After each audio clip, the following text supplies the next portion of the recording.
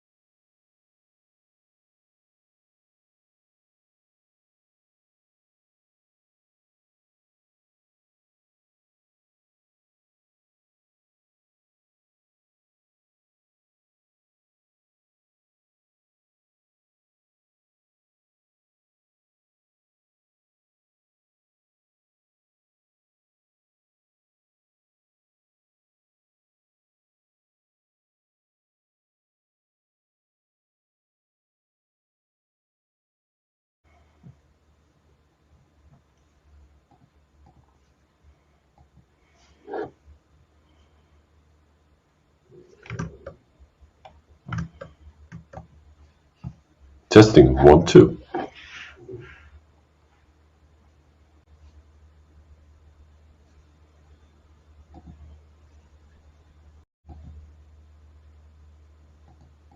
Ja, dat klopt.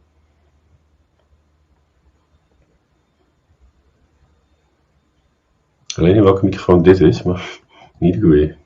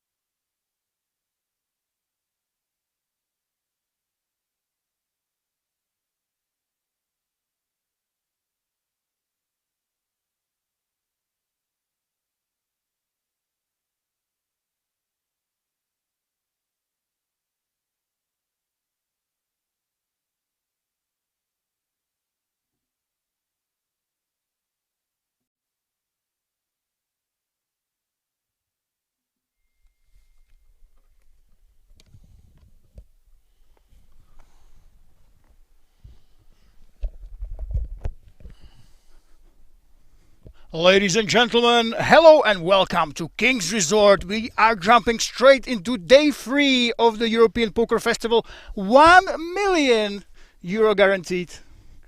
And powered by Dutch classics, of course. I can't wait to see everything. Okay.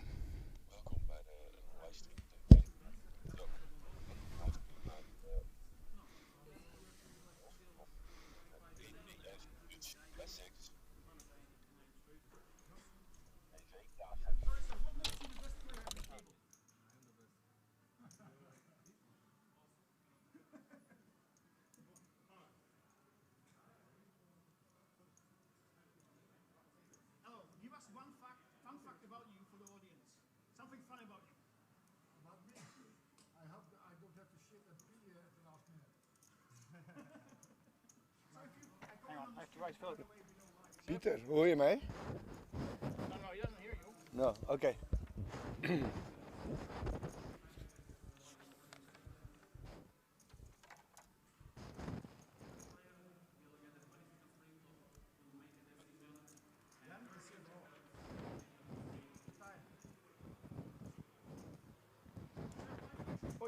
Oi.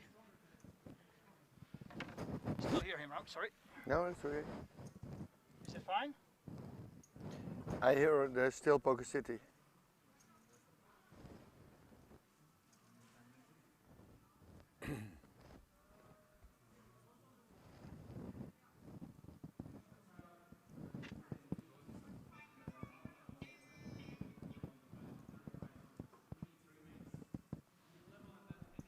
Okay, ladies and gentlemen, hello and welcome to King's Resort for the EPF 1 million main event powered by the...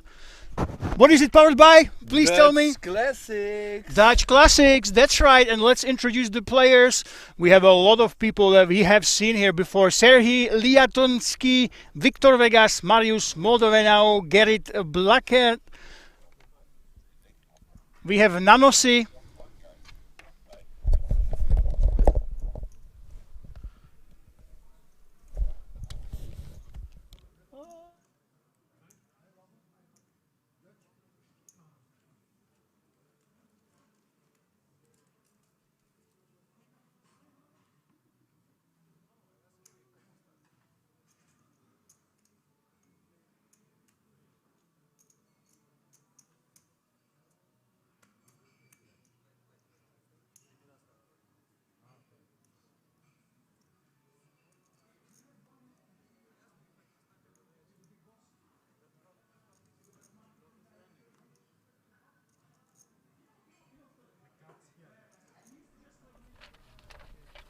All right, now we are finally back, ladies and gents.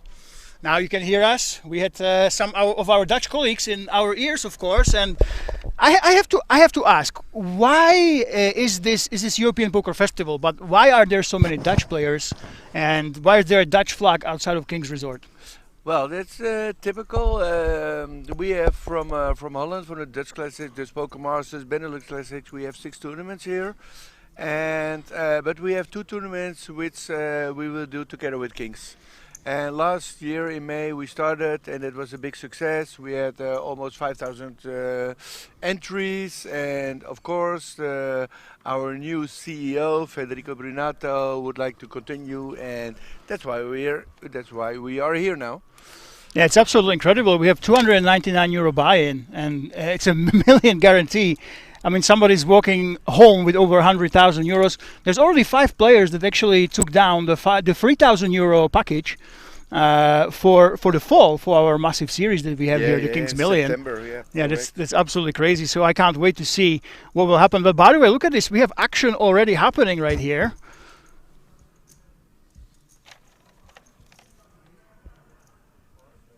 And this is a really stacked table. We will, of course, introduce everybody, but looks like we have action right off the bat. Lemon No Sound. Can you hear me, Re-Race Chili Dog? Hello and welcome to the stream. We had our beautiful Dutch colleagues in our ears, so maybe that's we were confused. You guys couldn't hear me? Yes, perfect. Now you can hear us properly. Fantastic. And you see that Victor Vegas took it down. And by the way, this is day 3. And usually have only me here in the booth, but today we have this wonderful guest who already introduced us to the series. Why don't you introduce yourself? Who actually are you? Who is this beautiful second voice here on the stream? Well, my name is Ronald van der Linden. We are working already for 10 years for Kings Casino. I think most of the people in Holland and Belgium, they know me. But I prefer to stay a little bit low and not to be like you.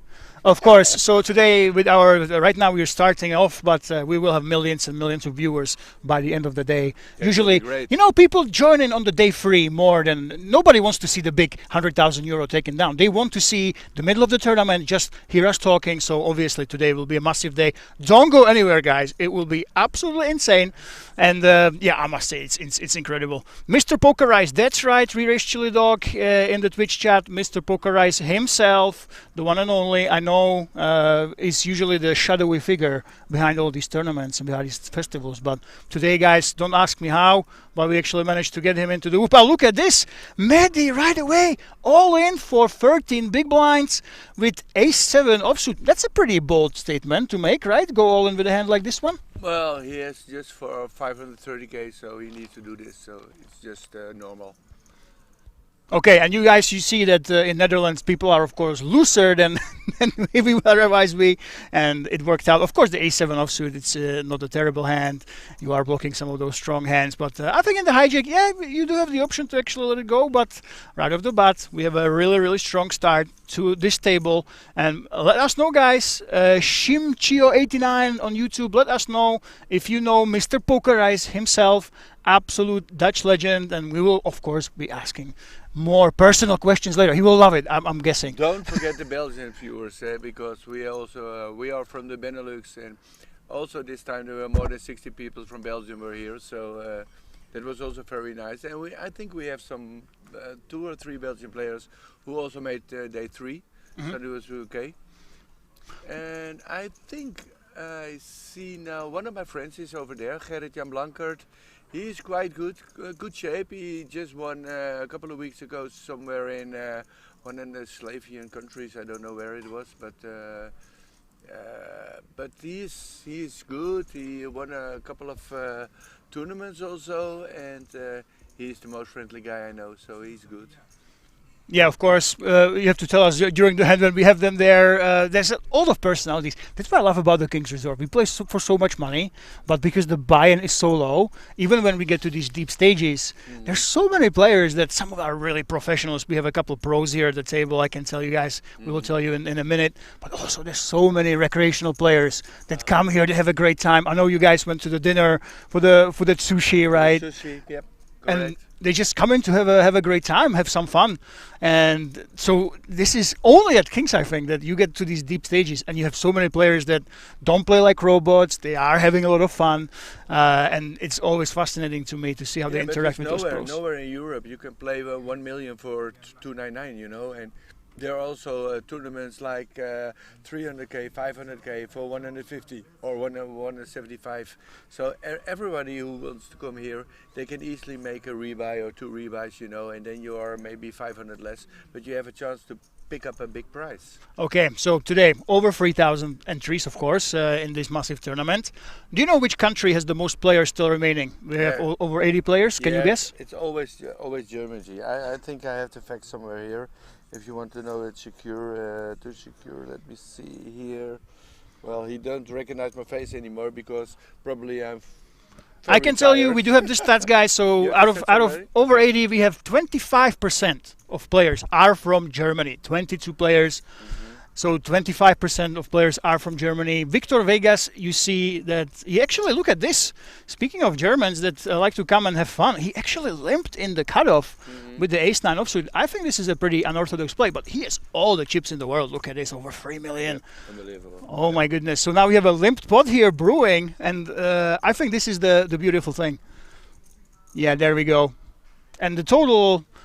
Actually, even in the tournament, it makes sense. So in the tournament, we had 270 entries from Germany and 82 Dutch players that entered. And now the Dutch have 9 heroes remaining. And look at this, Victor Vegas with that limp. Get it? Didn't want to play back at him. It's always interesting to see when someone limps for the first time. Hey, Is it suspicious? Is he just doing this to trap me with those aces and kings? Probably you want to make something that he is doing, that he is looking very strong or something like that. So. Yeah, so you never know. The first time it's very confusing. I'm really curious if this will actually continue.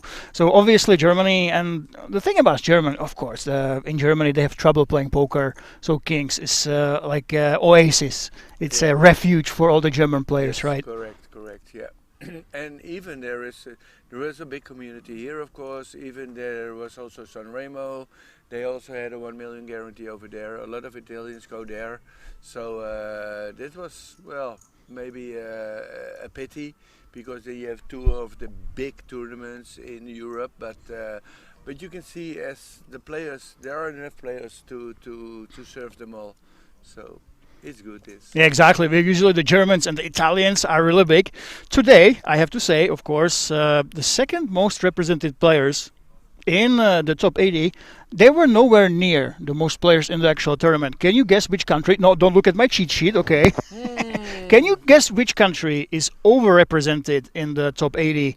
They are crushing King's Resort. There's a big gang over here. They always make these final tables. Can you guess which nationality? Probably it's Italy. No, it is the Romanians. The Romanians. Romanians, Oh, ladies and God. gentlemen. Yeah, that's right. We have a Romanian gang here. They always come. Can we raise Roland's mic? Yes, we can, by the way. Thank you very much for telling us. Okay, so let us know if the voice is correct. Okay. I hope that they can hear me a little bit better. Yes. No? Okay. I am not the real fish. Hopefully we have it correctly done now with the voice levels, ladies and gents. Let me know, and I turn myself down a little bit. But yeah, it is the Romanians, and of course Romanian players. They have been crushing. We had the Pirates Poker Treasure that was dominated by a Romanian player as well. Yeah, but you don't want to fight with the Romanians, because they are good, and if you win from them, you always have to take care. The Romanians are scared. Yeah, there we go. So we're fixing the voice levels for you guys. And okay, keep talking, keep the chat entertained while we fix these levels. We have a pair, small pair. Victor Vegas again. There we go, Victor Vegas. Ooh, King Jack fold. Well, okay. At this stage is normal. And Victor is actually mixing it in. He's mixing in raises and limps. Correct, yeah. But he has 84 big blinds, so he can do everything what he wants. So. Yeah, that's right. I would like to. That's the thing when you are at this level of the tournament. I would like him to still be putting on pressure on the other opponents, though. You know, if you don't really risk that much, your chips are not at the top are not worth as much as for your opponents that are on the mid stack. So yeah, I would like to see him putting a little bit more pressure. By the way, chat, let us know if the volume levels are correct now. And if not, we will do it again. Yeah, we will do it again. We want to make sure, you know. Start again. We'll start again. We'll restart the stream. No, I'm kidding. Of course, we will not be restarting the stream. And that's the beauty of actually being here, guys. We are literally here at King's Resort. We will try to get you some interesting stories as well.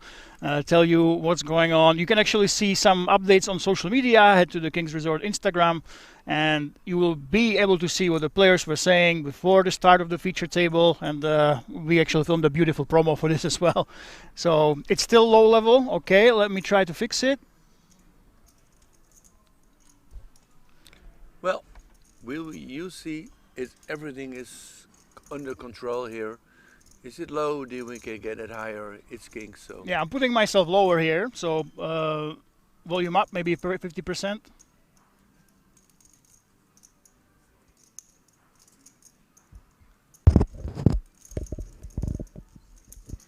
Oh, maybe my mic was not too close to my mouth. Now I can hear you better. Now I can hear you better. Yeah. That was it. Yeah. We raised Chili Dog. How are the levels right now? We didn't have our hero here.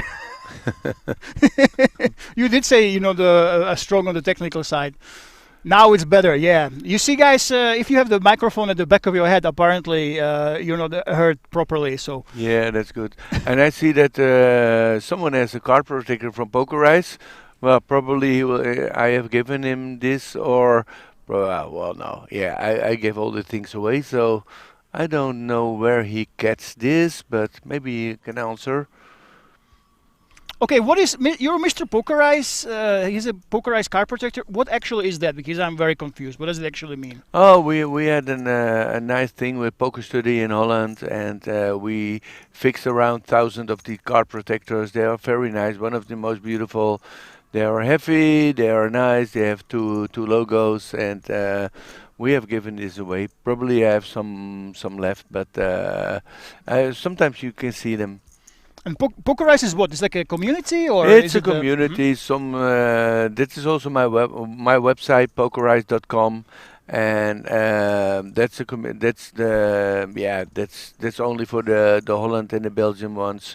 But the Belgian, then Belgian is divided into France and then Dutch community. So probably I will make it also in English and German. But well, I have no hurry about this. But Pokerize, all the commands and all the stories will come up, and also on Facebook, Pokerize, we have some guys who are doing this job for me, and I'm quite old, so Instagram and Facebook and TikTok and whatever. I have some people to work for me to do this. Yeah, of course, it's really changed. Even 5 years ago, you would basically watch the stream, you would have no other info.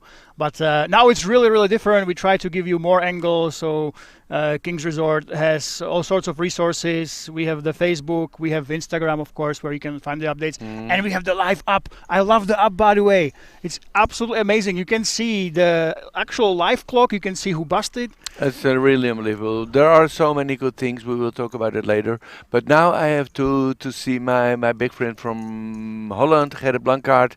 He opened with 6-5. And of course, he is pretty sure to be 25 big blinds. It's pretty good, yeah. Well, I know he's going to play big, so probably he will make a. I don't know that he is going to be overstep himself, but let's see what he's going to do. He has ace queen. It's also a difficult one. Also the same Victor Vegas guy. He's also playing a lot. Oh, Victor Vegas only calls. I mean, he's basically allowing Gerrit. Is that right? He's allowing him to see the flop. Yep. And he might regret it. Look at this. But there is a king. There is a king. There is a king. I know for sure that Gerrit is doing something. Yeah, I know this guy. I know the way he's playing. So, what is he doing now? I think he's picking up some chips. There we go. There's the continuation bet. Well, he has two opponents. He doesn't want them to see any future cards. He just wants to take it down. I don't think that's going to work, though. No. Right here against King Queen. We have just that call, but how crazy is he? Do you think he will actually turn the hand into a bluff at some point? No, he can do this. He can do this. He don't want to stay in a low stack, so it's a 10. Oh. Now the standard play would be simply to give up. But I have a bad feeling that he's going to go for it, but I don't know. Of course, with a hand like this one, you can check. But the thing is, when you are opening up in your first position, you have those aces, you have those ace kings, king queens. Your opponent doesn't. Oh my God, he's reaching for the chips. What is going on? I knew it. What is happening? I guess he has a plan, and the plan is not to give up, is it? No, the plan is to go all in for sure. This is 6.3 big blinds. Yeah, 6 big blinds again. Well, with the sizing, he's leaving himself just about the right size to basically stick it in on the river, right? Yep. Well, Serhi, you have a king-queen offsuit here now. You did have the option to free bet, but when you just called, you can't just let it go. But I think the big question will be the river, right? I'm assuming he will just call here. This is also not that good play from Mr. Liatoshansky. And... oh my God! So on a card like this one, basically instant all in. What is going on here? Well, all the spades got there, right? It's such a pity that I'm here now at the moment. Well, it's an interesting spot. I mean, King Queen is just about the top of your opponent's range here. He can have many other hands, but you know what? The thing is, he cannot fold, but there is a flush draw, of course. But Oh my God. The backdoor flush draw got there. We just started the table, and I think he's such a nice, fine older gentleman. Oh no, he called, and Yeah, he's goal. just like He's that. out. He is gone. Yeah. Wow, Well, we lost one Dutch guy, and a good guy. wow, that's insane. Chad, let us know what you think. But you saw that coming from a No, mile away. I What know the this hell? guy. I know this guy. So that's what I think, and what I was going to happen. Well, what do you think actually? Why do you think he made this play? Is it because he basically plays go big, go home? Well, I know from yesterday. I spoke with him yesterday evening. Before the end, he had almost 3 million, so he lost a big pot. And I know I know him. He wants to play. He wants to play big, big. He don't want to stay on 5 big blinds or 8 big blinds. So that's also the way he's playing. Yeah, it's very interesting because now all the rage is you have these books and you have these computers and the independent chip model, and some people are even saying, hey, there's something more advanced than the IC and we can use the AI and everything. They forget that some players, they don't play to make 600 euros, right? They don't play, hey, they don't want to go home from a massive 1 million euro guaranteed and go home with, oh yeah, fantastic, I got 1K, right? They want to win the tournament. I can tell you that this guy has never read a book, never go to AI, never go to a program where you can learn. He is just playing on his feelings, his talent, and yeah, a lot of these guys are doing this. By the way, look at this, another all-in right here. Of course, this one is not as crazy, but we have another all-in. what a play there. Sevens also. Sevens for Vasilis. And by the way, Vasilis, we know him very well. Yeah. 13 big blinds. Whoa. In our last really big 1 million guarantee, he actually chopped it with top 4. He made, I think, 60,000 euro. So he made a deal 4-way.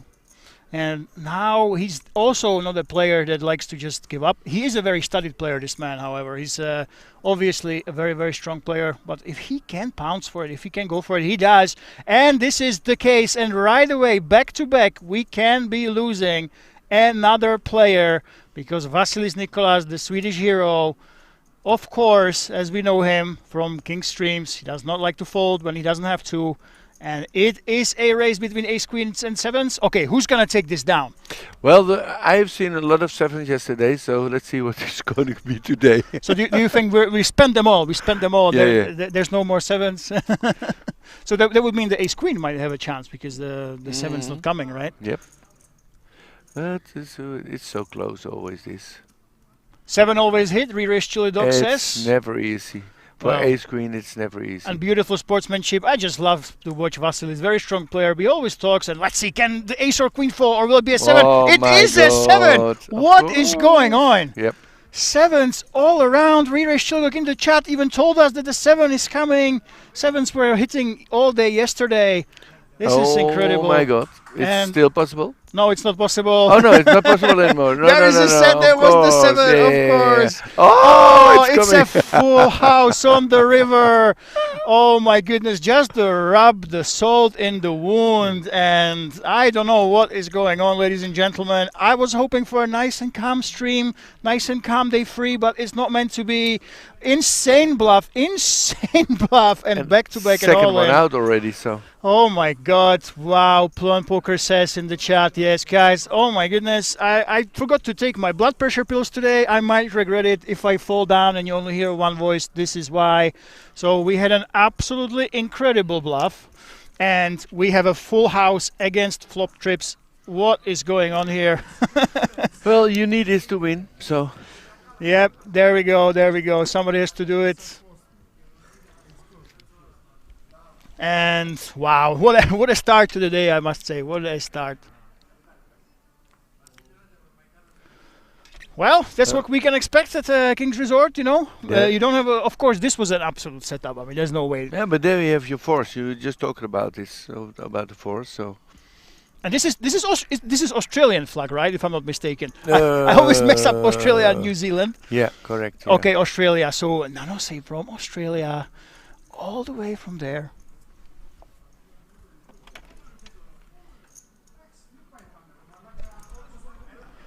Let's see if he will get some action under the gun. Of course, you do actually have the option of letting it go, but he's here with the force. And Mariusz, let's take a look at what he does. All the chips in the world, I think Jack 3 suited should be defending. Of course, guys, if you are not familiar with King's Resort, I told you the second most represented country in the top 80 are the Romanians, but they are not the most of the players. They're not in the field. That's why they are extremely skilled. They have been cleaning up here at King's Resort. And look at this. I don't think that Mariusz has many chances. Another set in back-to-back hands. This time. Yeah, but this hand is over, so. There we go. There's that c-bet. And Mariusz does not have those back doors. I guess we will be seeing it. There we go. Actually, this is very nice guys from Romania. Very nice, very polite, and not doing strange things. He's good. I think this is. I really like the regulars at King's Resort. You see them like Vasilis right here. They realize that hey, I have it really good. There's a lot of recreational players. They come here for a fun weekend, right? So they realize that hey, maybe I want to maximize my EV. I want to crush everybody. But you don't see too many people that are completely quiet, that don't interact with anybody. And I think this is just the way to go. You have so much. You have massive edge against these players that just play for fun. They never touch the solver. I think it's almost like your duty. You should give them some service of being nice and talking to them. And I think the Romanian gang that we have here that's been absolutely cleaning up so many final tables, so many wins. They understand this, and they are actually really friendly when they talk to the players. Friendly. They are friendly for sure. You know, and to beat a recreational player, it's so difficult. It's something, especially in the beginning, or maybe in day 2. It's still a minefield, you know. Yeah, of course. But you always see in the end the big ones, the professionals. They will come up. They will show up. So, and then you have the discussion about is it a gambling game? No, it's not a gambling game. You have to learn. You have to see. You have to know what to do. And yeah, you know, the authorities sometimes say it's a gambling game. It's not a gambling game. Absolutely. For sure not. By the way, look at this 6-5 suited. Exactly. If you think you have skill, you are good and you are skilled, you have a lot of chips. 6-5 suited is one of those hands that you could play. Obviously, the standard play should be to just let it go. But it looks like we actually I don't know. have some With action. 110 big blinds, I also will raise. So it's not a problem with 5-6. Such a big stack. Yeah, so we have a free bet by Vasilis, and now we have a call with the 6-5 suited. There's the thing. If you call 6-5 suited out of position, you're saying, hey, I know how to play poker. I know that I will be able to bluff my hand, or I know how to flop at 2 Yeah, but pair. you see what's happening now, eh? But even if you raise with 5-6, the opponent can also think, hey, maybe you have a better raise. So. Yeah, the beauty of the 6-5 suited, especially if you have the deeper stacks, is it's if you hit your opponents, they never see it coming when you call out of position. Yeah. But you do have to put in some pressure when you actually miss. But look at this. Let's see how we will actually play this. Of course, the 6-5, it's kind of vulnerable, right? All those overcards, you worry that the opponent hits a set, hits those 2 pairs. But at the same time, you have a lot of hands like 7s, 8s, ace, queens that you just want to call here. So I think to mix it in, to sometimes raise this, sometimes call, I think that's the way to go. Let's see what Serhiy actually does here from Ukraine. Looks like he's counting more chips than just calling once. He's going to re-raise, of course. There we go. Of course. So we are loading the gun. We want to protect our hand. And an easy fold. So. But don't count down Vasilis. I must say, on a board like this one, on a board like this one, you have to think about, hey, what is he raising here? Why is he raising a set? Why is he raising jacks, for example? What draws actually make sense here? I can tell you that he will at least think about it because the alarm bells are ringing. There are no obvious hands that would be raising that actually have value, But 6-5 happens to be one of the 2 combinations that actually wants to raise because he wants to protect that hand. Yep. But yeah. He's not too happy about it, but Vasilis is letting it go in the end. And Serhiy takes it down. Well, speculative call, and actually good. Nice success for him. Have you ever seen, did you know that points just introduced from January the point system here for the players here? Is it like a VIP? Is it VIP tiers? No, everybody who joins Kings, they can download the app from the App Store, or they can from the App Store, and I don't know You can also sign in with your camera and on the scanner, QR scanner. But a lot of my players, I think maybe 80%, in one day they have free entrance and free buffet. Oh, really? Yeah, it's really, Just like one day? really great because okay. you can earn your points quite easily. When you play, for example, you play a 300k tournament, you will get for every 100 euro you play in a tournament, you will get already 90 points. And with 1,000 points, you have already free entry, free buffet. Hey, I see an ace king. There you go. And that's the thing, back-to-back hands. Wakes up with a hand like this one. We couldn't find too much info on him, by the way. My AI research is that he's a big stack specialist, and he dominated the day 1H turbo. So he was the turbo, I think, a turbo winner. And Dan, look at this in the cutoff with the ace-10. I mean, you do have the option. By the way, I asked Dan, why do you think you're the best player at the table? You know what his answer was? No. I am the best. That's it. He said nothing else. That's good. So, of course, when you look like this, when you have those tattoos, I guess you're supposed to be one of those cocky, confident guys. I take it. And Stefani, I don't think he will continue here. And let's take a look at some of our research. Yeah, I think Mariusz is one of those guys. Well, look! Look at this, Stefan. He's thinking about it in the big blind. I don't think he should, though. There we go. We're letting it go. Well, some TV time, always good. By the way, do we have any Romanians in the chat, ladies and gentlemen? Let us know. I know there's a lot of Romanian fans. And Mariusz Moldoveanu, he actually never won a single ranked tournament. Can you believe it? No. There's a lot of players that just came close, but the thing is, he has not won a tournament. But in 2025, in Euro Millions, he took down 171,000 for third place. Oh. So that's the man with 65 big blinds right here. And you see that Nano C, 26 bigs. Ghassan Azam, we didn't even see him. He's a new player, I think. One big blind. Oh my goodness, 915. I don't think that's right, by the way. I don't think so. He has more big blinds than that. Our overlay has a mistake. And Dan Galinci, another Romanian player. I told you guys they are very overrepresented in our top 80 because they're just skilled. Stefan is right there with 16 bigs. And that would put Ghassan at about 19, 20 bigs, something like this. Just over that. Yeah, 23 big blinds. There we go, ladies and gentlemen. And Mariusz is there. Yeah, so Mariusz, that's the thing. He never won a tournament, but 171k he took down here at King's Resort barely a year ago. He was even in 2024 in World Series of Poker Europe here. He was in 85th place, 21k.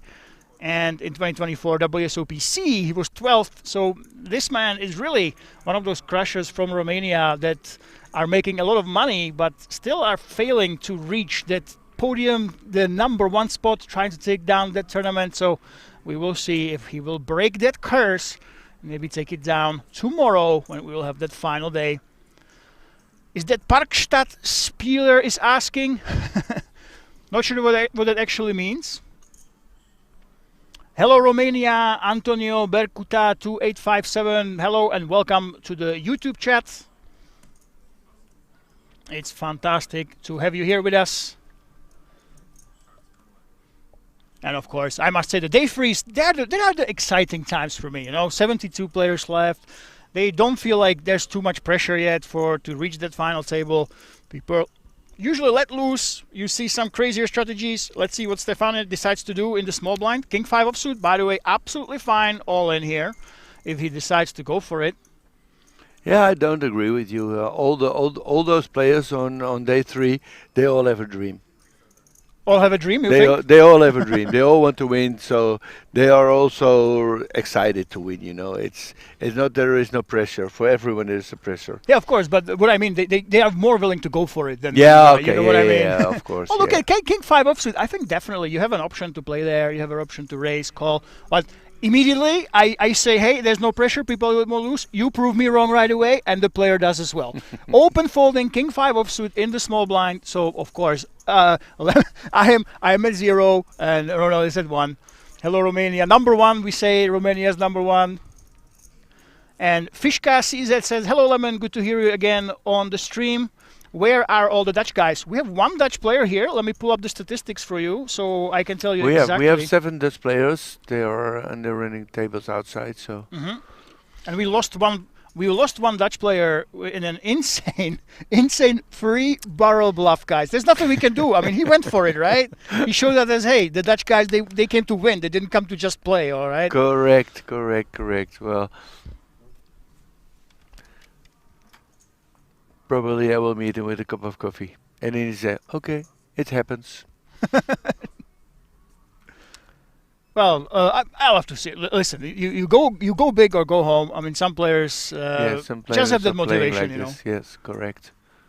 And 5, Stefane. Also, I didn't find too much info on him, but on the button with 15 bigs, yep, he's keeping up the tight place. And Serhi lets it go as well. Look at this. We have people basically just giving up in the small blind. Looks like they didn't come to fight for it. Looks like you were right. They want to wait a little bit. They have that dream. They don't want to lose it. Well, I have been several times, so I know the feeling. I'm also a very tight player and also scared to do something. By the way, have you seen the high roller? High roller yesterday in the day 2. It's starting now. Oh, there's a high roller. It's 600 euro buy-in, but 100k guaranteed. 660, and we made easily 203 entries, so we make 136,000. Oh, wow. And it was, this was really big one. And I think a couple of 36 players are in. 31 players will go on with day 2.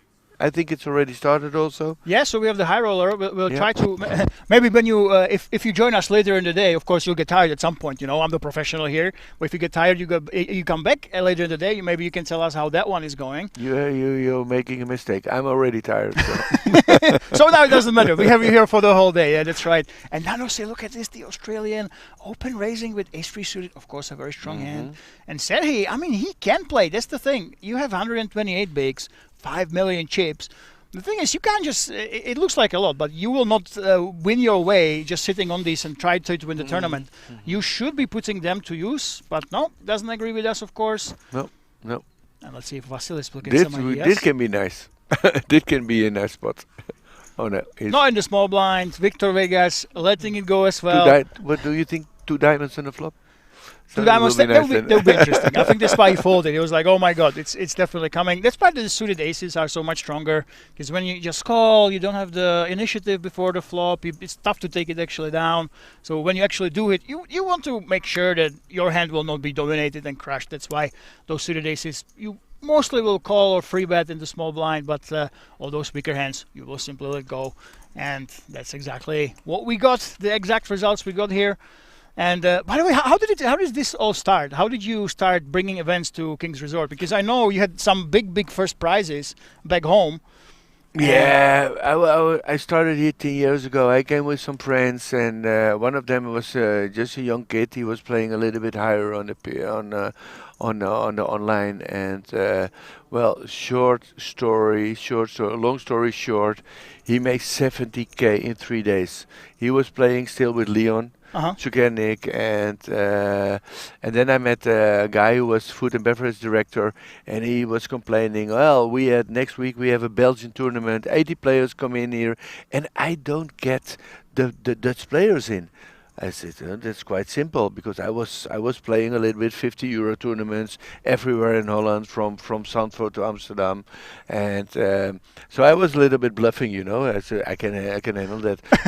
But within a month, I was with a VIP bus with 36 people. I came here middle in the summer, and it happened that the 3 directors were outside. They have never seen a bus coming in with 36 people from Holland.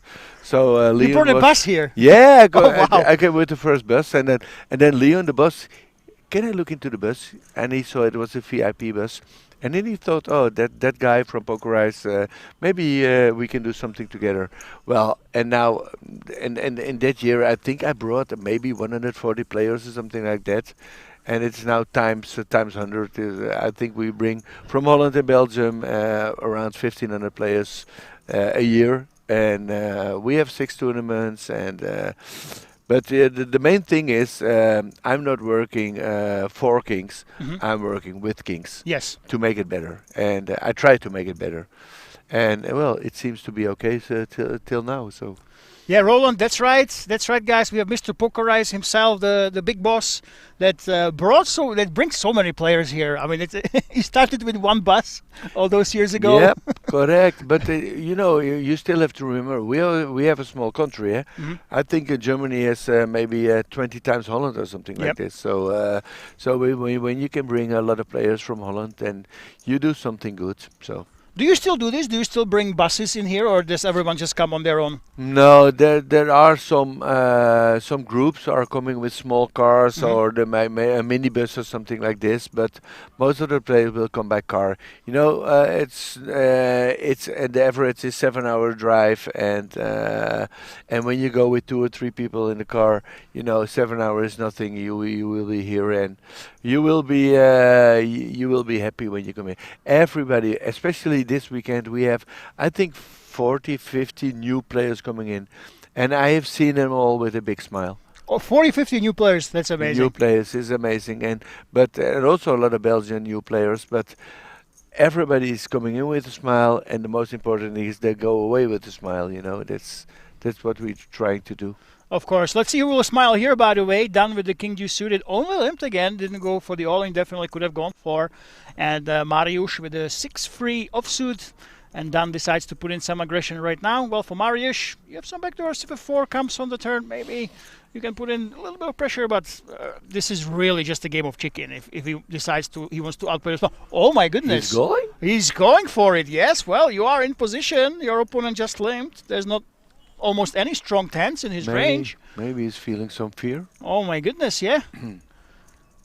So that will be the last card, I think. Let's see what Dan does. Well, the thing is, in Dan's shoes, if your opponent has a 10, you're basically screwed, right? And what are you representing? Well, you're representing a 10, or what you just hit. That's why he goes for the check. Because if he bets, he would be basically saying, hey, I have a stronger hand than I actually have. Well, in Mariusz's shoes, you decided, hey, I'm floating with nothing. I'm not just going to check. And here we go. That's it, guys, for the second time of the day. Technically with nothing. I know we had with that 6-5, we had the pair turned into a bluff, but now we're going for it. And of course, Dan's plan is to call the river. In most situations, he should be doing that. So we will see some Hollywood. And what Dan is doing now, guys, he's trying to basically say, oh, what do I do? I'm very, very weak. He basically doesn't want to give away that he does have that king. And here we go. Well, do you think he will actually go for it on the river road? I don't know. This is a difficult one. I think that yes. I think once you just float like this, I think the plan, you are folding out. The ace highs might actually call you on the turn. I think if you played like this, especially with possible hands like Queen Jack, you could have possibly went for. I think that it will be time for him to start bluffing right here. So the question is, will he go for it? Oh, that's the thing. It is still live poker. He can look at his opponent, maybe decide, hey, he doesn't look like he might fold. There we go. There's that bet, ladies and gentlemen, and I'm guessing we will see a very, very fast call. Oh, he put him all in. Yep. Well, in Dan's shoes, really, you have no business of having a king right now. That's the thing. If you think that your opponent is weak, he would never bluff, then you let go of a hand like this one. I think if I'm playing against a fellow Romanian, I must realize, hey, they are not recreational players. They come here to win. They obviously are strong and they are capable of bluffing. I think we have to go for this. Oh, he's calling? Not calling, is the time bank. Oh, it's the time bank, all right. Of course, you don't want to be eliminated, exactly as you said. I don't want to go out just yet. He is saying that he has those tens. There we go. There's that call. And a knuckle. And It's just a good as call. expected, Mariusz. Yep. Really, if you fold here with a hand like this one, it's a sign of disrespect to your opponent. You're basically, I know it sounds insane, but it's a sign of disrespect that, oh, he can't float me. He's not capable of pulling something like this. He's never bluffing. And really, when you don't have the 10, this is just about the strongest hand that you have here. Dan is only thinking, does he has a 10? does he hesitate? Exactly, exactly. But blind against blind, you really only fold if you don't think that your opponent is capable of bluffing. But come on, these guys are Romanians. They have no business of having so many players in the top 70, top 80. They had 10 people. Like, they really do well. So yeah, if it was someone maybe from Germany that seems like he's having some fun only, maybe you let it go. But this was a good call, I must say. And well, the reason why we went for the bluff on the turn and river, because we called the flop. That was the plan, right? What are you going to do? Give up like a chicken? Nope. Once you call, you have a plan, and at least he went for that plan, right? That makes you also the better player. Yep, there we go. But he has plenty of chips to play with. Now the beauty is, once people see you bluffing like this, maybe next time, they will call you off when you actually have a strong hand. That obviously comes into consideration as well. So let's see what happens. Vasily is at the 6-7. They have a lot of connectors. 5-4, 6-7, 8-9. It's unbelievable what I see Stop now. repeating 6-7, okay? I'm Yeah, getting, yeah, 6-7. I'm getting triggered right now. All those kids, and now Yeah, you know what? 2-3. I miss when it was just the 12-year-olds saying it. Now now everybody does, Yeah. But now someone who's 80 and they win a tournament, they go, oh, 6-7, record this for my grandkids, please. They will be so happy. Actually happened. Yeah. Oh, look, speak of the devil, Mariusz, ace king, obviously a strong hand. I don't think he's been doing this. He asked the opponent to show him his chips. He has not been doing that with the weaker hands, I don't think. Now, I am no expert on live tells, but maybe there was something there. And 2.6 big blinds, yep. Actually, it might look like it's crazy, but 6-9, if we're memeing, by the way, the best position in the deck. Yeah, that was terrible. But in position, you can actually defend hands like these if your opponent doesn't go for the big sizing. Only consideration would be if you have only 12 bigs behind, which is true. And oh, look at this! Action flop. Okay, Roland, what do you think will happen now? Well, I think he has. Oh, I think he has to bet, but he doesn't do it. Well, for Mario, she's thinking, hey, my hand is actually strong Yes, enough here. I'm I beating think bluffs. so, yeah. And I have a lot of equity against basically anything. So blind against blind, you can actually go for the call. And look at this. Actually, he realizes that with the ace and a king. Yeah, but he was also looking before the flop came how much the Gazan Assam has. So 9.9 big blinds, okay. Well, I think he would like to trap him, but will he go away with a 9? I don't think so. He's never folding. The question is, No. will he actually go all in here? And it's just a call. Basically, when you go all in, it's an equity play. You say, hey, against any pair, I'm doing okay. I think when I was Marius, I had raised him to know what he has. It's. Well, you put pressure on him as well. Yes, So let's see what he does now, because now you're in a kind of awkward situation. But in Gazan's shoes, you kind of want to check here, though. No, he has nothing. He has to go all in now, but he is not doing this. He's got the 9s. Cause like Oh we my got the pair. God. Oh my God, this is unbelievable. Mariusz. And now let's see his acting skills. Of course, you river the nuts. Your opponent has checked, so your opponent has shown weakness. A small bet. That will be nice. There we go. Yep. 6 big blinds to call. Well, this is the game. It's a game, right? He's basically saying, I have ace king. Oh, I'm representing the straight, right? Well, in Kazan's shoes, you Kazan really... has to show for the turn. That was his mistake. Yeah, now when you do this, I mean, he just lets it go. And Mariusz taking it down with the nuts. There we go. And by the way, let's come back to this. So you were saying you get points if you play. I'm looking at my King's Resort app. I don't think this is good. I have something called blue. Oh yeah. I need points to blue too. Blue 2, then you need I think 2,000 points or something like this. I don't know. I have kind of thing here. I see. So you get basically, guys, if you play at King's Resort, if you guys know what happens online, you play and you get rake back. So now when you play any games here at King's Resort, you get something back. It's rake back, if you will, but it's in a form of services. So you have a lot of blue levels, silver, gold, and diamond. And I'm currently on the first blue level. I need to play more. oi, oi, oi, need to comment less and play more. But basically, it's your chance to get back, to get something back for your hard-earned rake here when you play the tournaments.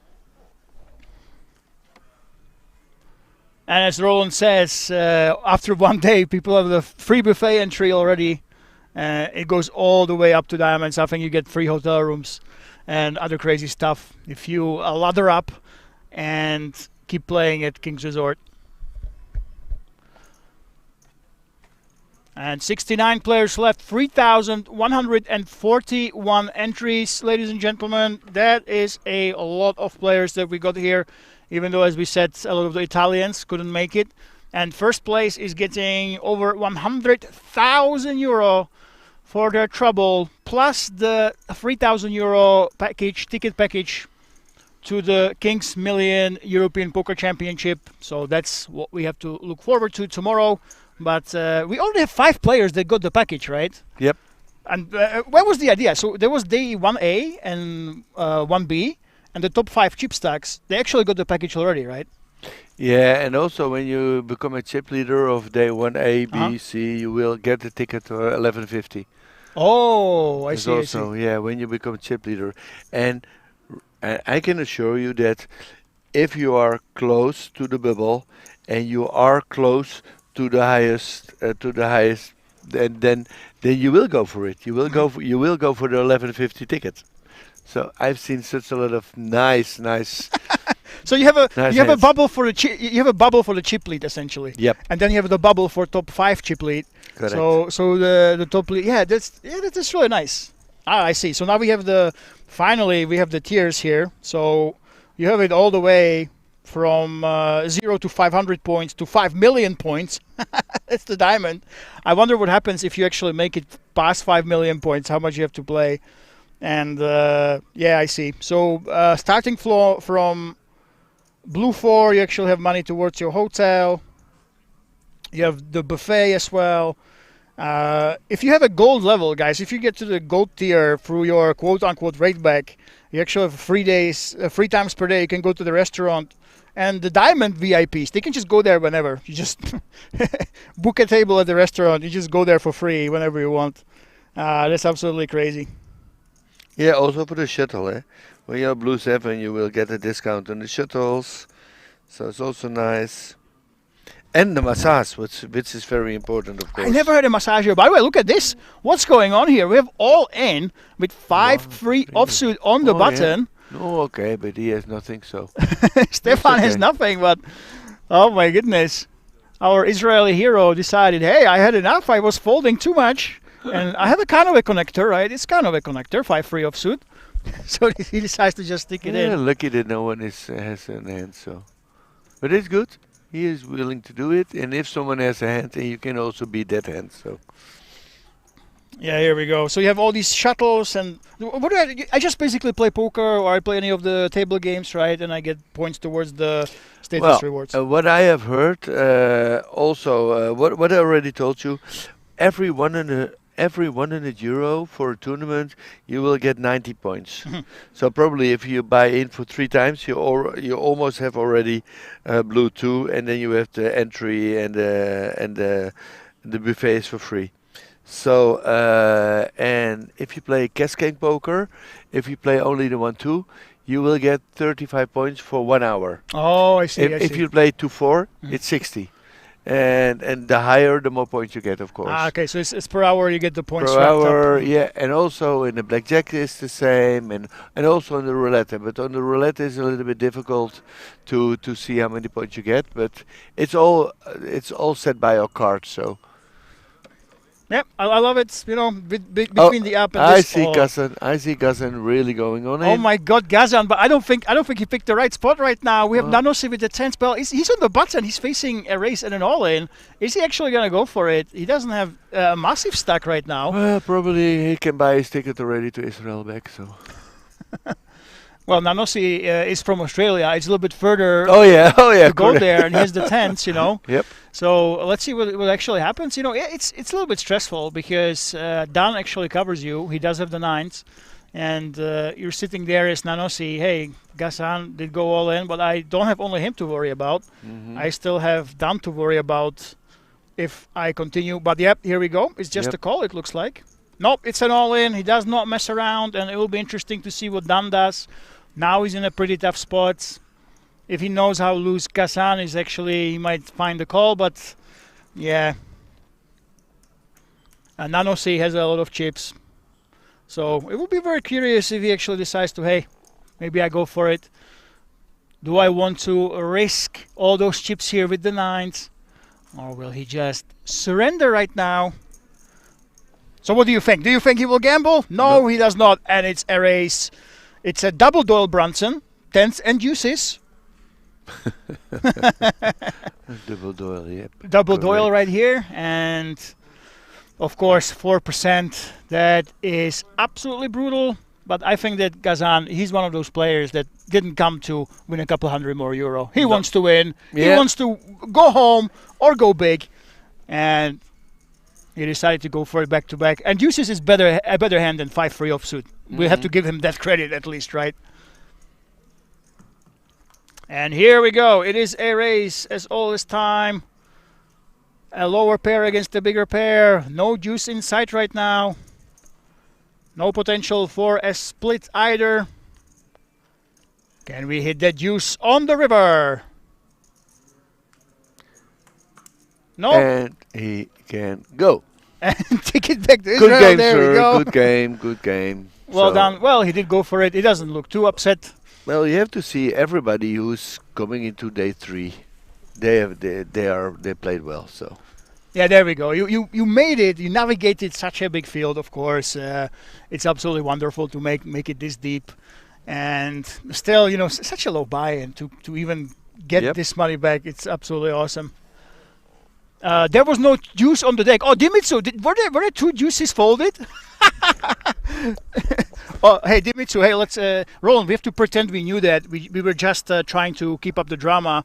But no, let's trust him. Yeah, so Dimitsu, we didn't even notice, you know. We keep yapping about this new reward system at King's where you get free buffets, shuttles, and massages. And we didn't notice that the deuces were folded. Well, guys, hopefully you enjoyed our commentary, and we will trust in Dimitsu. So there was no hope in the first place, looks like. No deuces in the deck remaining. Okay. Well, it happens sometimes, you know. Okay. Well, one day maybe I will get to the diamond, 5 million points. That's a lot of hours in cash games, I must say. yeah, probably yeah. Or you have to lose a lot on the roulette or something. Yeah, I guess it's the only way to get there quickly. Is this yearly, by the way? Do you know if the rewards they reset every year, or is it basically just running total? Well, I think, but don't count on me 100% sure. Every 3 months, you have to be back every 3 months. right. If you are not coming here for 3 months, then probably you will lose your points. I see. And So, it could also be half a year, but I'm not sure to this. so there's some sort of period as long as you keep coming back. And you're I fine. also, Kings is right, of course. When you make one time level 7, for example, and you will not come for a year, and then you come back after a year, and you still want to have your level 7. Yeah, that's right. That's not correct. So I think they have done a perfect job, and the nicest thing is I was playing in the main event, and suddenly I saw a message. Your next chair is 402 seat 7. And I had the brush next to me. I said, what is this? I'm sitting here. Yeah, but your table will be broken. I said, when? Well, here it is. Oh, okay. So they sent a message also Oh, when the right. table is broken. If you, for example, if you have a break, 5 minutes before the start, you will get a message. Hey, you have still 5 minutes to go to your table. It's really unbelievable. And look at this, we have a flop. We have ourselves a flop. So Mariusz opened raise. He said he actually in the small blind decided, hey, I have 98 big blinds. I have almost 5 mil. I'm gonna take my hand and try to use it to outplay my opponent. Of course, Mariusz, very strong player, has those backdoors. So any heart will give him a backdoor. You can have some gutters as well here, and the ace as well. A plan. But the thing is, this board is really good for Serhii. By the way, I think even though he has only king high, he can definitely decide to play back. And look at this. Yeah, we have that float. I was gonna say that raising might be one of the options when your opponent bets anyway, even though it's a board like this one. But he goes for that float here. What do you think Mariusz will do now? I take it he will just check back, right? No, I don't think so. Mariusz will bet. That's my opinion. There we go. There's the No, check. you're Yes, right, finally, you're right. finally, I got something You're right. right, okay. Yes, I am finally right. And now on Serhii, I mean, you did just call. You can consider turning your hand into a bluff, but no, he just waves the white flag. I would actually love to see him think about turning the hand into a bluff. King high is not that strong. Those ace highs will check back. So yeah, I think you can put a little bit more pressure. Unfortunately, yeah, Mariusz has a lot of chips as well, so he's not the stack that should be intimidated. And by the way, Dimitsu, he says, he was not. See, Dimitsu in the chat says, I was not the eagle eye, but the graphic says 4% pre-flop and 0% on the flop. So he didn't see those hands folded. He just saw the graphic that we we did not pay attention to. So yeah, there we go. It's possible. And what is the chip count? So Serhii 4.8 million all the way up there. Victor Vegas, typical German name, right? Yeah, Victor Vegas. 3.3 million. Well. Mariusz is there. Nanosi, look at this. Our Australian 37 bigs. And Stefan Chantrier with 14 bigs. And Vasilis, by the way, I asked Vasilis, hey, I'm going to put on a show. Of course, he's a very aggressive player. I'm going to show us some aggressive plays. He was like, well, I need to double up and then I will go for it. Then I will show you something. So, well, talking about Vegas, I came back last Thursday from Vegas. I was there with a group with 5 people and really unbelievable. It's a must go for every poker player. wait, You have people to still go go to to Vegas? Vegas. I thought nobody goes there anymore. No, because of Mr. The T, of newspapers course, say that. but okay, that's something different. We don't talk about this, but I had 10 days fun. Unbelievable. You can play everywhere. We have such a Where lot did you of play? casinos. Where did you play? Which casinos? I played in the Aria, in the Bellagio, in the Horseshoe, in the Wynn, and in Caesars, of course. Ooh. So I've played everywhere. So it's so nice. It's so everything in Vegas is big, you know. Everything is big. Don't even say the people, but also the cars, the roads, the food, the meals you get, the casinos. Yeah, sometimes you go to the casino when you're a little bit tired. You go to the restrooms. You will go back. Oh, where is the poker room? You know, it's really unbelievable. Uh-oh, look at this. Stefan goes for the all-in. Yeah, of course. Let's see if we'll get some action. 14 bigs with the 6s. That's a perfect spot for you, basically. You either take it down or you're flipping most of the time. So you don't really mind this. Let's see if we can get some action. I don't think so. Oh, yeah. Speaking of big people in Vegas, have you heard of the Heart Attack Grill? No, but probably you will get 2 kilos of meat and then. No, guys, I kid you not. This is real. You can Google it. In Vegas, there's a Heart Attack Grill, and if you are above, I think, 170 kilos or 150 kilos, if you weigh over 170 kilos, you eat for free. You eat for free, and everything is in grease. They have a burger that is 20,000 calories. And their spokesperson, actually, he was eating there for free all the time, and he died of pneumonia at age like 47. So that's God. Vegas for you, of course, you know. But yeah, I absolutely love it. Of course, speaking of Vegas, we are now in. What do they call Rosvadov? Yeah, I know what you mean. You can tell it. It's Las Vegas, ladies and gentlemen. Las Yeah. Vegas. Yeah, okay. Yes, you've been just to the real Vegas. You Yeah. don't feel like you can say that. I understand. So which poker room did you enjoy the most, by the way? The win is The Wynn, yeah. really the best. The win is really the best. But also the Aria and actually it doesn't matter if you sit on the table, then it's good. You know, the service is good. In every casino, they really would like to have you because the competition is big. Yep. I must say that Kings doesn't really have too much competition. We're basically the number one permanent poker room in Europe, right? But Yeah, the biggest. I think despite that, I really like that Kings is not stagnant. We're trying to improve, like with the app, like with the tiers, And it would be so much too easy to say, hey, no, it's fine. We get those 500k guarantees, We're gonna stay here, stay the same. But they keep improving. By the way, look at this. Victor Vegas. Speaking of Vegas, decides to call 8-6 suited in the small blind. There is something going on. You can smell it. Well, your instinct has been right so far when it came to absolute blow-ups, but I don't think this is aborted. Oh, look at this. Yes, it is. He just decided to lead on the flop. Victor Vegas instantly proved me wrong. And Nanossi is happy with this. Nanossi, well, that's the thing. Victor is telling you, hey, basically saying I have some sort of a 5. I have a pair that does not want to just check. No, of Looks course like, it we're raising it. Re-raising, yes. Raise That's it, the best Daisy. thing he can do. Yep. Well, Victor is thinking, hey, what's going on here? Bye-bye. But yeah, I did not expect any action, but we decided to lead with 8-6. And seems like today, a lot of the players, they came to play the player, not the cards. Well, maybe I have some interesting news, because I was working already for a couple of years. We have on the 6th floor, we have the gym, and you have a swimming pool close by, and especially in the summer, it's very nice.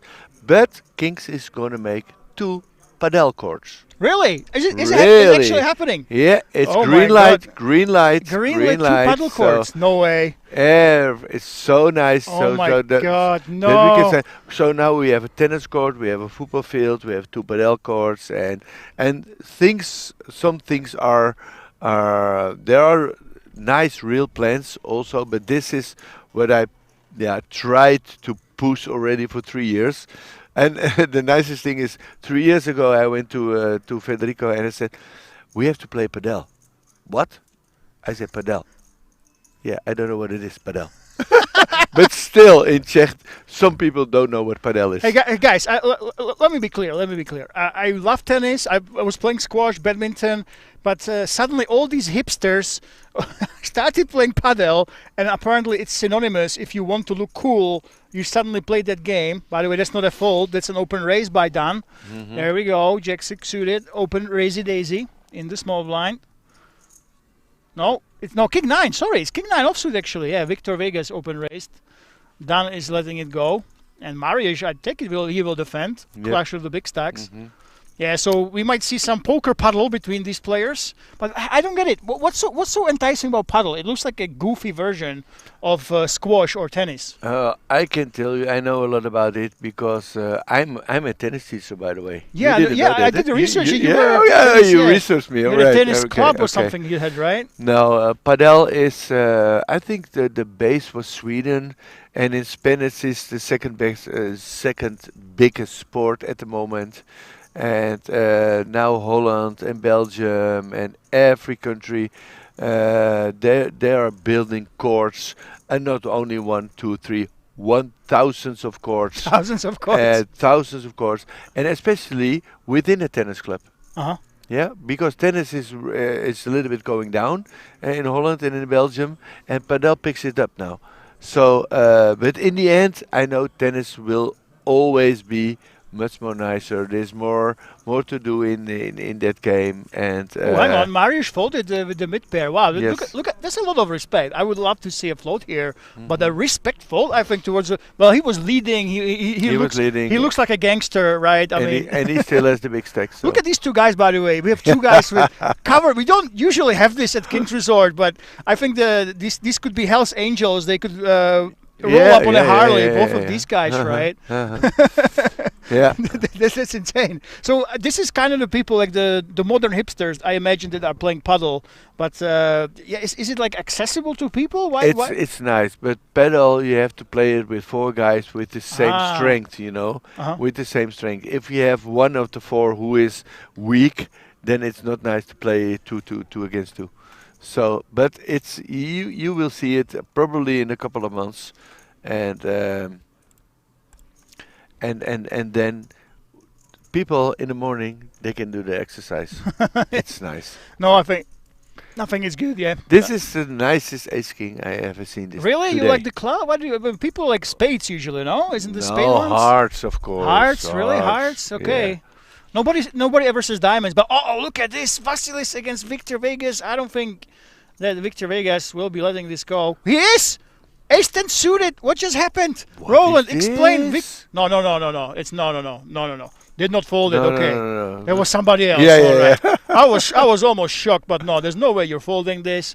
There we go. And it's just a call with the Ace-10 suited. And so Hearts is the best, and this is the second best Ace King, really? Yeah. Any ace king. Sometimes it's overrated, ace kings, but a lot of people think that ace king is overrated. Well, let's see if Ace King is overrated. Will this be the 10 on the flop? Well, it's nothing like that. And Vasily is still ahead, and he does have the back door, unlike Who Victor. has the big balls now? Oh, Vasily, this is very interesting. He, obviously, when you just check, you never intend to fold unless your opponent goes like really, really big. He goes pretty big, though. But, yeah, I don't think with the backdoor that our plan is to fold. And I know for a fact, guys, Vasilis is not one of those players that just calls and gives up. When he will call, he will think about, oh, my God, look at this. Are we raising? Wow. Yes, he check raises with the ace-king with the intention of going all in on a club on the turn, on a queen on the turn, on a 10 on the turn. What a strong play. Wow, I told you exactly as I was saying. Vasilis is not one of those players that just decides to bluff catch. I didn't know this. I think this is a really good one. That's a really, really good play. Nobody will expect I it. have never seen such a player. I don't know this player. Maybe he gets a call. Do you think? No, but call with the ace-10. No. His goal was his plan was to check raise. Yeah. And then go all in on basically any card on the backdoor he gets. But yeah, this guy. Listen, you can look on the Instagram. Actually, I forgot to share it to Kings as well. Let me do this. I interviewed some of these players, guys, before we started. I interviewed them and I asked him, "Hey, are you gonna give us a show?" He said, "I need to double up now." He's got that stack that he can actually play with. But I actually asked him, there was rumors from people from you in the chat, because he's Swedish, but he doesn't have too much on hand and mob. He had a big score here a couple of weeks ago, almost 60k or something, but he had only 60k before then. And people are saying, hey, what's going on? And the rumor is, because he's Swedish, there are a lot of games in Sweden that you cannot talk about. Yeah, I know. I know. They had some trouble as well that you guys can look it up, Sweden Poker. But obviously, and I asked him, hey, there's rumors that someone was dealing on you. They say, hey, you play a lot like there, and you're one of the big crushers in the Swedish games. It's like, no, I'm not. It's not true. It's not true. It wasn't me. It was somebody else. I don't believe him. I think the way he plays, I don't think if you have 60k on hand and you don't really play frequently, I don't think you're check raising ace king there and to be aggressive on the turn. So yeah, I am inclined to believe the rumors that he is the secret crusher of the Swedish games, but of course he cannot admit that because they technically don't exist. Yeah, but I think that they're all on a hand move. You can also ask to remove your... No, you can't. I don't think you can do it selectively. I think you can only say, hey, take my profile down so I'm not there, or leave it up. But I don't think you can go, hey, take down this score, specific one. I don't think that's possible. I'm not sure. We can ask. The Hand and Mob guys, by the way, if you don't know, in June, the Hand and Mob is coming here to Rozvadov during the festival series. There will be the Hand and Mob Championship. 4 starting days. I think it's the first week for the festival, I think. Yeah, exactly. I think festival is only a week this time, but they will start it off. So if you want to have a nice, if you win a Hand and Mob championship, you have a nice badge on the Hand and Mob, of course. Yep. And if you want to ask anything about Hand and Mob, how they are run, what are they doing, how do they get the results, we will have at least one person, usually it's 2 or 3, that are coming that actually are Hand and Mob staff. So in a couple of weeks' time, a few weeks' time, you will be able to meet the people behind the Hand and Mob. So if you have any questions to them, the festival series will be kicked off by that. By the way, Barnabe Rone 8129. Hi guys, well, welcome to the chat. Amazing to have you. Well, a flop with nothing. It is Vasilis though. Both of them will sound something. They have those backdoor flush draws. Oh, this is not a great hand for Vasilis, but Serhii, I think this is time to go ahead and put some money into the pot. There we go. Now, why should he bet here, Roland? Because he is still thinking ace-8 is good. Yeah. 8 is good. Basically have a gut shot, but also here's the ace of clubs. So if a club comes on the river, he can say, hey, I have the clubs, you can't have the nut flush, Yep. so you can do it. Oh my God, so Brian PH says you can delete certain scores of your hand and mob. So you can actually do it. I have no idea. Thank God we have some experts here. Brian confirmed it in the chat. I think YouTube chat is always correct, so there's no reason. Next time you could better believe me. Yeah, so I'm not actually sure. I'm not actually sure, but yeah. And the thing is, I'm not sure. I didn't know you can do that. It seems kind of unfair, no, that you would be able to delete a specific score. Yeah, it's you know. Because then you can pretend that you're. Oh, I only have 5 second places. Yeah, but my name is on Handemob. I have three names on it. 3 names. Oh. I also don't know. Well, you can message them to get them put together. But yeah, but this is almost unfair. I have to talk to the guys because then you can misrepresent how many scores you actually have, right?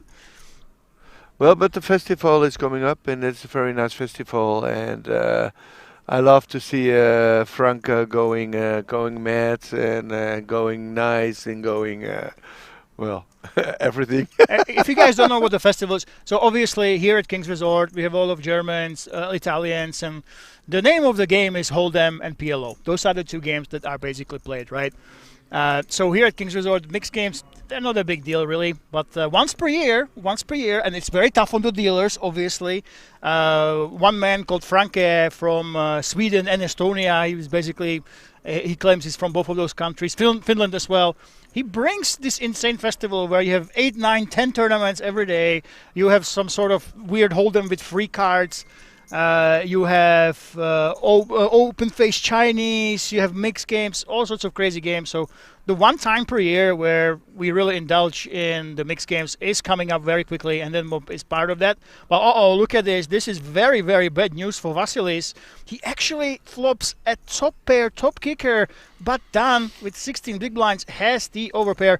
The thing is, Dan actually has to be worried. Queens don't like this board at all. The big blind can be calling with all sorts of hands like 6-8, 6s, 8s, 4s, with those 5-7s. I think Vasilis might even call with 5-7 off. So I'm really curious how this will develop. Yeah, but Dan has only 16 big blinds, and now he has 13 big blinds, so he makes 3 bigs. So I think it's a normal way to raise and to go all in on this board. So there we go. So let's see how Vasilis actually does play it. I think because he has the top pair, top kicker, doesn't really want to risk it. He wants to see what happens on the turn. And now let's see, will that be a blank? Well, relatively blank card. Vasilis has an easy check, and for Dan, 645. He does have the option of just going all in. I think if the jack was a spade, he could definitely do that. I still think he does have the option of going big. If you look at the solver and the nerds, maybe half pot would be something that the computer would do, but you don't see too much from the players.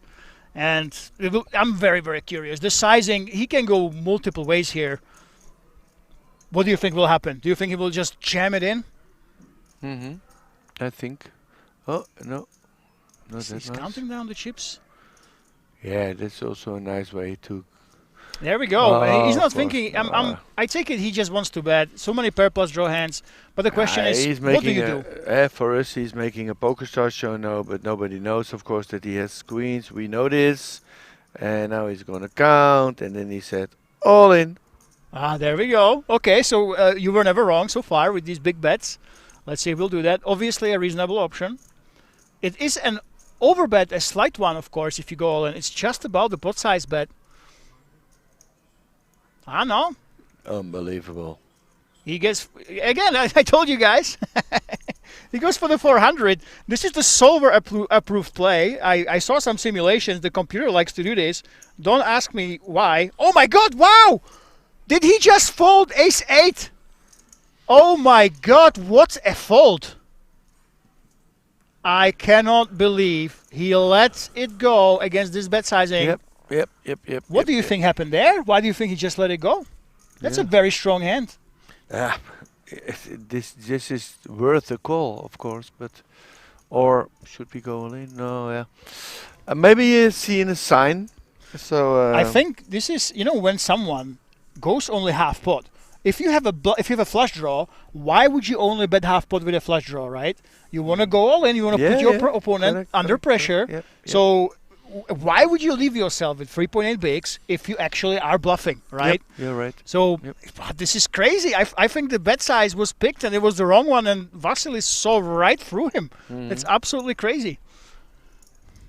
I also see in the Hendon Mob you also have a seniors event, so I can play. There's two of them. I so think there's okay. One or two, yeah. And and also nice is Crazy Pineapple. Yeah, that's Frank is doing a lot of those open face Chinese. I've seen it. I don't know how to play it, but. By the way, Schmidt too says yet another sick fold by this guy. Absolutely insane. I think it was the bet sizing, guys. I think he saw right through his opponent. Basically, when someone doesn't go all in, when it's a very obvious spot to put on pressure with flush draws, for example, put in the max chips, he just saw right through him. Absolutely sick. And I'm going to go ahead. I'm going to call you out. Vasilis, I'm calling you out right now. You were lying to me today. You have been playing in those Swedish games. You have been crushing everybody. He denied it today. You can check the Instagram, guys. Leben Poker. There's a story there. He said, no, I'm not crushing everyone in Sweden. I think he just doesn't want people to know how good he is. But absolute clinic we see from him. Absolutely insane fall. I don't think anyone would make it. And he saw right through his opponent. That was absolutely insane. And what the hell? We have actually a spot. Look at this 9-3. Victor Vegas, he plays so unpredictably. I mean, I never know what Victor does. Suddenly he has the bottom two here. And Nanossi, he decides to lead again. Oh, my God. Now, you know, with most players, when they lead like this, you're thinking, hey, he's only doing this with some made hands or some bluffs. But we know that Victor bets with nothing. Now he bets with two pairs. And Nanossi must be confused. What's going on here? Why is he betting like this? He has the gut shot. He has the two overs. And absolute confusion in his eyes, I'm guessing. But he might be inclined to go ahead and call this and try to represent some rivers. For example, a spade rolls off. You can go ahead and bluff big when Victor checks. Obviously, the jack gives you the nizzles, the ace, the queen, all those hands. You can go ahead and bet, but no, he lets it go. And Victor Vegas, with his tricky plays, is taking another pot down. This time, he actually did have it, and I was really curious. You know, when someone does something weird, like lead in the big blind, out of position, donk, as the online players would call it, most of the time you expect them to be, hey, he's just going to do this when he has made hands, or he will just do it when he has bluffs. Everybody is thinking this. Yes, but now he does it with air, he does it with bottom two pair. I mean, it's insane. By the way, speaking of Franke, who's bringing mixed games, that one time per year, guys, we have all sorts of games. He's also a paddle entrepreneur. Yeah. So it's a shame the paddle court won't be here yet in time for the festival. Yeah, he's business. Yeah, that's a pity for him also. If you guys don't know who that is, he won like 4 tournaments this year. But basically, imagine that you have Mr. Poker Rise here, then you have Mr. Festival here. But he doesn't just organize. He basically plays every single day. He keeps playing, keeps rebuying.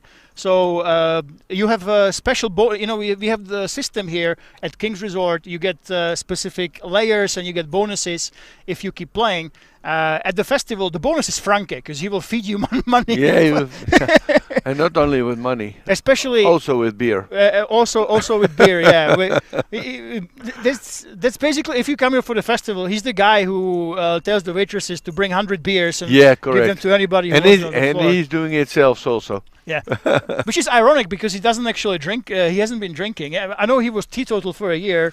I don't think he drinks too much. But look at this. We have ace-jack suited for Vasilis on the button with 20 bigs. I mean, we know that he's never folding here. This could be absolute danger zone. The hated jacks now have this hand dominated. And I'm very curious. He got away from an absolute cooler with the ace-8. But now, I don't think he can get away from this one. The question is, will he go ahead and free bet, or is he just calling? Yep, it is that free bet. And you know, against the Romanian regular, you just know that you should free bet. Mariusz is capable of raising light. He's capable of folding as well as playing back. Against a strong player, you can't take it easy. You have to go ahead and play back. But look at this. Marius is thinking about it. Is he just going to call here? Remind the guys. Oh, well, What do you think? it's 10 day big blinds, of course. When he folds, then he is not from Romania. He's never folding. The question is he No. just going all in, or is he Yeah. just going to trap?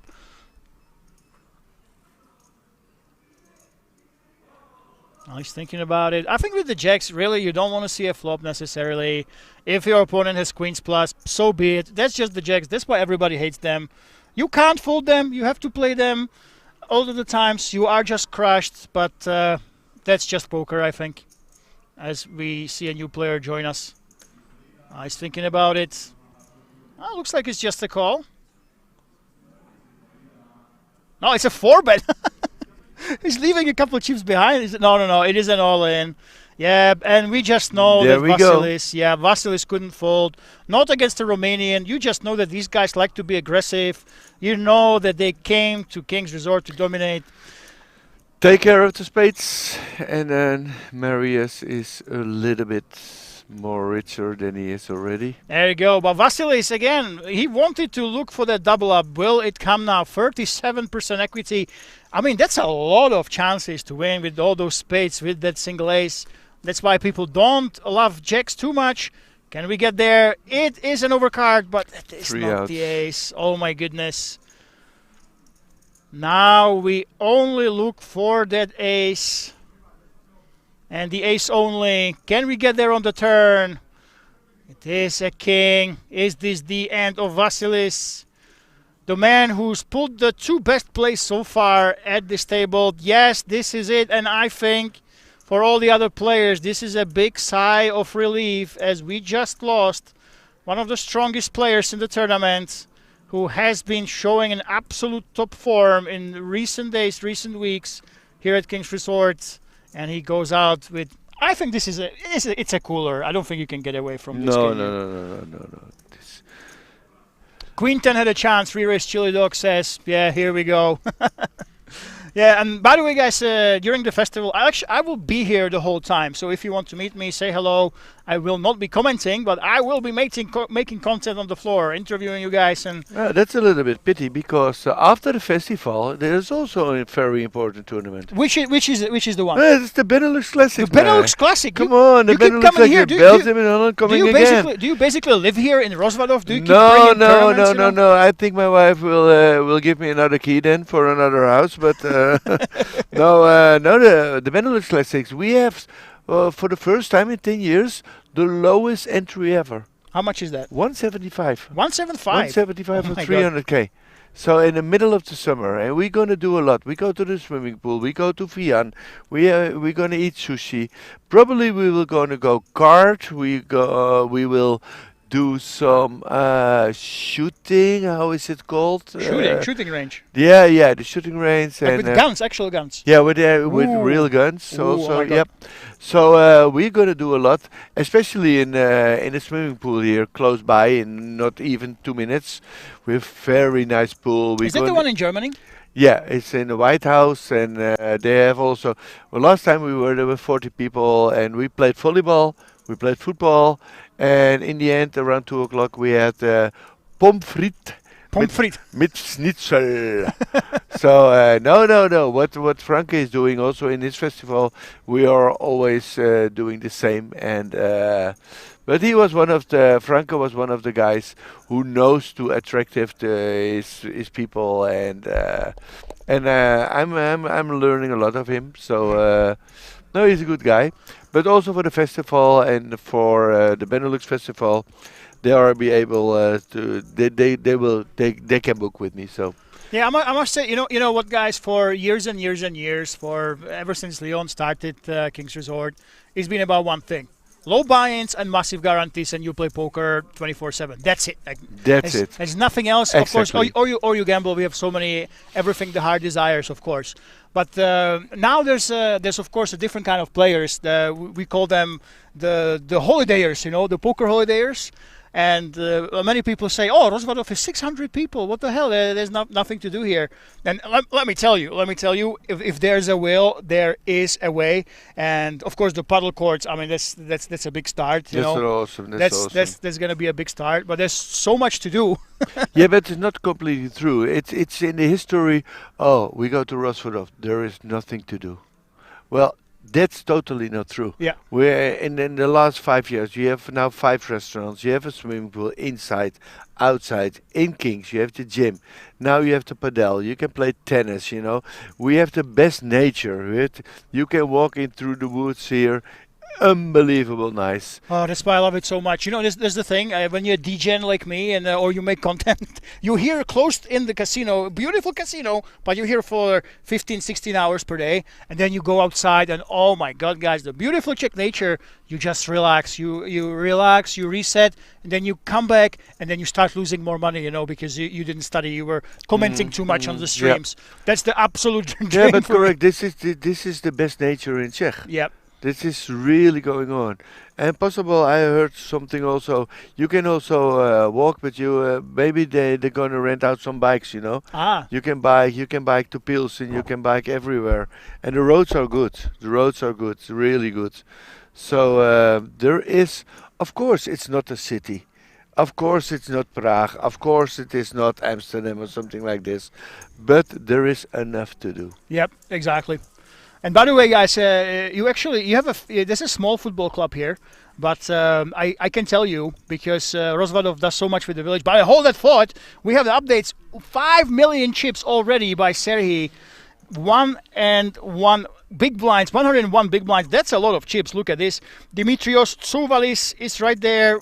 4 big blinds at the bottom, trying to catch up. Stefan with 14. And then we have all the guys in the middle of the pack. Dan and Anossi 22, 37. Victor Vegas and Mariusz 65 and 71 bigs. They have a lot of chips to play with, of course.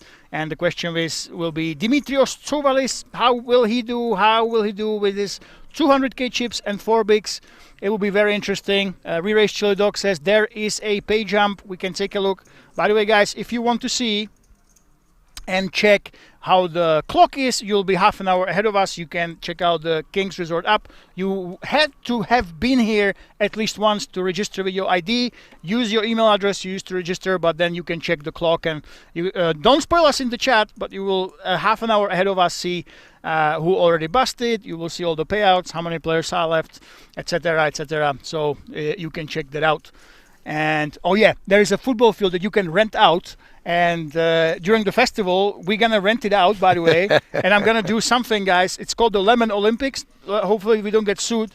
But you do all sorts of idiotic disciplines like juggling lemons or bottle flips or trying to throw chips at a target. And then you shoot penalties against me. So we had all this. If you qualify online, you basically are part of this. And that's the beauty of it, you know. So I'm really glad that there's people like you, like Franke, that are coming in, that are taking advantage of Kings Resort being very friendly with the whole village, the whole for town. Sure. They will help you with anything. So and nicer thing, I just decided to come to. Also, my son is coming. We're gonna also play some golf because we didn't talk about golf. There's a golf here? I didn't even know. Golf. Where's the golf? Within 1 hour, you have 5, 6. The best golf courses really? in Czech. Oh, and wow. You can say they are the best because I have been to Portugal. I have played, by the way, in Las Vegas. Really? Yeah. The win? Yeah, no. It was the win it was expensive. Yep. I had a one who was more expensive. Even more than the win. Even wow. The Northern Spring Islands or something like that. I was invited because when I want to play there for 18 holes, you have to pay $1,000. Oh my God! Only for 1 day. Speaking of holes, and shots. There's a gut shot. Gut shot for Nanossi. That's why he calls. 7 still good. Yeah, and Serhii. Does Nanossi strike you as an Australian, by the way? Yeah, I don't know. It feels like someone from Greece, I must say. The name, how he looks like, But also his arm is also with a lot of This is Serhi, yeah. This is Serhi bets again. Very interesting. You basically Serhi is just betting for protection. He doesn't want hands like King Queen to continue. He is trying to charge those draws as well. And well, in Nanosi's shoes, it's very, very tough. It's this small sizing is kind of annoying, but I don't think he can really continue here. It's very, very tough to have a plan for the river. If you call here, what are you gonna do? I'm proven wrong. Look at this. We actually have a. Is that a call? We calling with the gut shot, and we're basically thinking, hey, maybe my opponent has draws. Look at the 10, eh? 10 is also possible. I think the reason why he called is, ooh, or a king or the river, we will get that check. Actually, this is interesting. I think the reason why he called, because his opponent can have flush draws. He can have hands like 7-8. Or 10-8 that are betting that he actually beats in showdown. I didn't even see that, didn't realize that.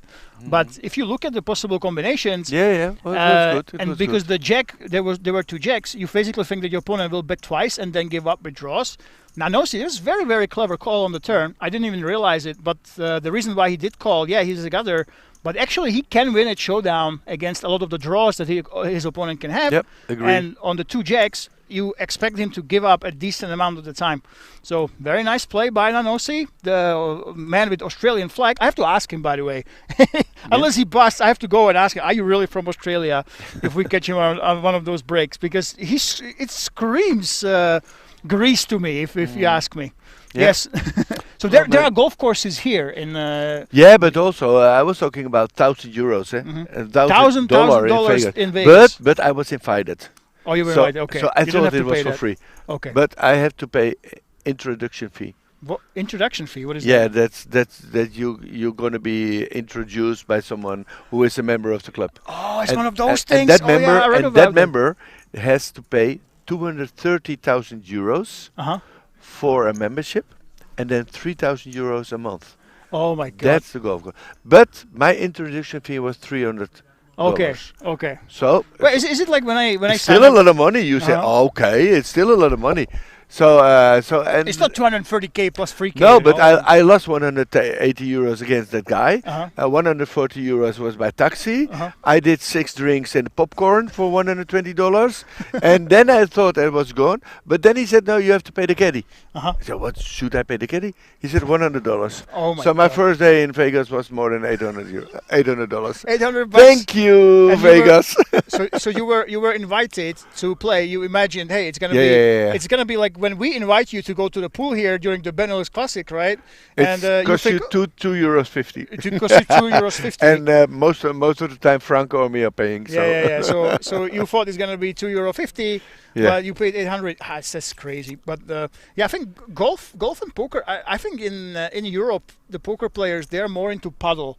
But in the US, I'm listening to Doyle Brunson's autobiography, and golf was a massive thing. Actually, the same guys, Jack Binion and all the guys that ran the World Series, they actually had a golf tournament, like a golf series. It was the I'm not sure what it was, but basically they took all the poker players. They came in, they played.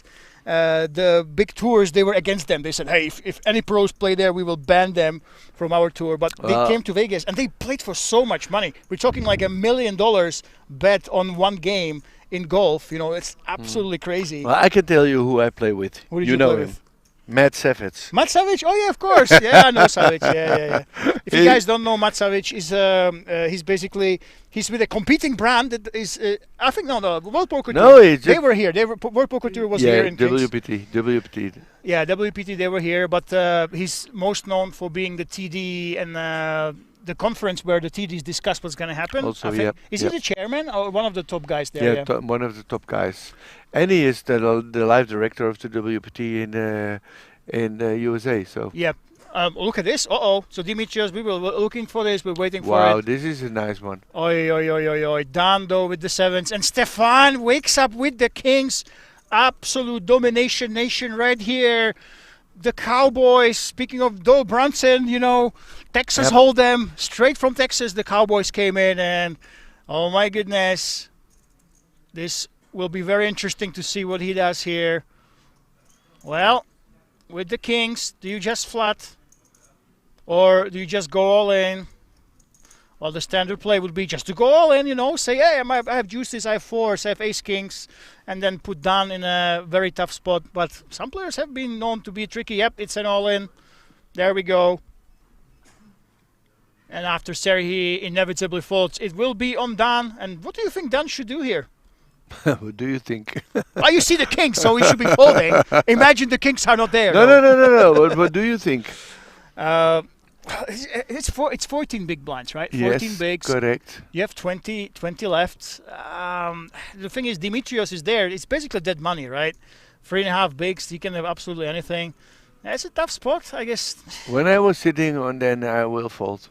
Yeah, I guess But folding everybody makes knows sense, yeah. that I'm playing scare. He was under the gun. I think because he was under the gun in first position, he should give the other players credit for being tight and just let it go. Yep. There we go. Yep, disgusted fold, and Dimitrios is about to get the bad news from those Cowboys. Yep. And he was hoping on the ace king or something like this. Yeah, but you still, could see it. Yeah, with 58 left, he's not too devastated or anything. But let's take a look. Let's take a look at the percentages. Last time we missed out that there were 0% on the flop. I didn't see any sixes folded. Have you? No. No, I don't think any sixes were actually folded. So let's see if we can get that 6. Can we get those straights? It is 23%. Not the 4 like last time when those hands were folded. It's a 3. Almost there. Oi, oi, oi, oi, oi, oi, oi. It is Bye-bye. a top set. Don't say bye-bye. Let's not jinx him. That's very unfair. That's true. Runner. Oh, there we go. Okay. Runner straight. I will And leave the stream now. just when like it this. Is it going to be the 5 on the river? No. Oh, it's an ace. So Okay. close. But I see I had a meeting at 4. I see it's 10 past 4. Okay, go for I the meeting. like the winning, but I promise you to come back. Yes, Yep. Is come that back. okay? And you have to, when you come back, give us the updates on any cool guys in the high roller. That's Yeah, what we yeah, want to know. I will do. Yeah, Okay, all right. fantastic. See you later. Bye. Okay, guys. So we lost one player. We also lost Mr. Poker Ice, of course, the big boss that was here. Hopefully you liked it. If you guys don't know, he is an absolute staple here at King's Resort. Without him, you know, half of the schedule would be very empty. We would have some 200,000 euro guarantees. And he brings so many players. Hundreds of players come here. He has, I think, 5, 6, 7 events per year. He even comes to the events that he does not run here at King's Resort. So, yeah, absolute figure of European Poker Festival. And basically anything Dutch that comes to King's Resort, this man that you heard for the last couple hours, he is responsible. And now you have to be content with just having my face in here right now. And let's go. So Stéphane Chantrier from France. Let's see go. Let me know, guys. How did you like it? Do you think we should bring in more guests here at King's Resort? Of course, I am here physically. Did you enjoy the commentary? Let me know in the chat. Did he leave to play the high roller? No, re-race Chili Dog. He had a meeting, okay? He had to go to a meeting. I don't think he played. I think the late stretch might be closing soon, if it's not closed already. And yeah, obviously it makes it much easier for me to have guests, to share the burden. And I know some of you guys are complaining that I talk too much. So, look at this. Victor Vegas, absolutely unpredictable, man. You never know what this guy will do. He keeps leading, betting into people, flops the trips, but unfortunately for him, Dan will, with a smile, let it go. And Victor Vegas actually shows what he has right now.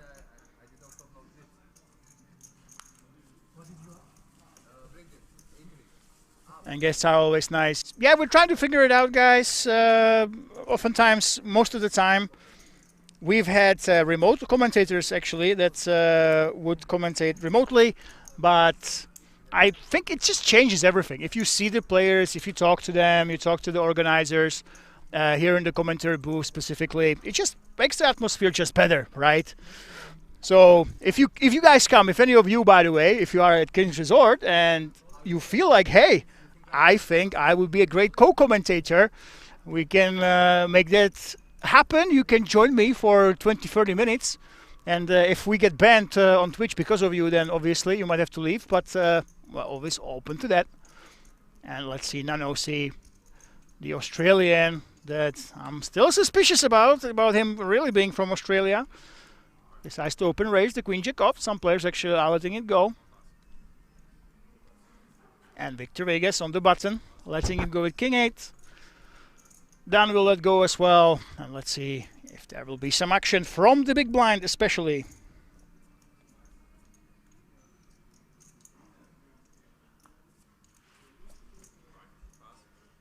There we go.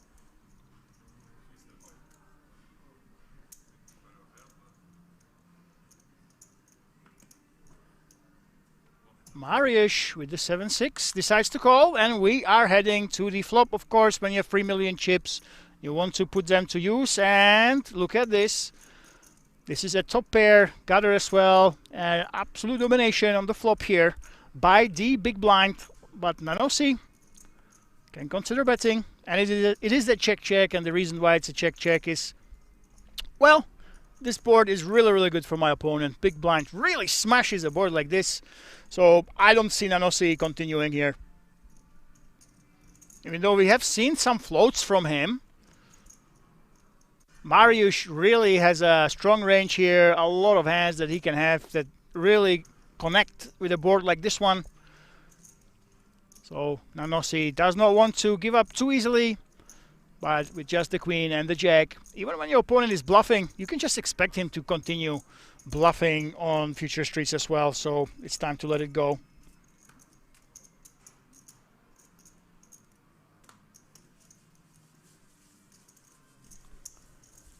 And here we go.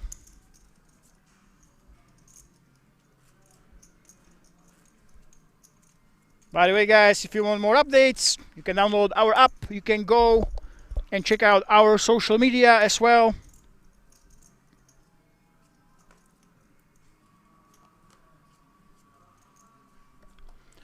And you will be able to see the chip counts. You will be ahead of us, by the way. I did post a couple interviews as well online, so go check it out.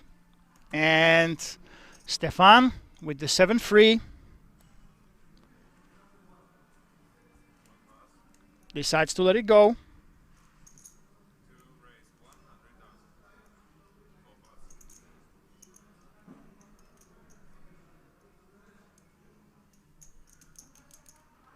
And Sergey, look at this.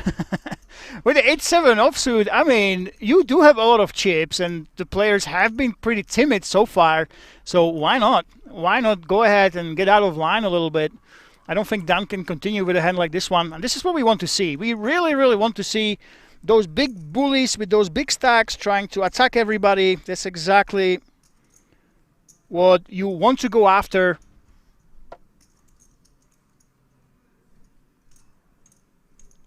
Unfortunately for him, Nanosi with the ace-king wakes up right here, and there we go. That 3-bet to 8 bigs. And Sergey, I mean, that's fine, absolutely fine. You go ahead, you decide to go for it, and if your opponent decides to put on pressure, you just let it go.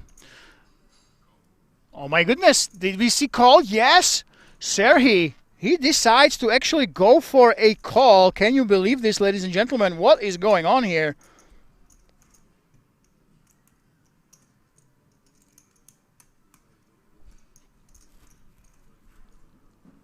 And we are somehow heading to the flop with the big stack deciding to get adventurous with the 8-7 offsuit. And that is a really, really good flop for him. Oh my goodness.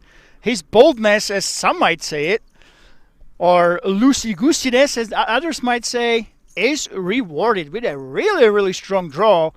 And Nanosi having only ace-king high right now.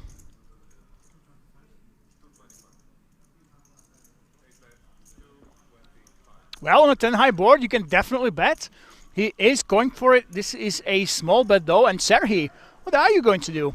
You can absolutely call, but you can absolutely go ahead and raise a hand like this one. Double gutter, super strong draw. You have a backdoor as well. And he just decides to go for that call here in position, using his positional advantage. And, well, for Nanosi, the thing is, now you are making a decision. Am I going to bet just on the turn? But then, if you do bet now, you should really follow up on a decent amount of rivers as well.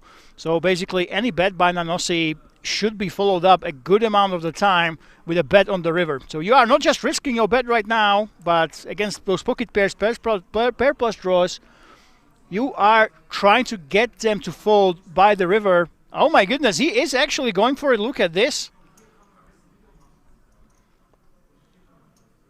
11 big blinds, 550 is the bet. Just under half pot. Serhi is not going anywhere. And now this is really interesting because Nanossi, with those ace kings, I'm telling you guys, when you bet like this on the turn, you should consider betting a good amount of the rivers. Continue bluffing as well. And if he doesn't go for it, Serhi is the man who will be the favorite to take it down, I would say, because with 8 high, you should just be betting. So let's see what the river is. If it is an overcard to the board, Nanossi should be inclined to bet again. Well, this is an awkward hand, and of course, Serhi, look at this, that check mark with that straight. Nanossi, though, again, he should be considering bluffing some rivers. This is probably not one of them. It should connect with Serhi's hands, but you never know. Really, when you are betting the turn, your plan is to not give up every single time. You should be considering bluffing at least sometimes on the river. This is not an ideal one for Nanossi. It's not a river like a queen, for example. Yep, so he decides to give up. And for Serhi, I mean, there's 2 ways to go. You can go really, really big because you're saying, oh, I had the clubs, I'm deciding to bluff now. Or I'm going to go ahead and bet small and try to get some value. There we go. That's that relatively big sizing. 20 bigs, all in for Nanossi, all you can need to call. He has the king of clubs. This is the one thing that should help him out to potentially find that fold.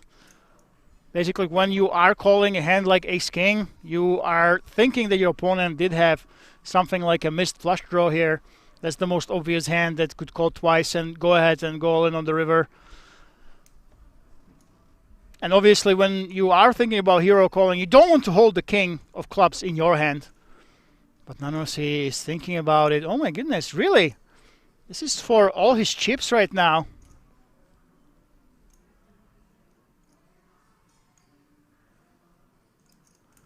He does not believe Serhi. Of course, you never put him on 8-7 offsuit.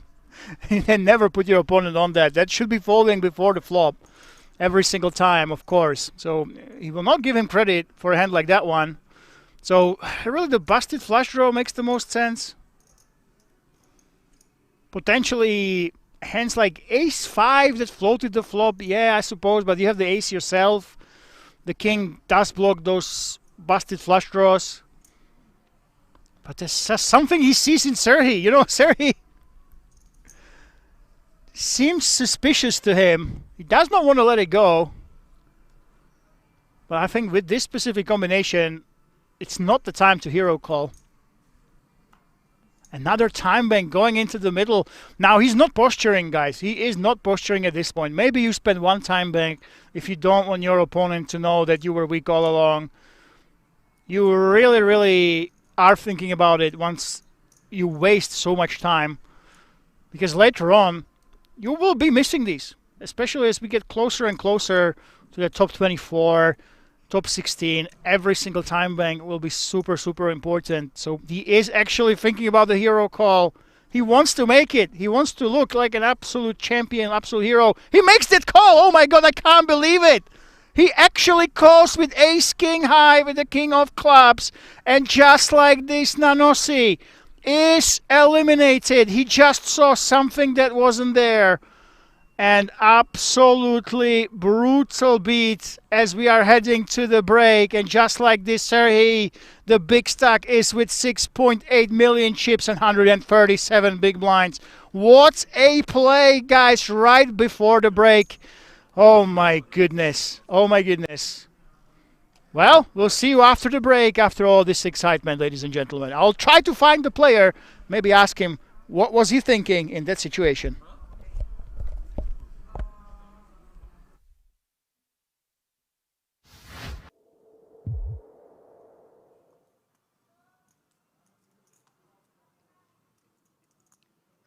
on that 100th hand, Bobby, hand number 95.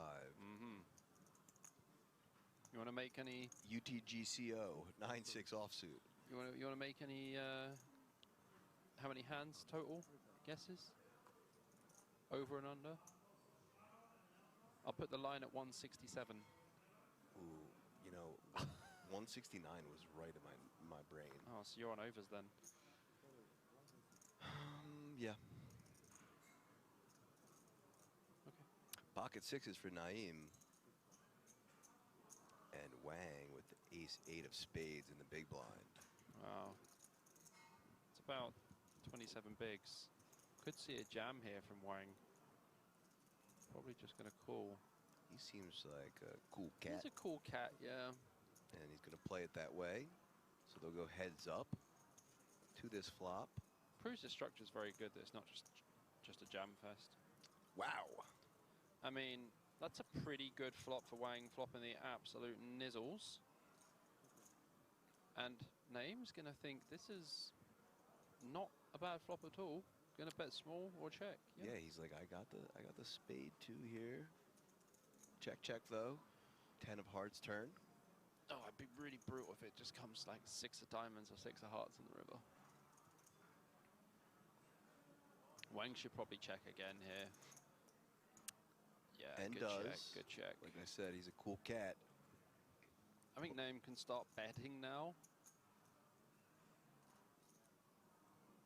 Probably bet like 1.2, something like Oh that. boy, he's going to walk into it. So 1.1. Again, even as Wang here, I don't really see the value in raising. I feel like opponent's going to bet fold way too much. Keep it cool, Wang. I think we just need to call. Ooh, like that. Throws the stack of time banks in the middle, some posturing and acting. What animal? Got the nizzies, and he's going to act. Let's see if he can make a non-believer out of Naeem. Oh, he's going to make it 4 million. It's going to be way too big.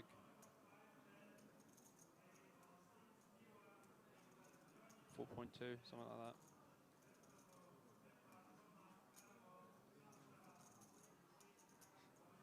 Yeah, that's 3.7 is the sizing. it's very large. There's not really that many bluffs. When it's like king 3, deuce 10,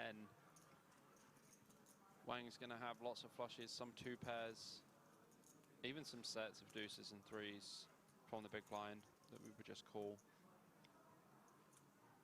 Maybe he's going off seeing Naeem do that loosey-goosey call earlier and hoping that he'll do it again. Yeah, monotone board this time though. Yeah, much different boards, but maybe just going with that thought process, seeing if you can get him to get pot committed. But I feel like Naeem's, you know, he's made his mistakes. Oh my. Did he just jam? Or is he just called? My. So makes the call. This is Wang is loving life. This is. Oh my God! It came 6. I And literally said diamond. 6 of diamonds or 6 of hearts. I can't remember what I said first, but it doesn't even matter. Oh my goodness me! Look, Naeem's gonna think, oh my God, I've absolutely got him on the river. Oh my gosh. Wang just having a look. I have the nuts. Do I have the nuts? Do I have the nuts? Yes, I have the nuts. You got the nuts, buddy. That is a wild river. It just comes the offsuit 6. Wang's going to jam and Naeem's going to snap. This is what I was saying. Maybe he was hoping to get that loosey-goosey call, and he got it from Naeem. I can't believe that. Hits the nut card on the river to get value here. Literally licking his lips. Licking his lips. And the thing is, You can't script that, folks. bro, that's insane. Because the thing is, when someone's literally licking their lips, it means they normally have the nuts. That expression doesn't come from nowhere. Just thinking, how can I get all of it here? He's going all in. How can I get all of it? I think if you jam, you can definitely represent a hand like ace-queen with like ace of spades or something. I was just going to say that. I think, yeah. So, He's just going to flick the chip in, I guess. 12 million. 12 million. And a Yeah, snap call. Snap. And paid off. Naeem is going to be Absolutely crippled now. gutted. Wow. So Wang now up to 40.5 million at Naeem. That is one of the sickest rivers we've had here so far at the World Series of Poker Europe at King's Absolutely Casino in Rosvedov. sick river. But you know what? Naeem should have folded turn, and I think he knows it as well. Yeah, Diane's played quite an unconventional game so far. Lots of limping, not so much aggression. Working out for him so far. Zubov, ace-king for the 5th time. Not more. No, 5th time with aces once. Honestly, I think Zubov had ace-king about 6 or 7 times. Ace-5 offsuit for Diane, gonna let it go. I'll Hoffman, trust you, APK, but I will check in a bit. king-queen of diamonds in the hijack.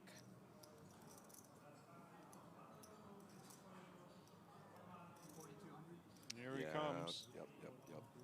Uh-oh. 4.2. Uh-oh, indeed. Folds around to the blinds. Hennon gonna let the queen deuce off, as well as Patavi with the 6 deuce, and back to Zubov. And here comes the pain. Problem is, when you 3-bet a hand like King Queen suited and get 4-bet, it's not a comfortable spot at all. Especially when it's Zubov and it's UTG. Oh, it just calls. Danger. Soft. Danger, Will Robinson. Ooh. Ace 4 jack. 2 diamonds. Oh, indeed. What a hand we're looking at here. What a hand, what a flop. Top. 5K, 5.5. I mean, with Zubov, Top. all options open here. Top versus the gut shot and flush draw. Yeah, I mean, Hockman's like 80 bigs effective. 80 bigs effective here with Ace King versus a 3-bet. I probably raise. I don't think I want to call like all the time. Does just call. Needs a bait, a 10 or diamond. Oof. Does the first time, 9 of hearts. But now he does. Check from Zubov, option on Hockman. Ooh, look at this. Oh, a little split screen. Little side-by-side action. Shout out production and cameraman. Men. Oh, women. I think I saw the... Ooh, He did this last time, ping the king on the river. It was good last time, but this time it's not. not good. Top 2 for Zubov.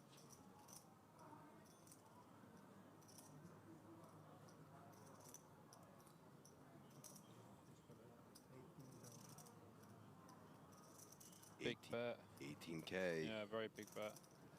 Hockman straight out of there, though. Good discipline. Just lets it go. Suited connectors or small pair? Suited connectors. Why? Because you can play it multi-way and you have many more draws, and if you have a small pocket you probably need to fold. It depends. I have some favorite hands like 7, 8, 9, 10. I like to play those hands. Otherwise, small pocket pairs is not so bad. Depends also on the position you have on the table. Of course. You know, if you're a professional poker player, you must know that, no? Suited connectors or small pocket pair? Small pocket pair. I love suited connectors. Yes, suited connectors I every time would play. Same, depending on the stage of the tournament. Yeah. But Your favorite, like? suited connector. It's good to build big stacks. Ladies and gentlemen, hello and welcome back to King's Resort for day 3 of the European Poker Festival. 1 million guaranteed main event powered by Dutch Classics.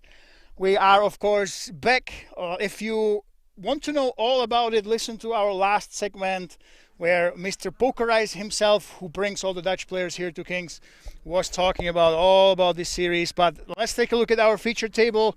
Serhii, after that massive win when his opponent called him with ace high, 6.8 million chips, 114 bigs. He is the man to beat at this table. At the bottom end, we have Dan and Stefan, 15 and 18 bigs. And we have a new player, new contender, Red Rock and Victor Vegas, 2 players from Germany. I kind of suspect that these might be nicknames. Reminder, we actually allow them here at King's Resort.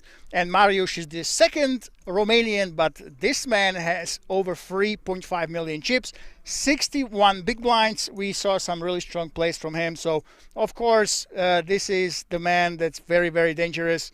But I'm very curious about what Mr. Red Rock will do, how he will play. And we are very, very glad you are here with us. Of course, this is the day 3. Today is the day where you won't see people winning 100,000 euro just yet, but today is the day where you will see the most plays, massive hero calls, big bluffs. We've seen all of it so far, and this is the most poker being played out of usually the whole tournament. The day 3s are the most fun, if you ask me. And let's jump right into the action in our tattoo heavy. By the way, this is the table with by far the most body tattoos I have ever seen in poker. I don't think I ever commented on any table. Look at this. The man you see there, one of the guys with the hat, actually has also his entire arms covered with tattoos. So we have 3 tattoo enthusiasts here at the table. And let's see if actually their game and how aggressive they are will reflect their tattoos and how they look when you look at them. And Stefan with the 8-7 suited, that is a call at 16 big blinds remaining. Really, you don't have too many reasons to go ahead and go all in unless you think your opponent is somehow getting out of line under the gun. So we should be seeing that call right now. And no, he actually lets it go. Look at this. Very disciplined fold, if you might call it that. And I do think that even at this stage of the tournament, I still think that hands like 8-7, listen, I get it. You want to have as much ammunition as you can when you play back at your opponents, when you go all in, for example, when you free bet. But a hand like this one, it's just too strong to simply let go in the big blind when the odds are so great. And by the way, hello everybody, welcome to the chat. King Elbar 1981 on Twitch, hello. Bird is here, of course, Re-Race Chili Dog, our OG Twitch moderator is right here. Of course, guys, we are watching the chat on YouTube as well. Hello everybody, welcome. Hope you have a great time today watching these players trying to get to the top of 3,141 entries that started this tournament, that are playing for over 100,000 first prize, plus those first 10 places getting 3K worth of tickets to our flagship event, the King's Million, the big one that will be coming in fall. And Mariusz in the cutoff decides to call. Look at this. The big stacks deciding to go to war, but Stefan, he will be very, very happy. That should be an all-in with the 10s. There we go. Sticking it in. Trying to take down the chips from the big stacks, and he will be successful in a very high percentage of chances. Red Rock is a very good player, Kinglebar says, by the way. It's Roland.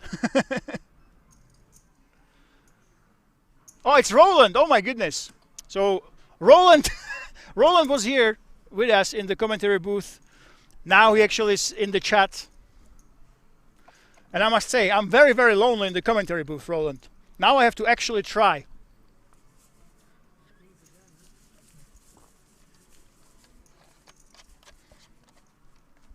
By the way, I have checked the outer tables. The spirits are high. The guys are going all in. We are losing quite a lot of players, ladies and gentlemen. And, of course, this action is not the only action that you see here.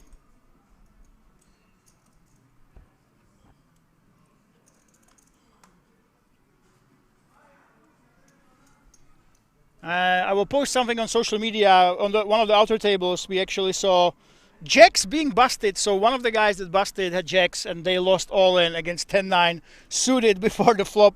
Absolutely brutal. So this is how it happens on day 3. We started with 80 players, now only 55 are left. Players have been dropping like flies. This is really the time where there's not as much ICM pressure on you as there will be tomorrow. So if the players decide to go for it, they want to get out of line, now is the time to try to put on the pressure. Tomorrow you will see a lot more strategic plays, players playing a lot more restrictively.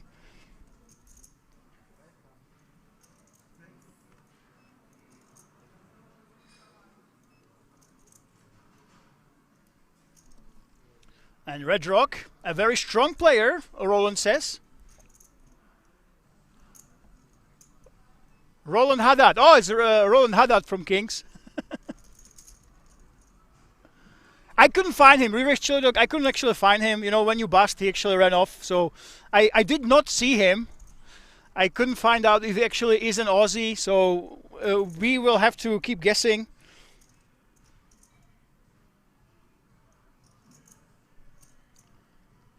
And Red Rock in the big blind with the ace-6. Well, Mariusz, you do have the option to bet. You do have the 10 of clubs here, but yeah, this board kind of connects with the big blind. You can go either way, really. But you can turn a couple of gut shots. You have the backdoor clubs. You have the pre-flop lead. You can definitely go ahead and c-bet here. And it's a very small bet. Red Rock definitely should continue. And like this one, should be a raise or a call.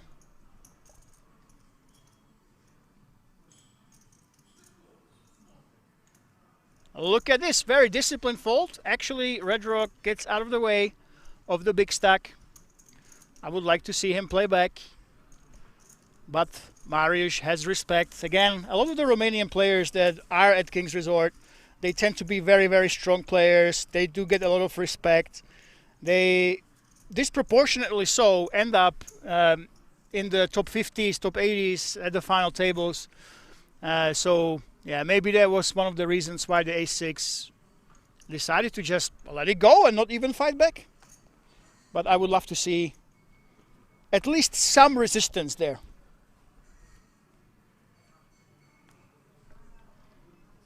And here we go. Done with that fold. Let's see what Mariusz will keep doing. Will he keep using that big stack to push his opponents around?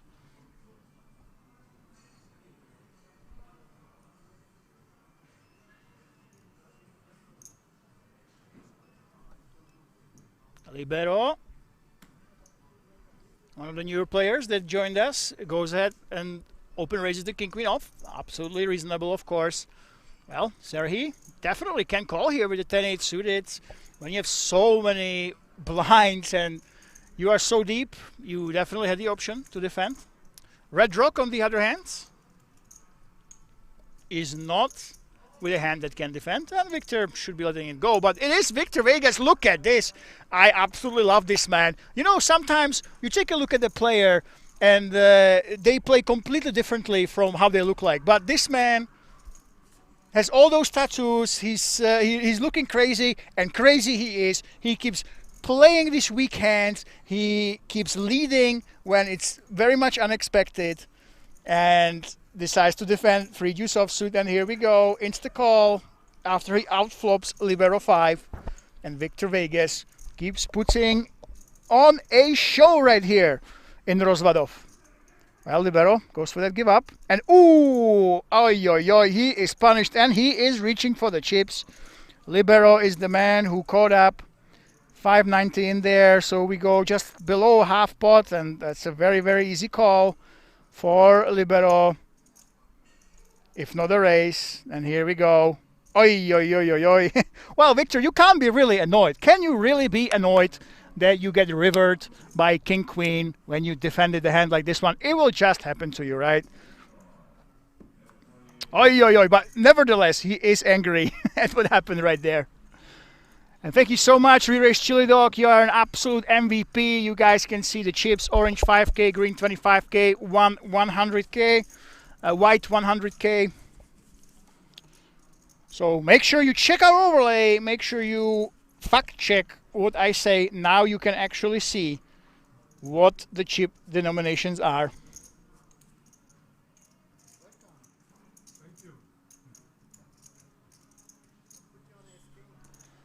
And we continue in this battle.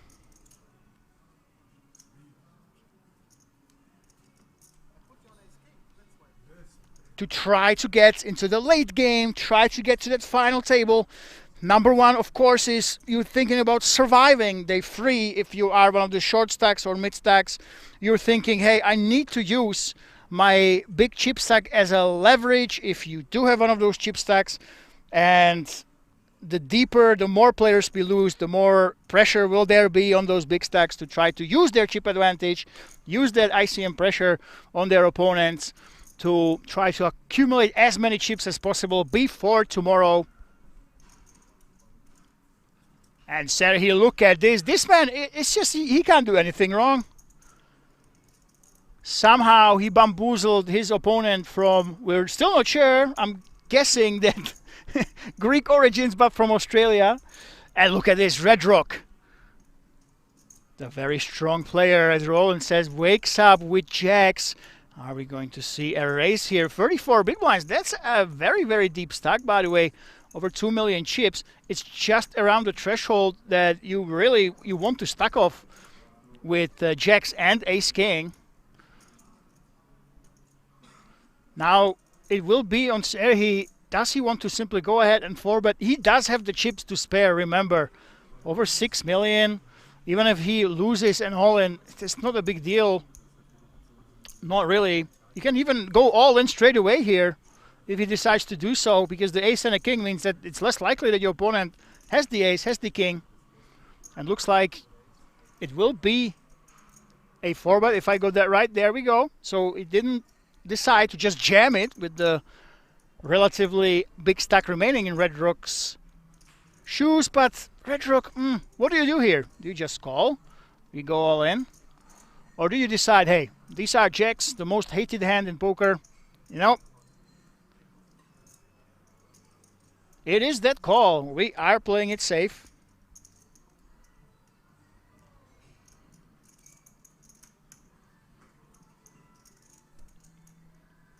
And we are heading to the flop. Red Rock is looking for a blank one without an ace, king, or a queen. Sergey, of course, looking for that ace or a king. And that is as blank as it gets. And a very fast check. I'm very surprised. If you're in Sergey's shoes, you have those aces, kings, and queens that Red Rock shouldn't really have here. So I would like him to think about it and possibly go ahead and bet. Maybe he's not only planning to check fold here, though. Once you go ahead and check in a situation that is a pretty obvious c-bet, a lot of the time the player that does that, they have some sort of a plan in mind where they would not just go ahead and check and fold here. Well, Red Rock's shoes having a pretty obvious play is to simply put in a small bet. You don't want that ace, king, or queen just rolling off on the turn. You want to protect your hand.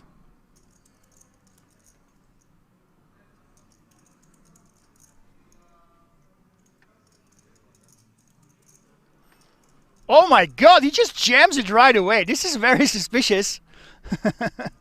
This might be actually very, very suspicious for Sergey. Why is my opponent jamming a hand like jacks? It doesn't make too much sense, right?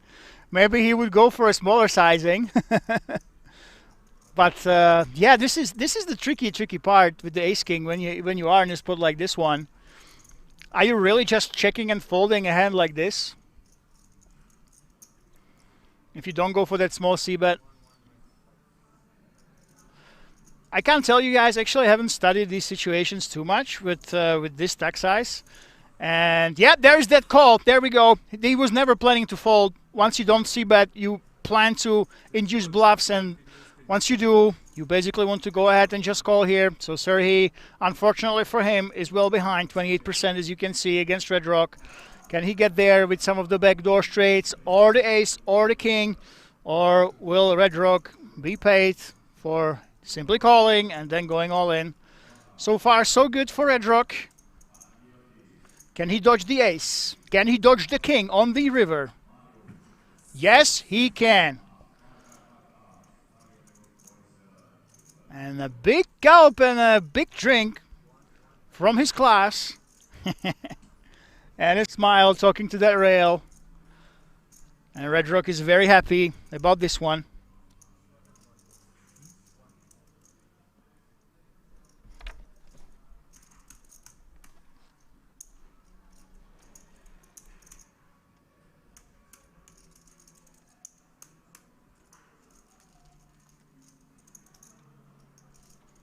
And we have a double up, which equalizes a little bit the situation at the table.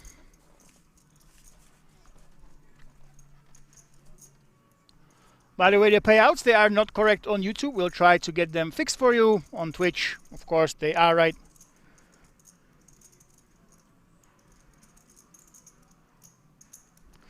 But reminder, guys, top 10 places, they get the KMEC package. And we had actually something special here. We had, during the day, 1A and 1B, the top 5 chip leaders from those flights. 5 of them already got that package. Don't ask me how it's possible, but it just happened. So 5 players already. I can actually take a look and tell you who they are, see if some of them are here.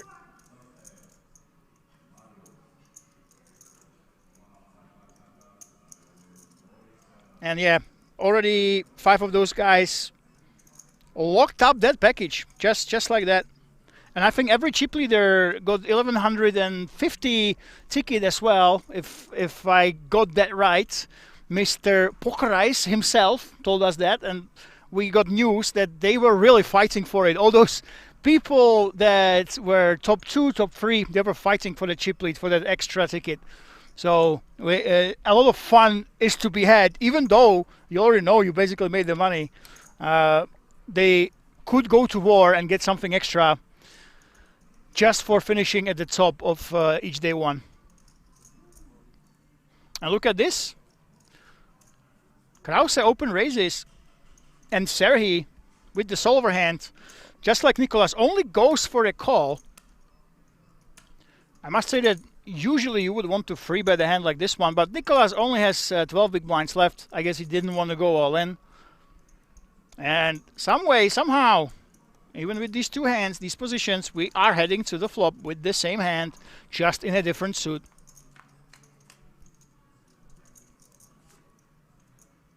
Oh my goodness. It might be the same hand, but one of them just got more powerful.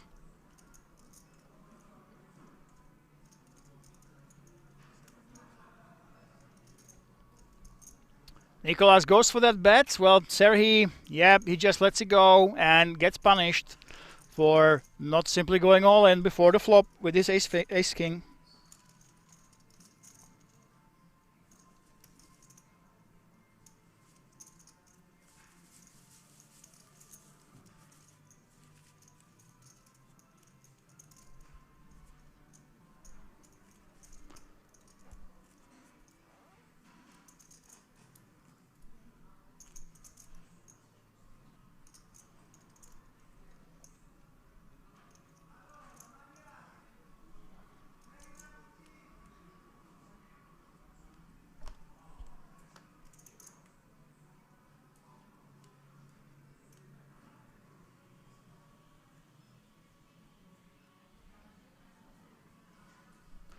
And libero, look at this. King Queen Bonanza, we've seen that a lot today. Now with the King Queen off, 70 bigs. It's time to... What the hell? Did we just fold King Queen offsuit with 70 big blinds? That is not approved. Not solver approved, not me approved. You should be going for it.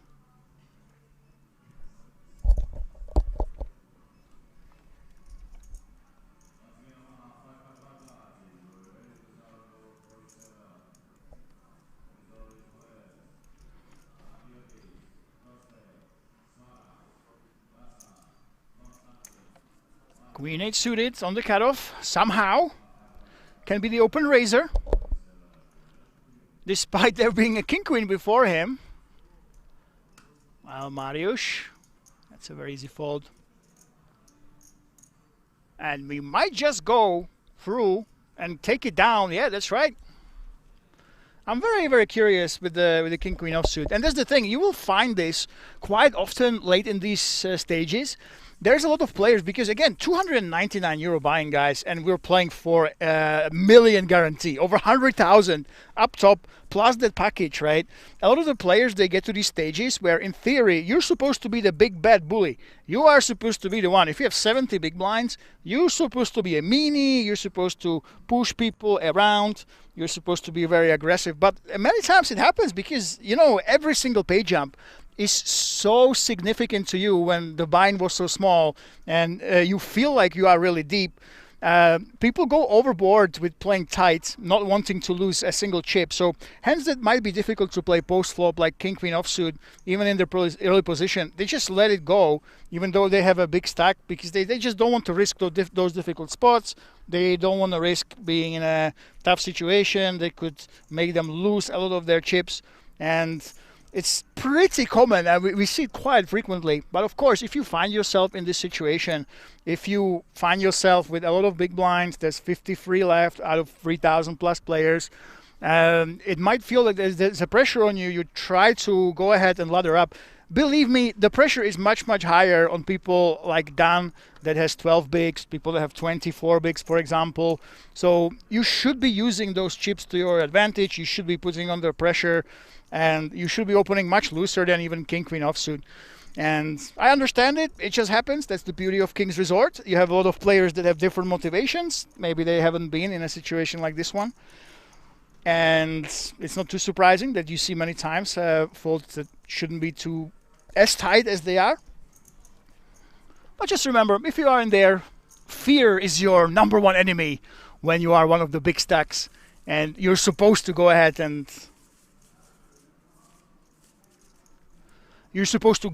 be the big bad bully.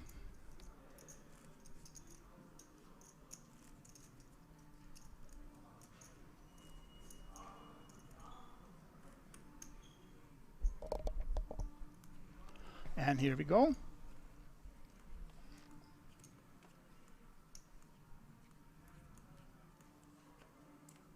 I just love the tattoos. Everybody with a tattoo here, it seems like. The tattoo table today.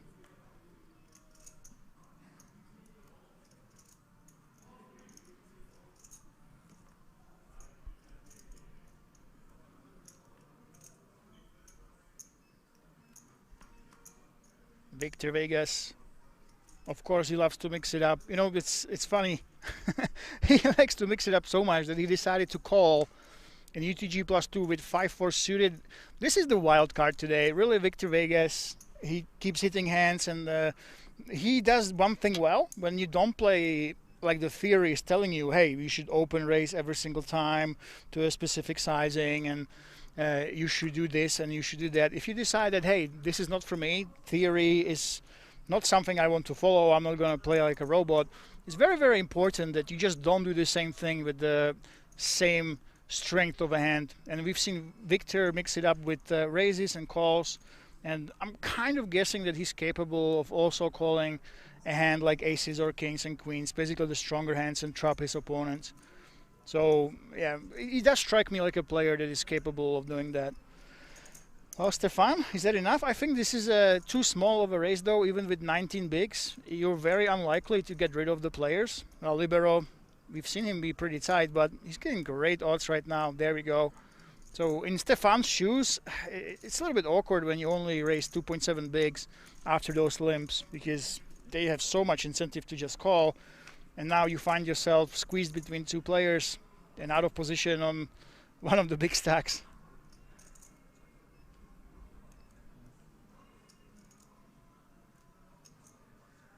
And here we go, we have a check.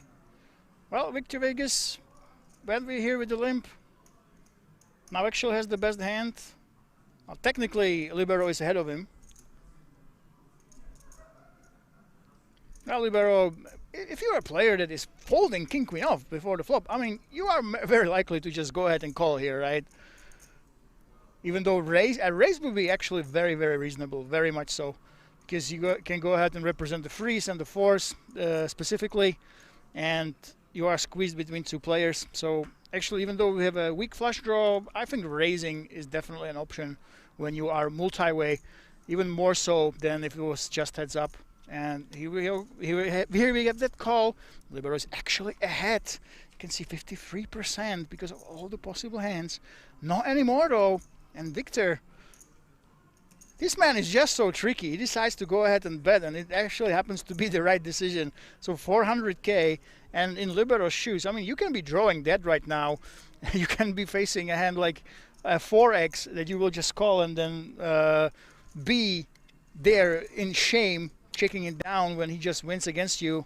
So he just lets it go, probably correctly. But there we go, Victor Vegas. What a tricky player. He looks like he is tricky, and he is tricky. And he scoops yet another pot. Re-Race Chili Dog says, I have a tattoo of my granddaughter on my arm. Listen, I was thinking about it. Actually, literally last week, I was looking at some people with tattoos, and I'm thinking, hey, how do you decide what sort of a tattoo you get? I mean, that's crazy, right? Because it's there forever. And if you guys don't know, there's a comedian, Pete Davidson, who had tattoos basically just like these guys, but his entire upper half, not the face, but almost everything else, is almost completely covered in tattoos, right? Big celebrity. It was cool. He was in his 20s. His whole body covered in tattoos, and he decided about a couple of years ago, when he's now 30 plus, he decided, hey, I don't like this. I don't like to have these tattoos on me. And he actually is getting them removed. Most of them are gone. You can still see the faint outlines of those tattoos. And it's absolutely insane if you see it. It must have hurt like crazy to get all those tattoos removed. I mean, how many hours does that take? You basically have to laser your skin to de-tattoo yourself. So it's a big responsibility to have those tattoos. A lot of the young people are complaining, hey, this guy makes tattoos look cool, and then because he's a celebrity, he's a millionaire, he just gets to get them removed. But us people that follow him, we have to keep them for the rest of our lives, right? So that got me thinking, what sort of tattoos would I actually ever get? And I think what Re-Race Chili Dog has done, I think that's the only right answer. You get a tattoo of your kids and your grandkids, and that's it. Not your partner. Not your partner. I can get divorced. You can break up. Maybe your parents are acceptable, but your kids and grandkids, that makes a lot of sense. And take a look at this. Serhi, even after that big hit to his stack, 4.475 million, the most. Red Rock. Oh my goodness. Red Rock is right there. Strong player. We said that he is strong. 70 bigs. Mariusz, Libero, and Victor Vegas. All of those guys over 50 bigs. A lot of poker to be played. A lot of poker with all these top 5 players. And then we have those small to mid stacks. Stefan, Nikolaus, and Dan Galinci, Nikolaus Krause. This is German domination here, right? By the way, at this table. 4 players from Germany, 2 Romanians. Let's see how this develops. But there's a lot of poker to be played. But yeah, to go back to that Re-Race Chili Dog, I think that's the right answer. Your kids and your grandkids, they never will go away. You're very likely to go before them, right? Hopefully. I mean, most people, it's something that is the natural order, and you have them for life, obviously. So, yeah, if I would get a tattoo, that would be the way to go, I think.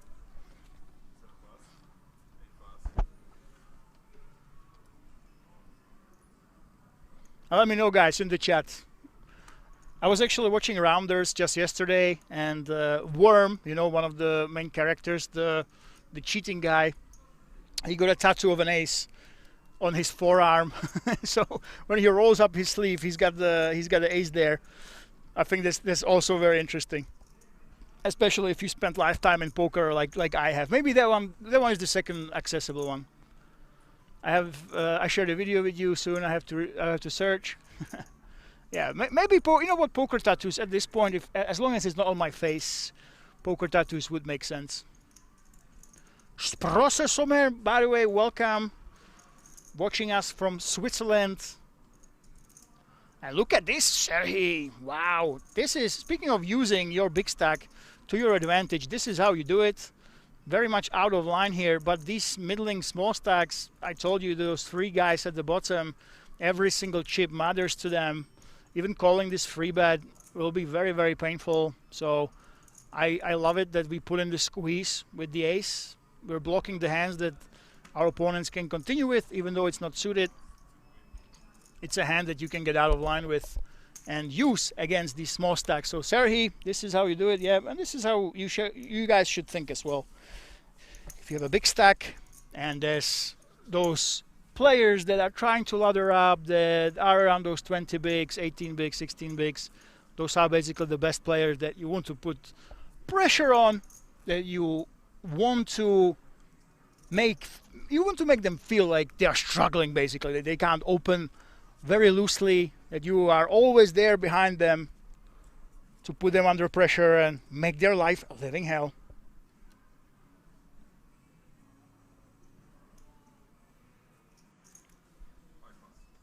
Seven, 6 suited, very strong hand, especially with 60 bigs. I would love to see Mariusz open this one up. Yep, here we go. Nick is from Switzerland. Oh, is he from Switzerland? Nicolas Krause, is that the one? Processomer? Let me know. Confirm if he is from Switzerland.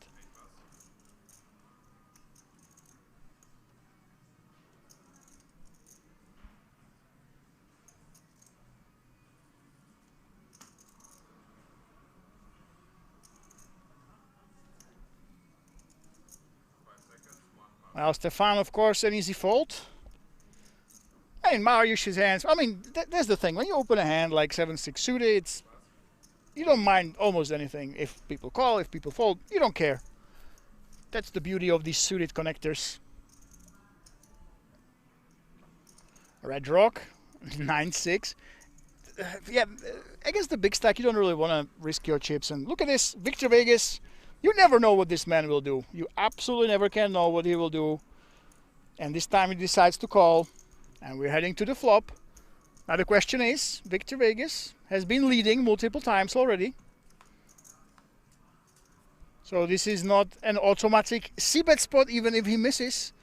And take a look at this. Wow, we have a top pair against a straight draw. An action flop this time, Victor. When he does hit, he decides to check. For Mariusz, of course, very, very, very easy c-bet. We have 330, so 125, just above third pot. And Victor instantly raises. Wow. When you have a top pair and middling kicker, most of the time you just want to call here. But Victor has been very, very tricky with his aggression. He decides that, hey, I want to protect my hand. And he happens to be very, very right because Mariusz is here with a straight draw. Of course, the standard play for him is to call. You try to hit, and if Victor checks on future streets, you can decide that you will bluff yourself. But yeah, there we go. The man with the tattoos. He's aggressive and tricky. It is a jack. And 9 would be brutal, absolutely. I don't think this is too much. Yeah, there we go, 400k. This just makes it so that Mariusz can go ahead and call.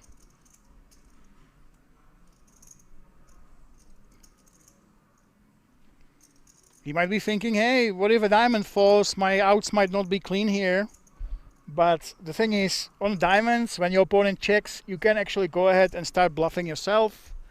So really, the call, the equity of the call doesn't just come from hitting, but you can also decide to bluff some rivers once Victor goes ahead and checks. And oi, oi, oi, oi, oi, this is a very, very bad card for Mariusz. But look at this, that's the question. Suddenly you are here with one pair on the board and 7 high. This is very, very tempting to go for it. Now the question is, if you want to bet here, you kind of have to represent the 8, right? So you would have to go really big. We're talking over 1 mil. Or you want to go small to represent weak value. There we go, insta call. We go 550. The smaller bet instantly gets called, of course, by Victor Vegas. And Mariusz was basically just trying to fold out random higher cards. Possibly a 5 here. He was never targeting a king. You never expected to fold with that bet sizing. And Victor Vegas, our incredibly tricky man, has chipped up and he's inching towards those bigger stacks now. Wow. What a player. What a player. And sometimes, you know, especially if you like me, you come from online poker. And you play against players like these, you can get really arrogant. Oh yeah, I study those solver. I played millions of hands of poker in my life. But when you face someone like this man, like Mr. Vegas, yeah, you suddenly are faced with situations that you never get into that are really, really tough to read. And because he plays in such a way that's so unpredictable, suddenly you can't know exactly what to do. So obviously with the 7 high, you kind of have to bluff there, right? We have nothing. We have to go ahead and go for that bluff. And it didn't work out. It didn't work out this time.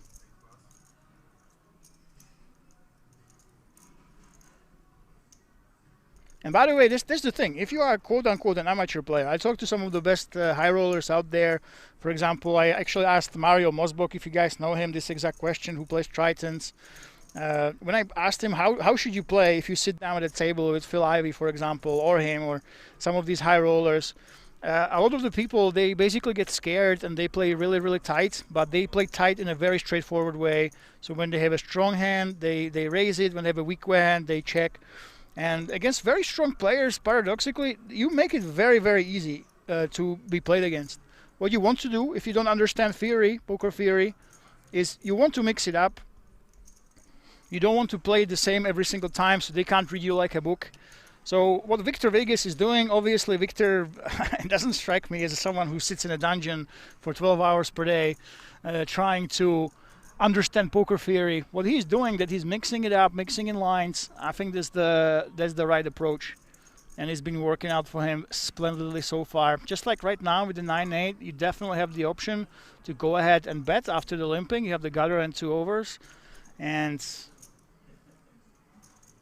by checking, he's allowing Dan to go ahead and apply pressure with his backdoor club draw. But yeah, Victor's never folding. Here we go. This time it's just the call.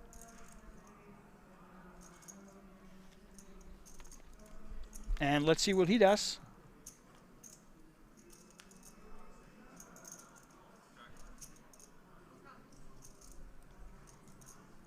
Wow. Well, that's a very good card for Victor. And with a tricky check, it's very, very tough for Dan to expect Victor to ever hit this, right? I mean, with the gutter, you would basically expect your opponent to be betting. Oh, look at this. He's actually instantly checking on the river. Wow. That instant check is so convincing. Oi, oi, oi, oi, oi. we have that laugh by these two Tatsu gentlemen. Obviously, there is a bond forming. They look like maybe father and son. I don't want to insult Victor, or brothers, whichever you want to prefer, depending on how old you think these guys are. But yeah, you saw that instant trap and some really good banter between them once the trap didn't work out.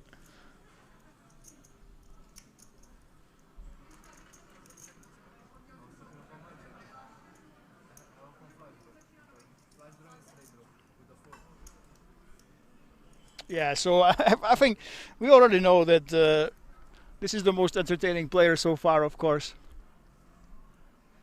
Is that Tim Armstrong of Rancid? Ariana Grand Theft, great nickname by the way on in the YouTube chat. I'm actually not sure about the reference, but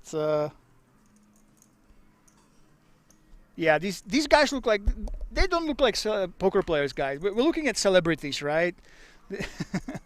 I've never seen so many players with full body tattoos as I have. Like 3 players right next to each other with their arms almost completely covered with tattoos. I mean, that's beautiful. There's so much style at this table. We have not seen this in a very long time.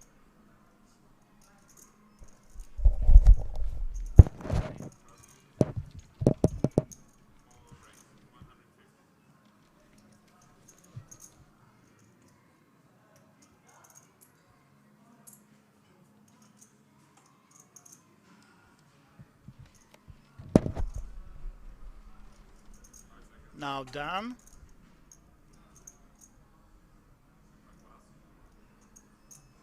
Let's it go. Victor Vegas.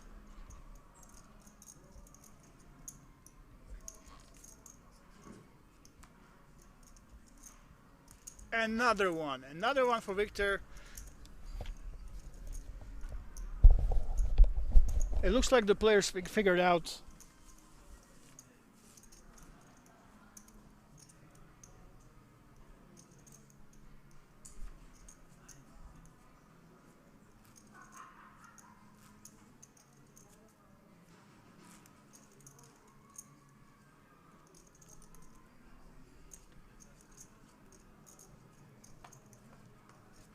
So we know who's the star right now.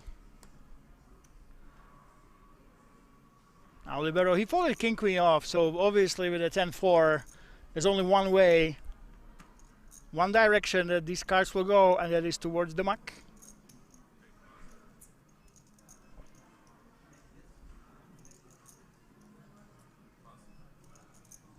Serhi lets it go, red rock.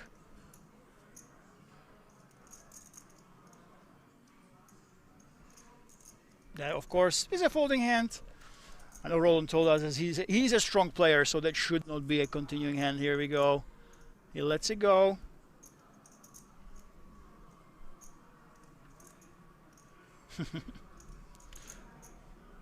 The other duo of the Tattoo Brothers. Let's go 9-5. Now, King Deuce, actually, it should be a hand that you should be playing in the small blind. The thing is, so far, we have seen these players be really tight. Yep, finally.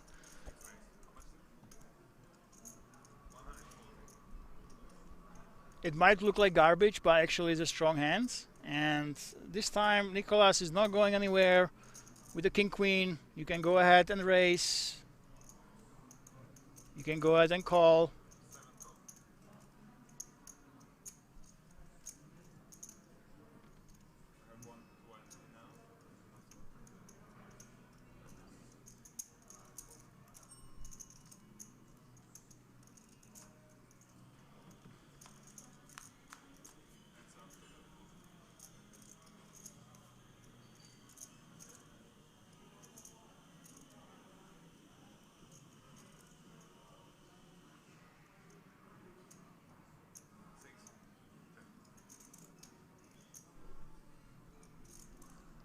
And here we go, both of the players flopping king. That could spell disaster.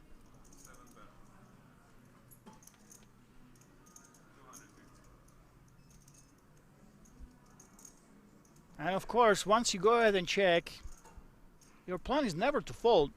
You're not folding the flop, you're not folding the turn, and the decision that you will have to face most of the time will be on the river. So here we go, there is that call. Once, oh no, it's a race! What is going on here? Wow, I did not see that coming. And it's an all-in! Well, this escalated rather quickly, ladies and gentlemen. A check raise with a top pair, no kicker. And an all-in. Usually you don't do this to fold.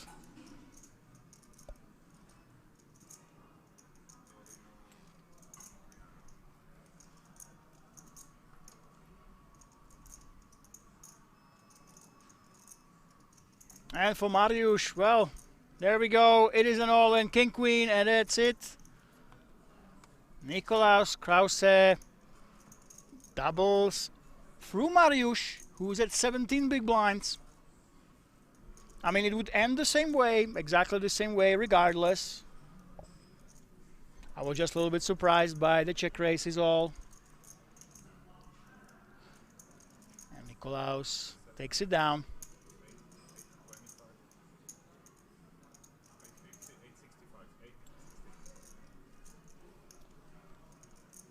Well, Mariusz, he now is leaving the company of those players with those 50 plus big blinds, with those middling stacks even. He still has chips to play with, of course. Now we're getting very close to that push or fold territory for him. But he is still alive, still very much has a chance to continue. Well, when you flop a top pair blind against blind, there's not much that you can do to get away from that. The only drama that was brought in was the perhaps unusual check raise on the flop. But besides that, it would end up the same way.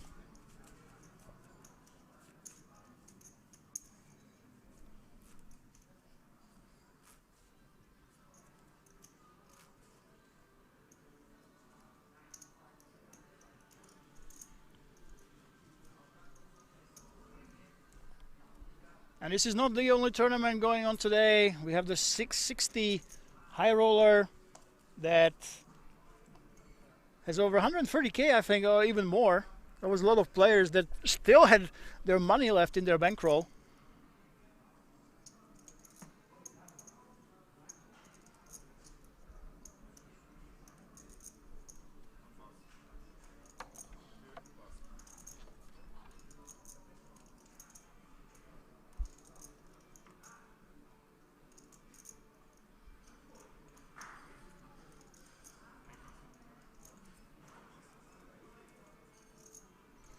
And look at this.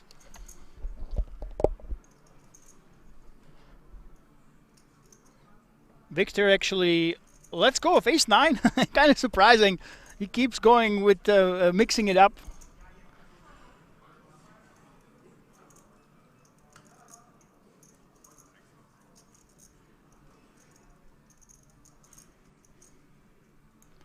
Which allows Nicolas to go ahead and continue. Again, King 9 is a powerhouse hand, actually blind against blind here. And calling and raising absolutely fine. You will find that most of these hands you can mix in. Ooh, but Libero has none of this. This is very, very interesting. He makes him fold the King 9. And you know what? Usually I would say that this is a mistake, but we've seen Libero be very tight. He even open folded King Queen off. And suddenly he wakes up with the ace deuce offsuit. I mean, maybe he realized that he should be playing back. Maybe he picks his spots. But by the smiles exchanged between these two players, I am sort of guessing that they know each other. Yeah, there might be history.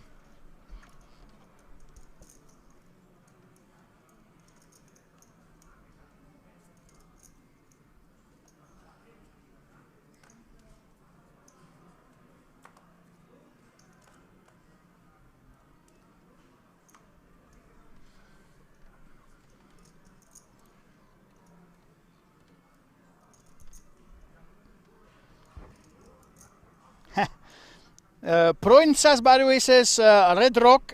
We have some comments on Red Rock. By the way, guys, if you are German, I love you. I appreciate you. It's fantastic that you are here. But we have the King's Resort DE stream on Twitch and on YouTube. My friend Stefan is the boss of those, so I would strongly recommend you check him out. You can have both streets open if you want. But he's my mentor. He is the Yoda to my Luke Skywalker, who always shares his research, shares his notes. And of course we have that. But look at this. We have an all-in by jacks. 11 big blinds done. It's time to go. And Victor Vegas, you never know what this man does. But Queen 9 is just about the hand that he should be folding.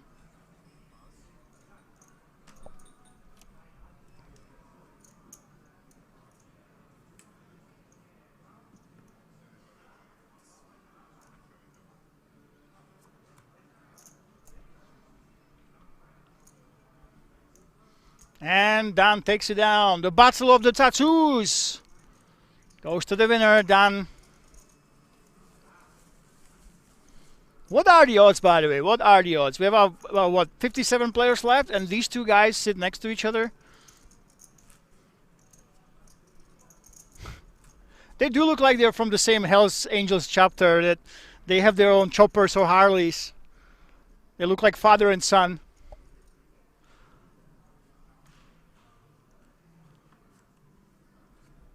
And even you see on your absolute left another arm completely covered in tattoos. I mean, I have not seen this yet. This is so rare in poker.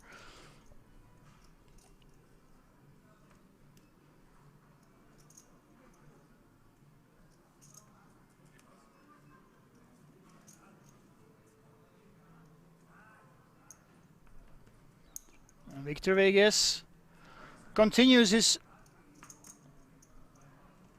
mixing in strategy. Sometimes he limps, sometimes he raises. This time it's a raise with the sevens. I'm really waiting for him to trap with aces or kings. Really curious if he will actually do that. This time is a raise to 3 big blinds, mind you. So we have a 3 big blind raise. This is what most people don't do anymore. But of course, with Victor, it's actually interesting when you have a strategy of limping and raising. Suddenly a lot of your hands that you would normally raise, you will be limping them, so you're a little bit more polarized when you raise. So technically, if you think about it, I really don't see this strategy anymore. Very few people are using the limping strategy, but if you think about it, technically this could be correct. If you do have limps in your strategy for whatever reason, then open raising bigger does make sense to me at first glance. And this is very interesting because back in the day, you used to see limps all over the place. Then we had only those raises, and now we're starting to see a resurgence in some games, even in cash games with antis, with 8-handed players. I've played on some bizarre ups in China. Suddenly limping becomes a thing again. We know that blind against blind, it's a thing. If you play heads up with a big ante, it's a big thing, of course, limping. But you just don't see it too often.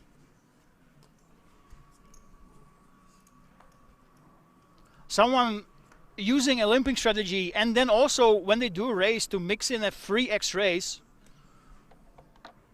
And in theory, they actually might be correct to do that if you do have a limping range and a raising range.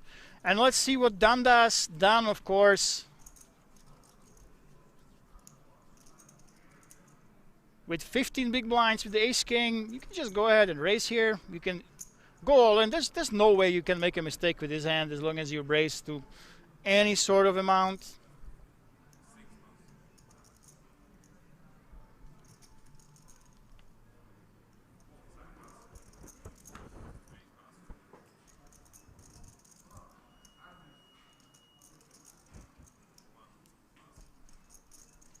Can he get some action? Serhi with the king 10. Now he has a lot of chips. He could consider actually calling here.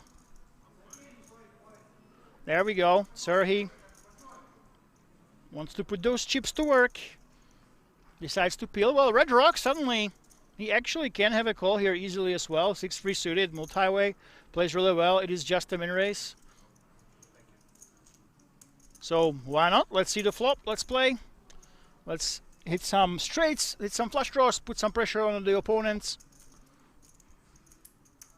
And Dan will not be happy about this. When you open raise, you don't want to pick up two opponents with ace-king suited.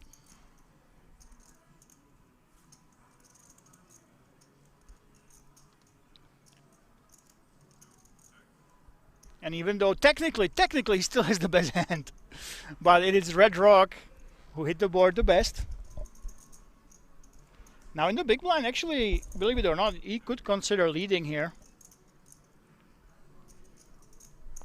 Now in Dan's shoes, I think with 13 big blinds, you kind of want to protect that stack. This board is really good for both of your opponents. I would like to see him just check and try to see what happens on the turn. Maybe delay c-bet on a hand like queen, or possibly a jack as well, if both players decide to check. But now Serhi, look at this. Serhi has a strong hand in his own right. A double gutter. No, decides to check. Look at this. I think that was a live tell. Serhi reached for the chips and then checked. It was a last minute check there. Red rock also decides to check. Look at these guys. They have their draws, but they decide not to take the aggressive lines with them. Now Dan, they have checked 4 times into you right now, right? You could consider putting in a delay c-bet, but no. He keeps it friendly. And look at this, Serhi with that straight. I don't think he can keep checking any longer.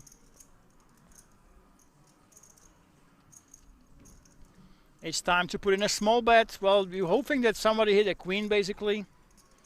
Ah, look at this hesitation. He put 125 in. He grabbed another couple of chips, so it's 175. And yeah, the hands he is targeting are queen X, random pairs.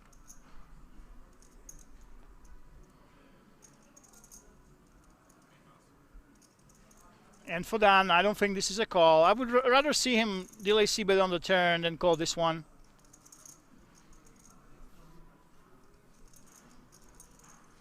Dan had to gut through 2 opponents to do this. You know, if it was a heads-up pot, maybe he would be taking a cheap stab. But really, to decising, you kind of expect somebody to have a pair they can call with. So I agree with that fold. And this trade doesn't get paid too much. Just goes to say, yeah, they should have maybe been more aggressive on the turn, both of those players.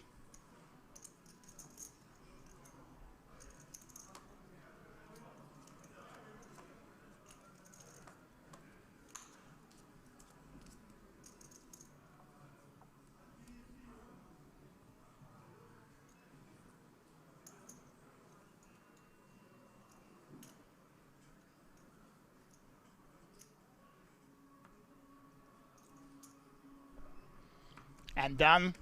Ace-Jack.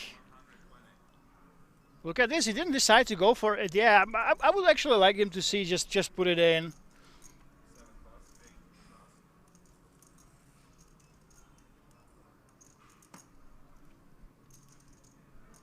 Stefan on the cutoff. Let's it go. Serhi.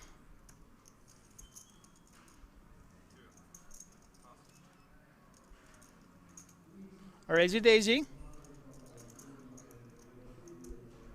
Now the thing is, Dan really does not want to go ahead and see a flop where people will just get a bunch of suited hands, right? Just like with the Ace King, you want to take it down or you want to be against one opponent, and the one opponent will be none other than Victor Vegas. You never know what this man will do.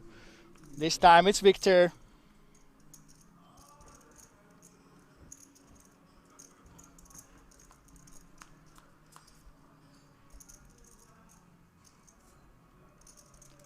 And look at this, of course, this man is on a hot streak, as the gamblers of old used to say. He flops that pair, he flops that open-ender, has the board locked up, and Dan, he will be kicking himself for not going ahead and just pushing before the flop. Then you allow people like Victor to get in, and Victor goes for that raise, punishes Dan for trying to play low ball, only min raising, and Dan finds himself suddenly down to 8.8 big blinds. This is usually why, especially with the big blind ante, once you get yourself under 12 bigs, around that level, you want to just go ahead and push or fold, because now we have less than 9 big blinds, and we are really in the danger zone. And Victor Vegas, he keeps increasing. Now he actually is the leader of the table. 25% of chips in play. 5.5 million. He overtook Serhi, who is right behind him with 4.9. Red Rock, Libero, and Nicolas Krause. The German domination is beginning to take shape. In the top 5, top 4 are players from Germany. And Romania is sinking in the leaderboards of this table. And Stefan, we have not seen too much from Stefan. Right there with 16 bigs. Now, can we actually see the other nationalities fight back, or will the Germans run over this table?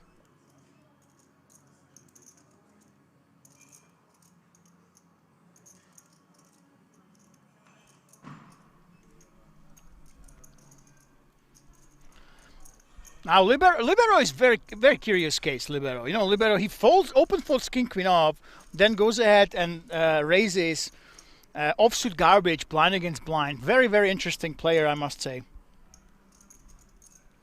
And Stefan in the hijack. Let's see go. Serhi, absolutely a raising hand. You definitely want to go for it. 4 more outs for Pain Jump. So Pain Jump is coming. Thank you so much, Re-Race Chili Dog. If you guys want to check exactly how many players are left, you can check out the King's Resort app. No spoilers though, you will be ahead of us. And look at this, now finally some of the big stacks will show us action. Red Rock can mix it in, calling or free betting, absolutely fine. The thing is, when you are against another big stack, you don't necessarily want to risk getting it in against them. Just calling allows the blinds to do something crazy, to go all in, for example, in Dan's shoes. And then you can continue. Dan really, I think, not open jamming that ace-jack is biting him in the ass. So down to 6.8. It always hurts when you are in the big blind. You have to put it up the ante and you just have to fold. It's such a painful feeling when you are on the short stack.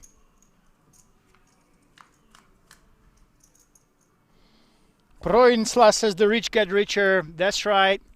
Well, Serhii is richer than Red Rock, and he is about to get richer. Let's see how he plays this. The thing is, a lot of players would be very tempted to just go ahead and check this, because, hey, if I bet the flop turn and the river, what am I getting paid by? The thing is, you have to think about, hey, how would I play my hands if I have, for example, ace-jack, or if I have something like queen-jack? Well, I would play it by betting. So if you want to get value from a hand like eights, actually betting like you would with your weak hands is the way to go. And for Red Rock, on the button against the cutoff, it's definitely a call here. And then if you want to play tricky, you know, you have the top pair, middle kicker. Well, technically you have two pair with the middle kicker. Then you can put in the checks on later streets, just like you would if you were betting with a bluff and you're giving up. And interesting, look at this. It's a full house for Serhii.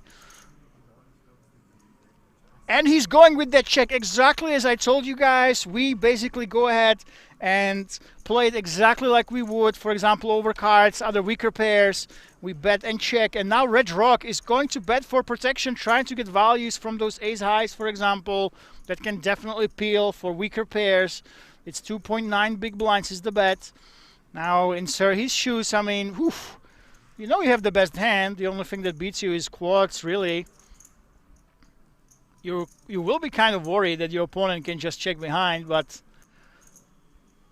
there we go. This is very, very interesting. Look at this. It's a very small raise. Serhii was afraid of that check back, so he puts in a very unorthodox, very small check raise, and he will follow it up with a small bet on the river, either a very small bet or a very large bet. He's checking again. What the hell is going on? Red Rock must be so confused. Now the question is, will he get greedy? Did you see that side eye? Red Rock is looking at Serhii, thinking about, hey, what the hell was that? He still cannot decipher what it was. He's just checking, and I think, yeah, Serhii should have gone with that small bet on the river. Oi, oi, oi, oi, oi. Red Rock knows he got a little bit outplayed, but I think he saved himself a few chips.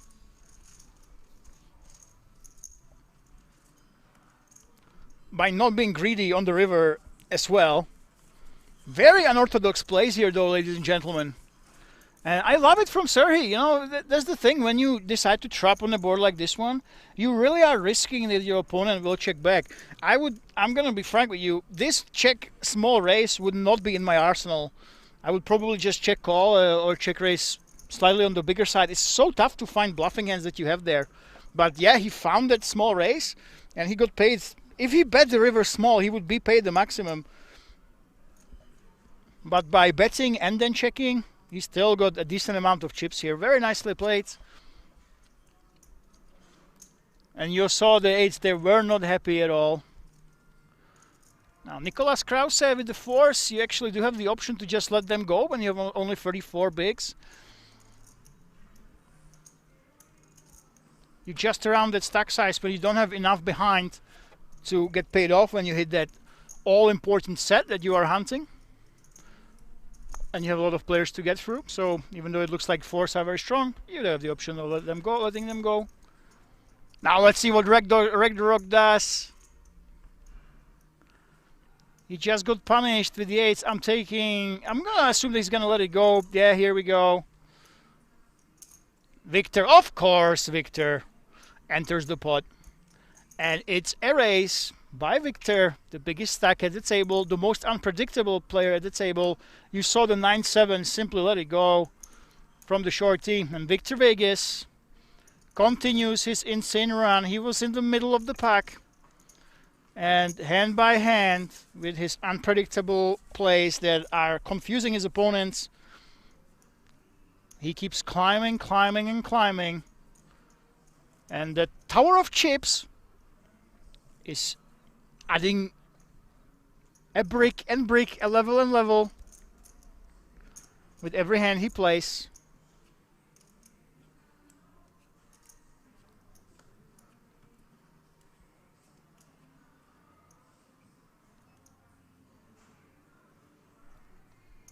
Libero 5. Of course, I take it he will be folding right now. The man did fold King Queen before.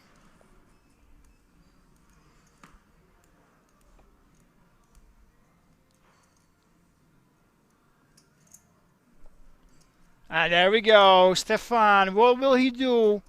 Will he do the min raise that we've seen before from other players, or will he simply stick it in? That is an all-in. He's not messing around. And Serhi, now it's time to call here. There we go. Stefan did not want to risk what happened to the other players.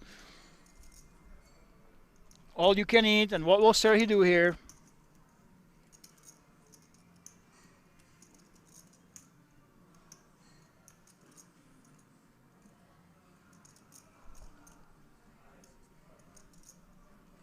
I think against 16 bigs, the hand might just be a little bit too strong. You, of course, want to look to your left if you are in Serhi's shoes.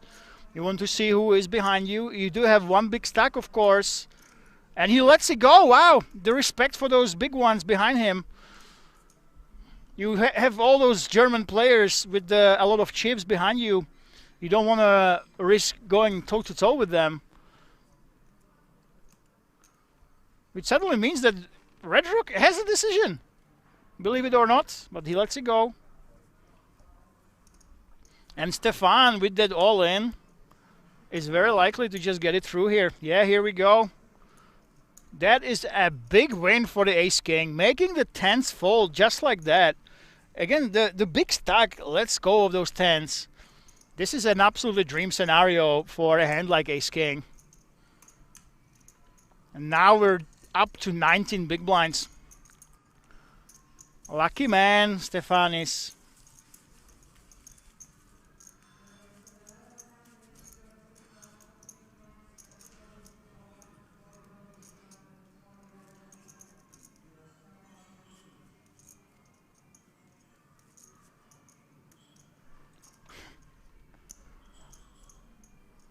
Well, and the show continues, ladies and gentlemen. It's been a while since we had an all-in and a call, but there's a lot of interesting small pots. Players trying to chip at the opponent's stacks. Well, now Stefan letting it go, of course.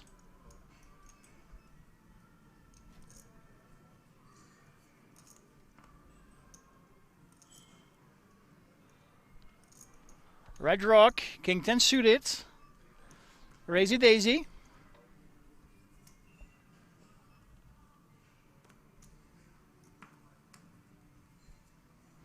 And Mariusz, this is go time. Ace Queen offsuit, this is the best hand.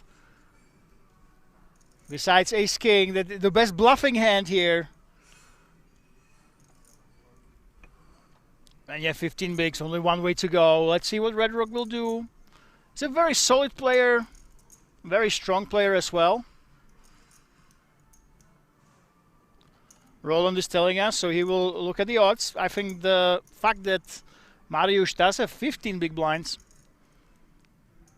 might just be enough for Red Rock to let this go. We are looking at the pay jumps there, of course. Red Rock's gaze was pointed towards one of those TVs we have pointed at the table with the players left, and Mariusz takes it down. Showing the ace queen. You know, this is the one time where you can show, because this is everybody would play the hand exactly the same way.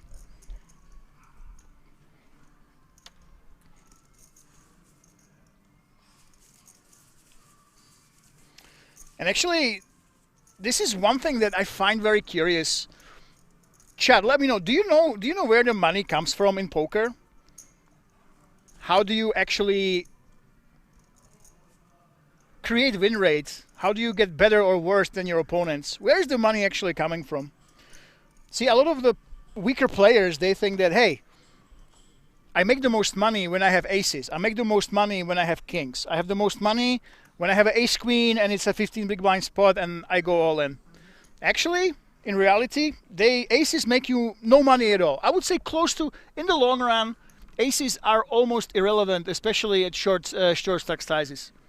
And the reason is there's a concept coined by Tommy Angelo many years ago. It's called reciprocality.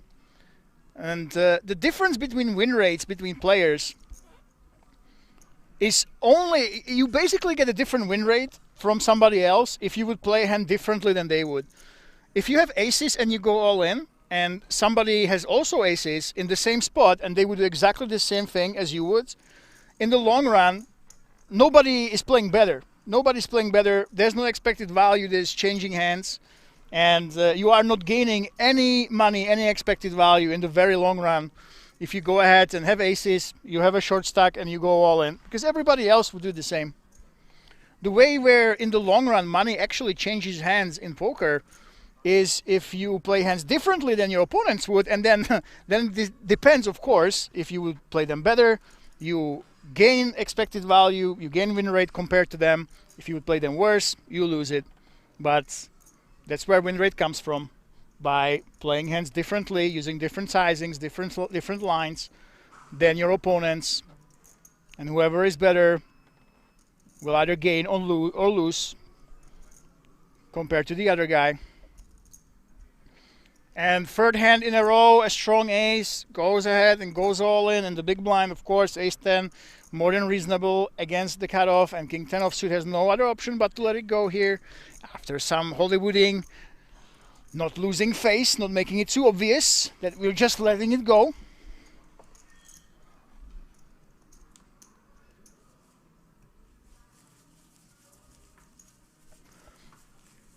And this concept, the reciprocality, is the same reason why the biggest differentiators and the change makers when it comes to poker hands, it's not actually those aces and kings, it's those middling hands. Queen jack, jacks, 7-6 suited.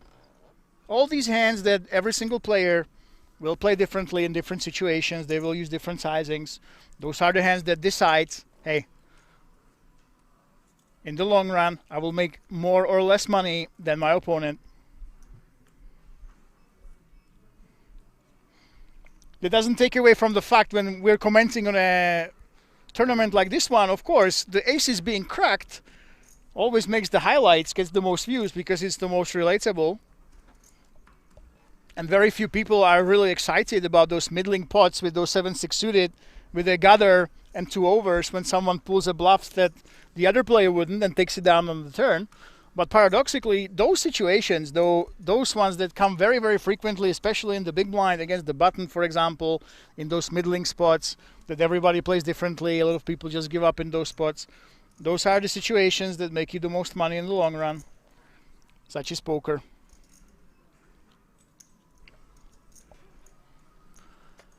Re-raise Chili Dog. Case in point, I talk about this concept, how those middling hands are very important, and re-raise Chili Dog, he doesn't, you know what, nobody tells you, hey, yeah, let me tell you something, let me tell you the story. Yesterday, I pulled an amazing bluff that other people wouldn't find with Queen Jack, you know, there were backdoors that other people wouldn't realize hit, that actually made my opponent more likely to fold, and I bet on the turn. I bet 60% of the pot, and they folded. I don't think other people would find that fold. And I think this is why I'm a very, very strong player. Because of this small pot, I found a bet on the turn that nobody else would find. You never hear this. You never hear this. You hear the yesterday my aces lost against deuces, and it's absolutely natural. The human mind focuses on these big outlier events, the unlikely ones, those big pots. But that's the fascinating thing about poker. Where the money actually changes hands are those extremely common spots with those middling hands where every player would play them slightly or very much differently. And that's the beauty of this game, guys. You never know where your win rate is actually coming from.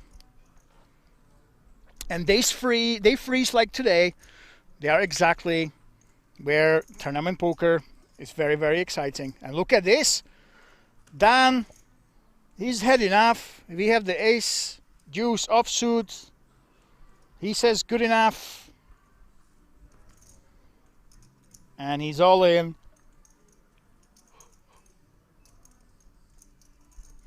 Of course, his #1 goal is to take this down. And Red Rock actually has a decision right here. There's not too many chips at all. 4.8 big blinds. You have the big blind ante. You have your big blind already. You have the small blinds. He might just be priced in here. Nope, he lets it go. Wow, he lets Dan get away with it, and Dan obviously will be very, very happy as he just bought himself another orbit of life.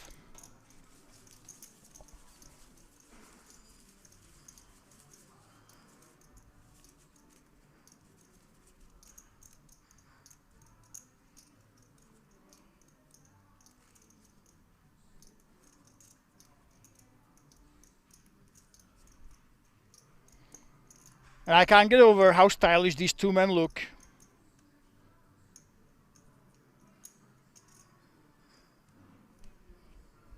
The two men with the tattoos right next to each other. I mean, love to see it. I love to see it. We need more style. We need more characters. It's like custom skins in video games. I just love to see it at the poker table. By the way, YouTube chat, enjoy the payouts. They have been updated.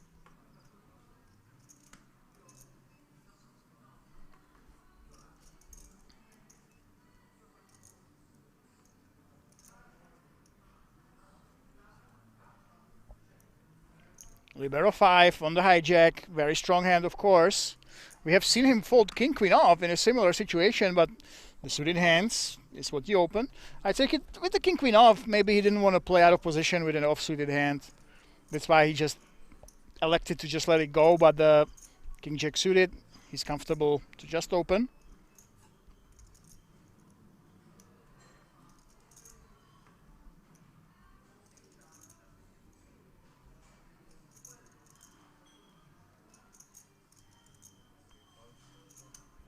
Victor Vegas, look at this. Now we have a king jack against king jack. Now let's see if Libero, of course, is the favorite to hit a backdoor, for example.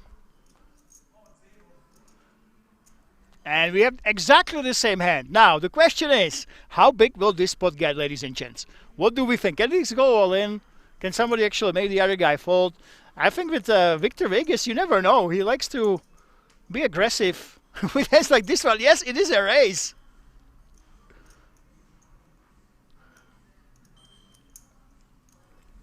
So they have no idea that both of them have exactly the same hand. Can it somehow happen that Victor Vegas pushes Libero out of the pot? I don't think there's any other possibility, by the way, of this not getting to showdown. 2.1 mil in the pot. Yep, he's reaching for the chips. 800k, 10 bigs is the bet. And basically for Libero it means if I call now, I sort of feel like I might be facing an all-in on the river. Can he let go of exactly the same hand that Victor Vegas has? You saw that head shake. That head shake was a mistake. You basically are telegraphing that you are not too happy with your hand. There we go. The time bank goes in the middle. Now, of course, I would assume that he would call, but we have seen this player open fold king queen off. You can't infer too much from that. Of course, maybe it was not the right situation, but when someone is capable of folding a hand like that,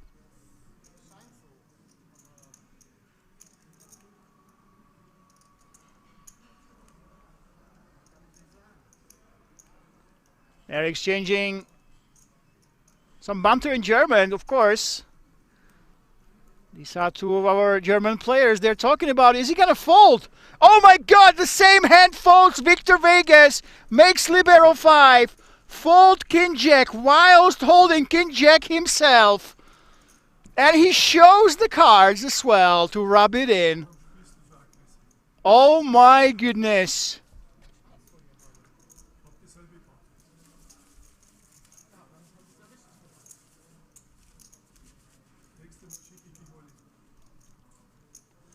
What a hand that was, and this man, I told you, this was the only way that this hand would not get to showdown. If Mr. Vegas goes crazy, and you guys know that he can go crazy. And it actually happened. GG. What a hand. Wow, I mean, you wouldn't expect this to happen. But he correctly realized that he would have to face probably an all-in on the river, right? I think he saw issues there.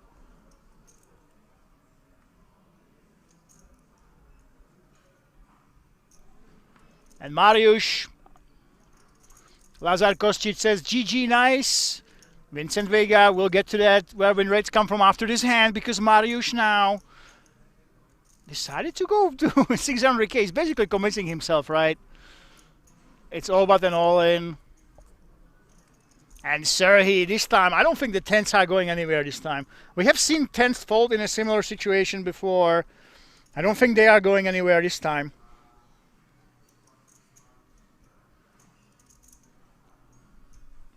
All in, did we hear that right? Or just a call? It's just a call, look at this. Serhii only calls, and Mariusz might be kicking himself for not just sticking it in. If somebody else, like Victor Vegas, decides to come along. Now it is a fold, and now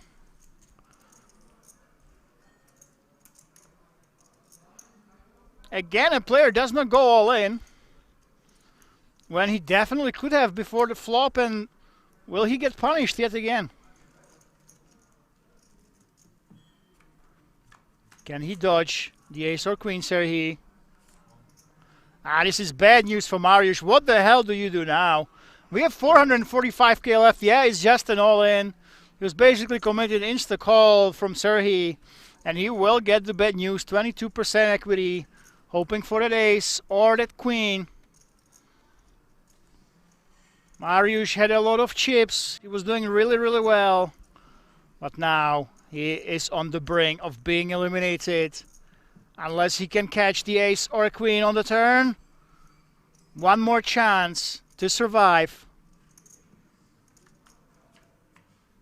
No, and we are losing another Romanian hero.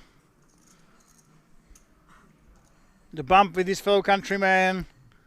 And he leaves into the dark. Being eliminated.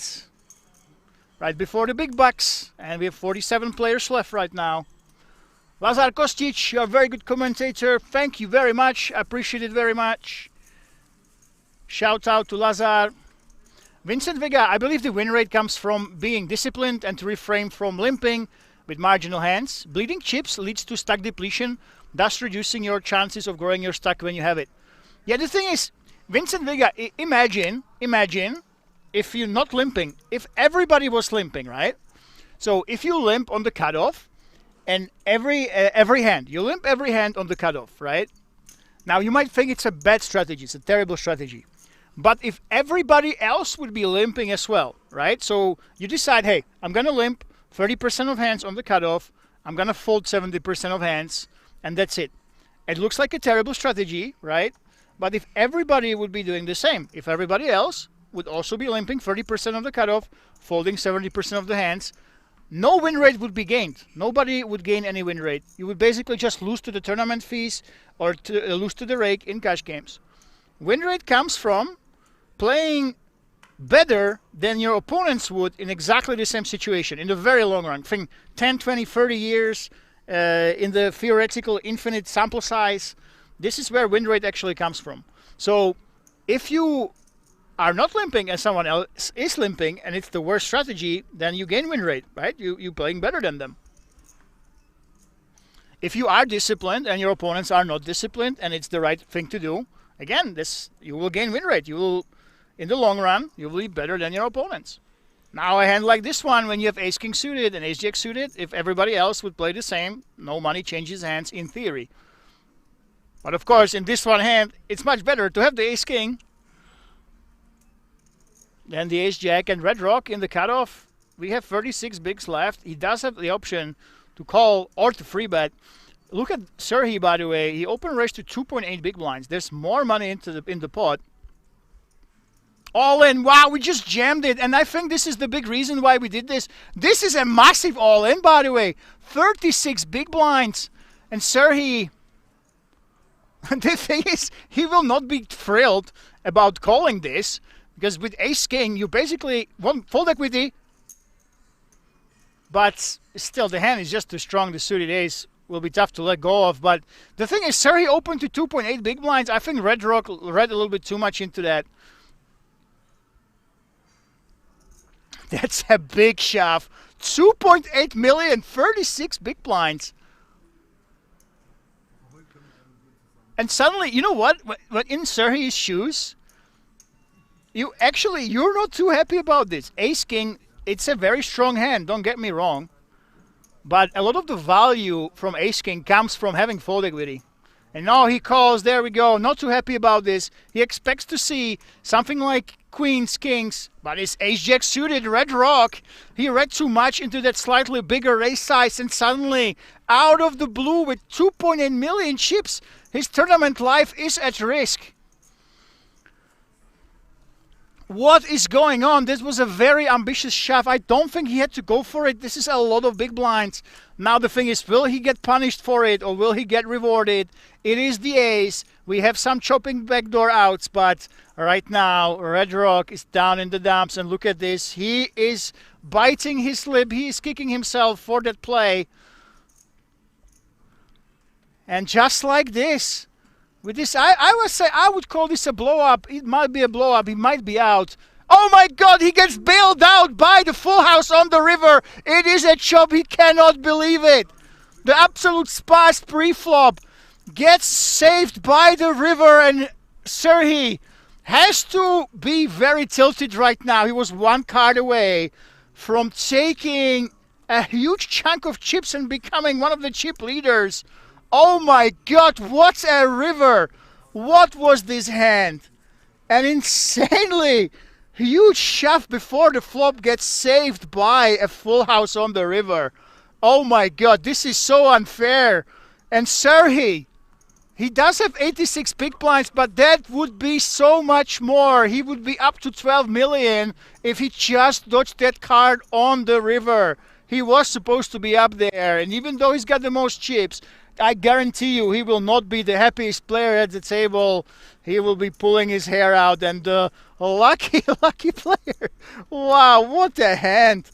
That means Victor Vegas is second. Red Rock right there, 37 big blinds. What a shove with the ace-jack.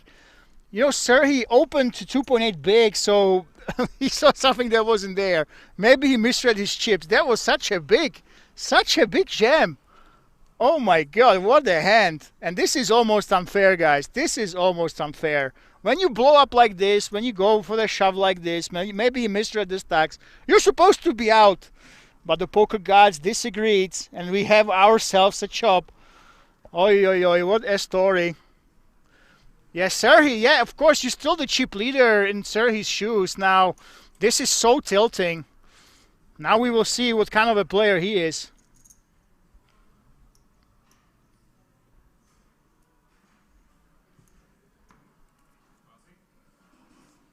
He has to calm down. Wow, what a run out.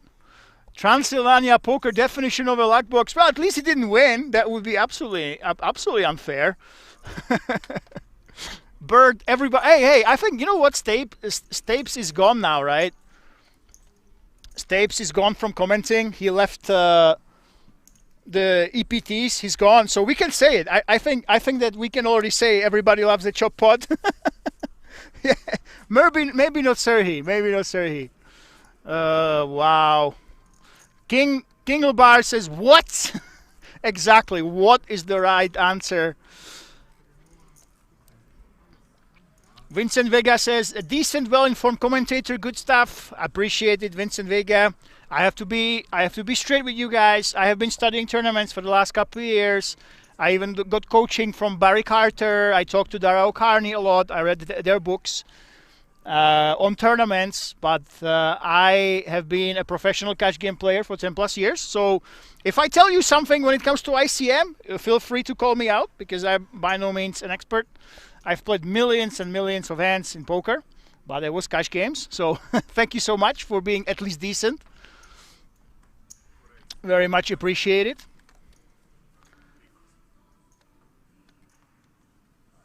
No loss. Well, he didn't. Yeah, exactly. Now he has aces. Look at this, Serhi.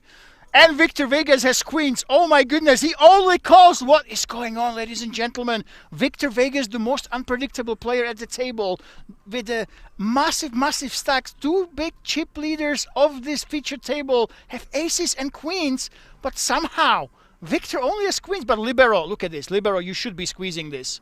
You should be squeezing this, right? He only calls. What is going on, ladies and gentlemen? This should have been a massive pre-flop pot. The queen should be free betting. Libero should be squeezing. Somehow, absolutely flabbergasted. I am flabbergasted at this spot. Somehow, we are heading to the flop in a single race spot with aces, queens, and ace queen pre-flop. What is going on right here?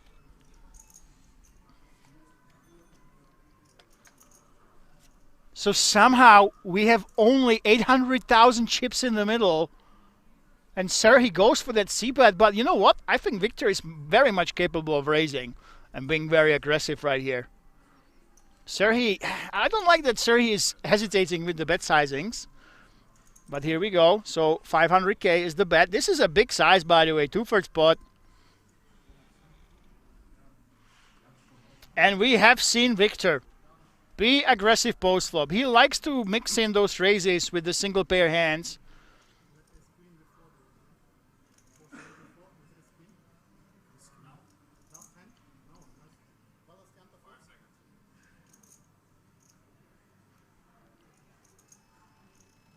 He's asking if it was ace-queen. Is he asking about ace-queen? I'm not sure what that was about.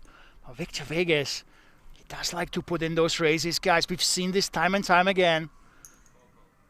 It's only a call this time somehow. The money's not going into the middle. And the absolute two monsters pre-flop are still in a relatively small pot. Well, Vegas is right. Vincent Vega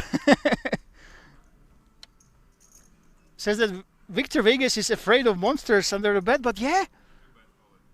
All in. What the hell is going on? He goes all in. I think, sir, he's tilted. I think, oh my God, guys, this is a big mistake. And Victor finds the fold.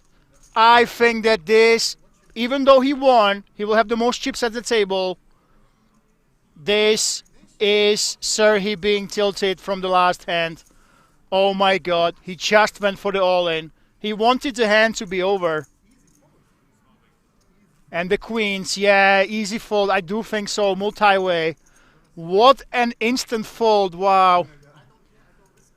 I think Lazar Kostic, I am afraid that he actually is tilted from the last hand. I think so. When you were about to double up, you have so many chips. He instantly went all in like this. I do think that that was an error. And it's not easy, even though he didn't lose any chips in the last hand.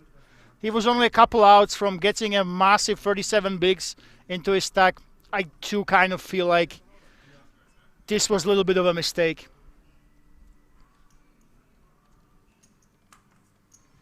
Yeah, Lazar, yeah, I agree with you. You know, Victor Vegas is he's also very aggressive, right? So if you check to him, he's probably gonna bet. It was a very, very quick play as well. I do think that, you know what, it got to him a little bit, yeah. Yeah, I think you want a little bit more value there. I really do think so, yeah. Well, it happens to the best of us. Well, Red Rock, but guys, let's not forget, that was a very nice fold by the queens. Insta fold, realized, hey, that's such a big bet. It's a fold. And oh my God, queens for Nicolas against the ace king. This time it looks like we are heading to a big pot. Yes, it is a race this time.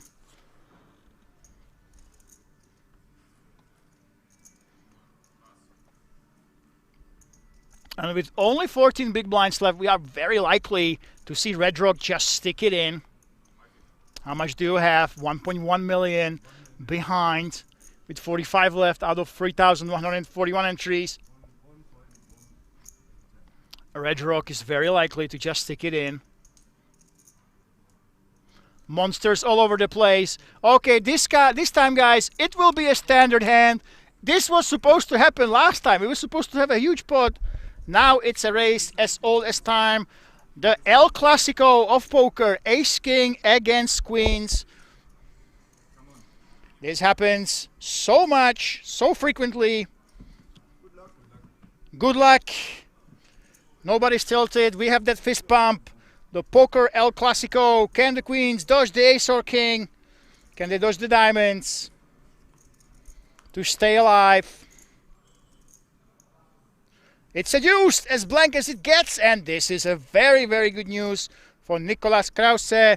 Red Rock does have some backdoors though. Backdoor straight draws, there we go. This is one of those cards, oh my goodness. I feel like I jinxed Nicolas. Can the straight fall on the river? Nicolas doubles up, here we go, we have that fist pump. And Red Rock, the very solid player, that showed us that he can actually spaz with the ace-jack with the massive shove. Has lost a lot of chips, but he is still alive.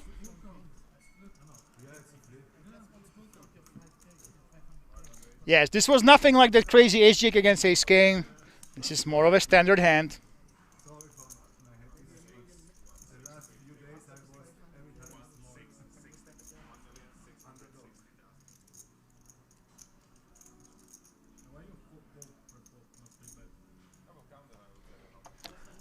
Good game. And this man that was on his way out is still very much alive. But a little bit poorer, of course.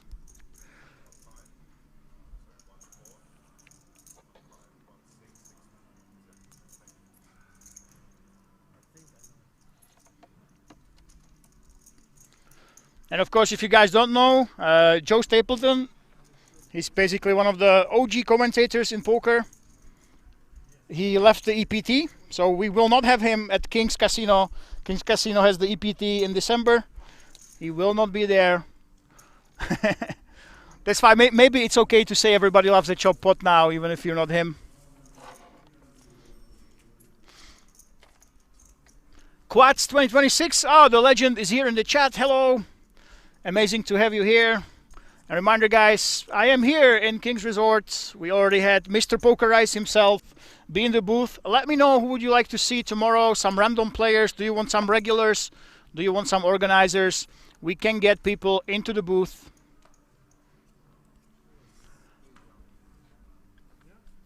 I think for me, I think the best thing if we get some really fun characters like Victor Vegas tomorrow and they happen to go deep but bust. I love to get those guys into the booth with us. We had a lot of success with Cody during the Pirates Poker Treasure.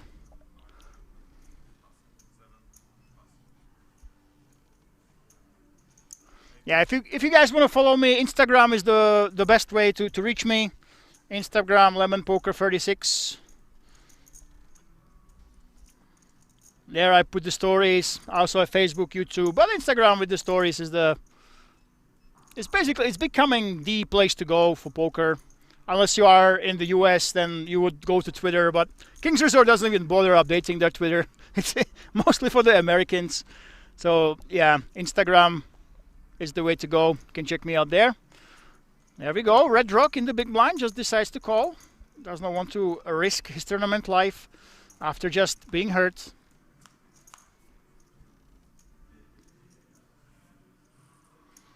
And very interesting board. So we have a very strong flush draw and 2 overs for Red Rock. Libero, however, has a gut shot and 2 overs. He's very likely to continue right here. But for Red Rock, I think the best thing to do is just stick it in. You have only 1 million behind. You have a really, really strong draw here. He's looking at the board. Do we have any payouts? Increasing in the next few bust outs, but really with a hand like this one, it's go time, baby.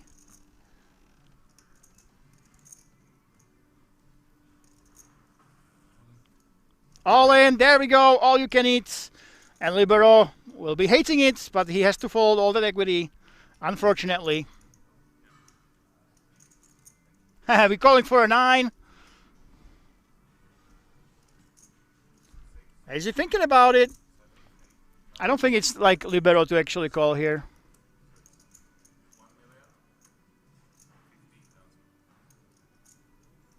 Yeah, it's 1-0. Well, he might. There's the thing in Libero's shoes. You might be thinking, hey, what if my opponent has had like 6-7?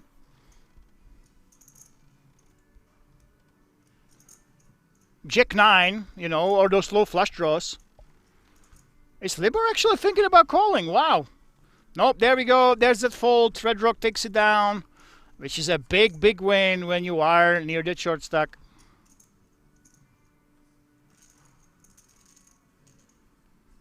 And it's a lemon poker. Name is Václav Dušek. Very Czech name, but that's why I use lemon poker. I travel the world making poker content, ladies and gents, so you can find me on the socials.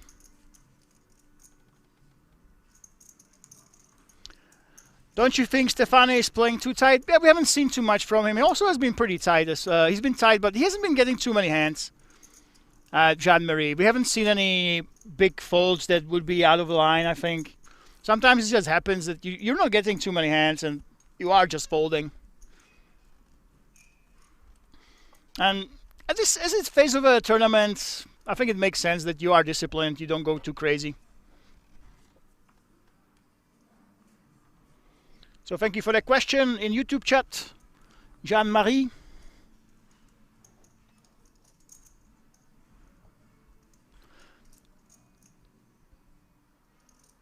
And the first place, 100,600 euros.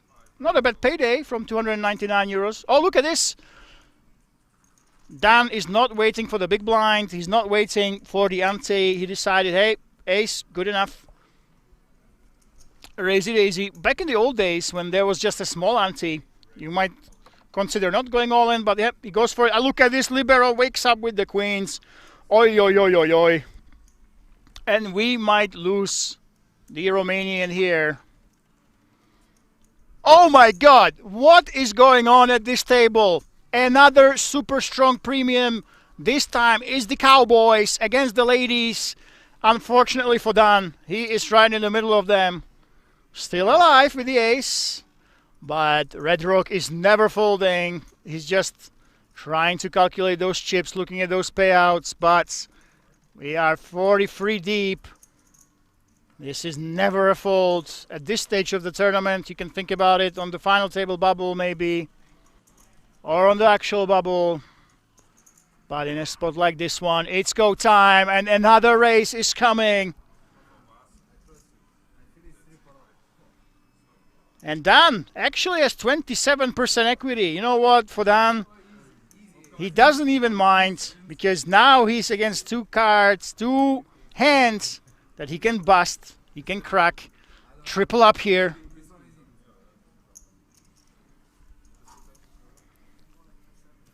Red Rock with a big sigh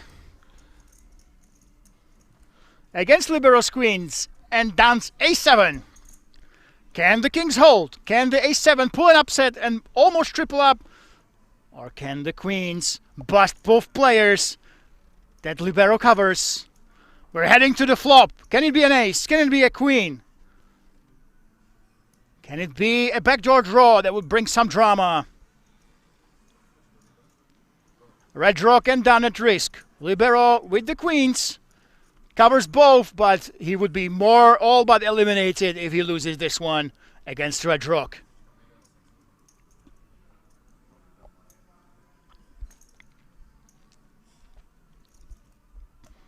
We're counting the chips, of course. There is a side pot and the main pot. The main pot is Dan Galinchis to win. If he brings that ace, Libero would be alive with 20,000 chips. Literally a chip and a chair. Queen a7, 3-4 quad says, so what will be the flop, ladies and gentlemen? Can the ace hit? Can the queen hit? Or will Red Rock scoop it all? Freeway all in, first one of the day. And these are absolute blanks. Red Rock, 66%. Dan is still alive. Not looking good for Libero. Can we get some drama on the turn? Oh my goodness, it is a flush draw for Dan on the turn. Backdoor flush draw for the ace7 offsuit. Can he get there on the river? No, but he got there with the ace. Libero is alive with 1 chip. Red Rock actually increases his stack by 1 million, and done with almost nothing, pretty much triples up with the A7. What a run out, what a river. And Libero is still in there, but with 20,000 chips. This would be nothing short of a miracle if he survives the next few hands.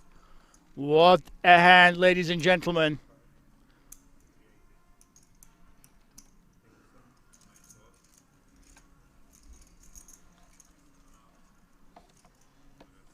It looks like premium hands grow on trees, but they have not been lucky in every single spot. And after all this carnage, it's Serhi, the man who was very unlucky at one point, who is with 7.7 million chips right now.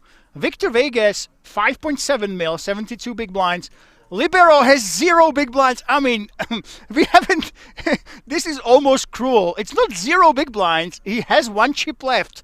And we will see what he does with that 1 chip. Now, everybody in the chat, come on, guys, come on. We got to send some love to Libero. I think after this such a bad beat, queens against kings against a7, I mean, come on. Everybody wants the man with 1 chip to actually make it. 20,000 chips. 0 big blinds. 0% of the chips at the table. But he has the dream still left. It's never over till it's over. Stan Godfrey says, I knew the ace was coming before the flop. I didn't say in chat. I was looking for that backdoor flush draw. I really thought that it's going to be the backdoor flush draw, but it was not meant to be. It was actually the ace from space. Ace on the river. Barry Greenstein. My friend Wilka Suf likes to say that. Ace on the river, Barry Greenstein.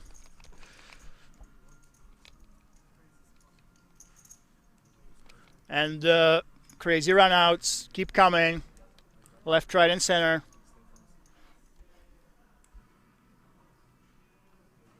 So, guys, now we have 1 man. Actually, has 4 chips. Look at this.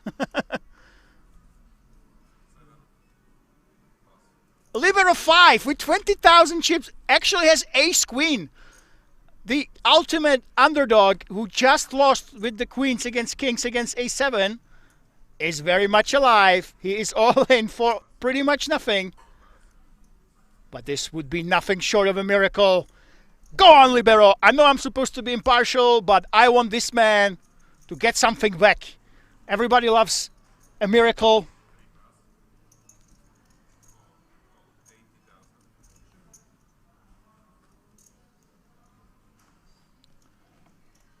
He is very likely to get action, of course. Victor Vegas with the Queen 8. Dan Galinci in the big. So Libero looking to quadruple up.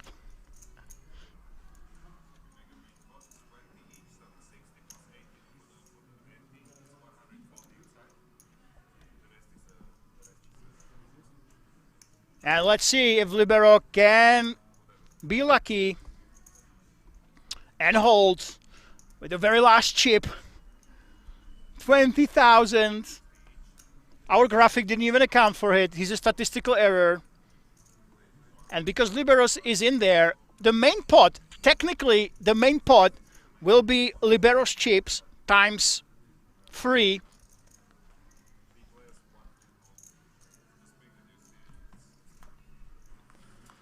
And then technically there will be a side pot between Victor Vegas and Dan. So far so good for Libero.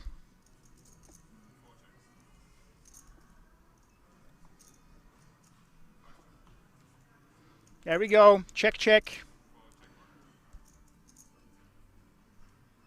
21% for Dan. Got together. 10 and a deuce outs. Oh my god. Oi, oi, oi, oi, oi. This is brutal for Libero. It is the river that breaks his pack, and we are deprived of a chip and a chair story by a very cruel river. And this man will be heading into the night of King's Resort. But we still have plenty of cash games to play, ladies and gents. Cash games, table games. We have the most amazing buffet, so even if you bust, there's still plenty of fun to have here. At King's Resort, of course. Quad says, Lemon commentating, it's like listening to World Cup comment from an Argentinian commentator. Woo! That's why I'm here, mate. So entertaining. Well, thank you so much. When the dealers bring you so much entertainment, we have all these characters with full tattoos on their hands, and we have a top-tier production like this from King's Resort that cost a lot of money, by the way. It's easy to have a great time. No, he's out, Lazar. He's out. We already busted. Stan Godfrey says a new days was coming. We actually had a comment that if you play with Will Kassouf, you wouldn't be so amused. Yeah, the thing is, Will has, I know Will, and he has different levels of how he plays. If you find Will in his home habitat, he plays in small casinos, small card rooms in the UK. If you meet him there, he's just laughing around with everybody. But a lot of the people saw him at the World Series when the cameras were on him and there was a lot of pressure. Of course, he can get there. But yeah, but most of the time when I see him in the regional events, he's just laughing around, having fun, goofing off. It's the same here, by the way. Just some players, they react to pressure differently. Where is table sound? Last time we can hear it. Oh, let me check actually. Let me make sure. If we have that, I can message the production.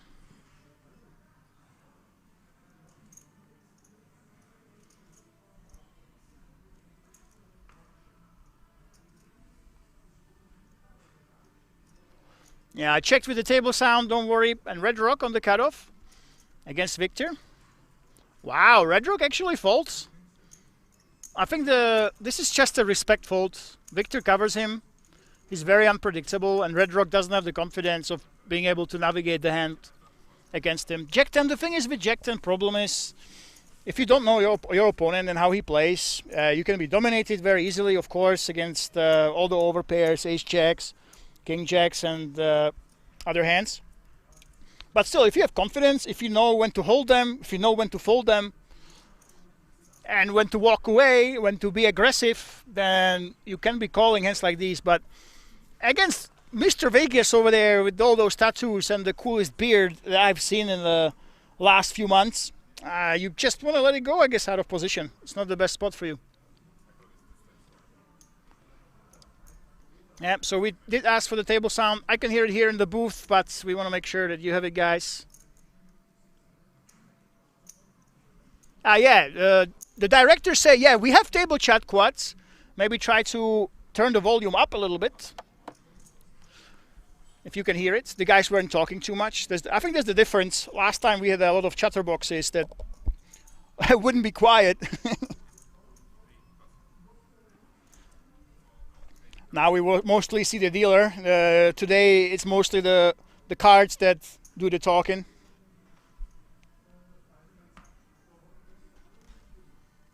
I think Red Rock after that ace jack. Yeah. I mean, when you go all in with ace jack, I don't know if he misread his stack size or he read too much into it. When you go for 38 bigs all in with ace jack and you get bailed out on the river, it's like living again. It's like, you know, you're born again Christian. And you're very happy with every single time you're there, so you don't want to go ahead and mess with it. And look at this, Stefan, with the worst of the suited aces, goes all in, puts the pressure on Victor Vegas. Victor, you know, he's unpredictable, but he can make these folds. We saw the big fold with the queens.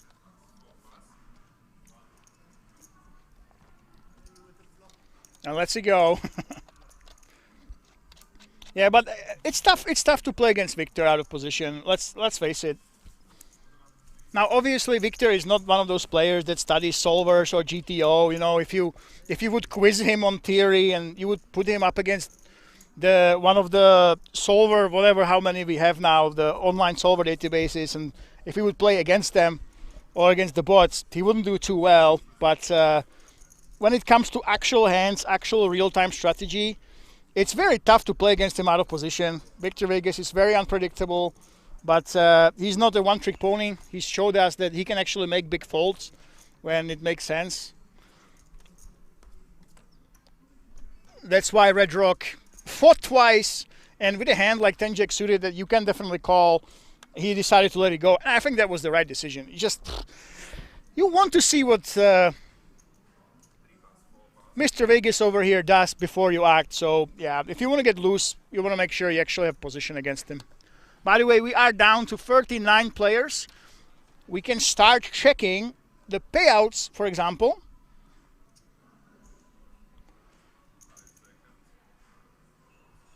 Of course, our bot has them updated, but you can actually see what the players see, whatever we put on the TVs here, in terms of the structure to the players. You can see it yourself. Just go to Kings Resort app, download it,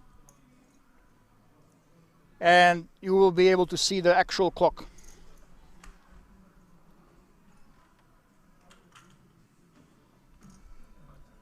So 39th place that we have here. There's no pay jumps for a long time, but now what the players have bagged already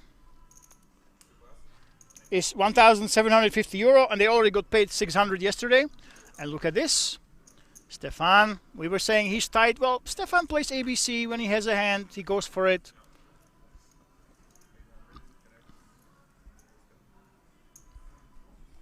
And because he has 1.34 million, I think this is just enough to make Nicolas let it go.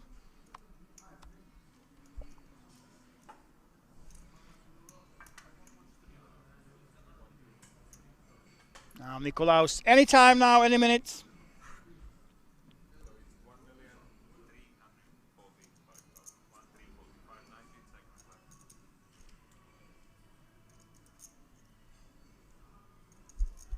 Yeah, you could think about it if it was one of the big stacks with the 8 million chips, but it's free mil.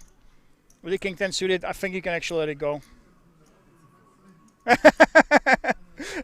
Did you guys notice? He was folding, but one of the chips fell from his stack. I've actually seen some memes about this. It happened to me before. I was filming content and I knocked over my tower of chips. So I had a big tower of chips for the memes. I knocked it over, and actually it was a call, but the problem was because I had such a big tower and I knocked it over. It wasn't an all-in. Only the chips that went across the line actually counted. And by the way, we have a newcomer, guys. New challenger joining us after we lost a player, Tomáš Chrobák from the Czech Republic, joining us with 4.8 million chips. That's a lot of chips to play with, 61 big blinds. And as you can see, Serhi is still up there, 7.5 mil. Victor Vegas right behind him, 78 bigs. The blind side, 48, 40K, 80K, 80K. And Dan Galinci is the short stack at this table. So nice to see a local player, Tomáš Chrobák, in the mix. Of course, it's the Free Germans with very healthy stacks here in contention. People like to think, you know,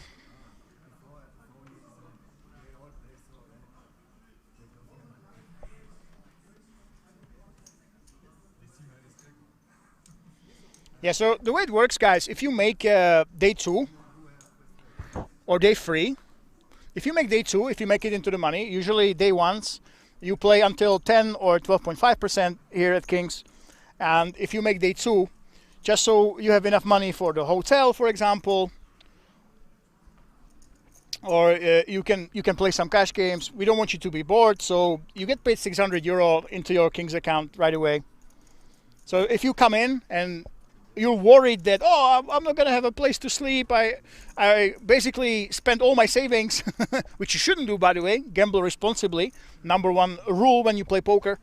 Don't worry, you will get the day 1 600 euro from your payout already into your wallet, so you have some spending money for the next day.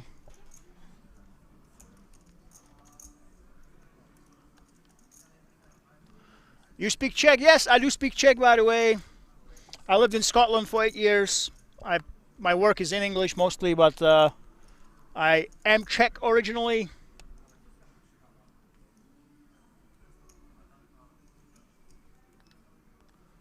And Serhi in the small blind against Red Rock. Yeah, I can feel it. I think ever since Red Rock went ahead and just did that jam with the ace jack, and he got bailed out by the river, it really feels like he's a lot more cautious than he was before.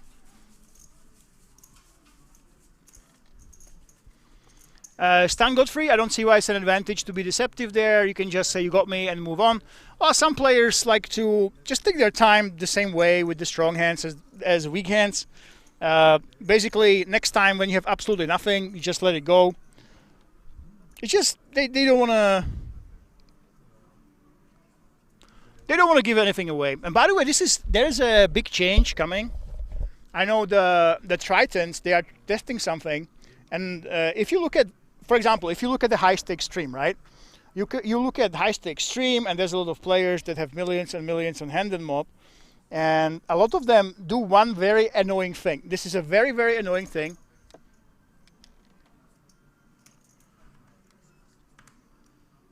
And that is they take exactly the same time before the flop, and they take the maximum. Basically, the clock is 15 seconds, and just so they don't give anything away, they think exactly the same with strong hands and weak hands. They tank all the 15 seconds before the flop. Every single time, no matter what they have, if they're folding, calling, whatever, they take the full 15 seconds. And I must say, it annoys the bejesus out of me. And for the longest time, poker has been trying to figure out how to make the game faster, especially on stream, right? So we have the shot clock, but there's nothing stopping the players of taking the maximum amount of time that the clock is running for every single time. They will not get penalized. There's nothing we can do about it. And also the players, they take the time banks.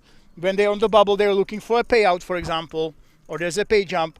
They are using their time banks just to stall the game, so the other tables will bust before them, basically making use of their time banks. And poker is trying to fight this. I'm going to tell you after this hand how is the poker world reacting to all this stalling. Because look at this, Serhii now with the open-ender. Dan has a gutter and 2 overs, and Victor has a pair. Everybody has a little bit of a piece. It is on Dan, who has 12 big blinds, by the way. There's not much left. This is a very awkward situation for Dan.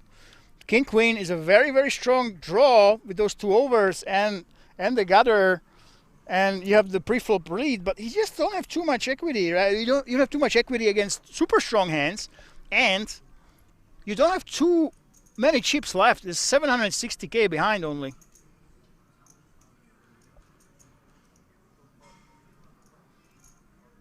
And Serhii is just calling. Victor is calling as well. Look at this. Victor Vegas, actually, I think in Victor's shoes, he's supposed to be folding with a pair like this one. It's very difficult to get to showdown with the 4 deuce, but of course, Victor is Victor. He's not the man to just let it go like this. He knows how to make those big folds, but if there's a chance to improve, he takes it.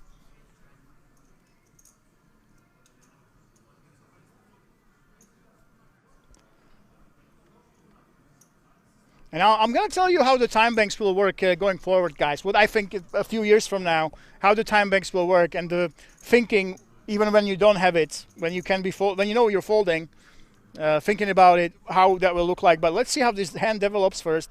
Now, Dan, this is just that's the problem with c-betting on the flop. You are losing really, really vital chips, and you have 2 players behind you. That's why it's very awkward. I understand he didn't want to check and fold here. And oh, this is interesting. Look at this. I said Victor maybe should have been folding, but against all odds, he dodges better than Neo in Matrix. Victor dodged every single out from his opponents, and he has the check mark with 4 deuce offsuit in the big blind. Some way, somehow, this hero has that check mark, and he's actually likely to take it down. It's very tough for the other players to go ahead and bluff. And Victor, with a hand, I would fold before the flop. I would actually fold on the flop. Takes it down, and everybody's just smiling. The table is very much amused.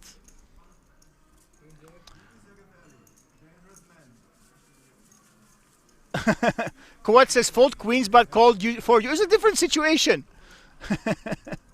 Yeah, so crazy. I mean, Victor, I love this guy. I love this player. I'm not sure how his English is. Maybe we can try to get him to the booth tomorrow if he actually somehow busts. But yeah, very, very entertaining player.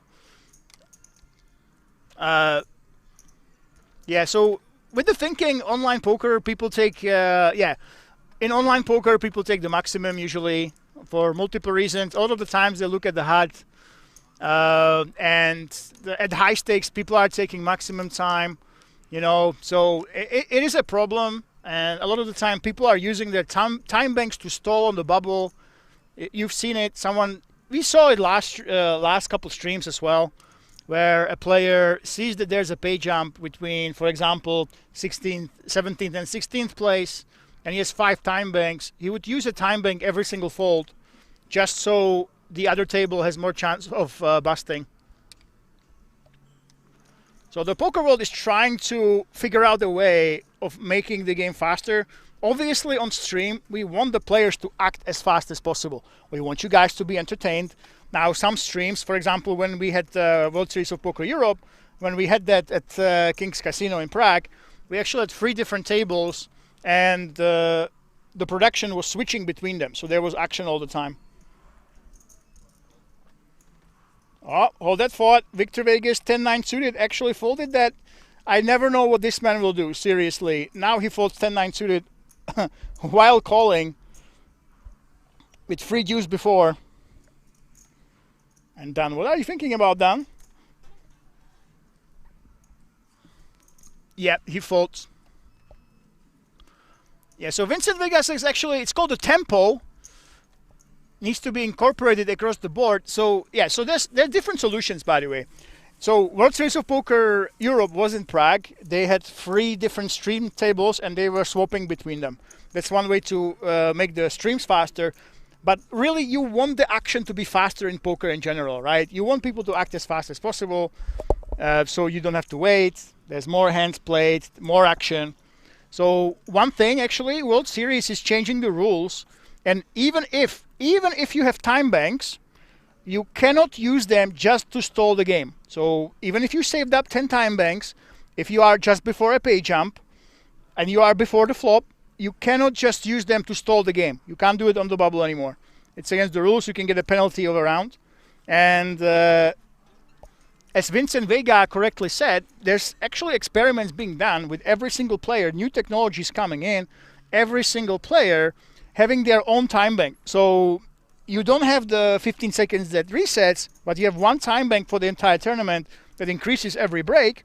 And if you decide to do the things like, oh, I'm going to think with my ace deuce offsuit, should I fold like Red Rock is doing now, you will be hurting yourself because you are then taking away time from your own time bank. So that basically forces players to be more aggressive. And there we go.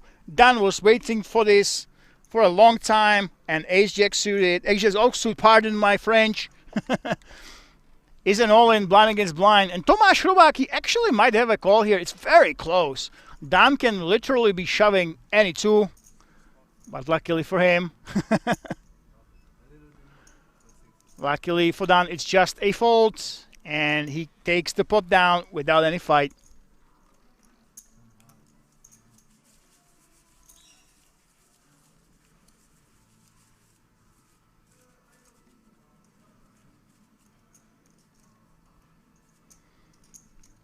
You play in Slovenia? Of course, we had the Slovenian Poker Tour. Actually, the player I know the most from Slovenia is Blaž Žerjav. You will probably know him. And if you guys don't know the insane story of Blaž Žerjav, he's a guy who had a $2,000 bankroll. $2,000 bankroll. He played a satellite for $20, and he made 1 point something million. Over $1 million he made.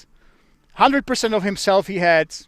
I think he was shy of selling action to anybody. He wasn't confident of being good. He didn't even sell any action. So 100% of his action, $2,000 bankroll, €20 or $20 satellite. He made over $1 million. And the thing is, most people, if that happened to them, they would take it easy, but not Blaž. Blaž hired coaches. Blaž kept playing low stakes. He didn't play above his means. You didn't see him in cash games. Getting fleeced by the top regulars, and right now Blaž is considered probably the best Slovenian player, I would say, hands down. If you think who's the best Slovenian player right now, it's Blaž Žerjav, and it all started with $20. He turned $20 into over $1 million, and the rest is history. I think 2 bracelets he won last year, and yeah, I interviewed him here at King's Resort during the Slovenian Poker Tour. absolute goat, I must say. And he's basically the poster child of discipline. Stays in the same town. He has a wife and a kid. Doesn't spend for anything extravagant. Invests his money. Plays ultra conservatively. Very, very conservative bankroll management. Never sells any pieces. And plays within his means. He enjoys poker. You know, I think this is, with all the high stakes players I talk to, all the absolute crushers, like Nicholas Asted or him, or even Benny Glazer, Espen Jorstad. I know all these guys, and one thing they have in common is they don't really care what stakes they're playing. They can be playing a big Triton with the 100K buy-in, then they can be playing a small tournament with a couple $100, but it's poker for them. They enjoy it the same. They can be World Series of Poker, they can be in top 4, and the next day they will play a €100 tournament and not think twice, try to do their best. So Blaž is definitely one of them.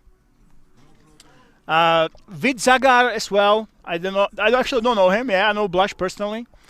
Vid, I don't know.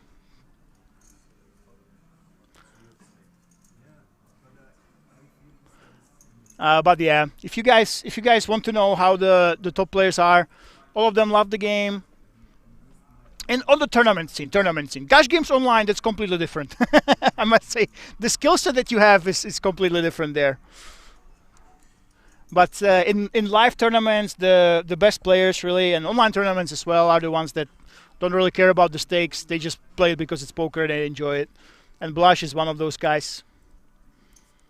Quad says play every day, range, pot odds, etc. matters. Play 5 times per year, nothing else matters. Just luck and gut feeling, simple as that. Yeah, that's right.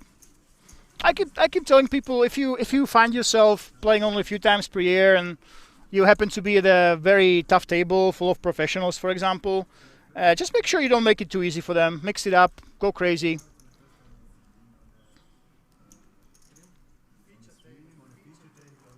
I think our German tattooed hero is showing you how to do it. If you don't study poker, don't be too straightforward. Don't be too ABC. If you think that you're playing against strong opponents, if you're playing against fellow recreational players, against fellow fun players, the fundamentals taught by Dole Brunson, the fundamentals taught by Phil Hellmuth, and in the rounders, they still stand. Just play solid, play ABC. If you have it, bad. If you don't have it, let it go.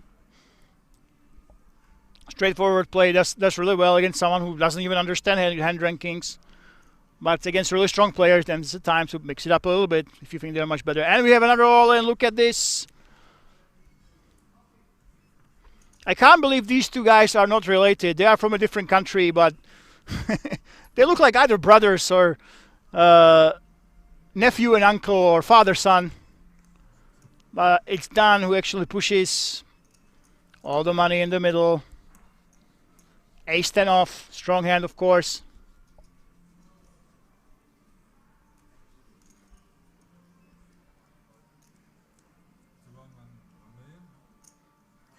And Red Rock in the big blind, I think actually this is very, very close. I think he might have a calling hand. We know that Red Rock, ever since that Ace-Jack, he's actually been playing reasonably conservatively. He doesn't want to go crazy. And we know that Dan has been aggressive. They have not seen his hands, though. He had Ace-Queen, he had premium hands. But the players at the table know that when it comes to his frequencies, how often he's been going all in. He's not been nitty. So, yeah, Red Rock has a decision. I'll have to tell you, it was the correct one with 35 left. We're losing players, by the way. They're dropping like flies. But I take it Red Rock is thinking, hey, 35 left only.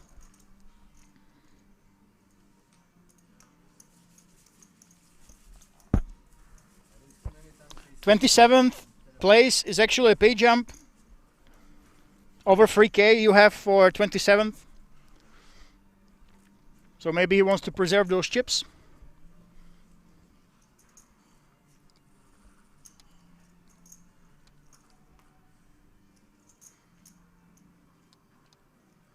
Yeah, and but you know, I like that poker is developing. I really like it. I think the stalling, especially.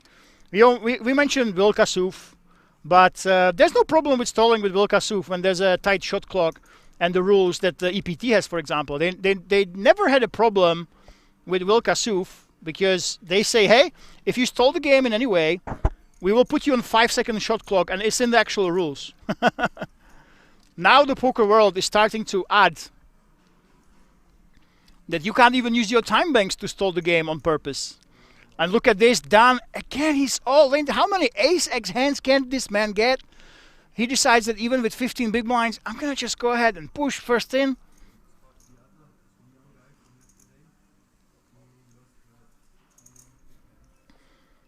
Now, is somebody going to take a stand? Think, hey, Dan can't have all these strong hands around the clock. He can't keep hitting all these powerful hands, surely, right? I'm wondering if somebody will want to look him up with a weaker hand eventually.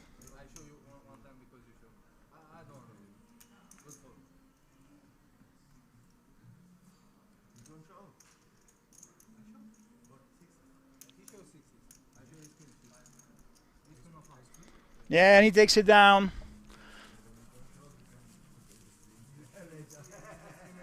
Shark Johannes asking, how did Stefane went from big blind to button? I'm actually not sure. I didn't notice anything dodgy that we missed out on.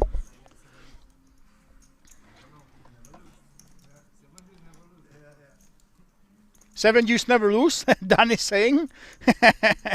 Yeah, this is the thing. It's very difficult for your brain to actually believe that somebody could be getting so many strong hands as Dan is getting, right? This is about the 4th or 5th time he went all in. And I think sooner or later somebody will be inclined to look him up, right?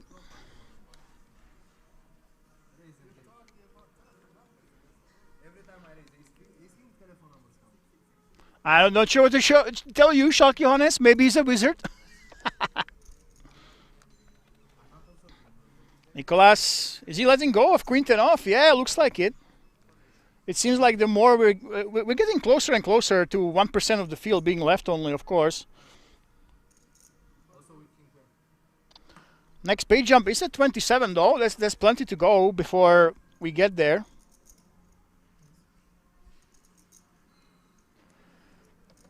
Now Stefan has been very conservative. I don't think he's been getting any hands though. I know you guys in the chat, somebody commented that he's been tight, but he just plays his cards.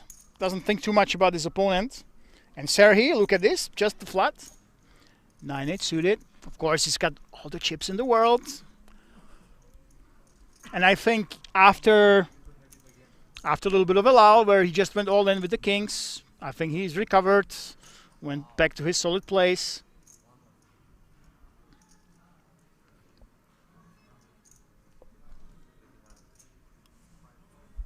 Decides he wants to play his big stack. So Victor, 7-8 suited. Serhii, 9-8 suited. And Stefan with ace-4. Both of these guys have hearts. Hopefully for Victor, it will not be a hard flop. Now let's see who can hit this.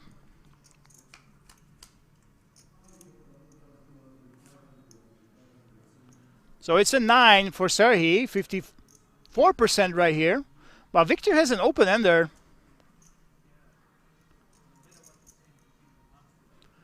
Now Stefane doesn't really have anything, right? No backdoors. You have the ace high. I think he should be checking. Now in Serhii's shoes, yeah, both options actually open to you. If you bet here, you knock Stefane from the pot with his ace kings, with his ace jacks.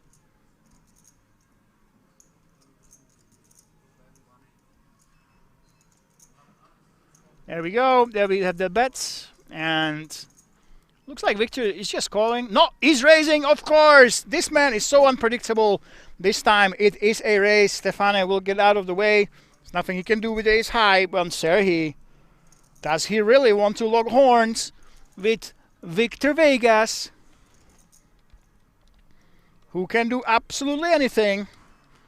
Now, of course, if you just look at the cards, you probably want to see what happens, but we kind of know that what will happen is Victor being very unpredictable. So, yeah, here we go. That respect fold.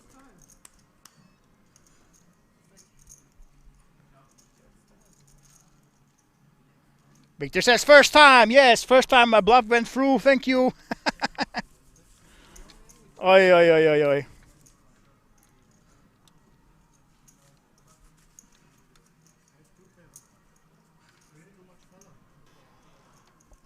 Too much color, he says, was there. Of course, when you have the straight draw, you don't want to see too many flush cards coming in.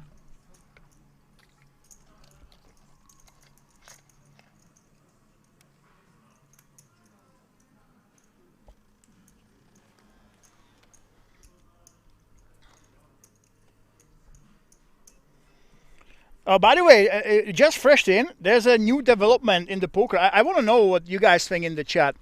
So basically, Apple is coming out with the headphones, but the headphones will have integrated cameras. I'm not even sure what the hell they're for, but immediately, as soon as these headphones with the cameras came out, the poker tournament directors, they were saying, hey, it looks like we might have to ban headphones. So now it's a big topic on poker Twitter, PokerX, that the headphones, they actually might be eventually banned from poker. Now, I'm really curious, guys. If it was up to you, imagine you are the president of poker, okay? You are the boss of all poker. Would you ban headphones to be used at any table? Because now, if you have a headphone, it's possible to have a camera. Of course, you can have somebody feeding you information while you send them the feed. Would you actually decide that, hey, because of game security, I think headphones should be disallowed? Let me know in the chat, guys. I'm very curious.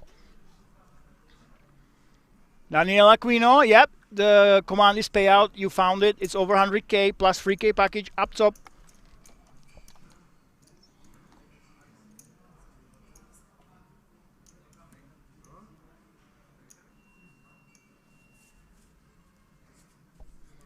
And there we go, Victor Vegas. Oh my God, he's up again. Nobody wants this guy to be a chip leader, but at this table he is 93 bigs. And we have ourselves a 15-minute break, ladies and gentlemen. Do not go anywhere. This exciting day 3 will continue. Cash is underneath that, also from Triton as well, in the 20K, has a 278 cash. And also in the 25K no limit hold'em super high roller. Speak of the devil, ace king offsuit for him again. Another 273K there, and a couple of 230s and 218s. Diane with pocket jacks +3. Well, hand 7 it is then, I guess. Let's see what kind of fireworks. Ooh, probably like 4K again. Interesting tattoos on Hockman there. Going to let the 7-5 offsuit go. Peixoto will also be passing. Pretty nice 3-bet size here from Diane as well. Early position versus early position, and using 4.5 as Zubov goes 1.2. Folding back to Zubov, 3.3K to call.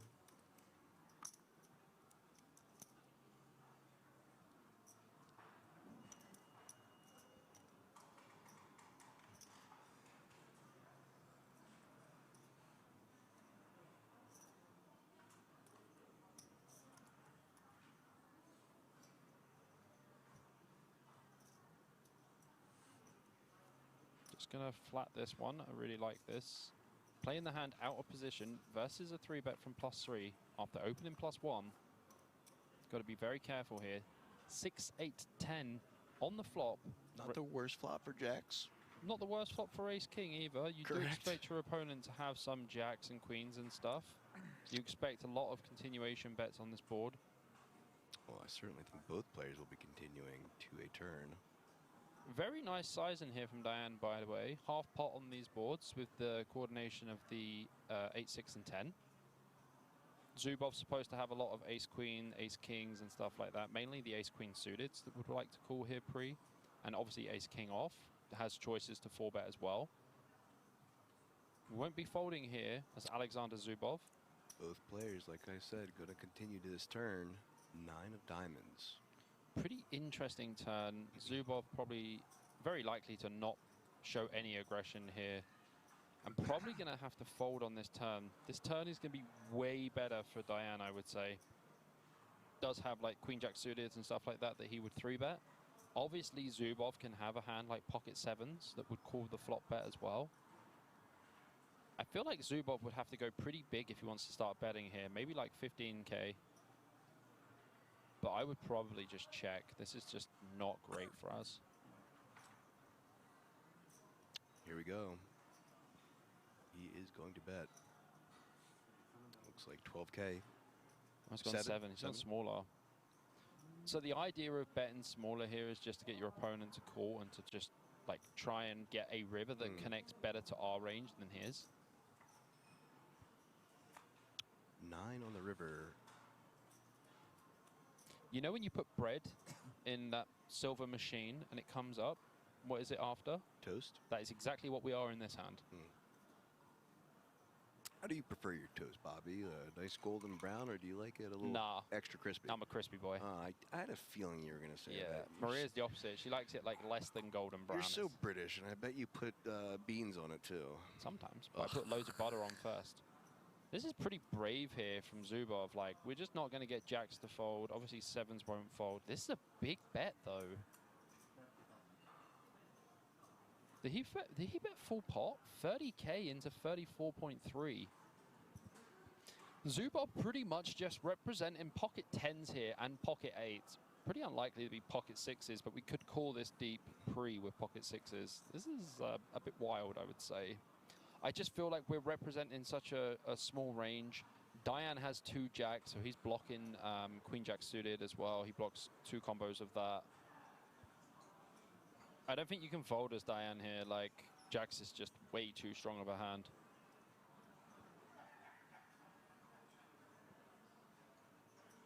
I feel like I'd be very shocked if Diane folded here. Like, our hand is just, I think jacks is just the best hand to call. We're beating at ace-10 still, which is a hand Zubov can have. Oh. Wow, he does let it go. Zubov. Power play from Zubov. You animal, you. That is power play.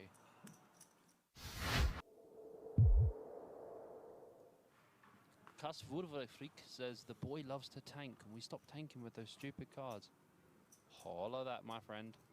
Holler that. I'm not a fan of the tank, wait, tank, wait. As Tony G says, you internet players make your decision straight away. 2 seconds. You come to my game and waste my time. Don't waste our time here. So +3 Banish, raising with the 4-3 of clubs. Gets a call from Dine with the Jack-10 offsuit. A call from the 6s of Peixoto and Tantillo with the Ace-Jack offsuit in the small blinds. Apparently Tantillo is a top reg. I will dive now. Make sure to hold your breath.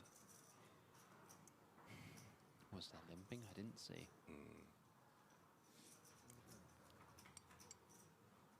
4-way to the flop. Queen, 5 deuce, 2 more hearts on board. 1.1 million in earnings live for Fausto Tantillo. So he's right around there with Hockman. Yeah, I feel like he's more of an online player anyway. Plays a lot in Malta. Makes sense being Italian.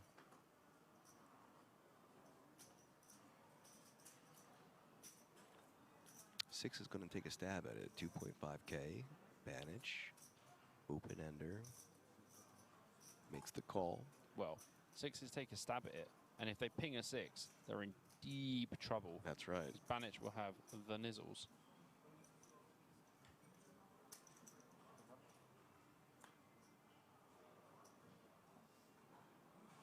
King on the turn. Pretty inconsequential to both of these hands. Certainly could slow action down a little bit, though. Yeah, it's not really a turn that we would bet multi-way, but heads up, we don't mind taking a little stab. Banich going for it, 3.5k. I mean, if this river comes 6, oh dear. Oh dear! Oh dear! Bobby, you've done it again. We could see the end of Peixoto here. Bobby, you've done it again. That was absolutely brutalica. Oh my goodness me. Only 2 6s left in the deck. Banich Ivan makes the nuts with the 4-3 suited. And Peixoto, who has about 190% VPIP, has drilled a set on the river. And there's no chance that he will think Banich. No. Oh, look, he's all in! Snap call, surely. Snap call, not snap call. What you gonna do with your set of 6s? All in. Yes, he has less chips. Puts them in. Says straight. Yep. What you gonna do? Wow. Buena noche to Peixoto there. Wow, indeed. And he says, like, what are you supposed to do there? Call is that they have more ships than me.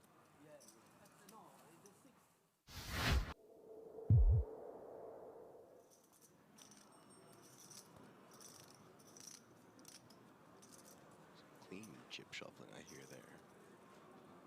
I'll tell you who was very good at chip shuffling Ooh, yeah, after tell seeing me. it yesterday. Jose Casillas. Yes, very good. He was doing some very cool stuff with his chips. Ace. He was doing like 25. Yeah. Like, that's a lot. Ace King of diamonds. And not only that, but when he moves it, the way he does it is just like so silky and fluid. It's very, I've never seen someone else do it quite like that with his hands. Yeah, His fluid hand is exactly like what I was this. thinking. I mean, you guys can't see it at home, but I'm doing it to Bobby. It's like this. Yeah, he's very fluid. Yeah, very interesting stuff.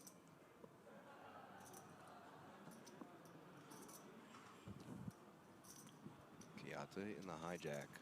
Suited connectors, 1.5K to call.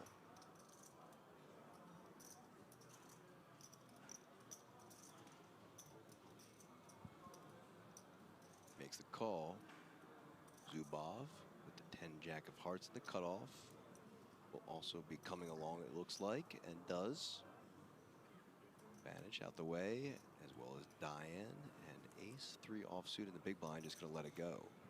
So a 3-way we go to this flop. Ace King versus 6-5 versus Jack 10. All players with suits.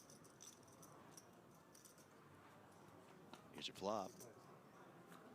Ooh, 10 Jack. Out flopping the rest. Jack, 6, Queen, Rainbow. Yeah, Zubov's definitely not going to want to see a 2-pair here with him pinging the 10. Stantillo will make the nuts. Certainly not. Kayate's got a little piece of it with the 6 as well. Bottom pair and backdoor flush draw. Look at this though. All 3 players with backdoor flush draws. Uh-oh. We should get an action turn card. Unless it's like the deuce of clubs. Yes. Bet is 4K. Zubov just gonna let it go. The best hand so far. Kayate makes the call. Heads up. Ooh, 6 of diamonds on the turn. Tantillo turns the flush draw. Kayate pinging trips. And you know what? Zubov folding his jack, being like, I am too good at this game. The foresight. Option on Tantillo. New player at the table will announce him right after this hand.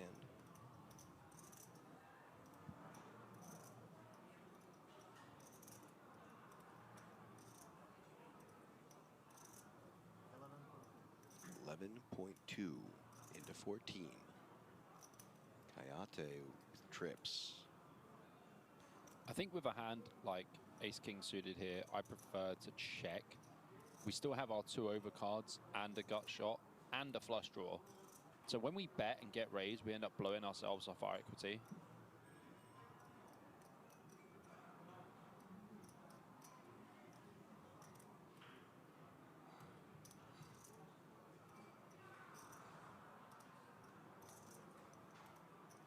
Gonna have a think and a couple blinks. I think he's just going to flat call here. Like, if you raise, a queen's going to fold, which you definitely don't want. Just trap him, Kayate. Teach the kid a lesson. Well, he just got done teaching Zubov a lesson. Let's see if he can teach Tantillo one Well, as well. this is a bigger lesson. There's 25K in the pot already. That's right.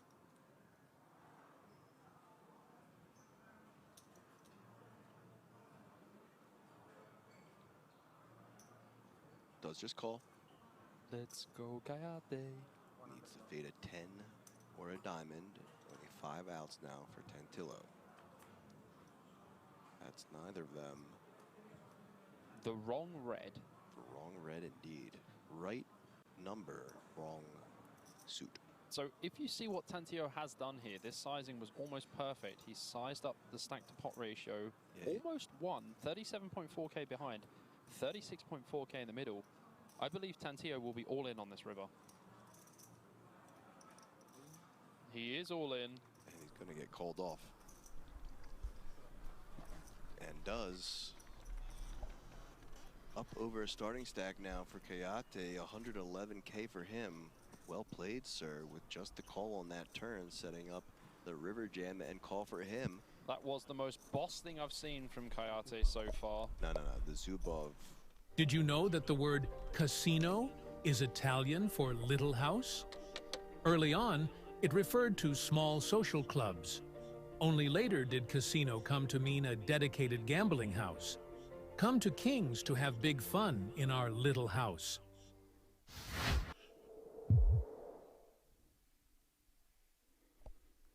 Ladies and gentlemen, hello and welcome back to day 3 of the European Poker Festival. 1 million guaranteed main event powered by Dutch Classics. Woo, what a long title for such an exciting event. And we are jumping right into this. We had a comment in the chat before we finished that this man, Victor Vegas, looks like Brody King from AEW. Well, can't disagree with you there. 74 bigs. He is the biggest stack right now, also the most unpredictable and entertaining player, I'm going to call it. Sir, he is right there with 72 bigs. 7.2 million, that's a lot of chips. Tomáš Chrobák, 45. He lost a little bit, but not too much, I must say. Still hanging around the chip stack he came to the table with. Nicolas Krause and Red Rock, 29 and 22 bigs. Still pretty healthy, right there in the middle. And Stefan and Dan, they have to be very careful. Maybe it's time to keep going all in and try to double up, try to join those stacks in the middle. And at the top, I think that we know what's going to be happening. We have our chip leaders, we have our mid stacks, we have our shorties, and with every elimination, we are inching closer and closer to those big payouts. Over 3,000 players and entries have been here in Rozvadov for the 1 million main event powered by Dutch Classics, and it's amazing.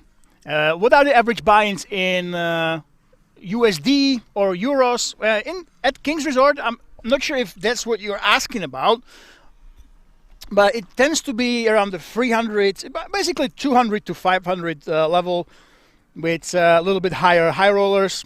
Our high roller today, I think there's only 10 players left, by the way, in the high roller. That one has 660 euro. I'll see if during the next break, if the high roller is still going on. I might take a look at that one. Maybe try to interview a couple of players from that too, but let's get back to the big main event. And Bird, I had to actually Google who you thought that the guy with the beard and the tattoos, Victor Vegas, this man who's raising with ace-10 offsuit, looks like Brody King. Brody King, if you guys don't know, is an American professional wrestler. I have to kind of agree with you, yeah? The beard and the tattoos and the demeanor, it is kind of there.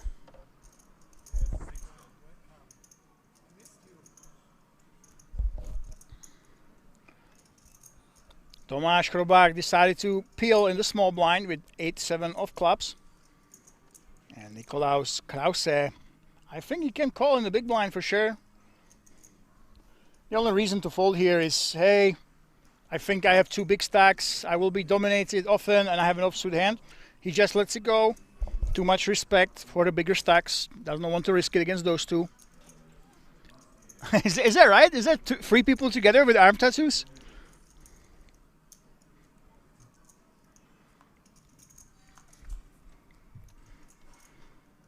There's a space between them, but yeah. This is the most tattoos per player I think that Europe has ever seen. I'm pretty sure in the US this must have happened before. But, oh yeah, there's another guy with tattoos. Is that right?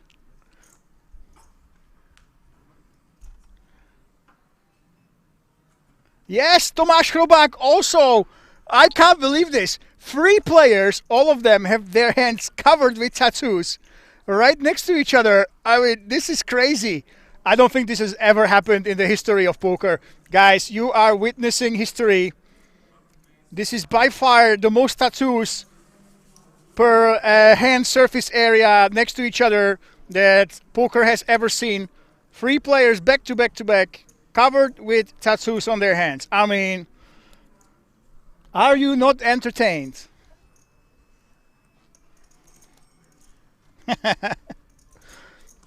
Do they know each other? This is the thing. I wonder.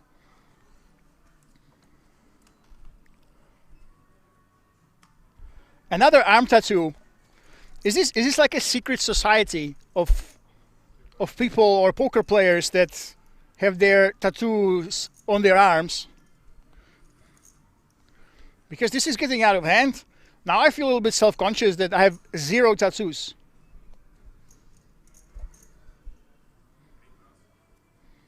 And Victor Vegas, let's go with ace-8 off.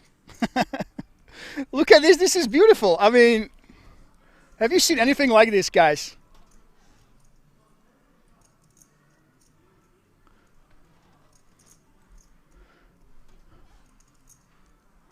Yeah, maybe Red Rock is also one of these guys, but I'm not sure. Is this like a Harley Davidson convention that came to King's Resort, came to Rozvadov, and they all decided to jump into the poker game? That would explain why they are from different nationalities, all of these guys. And Tomáš Chrobák, open raising. Getting a little bit out of line, but of course, having the big stack against these shorties. That is his right. Now let's see what Stefani does. You can actually call here, but if you fold, you prove Tomáš right. Yep, Tomáš knows what he's doing. If somebody folds 10-9 off, you can basically open almost any 2 on the button.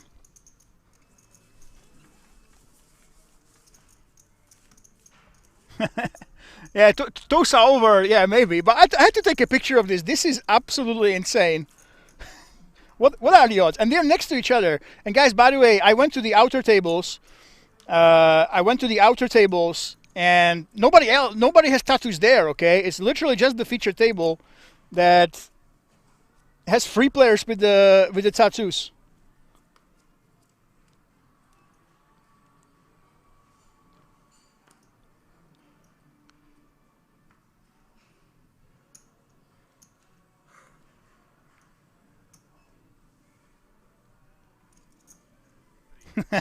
What a show.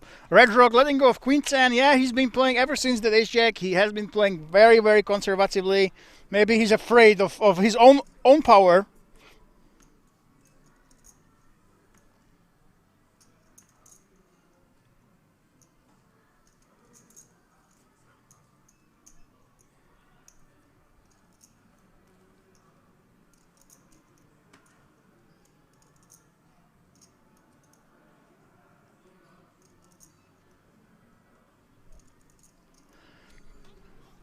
Now, what's Stefano gonna do? I know he doesn't like to play hands, but yeah, there we go. He likes to go just all in or fold. He's waiting for those hands, and 9-8 suited.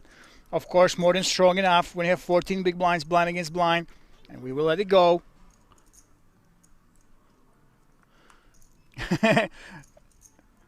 Nade Dadelchova 511 says yes. The 3 of them are very cool with these tattoos. Incredible. There's a 4th one. Please move it to the next one. Guys, we have not seen the Mr. Red Rock, I believe. He still has his jacket on. Chances are that he also has full hand tattoos.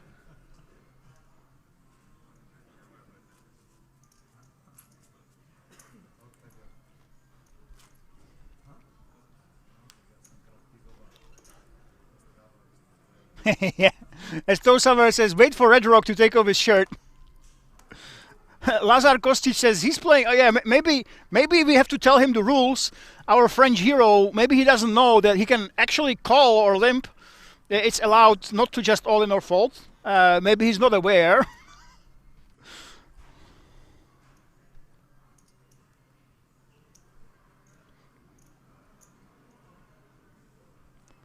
Oh, look at this. Dan actually letting go of 5s. I can't. This is just hilarious. I mean, these 3 guys, they look like long lost brothers. I mean, brothers from another mother. They look like they're part of the same bike gang. I mean, this is incredible. Oh, look at this. Nikolaus, though, with the Cowboys on the cutoff. About to punish Tomáš Chrobák.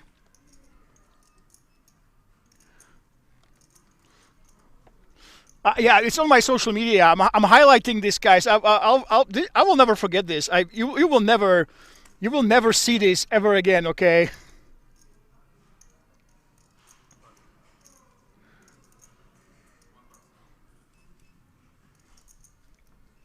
And Nikolaus goes for that free bet.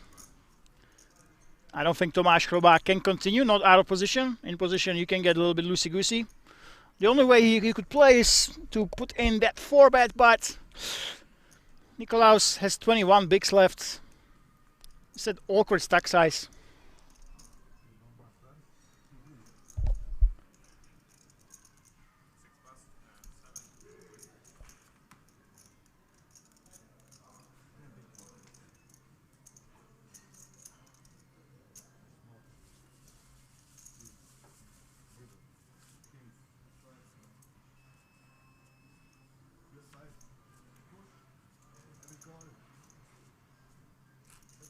Yeah, we have some banter between them. Yeah, we have by far the most tattoo per square centimeter or square inch on hands at this table that have ever assembled during any poker stream. I'm willing to bet quite a lot on that, guys. If you want to prove me wrong, you can find the evidence. But that they would be next to each other, and there's a fourth guy with a full hand tattoo, just one spot removed from these guys. I mean, that is the world's first. You are watching history in the making right here.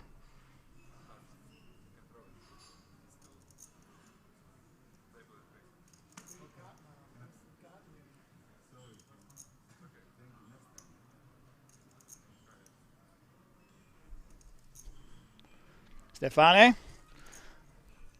We were joking that he only plays all in a fold. Let's see if that is still the case. No, oh my goodness. Now suddenly he's at the 16 big. A level in his stack, and he decides to just go for 2.2x. There we go. New skill unlocked. No need to raise or fold only. Or all in or fold. And Victor Vegas. This should be a defend in the big blind. And here we go.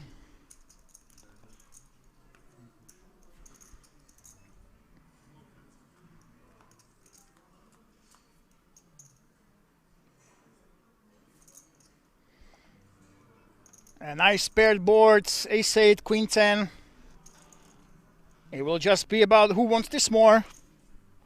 Of course, Stefane is ahead. We have seen Victor donking and leading right here. Yes, there we go. The patented lead on the flop on a small paired board. 155k is the bet, Stefane. He has a pretty easy call. See what happens. The problem for Stefane is he decided, I'm not gonna all in or fold for the first time that we've seen him at the feature table, and suddenly he's at risk of losing even 1.6 big blinds. And this is really a problem. The difference between 14 bigs and 12.4 is quite significant. And look at this, Victor Vegas. Wow, this man is an unpredictable man. He looks like one of the famous wrestlers, and he put on pressure on Stefane, who maybe will regret right now that he didn't stick to his all-in or fold strategy. The one time he decides to just min-raise or slightly over min-raise, he gets punished by Victor Vegas. Don Juan, yes, we are live. There is a 30-minute delay, but I am right here. You can check out the Instagram of Kings. We have some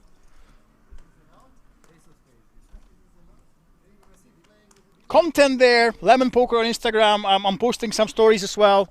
So yeah, we have a 30-minute delay, but I am live here at Kings Resorts. We will see what we catch during the break. I try to post some content, but we might catch some players as well. And of course, since we are here live, we will see if we can find somebody cool enough to join us in the commentary booth tomorrow.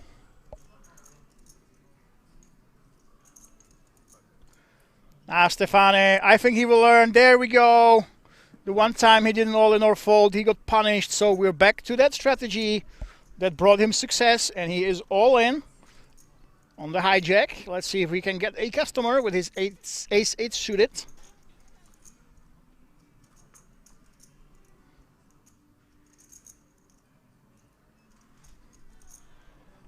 Red Rock, we know that he likes to take his time when he's folding. We already talked about this. Poker is trying to implement individual time banks for players, individual full-time banks. So if you think you are only taking away from your personal time bank, there's no global one, and Stefane takes it down. Actually, you know what's interesting? Don Juan, you asking live or not, there has been something tested. You know, when EPT comes to King's Casino in Prague, we will have the EPT in Prague. They are actually testing a longer delay at the start of the tournament, but then you have no breaks. So the stream goes without breaks because you start later. So for example, they would start 3 hours after the start of the tournament. You would have a 3-hour delay, but then every single break, it will get eaten up by the delay. So by the end of the day, you end up with only half an hour. And what that does is that you, if you're watching the stream, you don't have those breaks. You have no intermissions with those hands as we put on here, legendary hands from WSOP Poker Europe and King's Resort. We put them on during the breaks. But there is already being a concept tested, dynamic streaming, I think they call it. But obviously, when I'm here just on my own, right, we can't do this. But maybe we can bring it up for the King's Million European Poker Championship, where for sure we will have 2 commentators. And one of them can go on break, that we might start the stream a little bit later, but then you, when you're watching it, you will have an uninterrupted experience. Now it's not possible, because if we wanted to do this right now, that we start a little bit later and we eat through the breaks, you know, and lower the delay, I would have to get a bottle if I need to go to the toilet. And nobody wants that.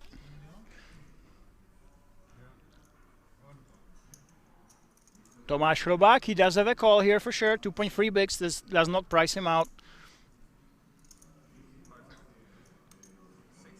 There we go. The fake pump of a race, but he just chucked in those small chips. And it's Red Rock against Tomáš Hrobák.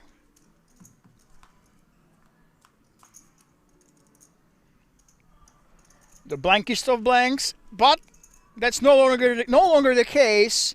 We have a top pair, good kicker for Tomáš. Red Rock does have the backdoor nut flush draw. Any heart would bring him a nut flush draw. And this is very unorthodox, I must say. Yes, you have ace high, but most of the players basically would simply bet. And this is the reason why you bet the flop when you have a hand like this one. Because when you turn a hand like this, the backdoor draws, like backdoor flush draw, backdoor gut shots, it's very, very easy for you to continue, and you don't have to be in this situation where Tomáš suddenly is the one who can retake the initiative and who can dictate how much money will go into the pot.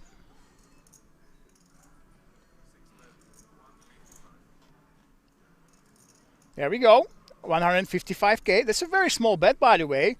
In Red Rock's shoes, it's a super strong draw. He might have a raise here. Of course, calling is the standard play. There we go. We just chucked the chips in the middle. No, it's a raise. Wow. Actually raising really, really small. Well, Tomáš Hrobák, can he read through him? Can he read through that, hey, this might be a lot of draws, and just put him all in? The thing is, I don't think he expects Red Rock to have too many flush draws, because flush draws should really be betting on the flop. It's such a straightforward play to simply continuation bet with your flush draws and then keep barreling. And, well, there's an overcard to Tomáš's hand. Red Rock. Well, he bluffed this. Tomáš is a clear as day check. Well, Red Rock, you must know you're not good. Once your opponent calls a raise, you know that you're not good in showdown. The problem here is that he would have to go all in to realistically make anything fold that the ace high doesn't beat already. Can Red Rock find it all in? Or will he simply give up? Well, he looks at his cards, trying to check them. His body language is giving out, I'm giving up vibes, yeah. After you sigh, you look at your cards like this, it's very, very tough to sell that you have a credible hand. And that min raise did not go his way. And here we go. Tomáš drags the pot. Some relax says maybe you need to focus on the table than just talking, commentator. Yes, of course. Feel free to call me out if I actually miss out on some action. We always try to get better. And we, of course, will try to fill the void between the hands. Chipman 2K, enjoy your streams, production. I am from Michigan. Fantastic to have you here.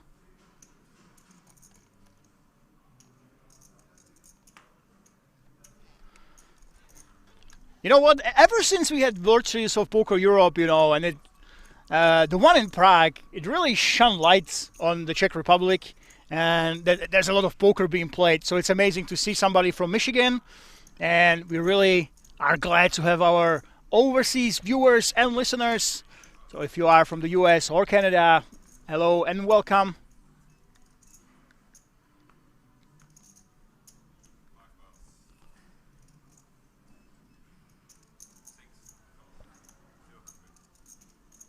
We don't mind that feedback, Lazar. Tomáš is actually calling in the small blind with the 8s, which allows Nicholas to actually come along as well. King 9 offsuit. And it's Serhii, the man with the second biggest stack, I believe, who has the betting lead and who has the position. Now let's see if we can capitalize on it. Tomáš Hrobák well ahead, but he does have that one scare card to be worried about. And Serhii has those backdoors. It's exactly the same situation as before, but he decides to check. This time he does not get punished for it. Actually hits the ace on the turn.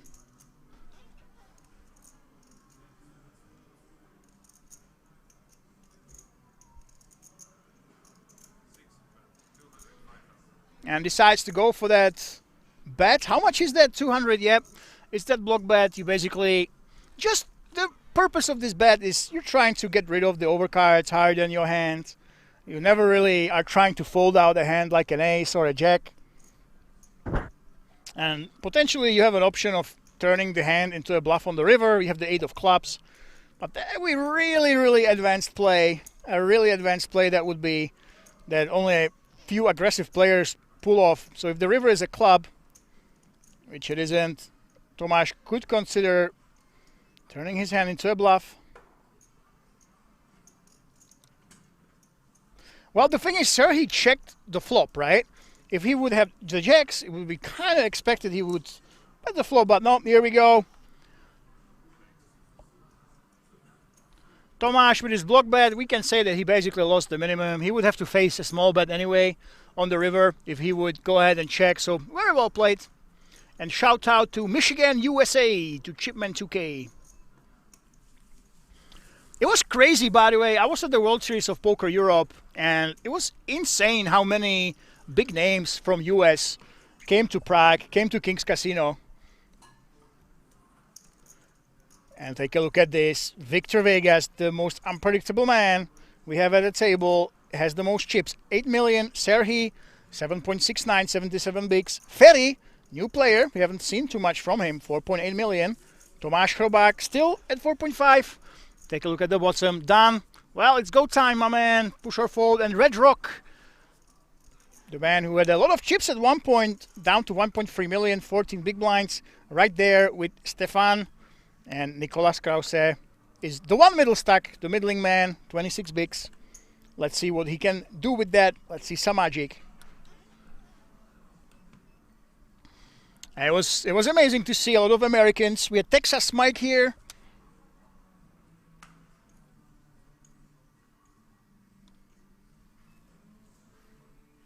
We had Mike Leah, a lot of the legends, by the way, that went to Prague and that were at King's Casino and the Hilton. So I'm very glad to see that somebody from the US, like Chipman 2K from Michigan, is sticking around, watching King's content. Serhii, very strong hand, ace-10 suited. Of course a raise.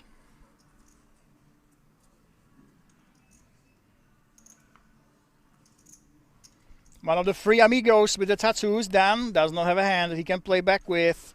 Not with 11 big blinds. And it is a fold. But look at this, the third man with the full hand tattoos has an absolute monster. It is the ladies, and the ladies like to dance. It's time to raise it up. We know that Tomáš likes to be aggressive. We have seen some calls before with the queens. Not this time though. I would be quite surprised if this would be just a call. There is that free bet by Tomáš.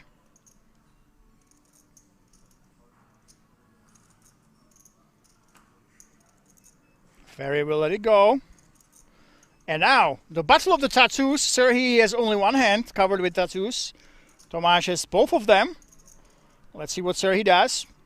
In theory, you can actually, you can free bet, you can call. I think folding is a little bit too tight, if you ask me, especially when Serhii covers him. I would prefer just going with that 4-bet and fold if you decide to play the hand like this. But yeah, a lot of respect. Tomáš has been aggressive. He has been playing well. You don't want to play out of position against him. So even though it seems like he made a great fold, I think I would prefer the ace-10 suited. If you don't want to call, put in a 4-bet and a fold. You have plenty of chips to play with.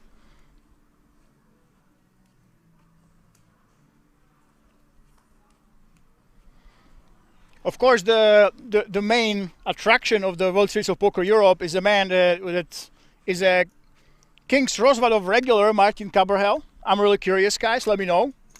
All you heroes in the chat. What is your opinion of Martin Cabral? Do you love him? Is he good for poker, bad for poker?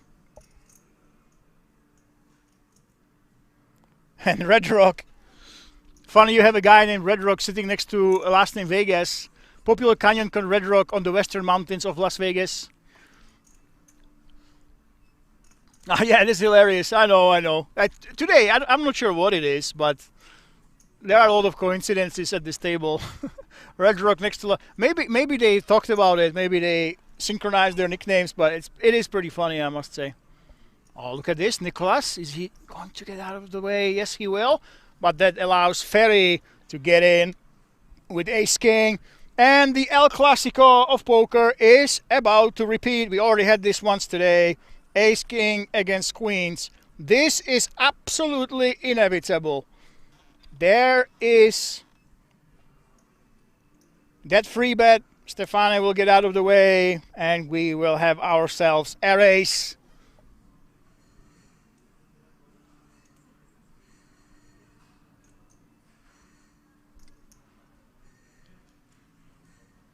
There we go. It is a flip, ladies and gentlemen. Ferry with the ace-king can eliminate Red Rock. The Germans are battling it out.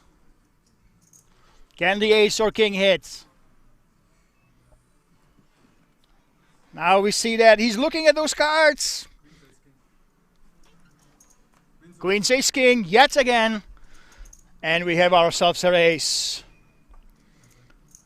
The poker classic in tournaments. Ace king against queens. Who can prevail? So far so good for the queens. Red Rock not at risk right now unless the 28% equity realizes for ace or king. Only ace and a king, 16% remaining. It is a 6, a safe river, and Red Rock is very happy about this. He doubles up, signals to his rail that it's all good, guys. We're not busted.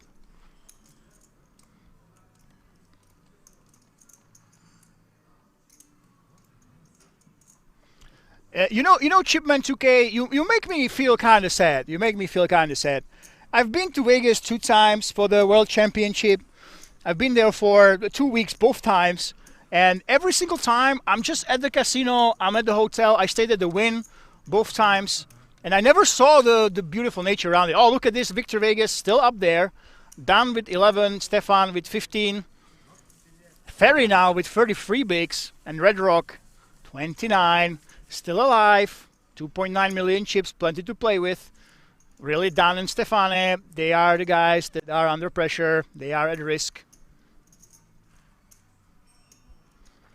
Yeah, Chipman. So I know there are beautiful mountains around Vegas, by the way, guys. And I never had the luck of going there. I only went to the wetlands. The only nature I've seen is the wetlands. Believe it or not, Vegas is very much a desert, but they do have a swamp right next to Vegas. And that's the only nature I've ever seen. Because that's the thing, you go to Vegas, you go there for poker, you go for the hotels, for the cuisine, the super expensive cuisine, and I never saw the Red Rock Canyon. I've never seen the mountains up close, unfortunately. Copperhead is goats, there we go. So, wannabes Hofi.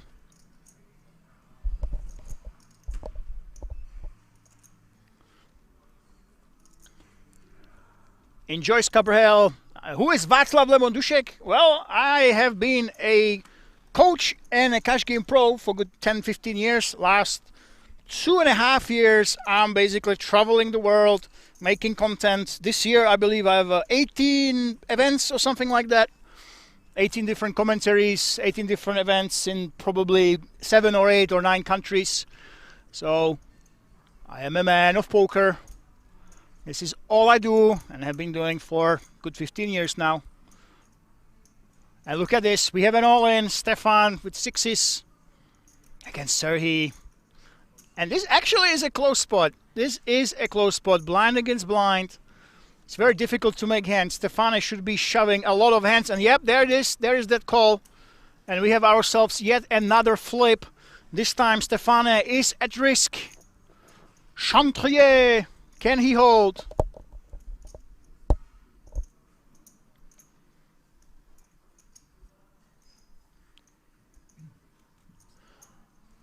And this time is the pair at risk. Can he dodge the king? Can he dodge the 10? To survive in this tournament. Oh, well, he can dodge those, but this is not a flop you want to see. You can see it's exactly 50-50 right now. And 28%, can he dodge those king, jack, 10? Somehow he can. Ladies and gentlemen, I'm not sure. Is this Keanu Reeves? Are we watching The Matrix? Because Stefan is dodging better than Neo in The Matrix. Wow, that did not look good for him at all. But some way, somehow, he dodges absolutely everything and doubles up through one of the biggest players, biggest stacks.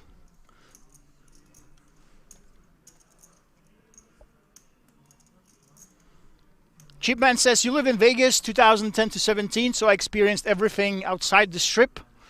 Ah, yeah, that's amazing. I know. There was this girl I was really into, you know.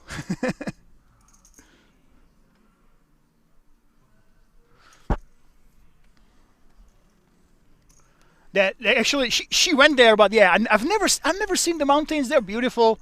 We don't have them here, of course, in the Czech Republic. The tallest mountain, now you're gonna hate me, I'm terrible at geography, but I think it's 1,600 meters above the sea level is the tallest mountain. So of course the Vegas mountains are huge.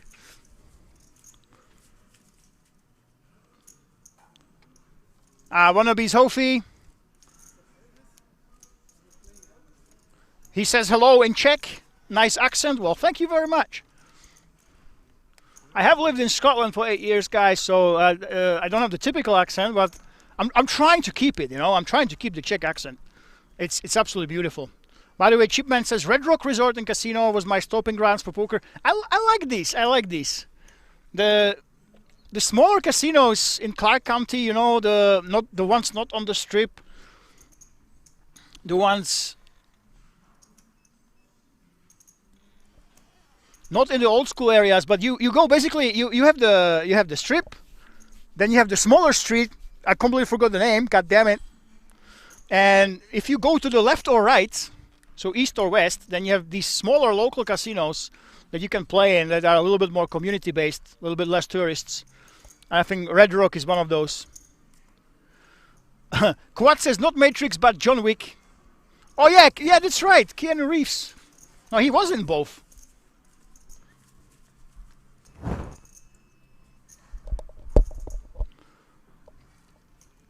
You got me confused, Quads. You almost made me think that that Neo in The Matrix and John Wick were different actors, but somehow he's the same actor. I can't believe it. How can one man be in two legendary franchises like that that are separated by a long time between each other? I mean, that's crazy.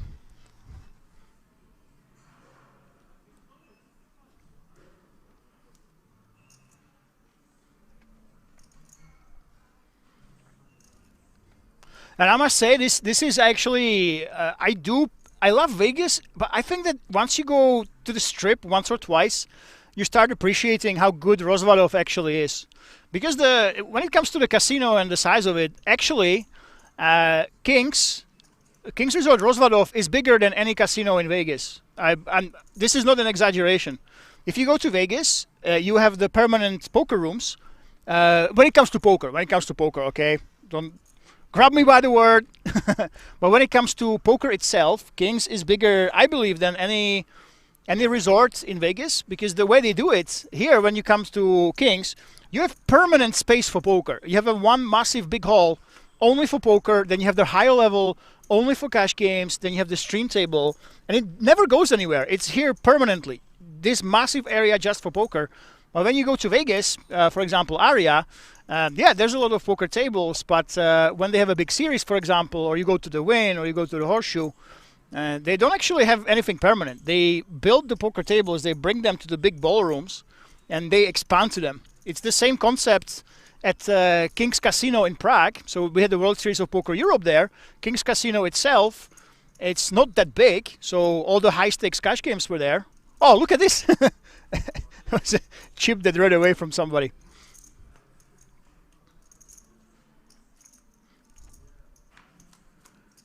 But yeah, I must say, I actually prefer Rozvadov because the poker's here all the time, and you don't have to walk half an hour to go between the two resorts if you don't stay in the same place. If you don't stay in the same resort in Vegas, it's an absolute pain.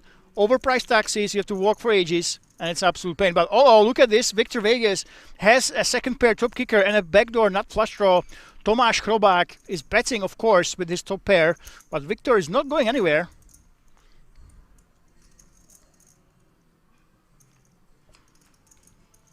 And there it is, that backdoor nut flush draw for Victor. And I have no idea how he will play this if he actually is facing a bet. Based on how he's been conducting himself, I actually think that Victor could turn the hand into a bluff. I think Tomáš is a little bit afraid of that here. Well, now Victor could go for that block bet. Yep, there we go. Tossing in 400k. It's actually bigger than expected. Well, the thing is, it's a little bit ambitious, but you can get called by some hands that are trying to bluff catch against you. And if you check, your opponent's gonna bet anyway. Yeah, I think Victor could have bet a little bit smaller. If he chucked in those 200k, it would make a little bit more sense. But can't blame him. But we were deprived. We were deprived of what would happen if the Queen 10 bet on the turn.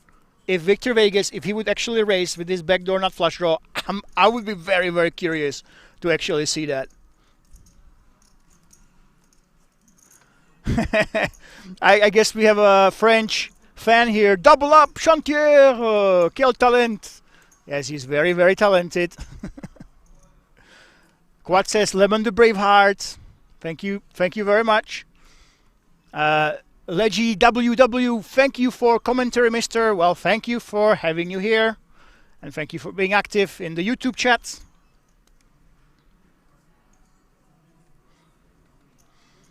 Yeah, but after you stay on the Strip a couple times, you start appreciating Rozvadov a lot more. First of all, yeah, the tables are here. They never go anywhere. The tables are permanently here. It's actually bigger than any permanent card room in Vegas. And second, everything is super, super close. You have a shop that is literally 30 seconds from the hotel. You have restaurants inside the resort itself.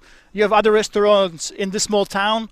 And all the hotels that are not at King's itself, that are spread around the town, all of them are really, really close. And honestly, it's really novel in Vegas to walk around the Strip for a couple days. But once when you just want to grind poker and then relax, it starts being really, really, really annoying.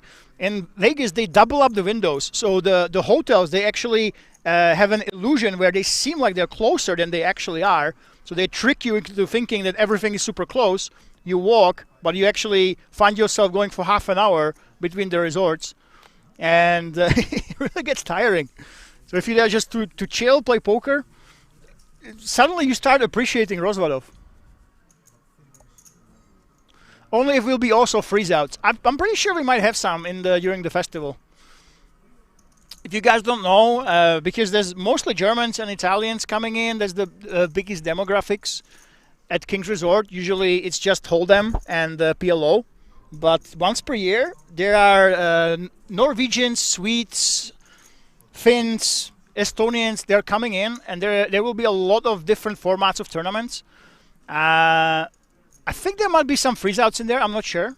But there will be a lot of different tournaments. So there's going to be things like Open Face Chinese, Crazy Pineapple, where you get free cards. Not just flip. It's not a flip. A regular tournament where you have that. You have Torsis Mixed Games. You have the Hand and Mob Championship. So if you want to see King's Resort from a different angle, I think it's about 25 days or so. You have the festival series coming in with some insane. It's like 10 tournaments per day or something like that. Absolutely insane.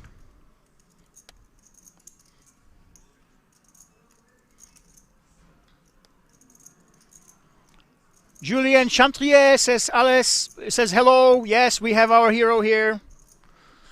We have some French fans in the chats.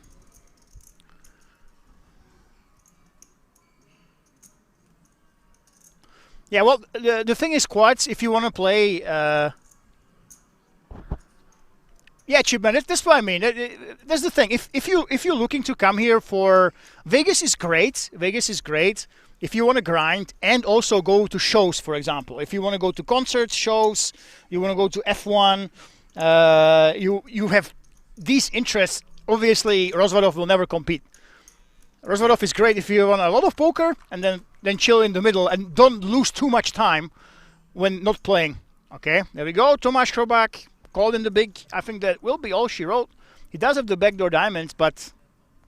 Oh, look at this. Ah, wow. Serhii is actually pot controlling. He's worried about the potential jack in Tomáš's hand. And now that allows Tomáš to actually try bet at it. That's a lot of chips, 600k in the pot. He always does this. He takes those big chips and then he decides, oh, I'm just going to throw a couple from the bottom. He really reminds me of those sleight of hands magicians that work those card decks. Well, he does it every time. Tomáš is tricky, takes the big stack, only drops the couple of chips at the bottom, and that's his bet size. And Serhii, of course, his plan is to call. Oh my god, it is a diamond on the river. Now Tomáš, I think, has a big case for bluffing, and bluffing big here. There we go, he's reaching for the actual orange chips. Yeah, we're loading the gun. You have the ace of diamonds, you basically are blocking any nut flush draws that Serhii could be checking back on the flop. And insta call. So it was a very small bet. He was just trying to make pairs fold. He didn't actually load the gun to threaten the king queen, but I think the king queen basically is just calling. Do you have all-in or fold tournaments? Kinda. Yeah, Lazar Kostic. Oh wait, all-in or fold? I don't think we had that. I don't think we had that. But there's Bompo double board. I don't know why. The festival that's coming here, I'm not sure if it's at this stop, but at one of the stops it had Bomp Pot double board. So every orbit you swap between Hold'em and between PLO, and you start on the flop. And the whole tournament is only Bomp Pots. Only Bomp Pots, right? And I thought, oh, there's going to be so much action. Yes, there's a lot of action. You're all in almost every single hand. But there's so much splitting, you know. You get 3/4 of the pot. You get half the pot. It's basically a chopped game. It's absolutely crazy.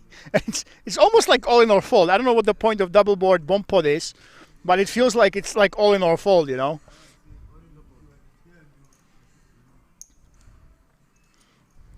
And there's in Europe, if you guys don't know, if you are not familiar with the mixed game scene, there is a game that is gaining absolutely massive momentum and is starting to be introduced to almost every venue, and that's the Sviten special.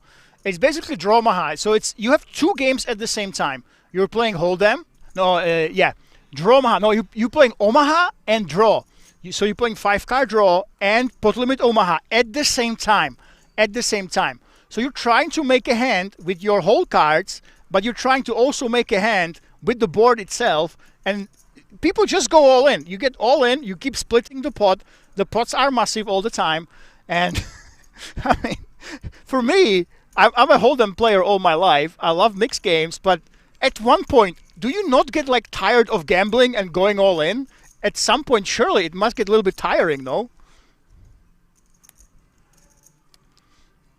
But yeah, all these crazy games are coming here to King's Resort. As Tomáš Chrobák, look, Tomáš really wants to play. He calls with the Queen Jack offsuit in the small blind, and Nicolas Krause decides that, hey, the odds are so good that I can actually go ahead and continue, and Nicolas gets rewarded. He has the open ender. He can actually decide to go ahead and lead here. It would not be a terrible option because the big blind and small blind, this board really smashes their range, but no, we go for that check, and let's see what Ferry does. I don't think this is a good idea, by the way. A board like this one, 4-5-7, against the small blind and the big blind, who should smash this board. I think that with ace-jack, you should be almost universally just checking back here.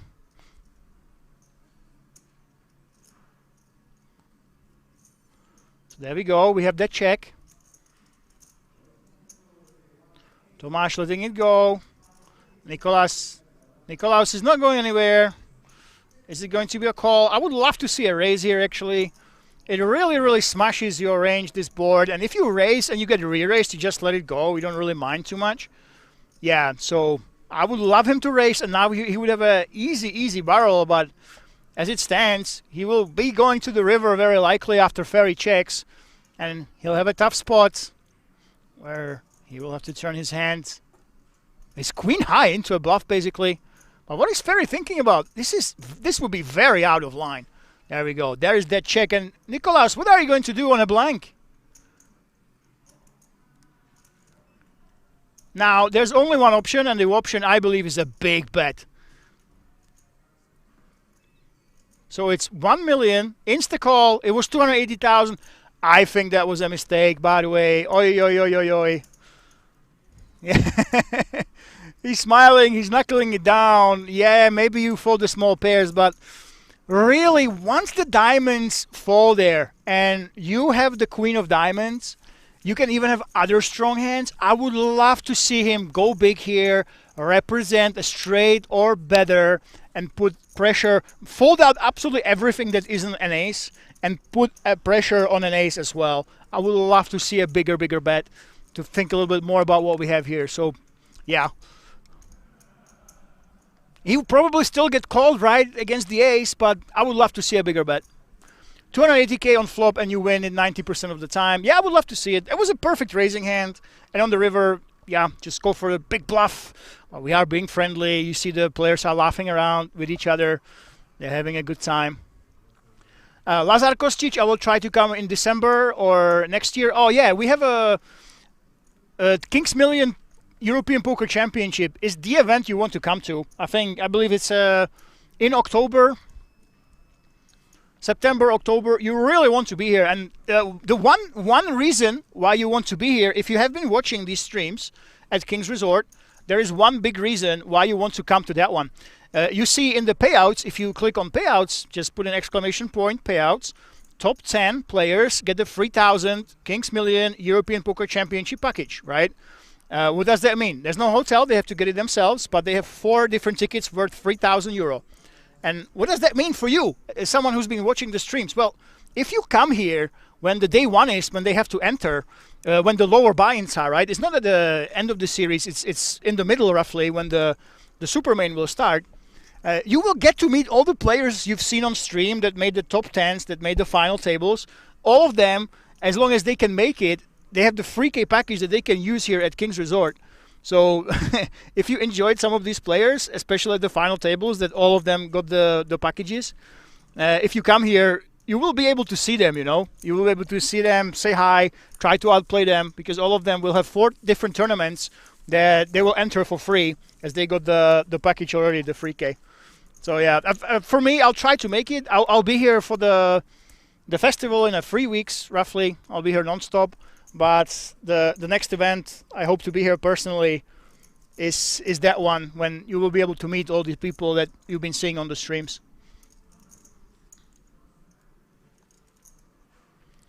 Chipman says poker down on Fremont Street. Old Vegas was best for poker experience. Everything closed. Yeah, and that's the thing. There's a really stark difference between Europe and Vegas. Vegas is decreasing. Really, it's not great there. They had like 7% year-on-year decrease in all tourists. Poker rooms are closing. But Europe is different, you know. People like to complain in Europe, but the live scene, especially the 1Ks and the 300s, even up to 5Ks that are around Europe, especially around the 1K level, 300 to 1K level, they're doing really, really well. I mean, we have 3K entries plus here, even though there's another big event with a lot of the players that usually come here, the Italians. They have a big event somewhere else taking place at the same time. They're not here, but we still have over 3K entries. I mean, it's absolutely incredible. And unfortunately, what I hear from Vegas, the atmosphere is not the same, unfortunately. Fremont Street, poker rooms closing, even on the Strip. And hopefully it turns around at one point, of course. Rozvadov is very strong. Prague, WSOP Europe, very, very strong. But it's always nice to have options. I know that poker is doing well across the globe. Well, Stefan with the ace-king, I think that we know what he's going to do. The question is, this man, people were saying that he only plays all in or fold. Let's see how much he actually puts in. Yeah, he actually keeps doing it. Oh my God. I was kidding, by the way, chat. I was kidding. I know you in chat were joking that Stefan Chantrier only goes with all in or fold. And he actually does it, 29 big blinds with ace-king. Don't get me wrong, theoretically, this is actually absolutely fine. If you look at the computers and the solvers, you will see that in a lot of situations, even up to 30 bigs, you can actually do this, and sometimes it's actually the optimal way to do it. But I think it's pretty funny that we were making fun of him for going all in or fold. And that puts him to 3.4 million, so Stefan is 34 big blinds. Our French friends will be delighted in the chat, I'm sure. Is right there in the middle. And Dan, all the way down to 9 bigs. And Nicolas Krause, 19 bigs. Then we have all those middling stacks. And Victor Vegas, Serhi, and Tomáš are the top 3 stacks, top 3 big ones that will probably log horns. Unless they try to take it easy and not threaten each other. Yeah, so we will see what Dan does. Stefane, I find it pretty amusing that we were making fun of him for going all in on fold all night long. And now he does it again. Isaac Estmedios, Tudidans, Race. Yeah, there we go. Ça va to my French viewers. To the French heroes in the chat, your hero is doing well. He was down to 10 bigs. Now he's right in the middle of the pack where he gets to play some poker. Quad says Poker 101. Yeah, that's the thing. With the kings, you block the aces, you block the kings. You're doing well against everything else. So yeah, that's why the solvers like to mix in a play like this.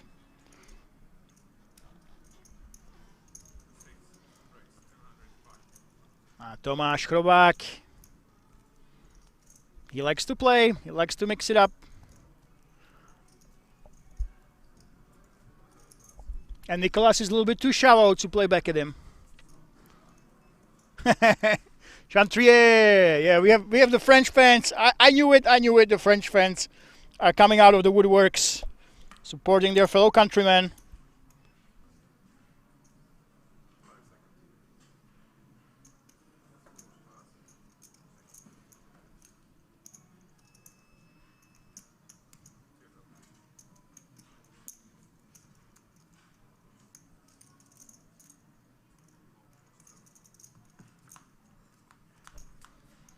And there we go, we're heading to the flop. Well, Tomáš does improve. But there's not too much value to be had from Serhi. Very well, thanks. Perfect. That's all my French go. That's where my French goes, ça va. And then I know some very, very bad words that I cannot repeat. And look at this, Serhi actually decides to go ahead and float. He does have the backdoor straight draws here.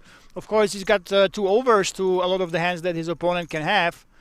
And here we go, 28%. This is one of those draws that he was hoping for.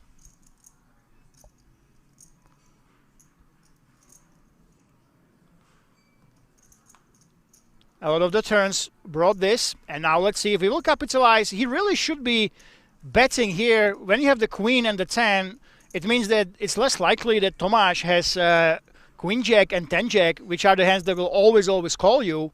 You even block the 10s that will call you. So I think we should be betting here, but obviously he's not getting the fold. So he will lose money here, but obviously you have to realize that his play is correct. 860k in the middle. Are we going big here? We couldn't see it. 700k. Yes. Nice big bet. Basically representing, unfortunately for him, exactly what Tomáš Krobák has. But once you call the flop, this is an absolutely fine bluff. Well executed. And just because Tomáš will take his chips, doesn't mean that it was a bad one. Well done, Serhi. Now Tomáš is thinking, hey, do I raise or do I call against this? Now the thing is, it was really, really big, right? It's close to pot size bet. So he decides to just call. He was worried about those straights and full houses. And yeah, there we go. So Serhi. Actually, as you saw at first glance, if I didn't think about it, I wouldn't find that float on the flop. But I think the float is absolutely fine. The reason is the backdoor draws that you can have here.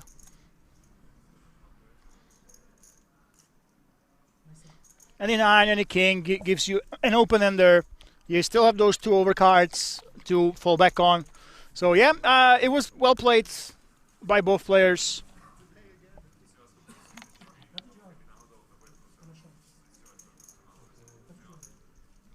And you can't fault them for playing it this way. The a7, yeah, this a7 definitely can consider raising, but once he bets close to pot size bet, I guess it's better to play safe than sorry.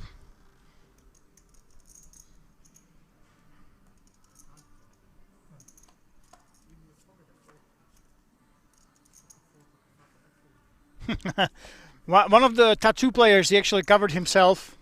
So now we have only 2 amigos with the tattoos exposed next to each other.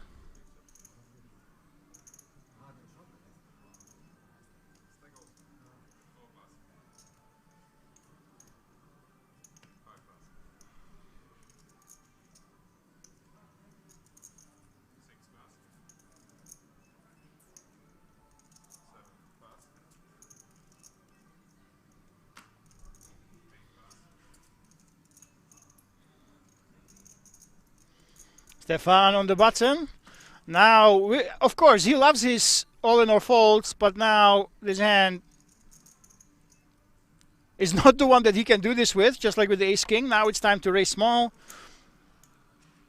With 34 big blinds and over 3 million chips, there's a lot of poker to be played. There we go, 2.3 big blinds. And we have not seen too much from Stefan. He has been going all-in or folding in 93% of hands so far. So let's see what happens if he actually gets to play poker. And of course, Red Rock should be defending with ace-9. He could even mix in some free bets from time to time.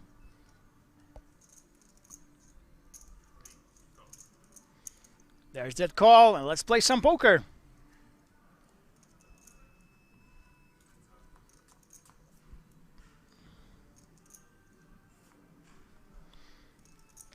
For deuce, as blank as it gets. But Stefan, look at this. He does have the backdoor nut flush draw. Any heart would give him a strong flush draw. He also can turn some cards that would give him a gutter. So on a board like this, he should be betting. And you can actually, contrary to popular belief, on the paired boards, you can actually size it up a little bit. You can get a little bit bigger than this just to fold out most of the hands of your opponent. And Red Rock, against this sizing, he has a very, very easy call because the size was so small. No other reason to do anything else. We are beating all the bluffs. That was not a fold, of course. And look at this. Because you bet so small, you allow your opponent to catch up. And now, Stefane actually has a really, really good barreling hand. I think that he should strongly consider actually betting here. When you bet small like he did, basically you're telegraphing that your strategy is to bet almost every hand, right? Now, if you have a bigger sizing, then you would be betting and checking some ace highs. Yeah, I would actually love to see a barrel from Stefane. He does not go for it. Now it's on red rock.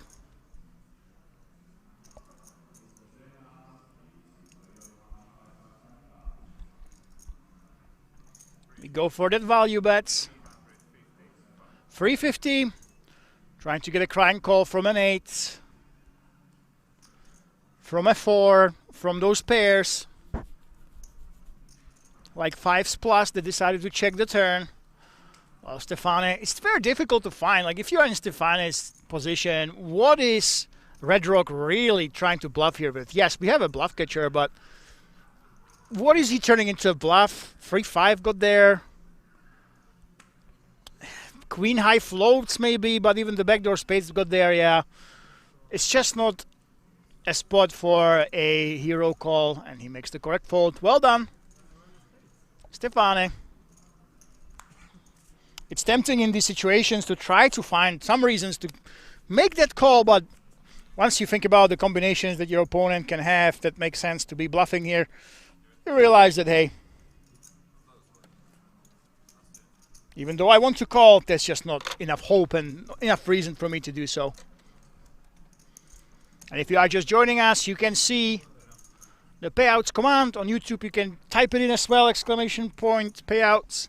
We are playing for over 100,000 euro up top, and top 10 players will get a free K worth of tickets.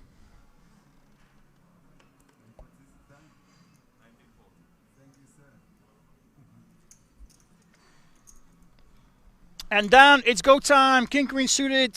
You don't want to mess around. You don't want anyone to come along. You basically just want to go all in. There's not much else to it. Never mind. He's doing the thing, guys. He's doing the thing. He's leaving himself a couple of chips behind, so he gets to act last. Unless there's a big pay jump, I don't think there's a reason to get cutesy like this. But yeah, here we go.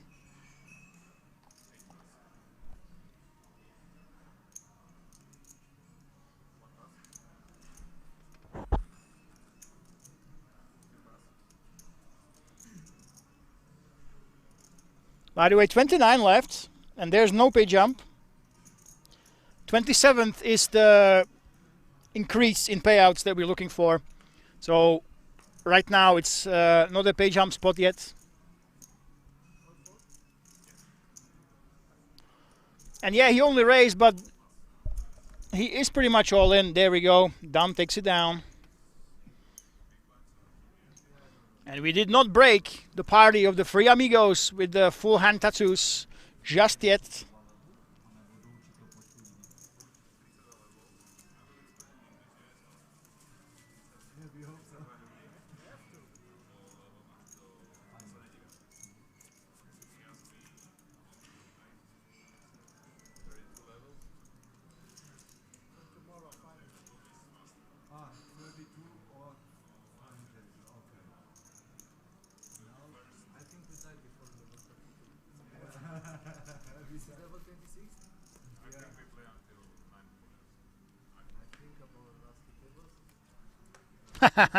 I'm actually not sure, guys. I never want to know when the stream ends, because for me, you should, just like when you play poker, you should play one hand at a time, right? What's going on right now? Play it to the best of your ability, just like that. I don't really want to know when the stream ends. I want to live in the moment. I don't want to either be worried about or fret the end of the stream. So I can't tell you when we're ending. Usually it's a set amount of levels, around 2 or 3 a.m. CET when we finish, and it really depends on how many players remain. based on how the players are playing, if they're aggressive, if they're knocking each other out or not. Of course, now they have been dropping like flies. We started with over 80. Now we have only 29 left out of 3,141. And with every knockout, with every bust out, that ICM pressure is mounting. The chips, especially of the lower stacks, start to be worth more. And the extra chips of the big stacks start to be worth less in actual projected money. And here we go. Look at this. Victor went with the call. And Dan, well, you just kind of have to go all in. It's so suspicious when you don't go. Wow. So small raise, he min-raised. He wants Victor Vegas to come along. Now let's see if this will backfire for Dan. He's trying to be cute with the kings. Blind against blind. And I think that Victor's alarm bells should start ringing when someone has a super obvious all-in with a weaker hands. And he suddenly does only this small raise. Most of the time you're looking at kings or aces. But look at this. Victor doesn't care. Wow, he just leads right away. 500K. He picked the wrong time to be cute. He absolutely didn't read into what Dan was doing. And he's putting pressure on him now. Dan, he only thinks about that double up. Yep, there's the all-in. And Victor caught with his hand in the cookie jar. Oi, oi, oi, oi, oi.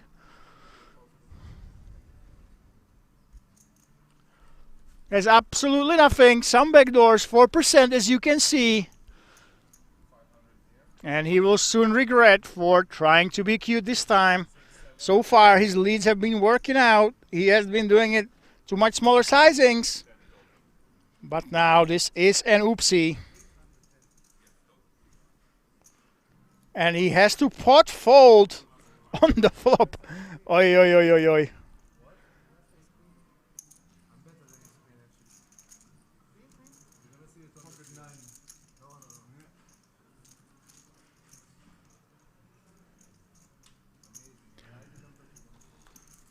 Nobody, and this is quite surprising, nobody is guessing that he was strong. No one's giving him credit for actually being cute with aces and kings.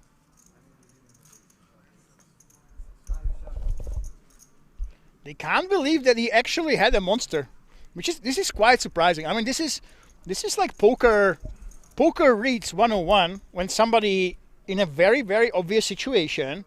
When if you have mediocre hands, you just go all in. It's just too good not to do it.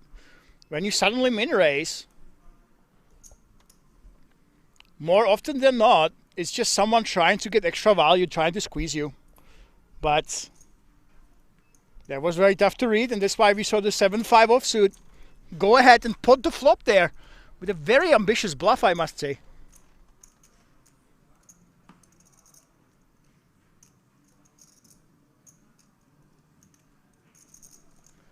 And Stefane, 8-4 offsuit.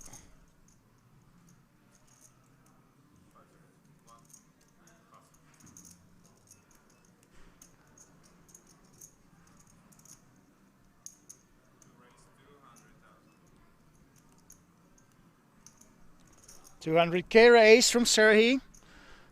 Let's see what Red Rock does.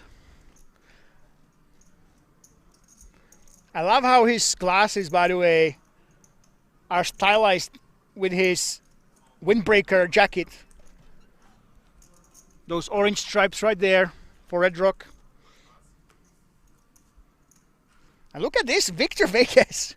You never know what this man will do. You know, listen, guys. This guy can absolutely easily win it, or he can bust out in free hands. You just never know what this player will do. And hair as well, quads. Yeah, oh yeah, that's right. We have the ginger hair there. I didn't even notice that. And Tomasz, we know that this guy is very likely calling. He likes to play these hands. And we are heading freeway into the flop. Two players with the Queen X. One guy with King 9. Oh, I see Red Rock. Yeah, makes sense. Red Rock being a ginger makes so much sense right now. And both Serhi and Victor get a piece of this. Victor has the better end of that second pair. There we go. He's betting, and the advantage he has that everybody knows that Victor has been betting with all sorts of hands, all sorts of weird stuff. So when he just goes ahead and bets like this, there's no folding for Serhi. Against other players, when they just bet, you might think, oh, I might have to fold, but no, not against Victor, who can have absolutely anything, as he's proven time and time again.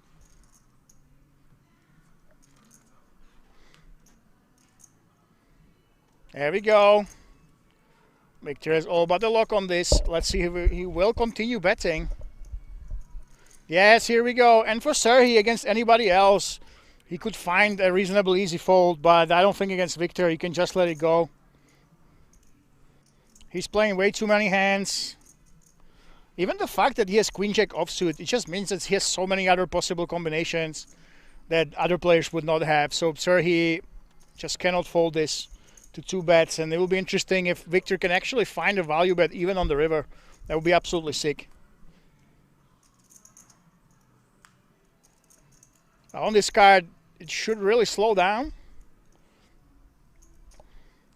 So Serhi, there we go. There you go. There's the check. That would be absolutely sick value bet. No, I don't think he can go for it. Don't tell me you have King Queen. No, he does not. And Serhi is not amused when the loose player plays an offsuit hand and he value towns you like this on flop and turn. You are not happy. You know that you couldn't fold there. But at the same time, you have all the right to be a little bit annoyed that the loose player has outflopped you. Yeah, Quartz 2026. I had no idea. Yeah, I didn't even realize. So it's Red Rock. He has ginger hair. He's got the red glasses and red themes on his jacket. I mean, that's amazing.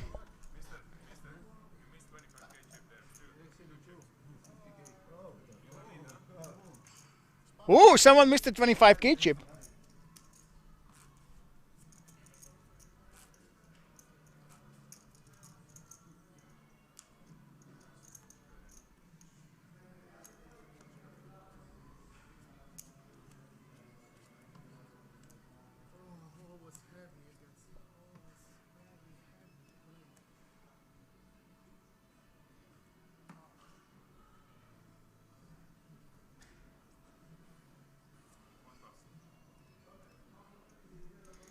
And Serhi, yet again, will enter the pot, of course.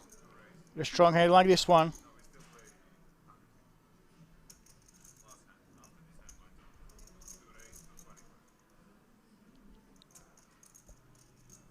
Red Rock is checking out the payouts, and I do believe that we actually have a pay jump.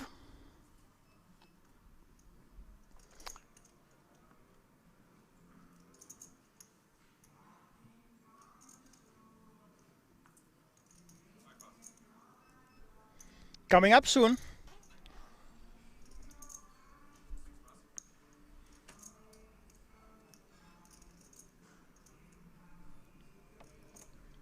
Ferry in the big. You can definitely defend with the suited combination.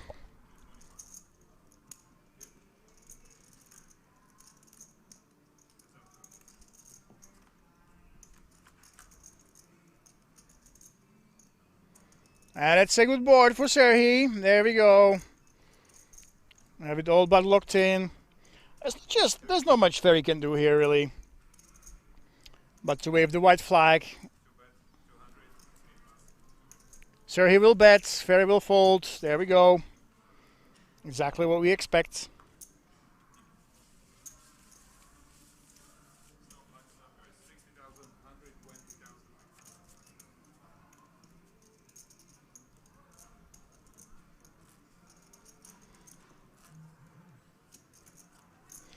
And by the way, if you check the King's Resort app, you will know that 5 players already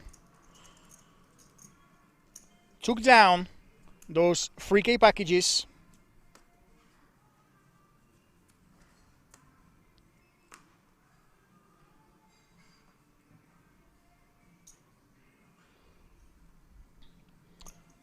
It was Reza, Amir, Ahmadi, Eric Avlastimov, Jan, Moroccan Panda, and Valentin Christian Dumitra.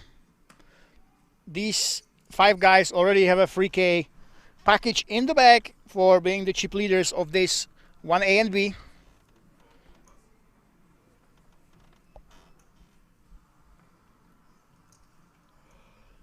Sergey with that race. What will Dan do here?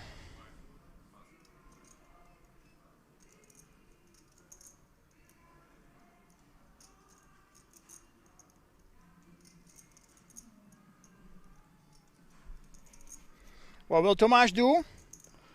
Well, on the button, as default, most of the players would just fold here. Well, we know that Tomáš likes to play. Most likely, you should enter with a free bet here if you do play the ace-9 off. There we go. There is that free bet. I didn't expect anything else from Tomáš if he enters the pot. We don't want to play with an offsuit hand. Multi-way especially, so we're putting on the pressure on Sergey, and this is one play we have not been seeing all night. These light free bets have not really been part of the arsenal of most of these players. So I don't think Sergey has too many reasons to try to play back here. Unless he's been playing with Tomáš previously. Yeah, there we go, he lets it go. And I'll have to see it. It's not a crazy free bet, it's just a little bit on the looser side with the offsuit variant. Ace-10 is the more obvious candidate for this, but yeah, we haven't been seeing these light free bets, so I love to see it.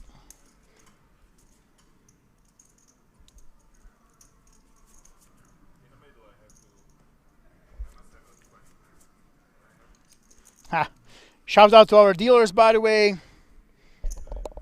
It's great to see that they manage everything.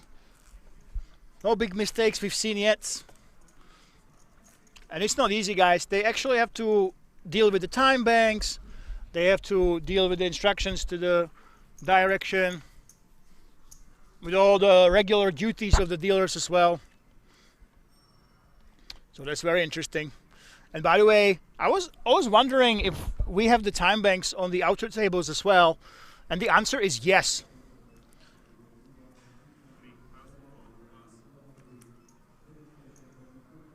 It used to not be the case at King's Resort, that we would time the players even on the outer tables, but now the same boxes that you see here, you can see on the other ones as well. And Stefan, the chat favorite, Queen 9 offsuit, more than strong enough to enter the pot with. And Sergey should be raising really with ace-8. He just decides to check. I would love him to take a little bit more time maybe. Maybe put on pressure on Stefani. Ace-8 is an absolute juggernaut of a hand, blind against blind, pre-flop. Especially against the check.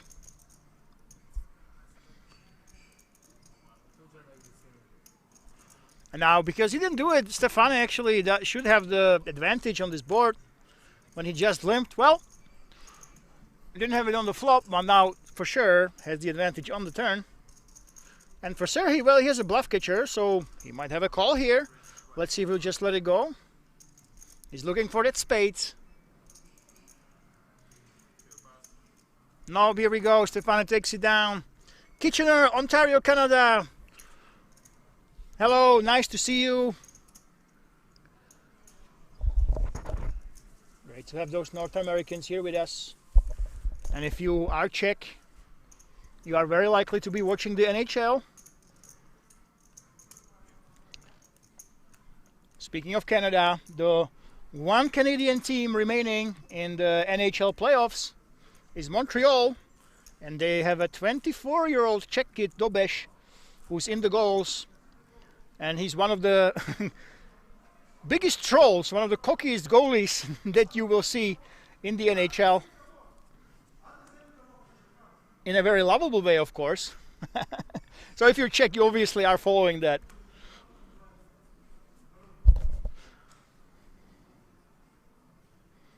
Victor Vegas, he will let go, of course.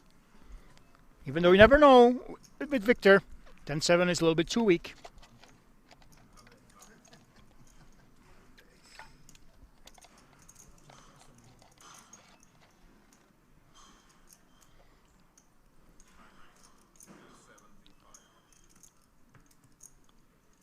Tomáš Chrobák, we now know that he's capable of those light free bets. This is just a little bit too loose though.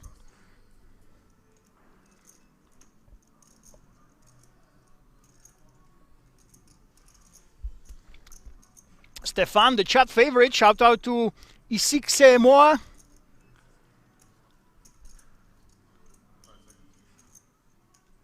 And Jean in the chat, and they are supporting him. He has to fold, his hand is a little bit too weak. And Red Rock, who is absolutely stylish, red hair, red glasses, red jumper, a red name, with a 10-9 off in the big blind. Actually should have the option of defending here, especially against Dan, who might feel the pressure post-flop, who might not want to risk too many chips. But no, Red Rock, ever since he went all in with Ace-Jack for 38 bigs or something in that ballpark, ever since then, when he got saved by the river full house split, he's been really, really conservative, hasn't been getting out of line, he's been playing very solid. It's almost like, you know, when you go crazy and you get bailed out by the river, then you realize, hey, maybe today I should take it easy. I should not put myself into marginal spots, because you never know what I will do. Speaking of sports, guys, have you heard what happened in the Czech Republic? Absolutely insane. I made an analogy to this.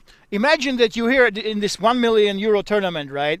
And you have a 12-1 chip lead in the final heads up, and you're all in with aces against queens, right? And the river is about to fall, and suddenly you have your buddies on the rail. They jump on the table, they break the table, they assault the opponent, and you are disqualified. The game is cancelled, the heads up is cancelled, and it's all over. Well, something like this happened in the Czech Football League. The two biggest teams played each other. The team that is well ahead in the title race was 3 minutes from just winning. They were leading 3-2. But what happened was the home fans, the hooligans, they didn't realize that it wasn't over yet. And 3 minutes before the end, they ran to the field. They actually pushed the players. They spilled beer on the actual players of the opposing team. They threw some fireworks into the stands. And because of this, the whole game was cancelled. The fans of the team that was about to win in 3 minutes, they made the game to be annulled and cancelled. Their own team is about to get disqualified from the game. They risk losing. It's been all over the news. So absolutely insane. So if you guys want to have a good time, if you want to read something fun, read about the Czech Football League. It's been all over the world, and absolutely insane news coming from this country. But uh-oh, look at this. Victor Vegas with the King 6 against Tomáš with King 5.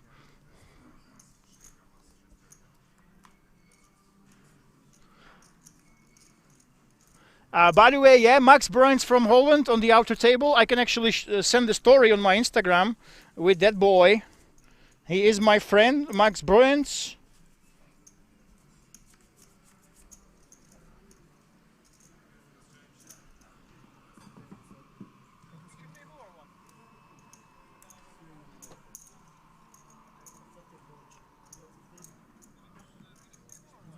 He is the one Dutchie still remaining, you guys were asking us. So Max Bruins right there.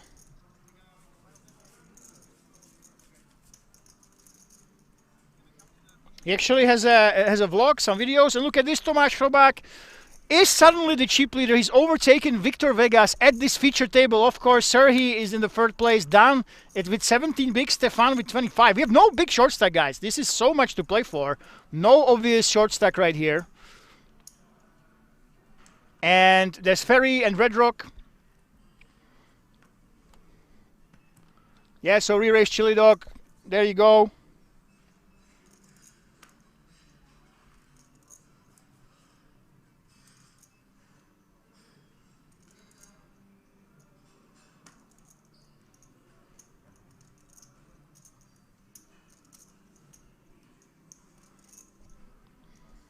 Stefano lets it go with the Queen Jack. He actually did have an option to go for it, but decides to let go. Max Bruin still in, I think.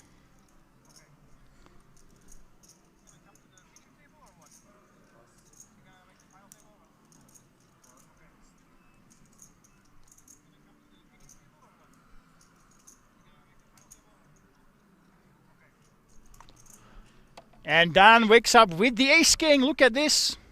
Blind against blind with 15 bigs. Against Victor Vegas.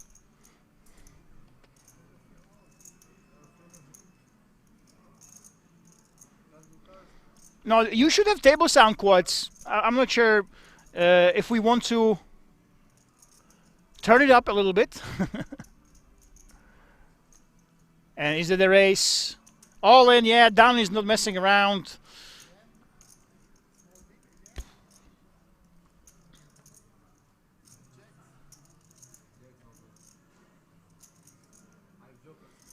Bird is back. There you go.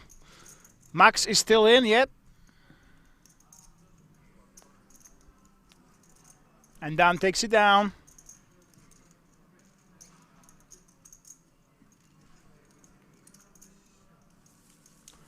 Let us know, guys. Can you actually hear the players on the table? If you turn up the volume when I don't talk, can you actually hear the players or not?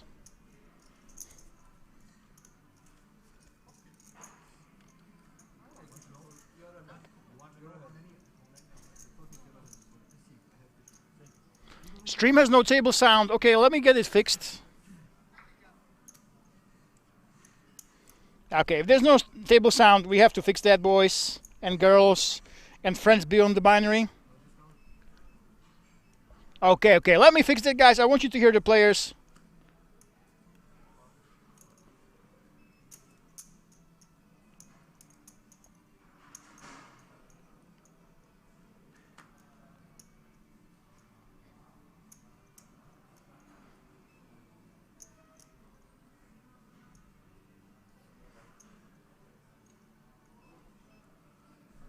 Right, I have messaged our direction, guys, of course. No table sound. We are getting that sorted, ladies and gentlemen. Don't worry. So, you mean all this time you were just listening to my dumb voice here on stream? Oi, oi, oi, oi, oi, oi, oi.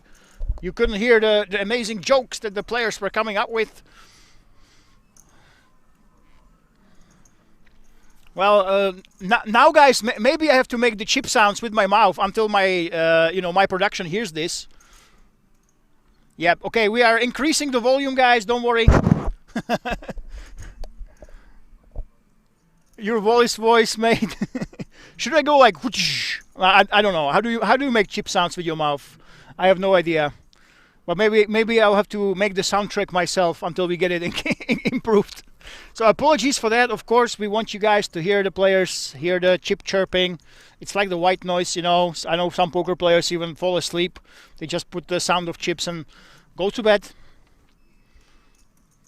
And Tomáš Krobák, look at this. He loves to play back. He loves to squeeze the other players. And Victor has a lot of chips. Red Rock, when he just calls, is very unlikely to have queens plus or jacks. Oh my god, look at it. I love how he works it. Rumble, rumble, rumble, rumble. Hey, the chips are rumbling into the middle. Ah, Chipman, that was terrible. Lemon. Is he going for it? I absolutely admire. Unfortunately, there's a guy with a hoodie obstructing it frequently. There we go. Tomáš Krobák with the ace deuce offsuit. He finds that out of line. Very much out of line squeeze. Now, this is playing with fire though, because Red Rock is there, but Victor Vegas is on the button. I would be worried more about Victor. It's a fold, and Tomáš Krobák yet again, second time tonight. He finds it. Is he going to show? He's thinking about it. No. Wait for the stream. And the chips, rumble, rumble, go towards him right now. Beautiful. He always finds the nice spots for these squeezes. And with the ace deuce offsuit, it's absolutely beautiful. And you heard the banter. I'm not sure if you heard it. I think the sound should be up now, hopefully. But none of the table was wise about it. They have no idea that he's capable of doing this.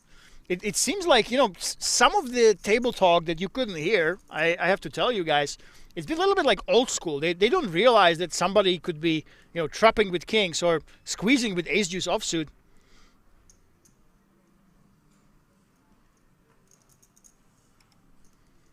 They don't really see it happening that, you know, all the players could be doing that.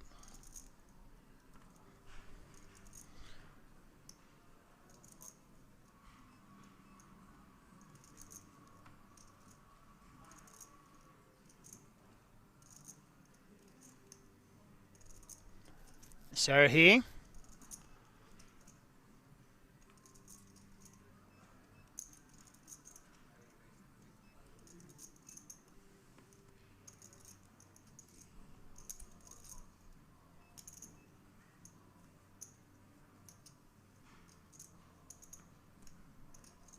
Let's see go.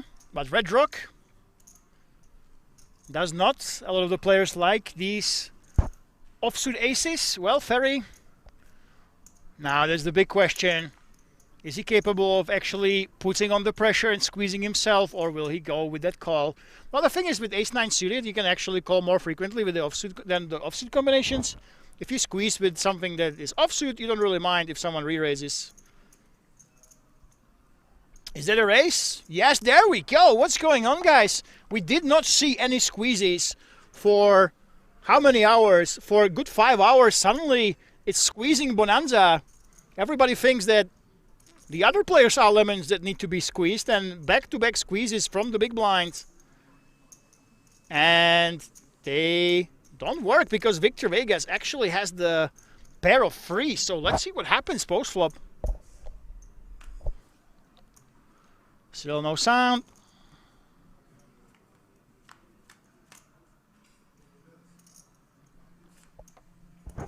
And it is a set for Victor Vegas. You don't want to mess with this man.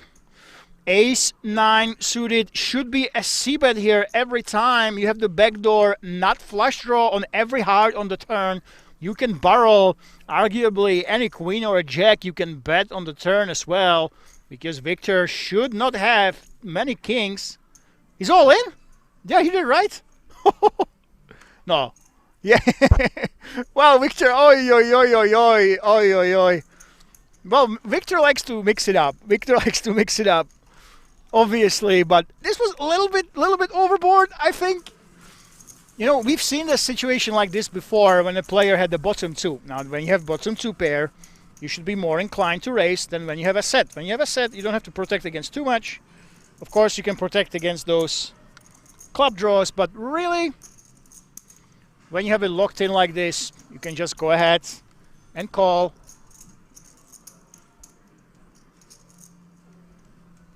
And hope your opponent actually bluffs. And listen, if there's a flush draw that comes in on the turn, and your opponent hits a flush, well, if you raise, yes, you don't allow him to do that, but it should be fine. Yeah, waste of value, Vincent Vega says. Okay, guys, so how is it looking? Do we have the table sound? My production is asking, do we have it? Let me know if you can hear the rumble of the chips, or if I still have to provide. Paparazzi is asking, what was that play? Well, listen. Victor likes to have a good time, okay? Victor likes to have a good time. Some of you are saying he looks like a very popular wrestler. So he obviously doesn't strike me as someone who sits in a dungeon and studies the computers for 6 hours per day plus. So yeah, he likes to have fun. Vincent Vega, sound all good. Can you guys, so table sound, I'm asking about table sound. Can you hear the chips rumbling, guys, when I'm not talking? Let me know.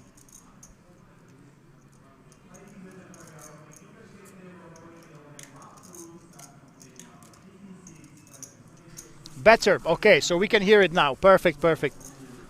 You know, you never know if in case there is a fight, if the guys start fighting, right? Or there's a screaming match or something like that. Of course, you want to hear it on the stream.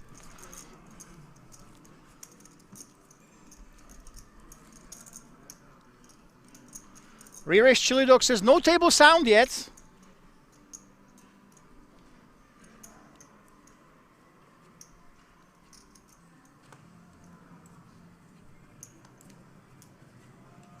Right, chips a little. Yeah, good. Yeah, it's supposed to be like this, guys. You're supposed to hear the chips when I'm not talking, and announcers hear me better. That's the right way. That's how it should be. Now can, perfect. So now we can hear the table sound. Amazing. Actually, you know what, guys? I make content. I had tens of millions of views in poker, and I was always curious when you record hands at the tables.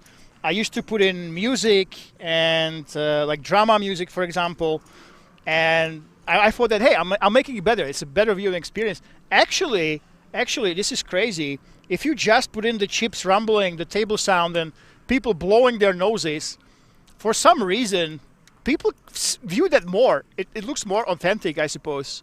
It's more like the white noise of the poker room. So it's pretty funny. I still add music to some videos, but it's mostly really for dramatic effect if we're trying to convey some emotion. But yeah, there's something very special about hearing the rumble of the chips, you know, hearing the players play with them.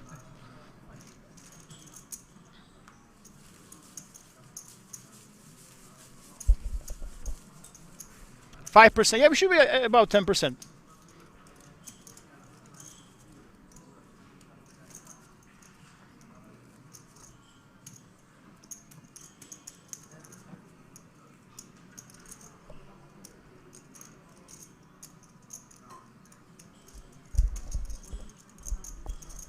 Yeah, okay, we can crank it up even a little bit.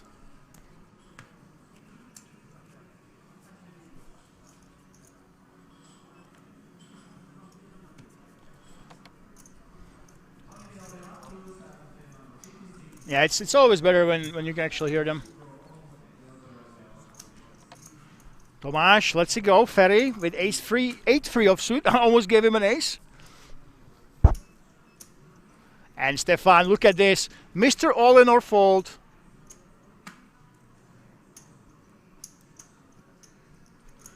Will he go all-in or fold yet again, even at 22 big blinds, or will he go for more standard raise? Yes, okay. We have not seen this much. He even jammed ace-king for a big size. Now he goes for it, more standard raise. And Serhi, wow, he actually tosses the chips in the middle, which will allow Red Rock. Will we see a squeeze for the third time in a very, very short time here?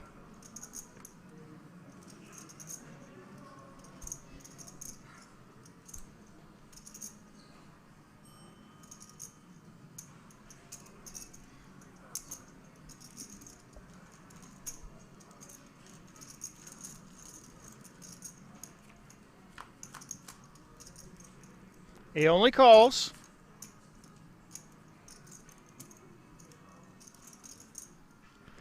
And here we go. There's a 6 for the Red Rock. But Stefan has them dominated with that overpair and the backdoor diamonds as insurance.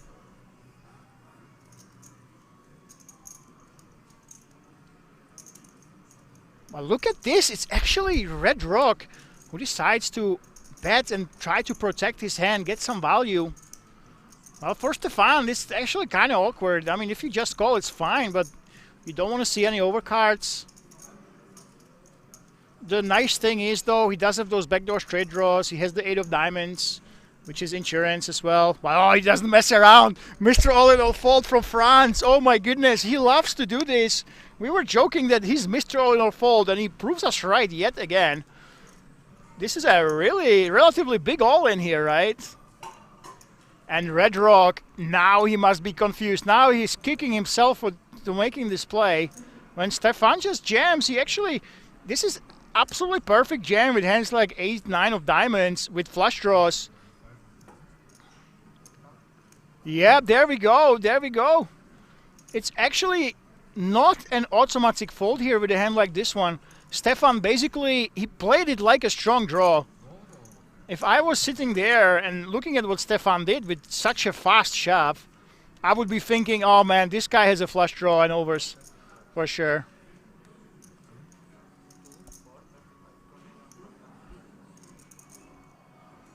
Now the question is, will Red Rock make the same read that I would make if I see such a big jam?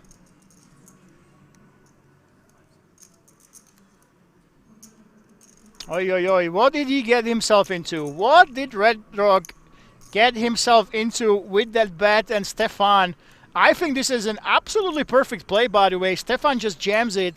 He denies equity. if his opponents fold, he doesn't care. He puts draws under a difficult situation. And the thing is, he makes his own hand look like a draw. And Red Rock, by leading, he's basically representing a 7. He's just saying, hey, I have a 7 here. He finds that fold. Looks like he does. Yeah, well, Stefan, I have to say, it's a very unorthodox play, but one I cannot disagree with. Very, very interesting. And I'm curious that Red Rock actually did find that fold. He's blocking those aces. It really looked like that. This looked so much like a draw.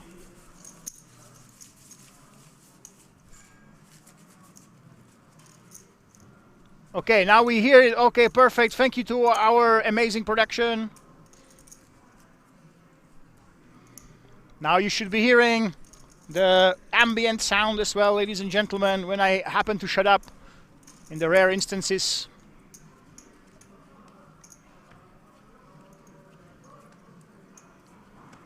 And kudos to France. Very interesting play there with the shove. And honestly, if I had a6, I would, and I wouldn't lead there, but I would find it very difficult to just let go. He really made it look like he has some sort of a draw there.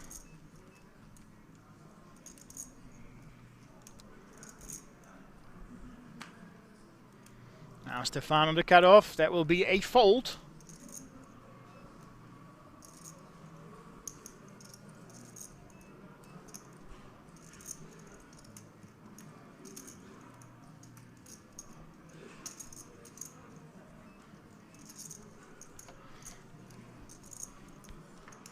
And Serhii open raising.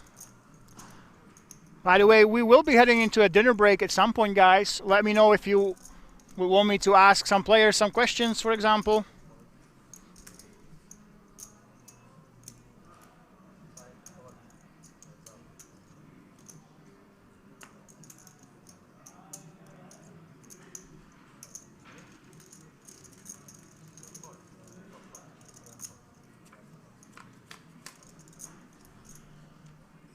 And Victor against Serhii. Victor gets heavily outflopped there with the 2-pair from Serhii. But Victor, this is the patented play of Victor. He loves these leads. He's done this time and time again.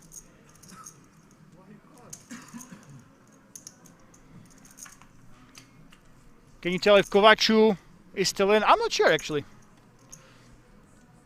I will be able to get you, if you go to my Instagram during the break, should be in about 5 hands.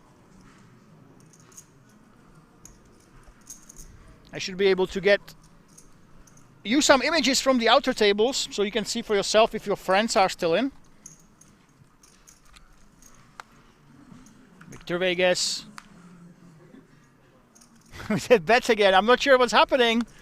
Serhii doesn't find a value bet, and Victor with this tricky plays.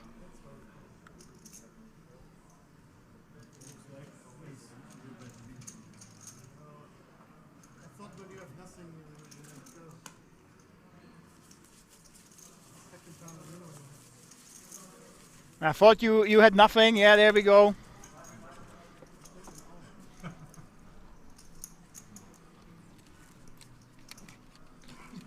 This player has been extremely entertaining, of course. But when you play tricky like this, of course, from time to time, you must make mistakes. You can't play perfectly, you know. That's the danger of mixing it up and not playing like the theory is telling you.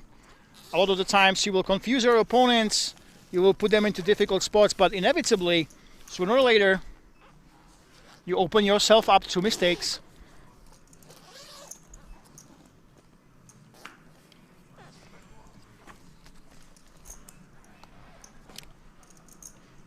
And Stefan.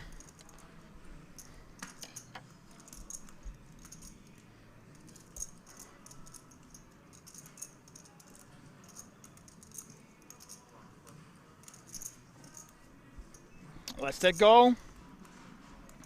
Serhii on the cutoff definitely has the option to open that, but 7-5 off, 7-5 suited, pardon me. Let's it go here.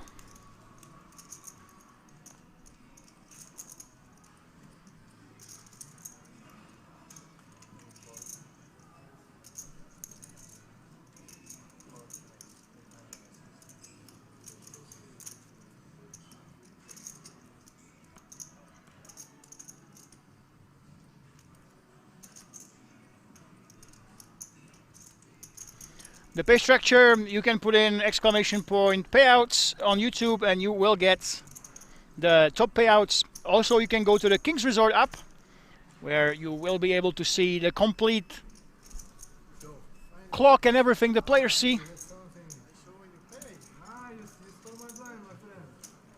We have some trash talk. You stole my blind, my friend. We are hearing.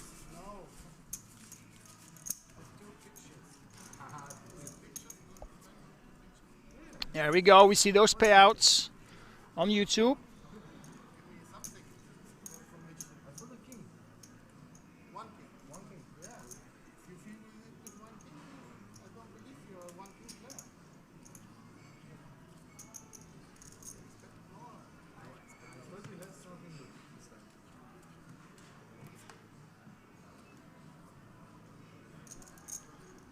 Eight, 5 of spades.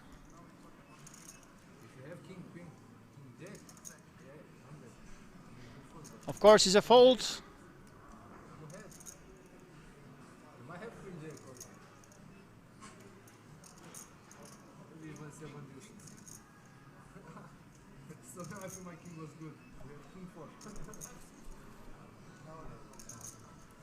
Serhii with a powerhouse of a hand, of course, in the hijack. He will be raising this one. 2.1 big blinds is the sizing. And red rock on the cutoff. We have seen some players getting out of line, but this is a little bit too loose, I think, especially when you have 16 bigs. You kind of want to preserve that stack size. Every single blind above 12 matters. It can be a difference between raising and fold, and raising and going all in before the flop.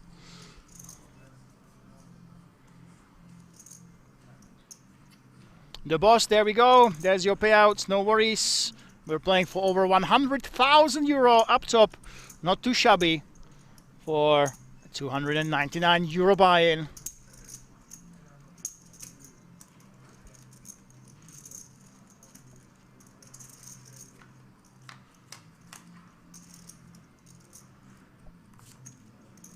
Come on, Stefan from France. A lot of fans from France here, by the way.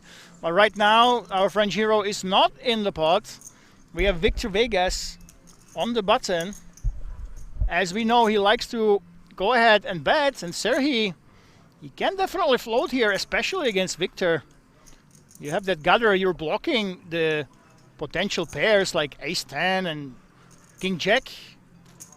There we go. So we go for that call. I think though, when we do call a hand like this one, we should consider turning it into a bluff on some rivers at least. Or just hitting the nuts straight. Oh my goodness. Serhii with the nuts on the turn. Very disguised nuts, mind you. Let's see if he can get paid. Get some value from Victor. We know that Serhii likes those really big bets. I think he was tilted the one time. He went all in on the turn with those aces. Let's see how much he goes for now. It looks like a small bet is being counted out.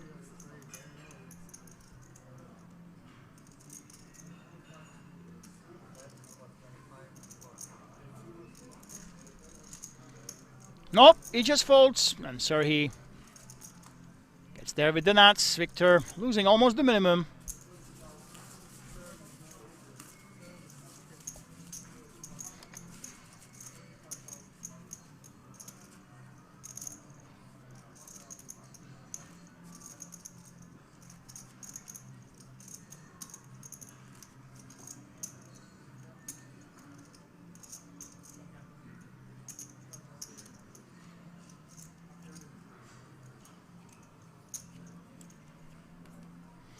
A few hands left until the dinner break.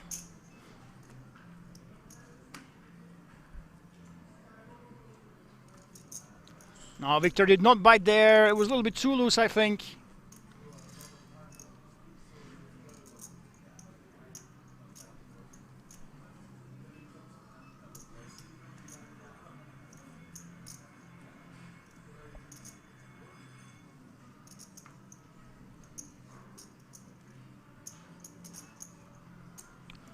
And Kovacic, yeah, I'm not sure who's in it. I will just take some, yeah, we'll make a video of whoever's left after the dinner break, and you can check the socials, guys. Lemon Poker on Instagram, you can check it there. I'm posting some stories from here, so you can check that out.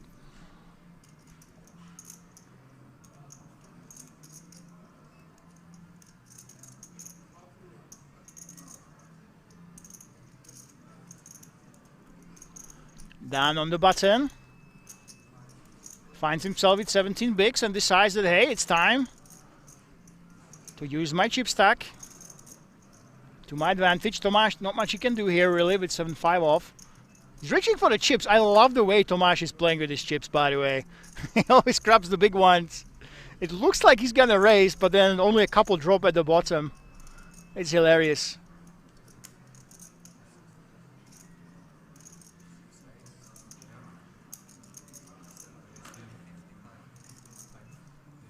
There we go, there's that. Oh my god, Tomáš actually finds a free bet. I can't believe it. This man is so out of line and Dan cannot do anything about this. He himself was loose. Did Tomáš see something in Dan? Something in his body language, the way he raised? Maybe. But really? What Tomáš has done, obviously a power play, and actually is working out. Talk about playing the player, not the cards. Oh my goodness.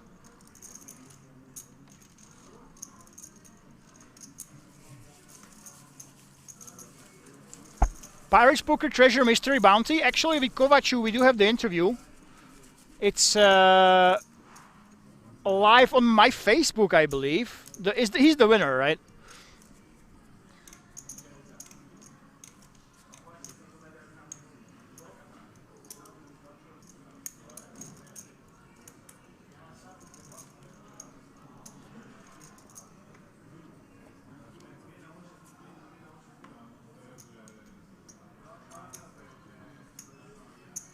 Yeah, I'm pretty sure we published that.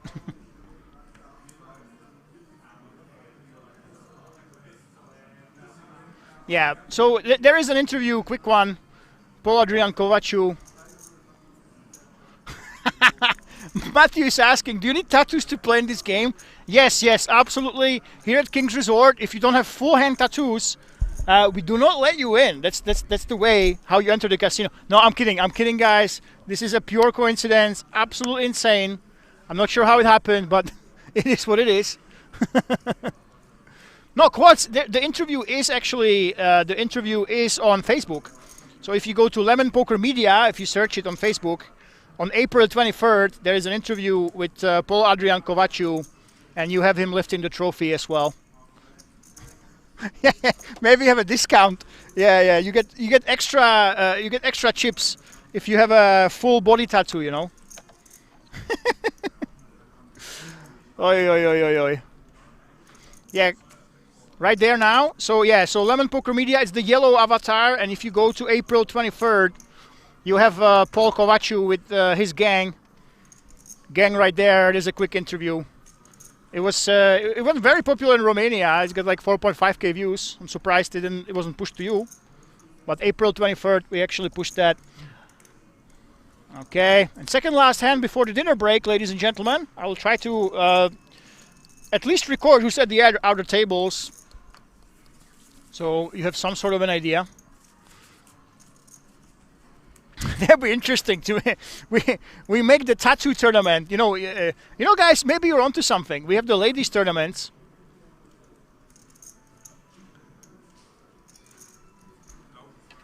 Stefan as well. I think he'll be playing actually. If he's on the feature table, it'll be tough to get him. Yeah. And we have one last hand. We should have one last hand, by the way. After this one, should be heading to dinner break technically.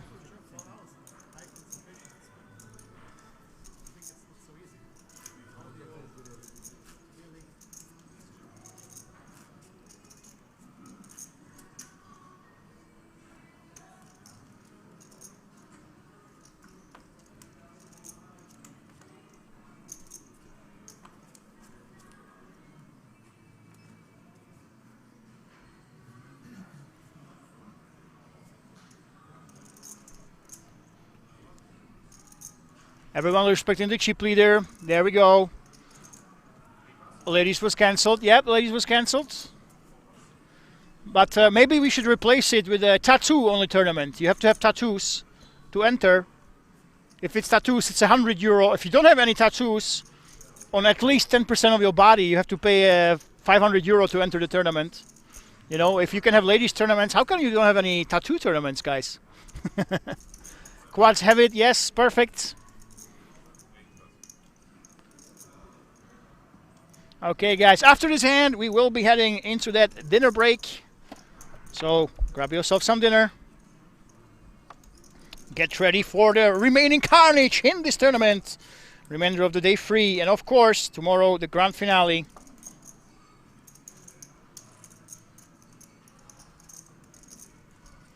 And Tomáš Hrobák, the man of the hour. This man has been very aggressive before the flop. Goes ahead and raises. Is Serhii going to find a playback here? Wow, actually it's just a call with the freeze. Yeah, and Tomáš Hrobák has a lot of respect. He's been putting a lot of pressure. And so far everybody has been respecting him. You are absolutely correct.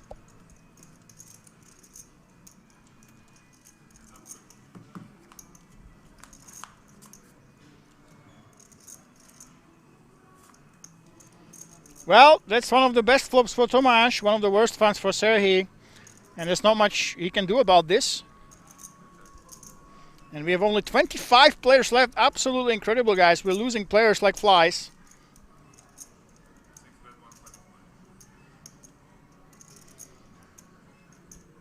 And there's nothing Serhii can do.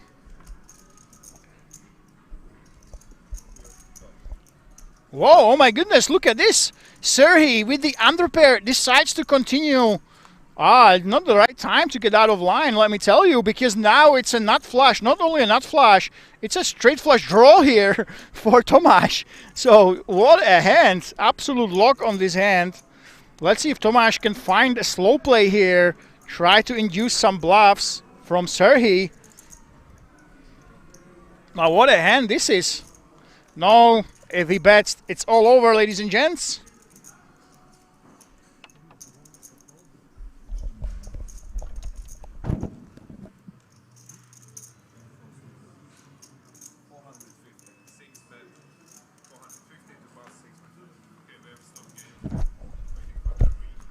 It is a bet and a fold, and because we lost so many players, we will have a redraw.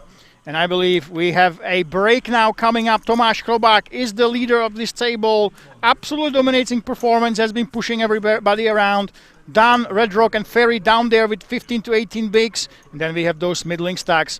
I'll see you after the dinner break in about half an hour, ladies and gentlemen. Don't go anywhere.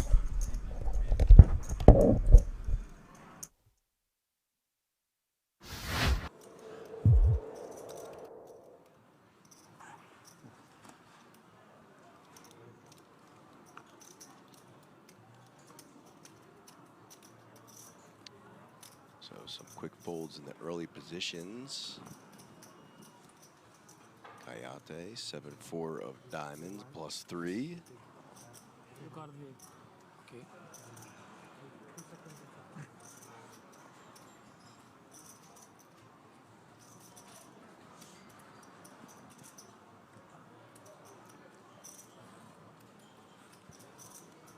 Looks like he's going to open it up. I just won one pot with a very similar looking hand. Let's try for it. Ooh, boy. Oh, the kid. Aces for Zubov. By the way, I think Zubov's about the same age as us. I would say yes. I think he's about 34 or 35. Kayate, not the same age as us. No. But Kayate might think that Zubov is at it. 5K now. Advantage. 10-9, just going to let it go. Diane should be out of the way with the 6-3 of hearts. Pushes him in the middle. Hockman unplayable. Our newest player. Miguel going to look down at the 5-4 and let it go. Back to Kayate. 3.5K to call. I think there's more chance of me becoming mayor of London than Kayate folding. Flicks it in and going to need a 7 and 4. Oh my God! Zubov's flopped a boat and Kayate's got trips. Hand of the day incoming. So far. Well, yes, for sure. Trips versus a flopped boat. I didn't see any 7s folded. There's still an out. There is 1-7 left in the deck. Oh my goodness me. Kayate's like trips back to back. Give me that. But he goes for the lead, which is very interesting because Zubov is the aggressor. And Zubov's going to be sitting there going, oh my god, he's got a 7.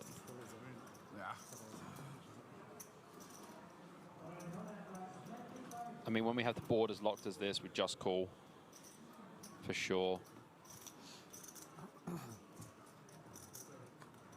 Queen of spades on the turn. Well, I'm pretty sure Coyote is going to go for another big bet. Maybe a bit smaller, actually, because I found when this particular type of player has a hand that's very strong in their eyes, where the other opponent should have a very strong hand, but not as strong as theirs. Was he going 12k? Oh, no, he is going big. He's over bet. Looks like 18. He's over bet. 19. He's bet 19k into 17.5. Oh, dear. Oh, dear, indeed. Look at Zubov. He's like, woohoo. Just got to double check real quick. Yeah, that's an A and an A. Just like my first name. What you going to do now, Zubov? Just call, buddy. But look at Coyote staring him down. He's like, yeah, what are you going to do, kid? And again, as Zubov... Surely hoping he has like ace-king or ace-queen here. No, he's probably more thinking Coyote has hands like 7-6 because we just saw the last hand with the 6-5 suited. No, I'm saying Coyote hoping Zubov has ace-queen or ace-king here. We don't want to see an ace or a queen. We would... Like a 4 would be insane. Okay. It doesn't really matter because... Still hoping he has ace-king or ace-queen here. For sure. And like Coyote's trips would be like winning anyway, like a lot here. Right. So I think that's what Coyote is going to try and target here, unaware that he is in deep, deep trouble. Maria nailed it. Happy birthday, Zubov. Honestly, Coyote might jam. That's what I'm saying. Oh my gosh. He's having a look. Look at Zubov. He's trying to target the 2-pair. Oh my gosh. This is the man who's going to go all in. He's stacked all of his chips. Oh my gosh. Dangerously close to putting him over the line. Zubov on the edge of his chair. Look at that. He's going to take one look at the dealer and he's going to say all in. Well, I mean, effectively all in. Look at Zubov. He is absolutely loving life right now. 80k on the river. Coyote with 4k behind. Is Zubov going to leave him the bus fare home? Oh, he's not. He's all in. Snap call. No, he didn't. No, he did. He did. He said all in, yeah.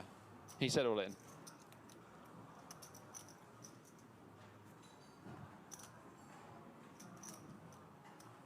Yeah, he did. He did. Okay, he did say all in. Okay.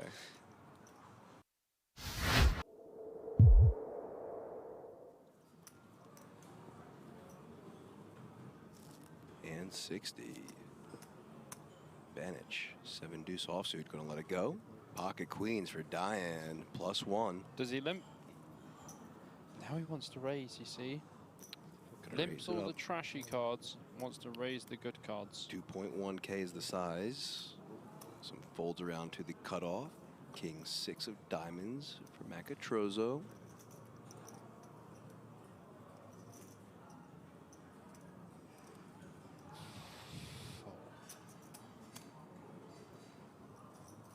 And does.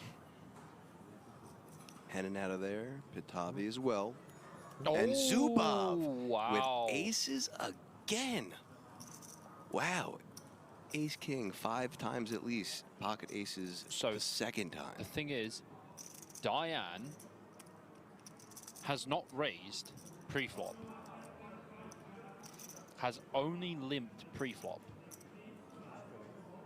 Nice big free bet from Zubov here. To 10k now. Yeah, so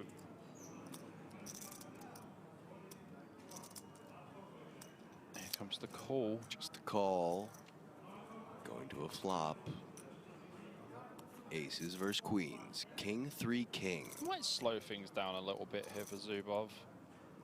Gotta have to think that Diane was gonna have some king queen suited in his range. Like blocks the ace king though.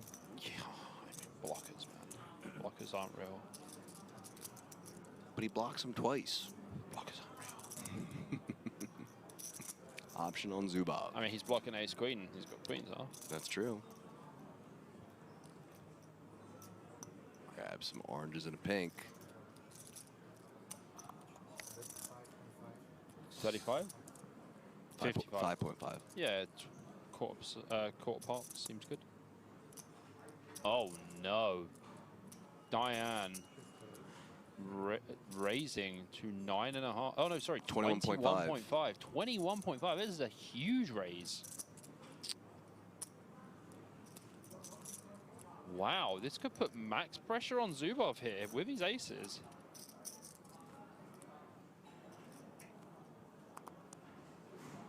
It's kind of tough because Diane has shown absolutely zero aggression post-flop in any street.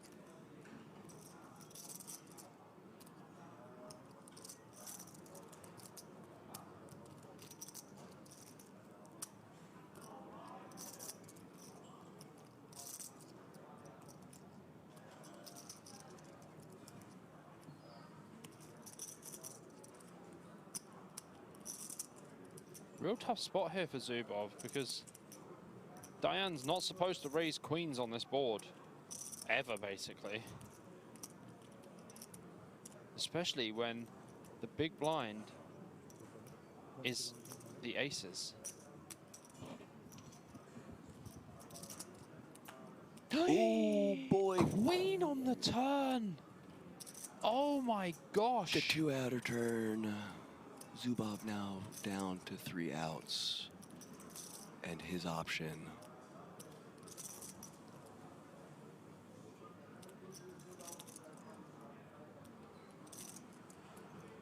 What a wild hand this is. 30k from Diane now. Half pot sizing.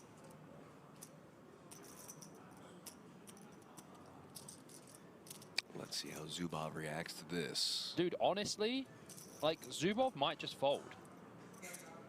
He's one of the players who has that in his game. So let's just think about the hand just for a second. 3 bets from Zubov pre, calls from Diane. Honestly, he might just fold. Diane can have queens, he can flat jacks or whatever, but he's not raising jacks or queens on the flop. Realistically, he's not. So when it comes queen, I just feel like in Zubov's mind, he's like, well, I guess the guy's just got king, queen suited. Like, Zubov is not blocking king, queen of hearts. Can't have king, queen of spades.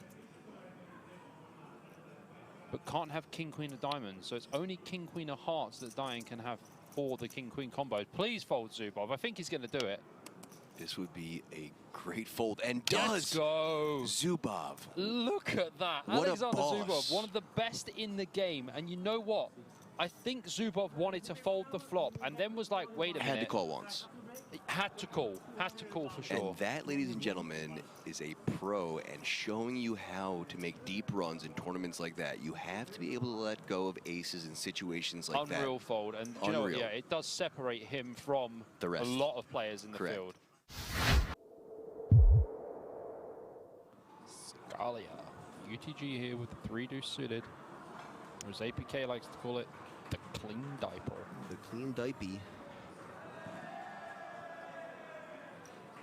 2-5. Garnack comes in with a 2-5 again, with the ace queen off. Radicki, 10-8, just gonna let it go. Nichols will as well. King 10 of the clubs now for Kershaw. Not so bad. See your stack, please. Wants to see Jan stack. 3-bet incoming. Just a call. Does call. Fold from Knopp. Mendez gonna fold as well. Vidic with the 9-5 offsuit in the big blind. 1.7k to call. What a great smile. Lets it go. Heads up to this flop.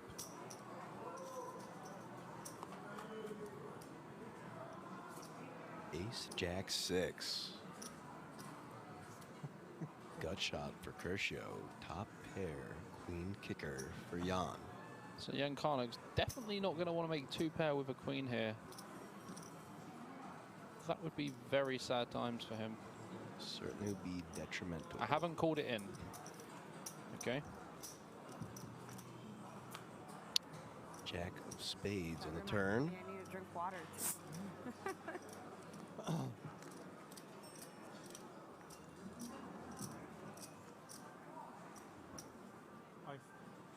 $5K is the bet from Jan. I mean, as Kershaw here, we can just throw this one away, or we can try and turn a hand into a bluff like we've got a jack. We do a lot of flatting with jacks in the cutoff. I'd love to see like 12.8. Just put a bit of pressure on. Have some fight.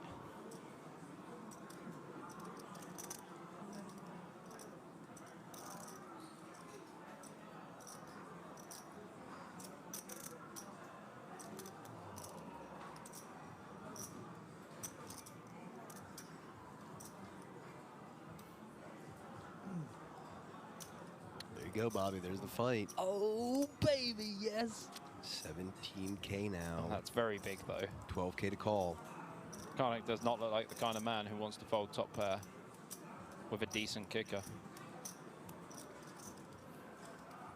Vinny Boy says it's strange to him, but I actually really like it because we flat so much strong Jack X on the button. King Jack. King Jack, Queen Jack, Jack 10 suited, Jack 9 suited. There's quite a lot. We even have like ace jack off as well that we would have here. Jack 10 suited. Yeah.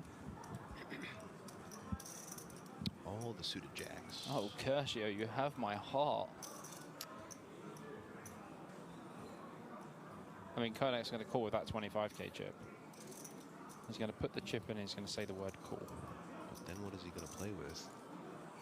He's got another 25K chip. Oh, okay. I think he's going to take the chip, he's going to look at the dealer and just say, cool.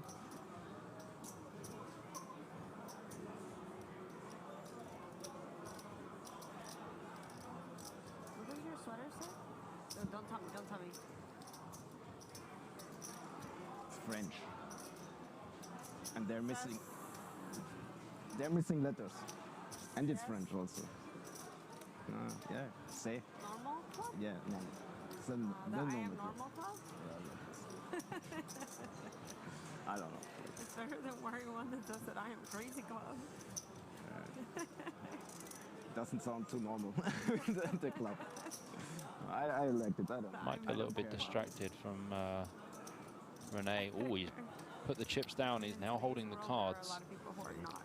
Think wrong, like you say, Bobby. That's your saying. Normal is the new special nowadays. Right? Just being normal. Folds and shows an ace. Does fold. And shows an ace. So Kershaw just stole your heart. Don't tell Maria.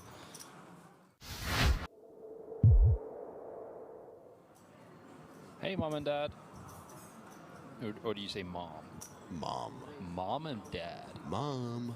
Nichols Dad. with the open here. From +2 to 1.6K.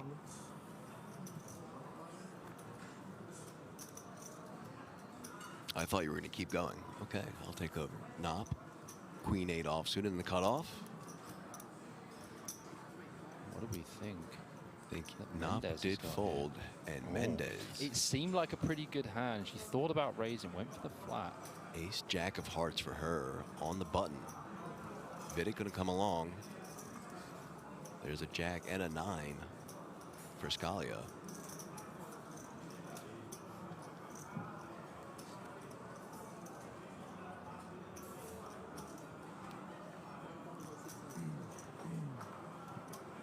Makes the call.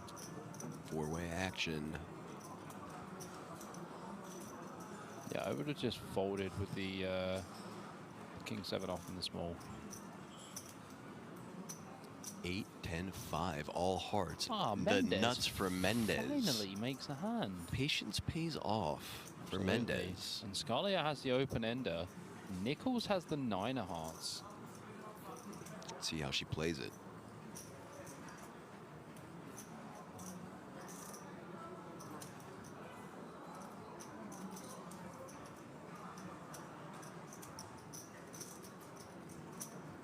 $3,500. Well, it's a very big bet into everyone else. 3.5K. Half pot too big. Gotta let someone else catch up. Honestly, I would have just checked. We're not the aggressor in the pot.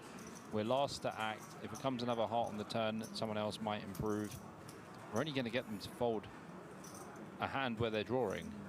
And you have the nuts. That also to mention, you have the nuts. You're right. It's hard to see the cards. Looks like she's going to get one call, though.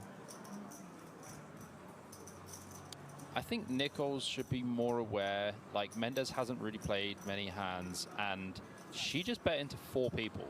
There's another heart, though. Bro, he has 1 out. He does have 1 out now. He is just like, this is the greatest turn I've ever seen. And Mendes is like, oh my god, I got a straight flush draw to go with my flush.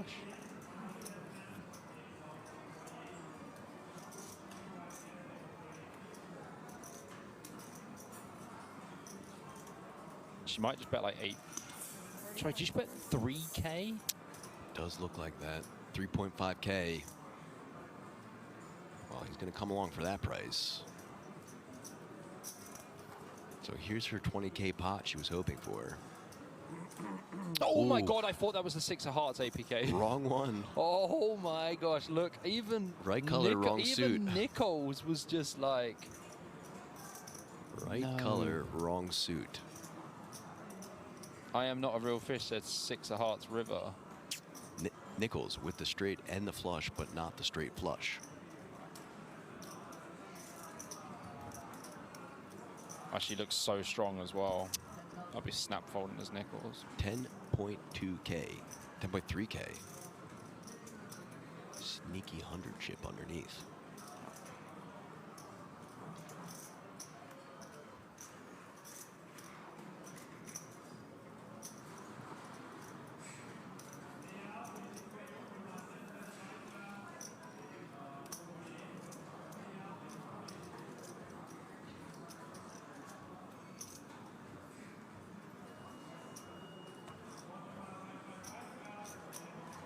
Can't ever think you're good here, Nichols. She bet into everyone on the flop, bet tiny on the turn, and now bet river.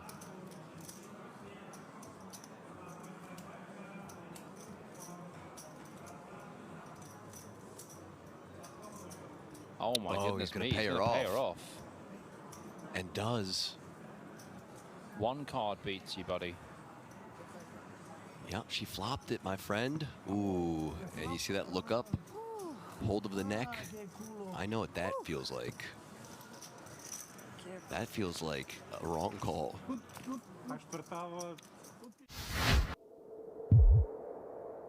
Pretty good, to be fair.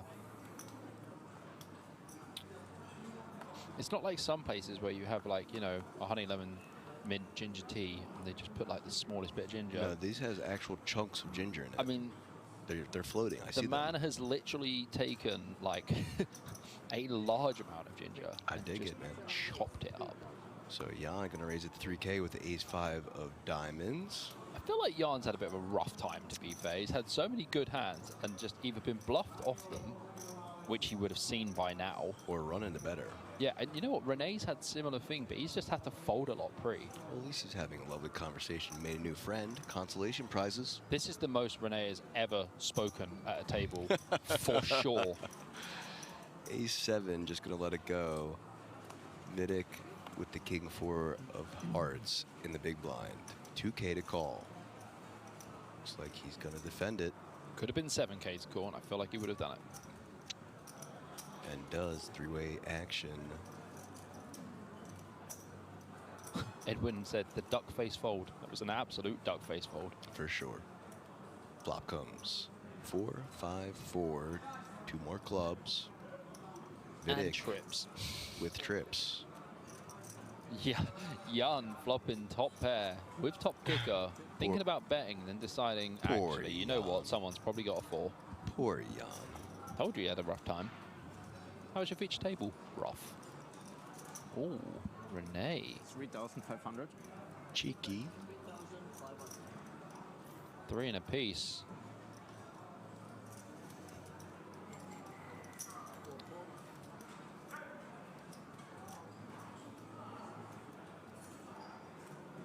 Jan. Still to make the decision.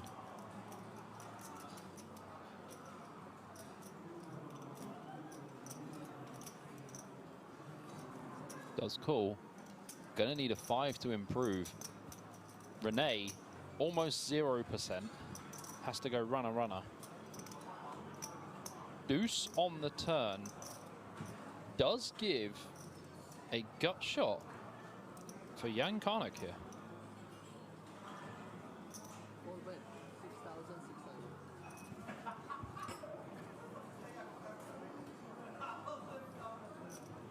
$6.6K to call now for Jan.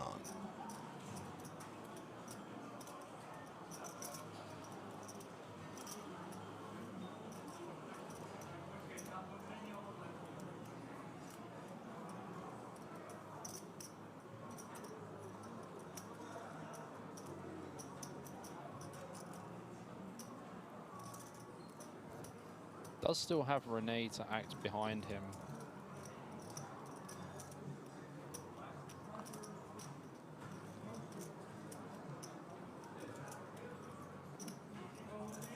Makes a call. Oh, at least Renee can fold. Fold from Renee. And now Jan at least has 5 outs. Gonna need one of the 3s. All 5s remaining. 3 of hearts would be a good card. Ooh, oh my boy, God, Bobby, I'm done. I'm done. get out of my booth, this brother. This is ridiculous. People are going to think we're on a delay, like a delay to the actual hand. We are literally watching the hand. I promise you, chat, we are not. How many times? Get out, 10 Bobby. of clubs for Rob Cowan. Remember how I just said less psychic, more commentary? More psychic, less commentary. Bro, for sure. I did 10 of clubs for Rob Cowan. I did King of Diamonds for Sean Deeb. Jan, there you go, brother. That one's for you, my friend. You've had a rough time. By way of Big Lee out of Bobby's mouth, 3 of hearts on the river. You've been having a rough go about it. This is your time. English only.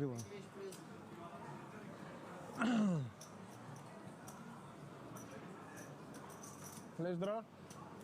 Is high.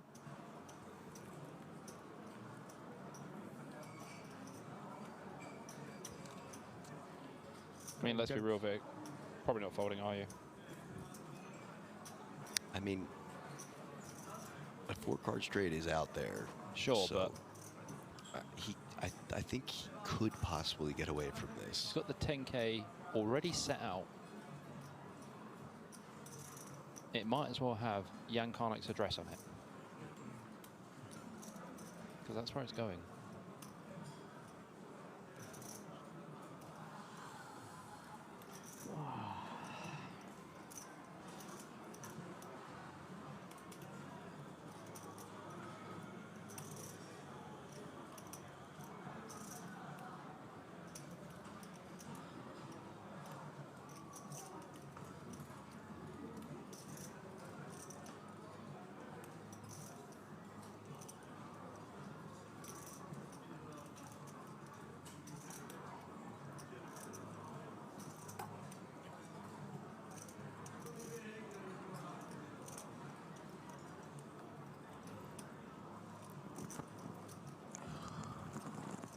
Working it out. See if he can get there. So much footage of me just eating at the table. I saw way worse. I'm sorry. I saw way worse. I mean, Vidic had the chips in his hand for quite a while. Now he's put them down. I like to drink my tea. Looks like he is possibly going to get there. Can he do it? Captain Stare down here. Can he get there? Can he find the fold? Friends over there? One of them. The rail? No, just. Well, I mean, I know him from here. Jan Karnik doesn't really have any bluffs here.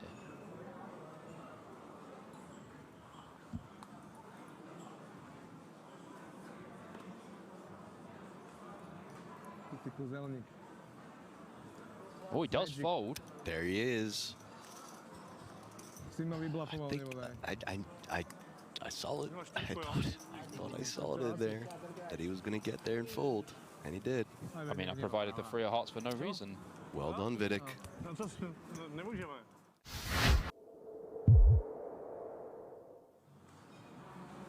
Next hand underway.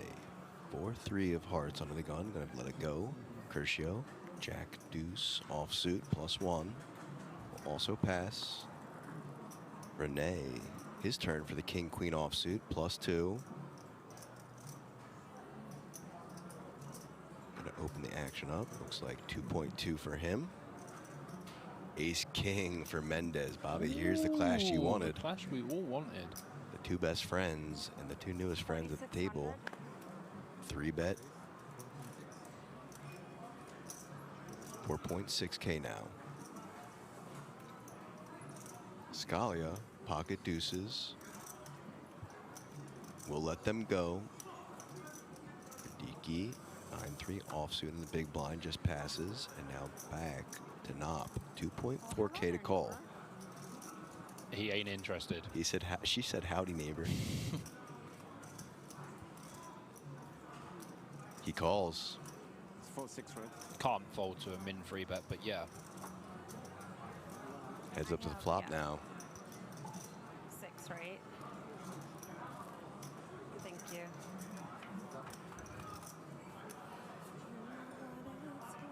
Five, king, 10. Oh, no. His option. Just gonna check. What sizing are you gonna go with? Just gonna Mendez. Bet 3.2.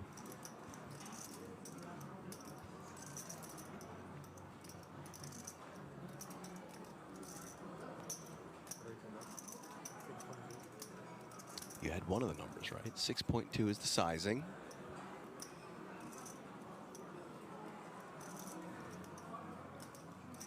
If I am Knopp in this spot,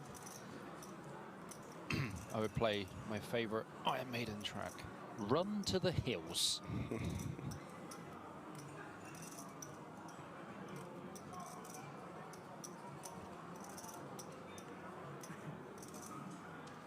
Yes, look at this. Let's it go. Knopp flops top pair, second kicker, and just snap folds on the flop. Can I keep it? No. Can I keep it? Amazing.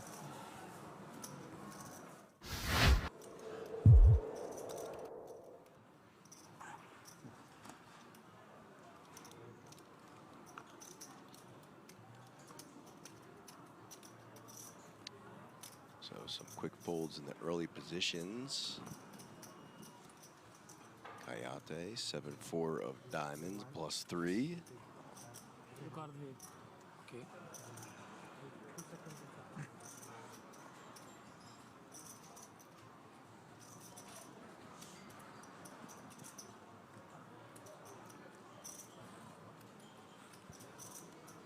Looks like he's going to open it up. I just won one pot with a very similar looking hand. Let's try for it. Ooh, boy. Oh, the kid. Aces for Zubov. By the way, I think Zubov's about the same age as us. I would say yes. I think he's about 34 or 35. Kayate, not the same age as us. No. But Kayate might think that Zubov is at it. 5K now. Advantage, 10-9, just going to let it go. Diane should be out of the way with the 6-3 of hearts. Pushes him in the middle. Hockman unplayable.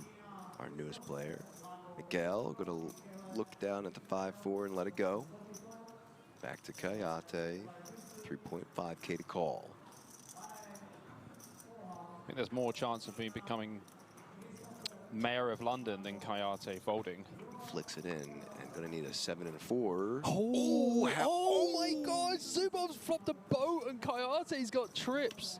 Hand of the day incoming. So far. Well, yes, for sure. Trips versus a flopped boat. I didn't see any 7s folded. There's still an out. There is 1-7 left in the deck. Oh my goodness me. Kayate's like trips back to back. Give me that. But he goes for the lead, which is very interesting because Zubov is the aggressor. And Zubov's going to be sitting there going, oh my God, he's got a 7.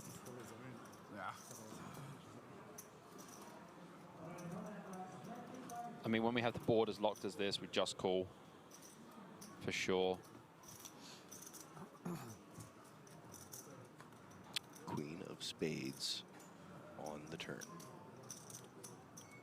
Well, I'm pretty sure Kayate is going to go for another big bet. Maybe a bit smaller, actually, because I found when this particular type of player has a hand that's very strong in their eyes, where the other opponent should have a very strong hand, but not as strong as theirs.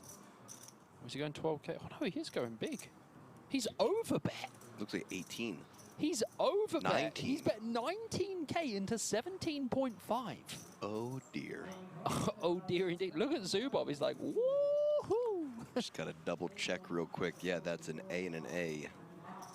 Just like my first name. What you gonna do now, Zubov? Just call, buddy. But look at Kayate staring him down. He's like, yeah, what are you gonna do, kid? And again, as Zubov... Surely hoping he has like ace-king or ace-queen here. No, he's probably more thinking Kayate has hands like 7-6, because we just saw the last hand with the 6-5 suited. No, I'm saying Kayate hoping Zubov has ace-queen or ace-king yes, here. We don't want to see an ace or a queen. We would... Yeah. Like a 4 would be insane. Okay, it doesn't really matter because... Still hoping he has ace-king or ace-queen here. For sure, and like Kayate's trips would be like winning anyway, like a lot here. Right, so I think that's what Kayate is going to try and target here, unaware that he is in deep, deep trouble. Maria nailed it. Happy birthday, Zubov. Honestly, Kayate might jam. That's what I'm saying. Oh my gosh. He's having a look. Look at Zubov. He's trying to target the 2-pair. Oh my gosh. This is the man who's going to go all in. He's stacked all of his chips. Ooh. Oh my gosh. Dangerously close to putting him over the line. Zubov on the edge of his chair. Look at that. He's going to take one look at the dealer and he's going to say all in. Well, I mean, effectively all in. Look at Zubov. He is absolutely loving life right now. 80k on the river. Kayate with 4k behind. Is Zubov going to leave him the bus fare home? Oh, all he's in. not. He's all in. Snap call. No, he didn't. No, he did. He did. He said all in, yeah. He said all in.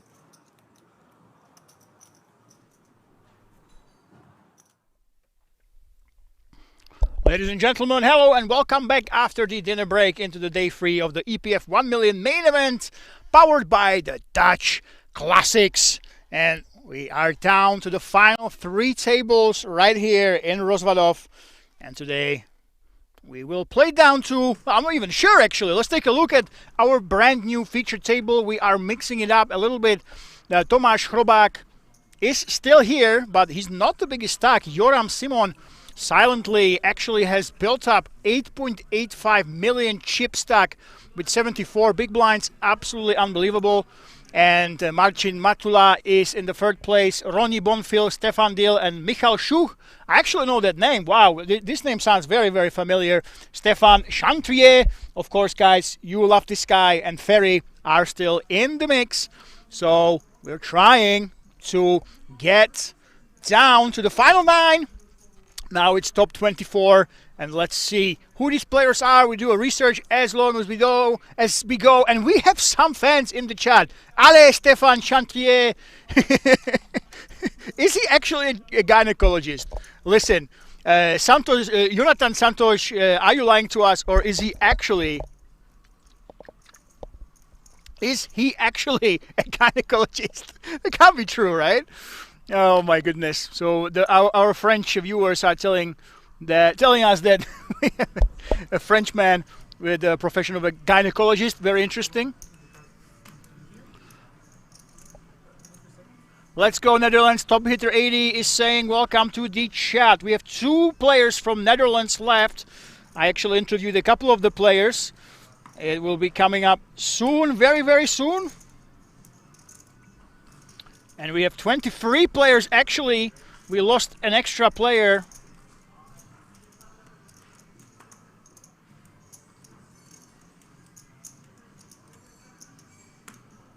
And I can't wait to see the new players in action and how they fare with some of the strong guys that we had here.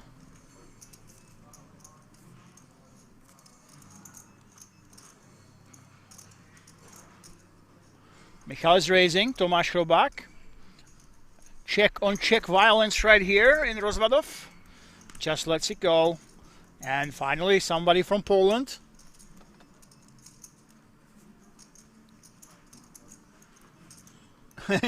Safe look he is. Go Matula Marcin. We have some Polish fan. There we go. Netherlands fans. Everybody's here. Dobro chuť. Someone said bon appetit. Thank you very much. I had the chance to go to the most amazing buffet here at King's Resort.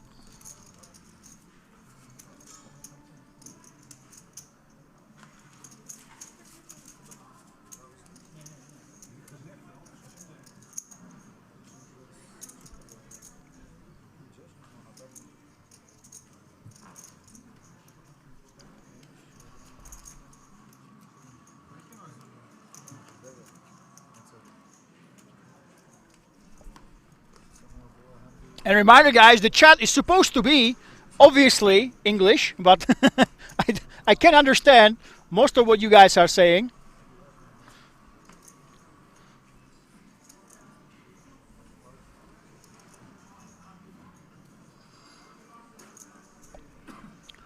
Marcin Matula, there we go.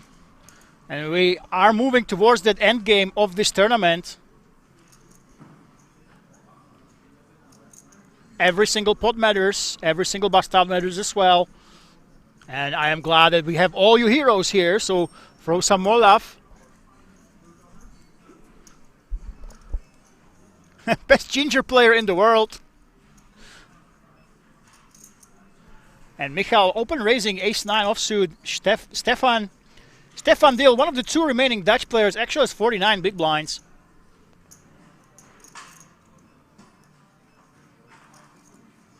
Marcin, his name is Rudy. Thank you for the info.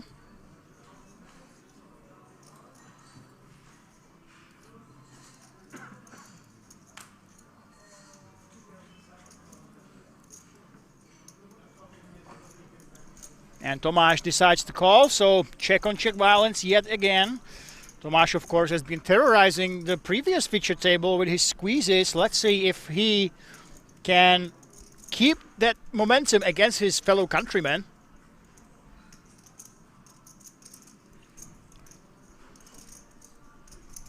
As we have a Polish invasion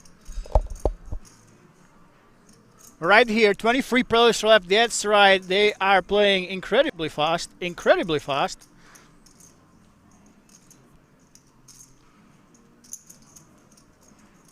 And there we go, Tomáš Krobák actually peeling. Every single time, I keep repeating it, guys, but you always expect people from the same country, players from Poland, from Czech Republic, to be nice to each other. In my experience here, for some reason at King's Resort, the opposite is true. I don't know why, maybe you guys can explain it, but every time there are two players from the same country, they really go after each other. They try to beat each other, especially those Polish and Czech players. Try to do this quite a bit. So Tomáš Krobák putting on the pressure. Take a look at this.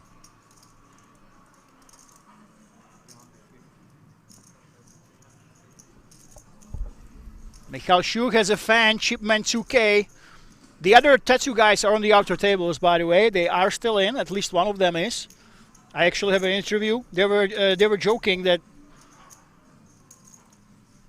they all three have together a tattoo shop in Los Angeles.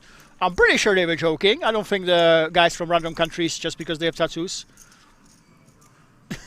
have a shop in Los Angeles for this. And look at this Tomáš Krobák. Wow. With the king check, puts on the pressure and takes it down. This man is dangerous. Wow. This is very unexpected. I would expect the ace-9 to try to defend a couple streets, but just like where he left off, Tomáš Krobák continues.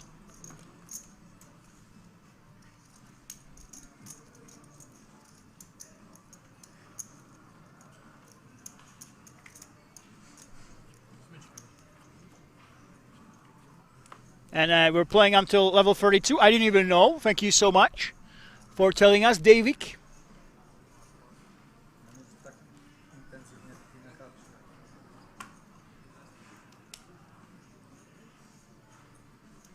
And Stefan, the French favorite, in the chat, is folding ace-3 offsuit. Just a reminder, guys, we are playing for over 100,000 euro up top from only a 299 euro buy-in. Absolutely insane payday. He's awaiting somebody. There actually was a slight overlay, I think like around 60k overlay, so great value to the players.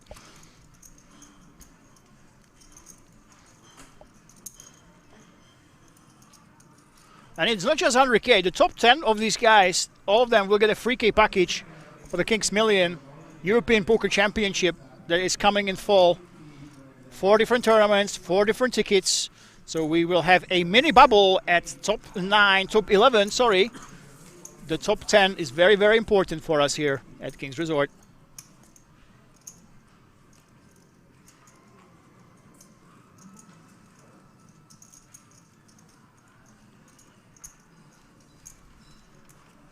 And the tables, by the way, if you want to know how it works, we have a massive, massive hall here, massive poker hall. And until we got down to top 24, all the players besides the feature table, they were actually down on the big hall. So if you were at the feature table, you were not able to see any of the other players. They were far away, a couple hundred meters. King's Resort and our poker room is massive. But once we get down to the top 3 tables, top 24, we move everybody right next to each other. So the players that you're looking at right now, they can actually see the 2 outer tables. They will know if somebody busted out, if somebody left, and they know who player is playing whom. So that's a nice feature, and it's a change. Once you reach the top 24, we move you to the nicer tables. And you get to see all the other guys, even the feature table, from where you're playing.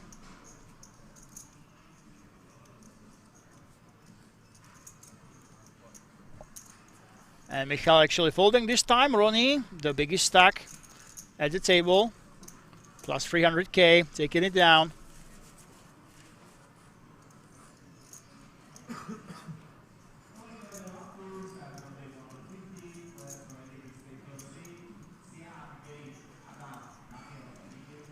By the way, I actually asked one of the organizers to get us Max Bruins right here to the commentary booth in case he busts. I know it's a little bit out of line to ask somebody, hey, oh, if you bust, why don't you come and comment with me? But we did ask Mr. Pokerize himself to get us Max Bruins. Max Bruins! In case he actually busts today. Of course, we don't wish it on him. But you never know what can happen. Everything's poker.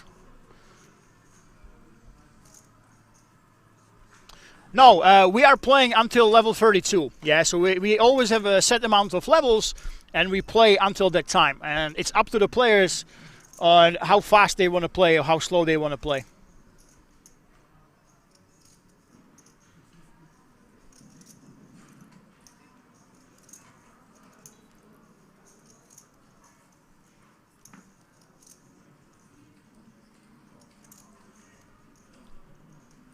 Michal, with those 9s, obviously he likes to be aggressive with a lot of hands. All in, wow, look at this. Straight all in with 3.5 million. We have seen this a couple times today. We have seen that 38 big ace-jack jam. But this is also a really, really big shove in the small blind. Obviously it will work. I'm really curious if this is a thing. We've seen this time and time again. During the feature table, this is 3rd or 4th time that we've seen this.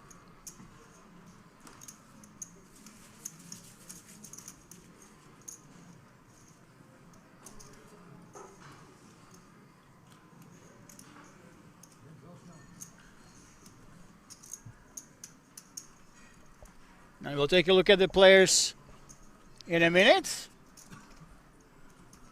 I know I've seen a bunch of these guys over here already. And top hitter, let's go Netherlands. One last remaining hope at this feature table. Max is on the outer table. Well, David says until level 32, so we have to believe him.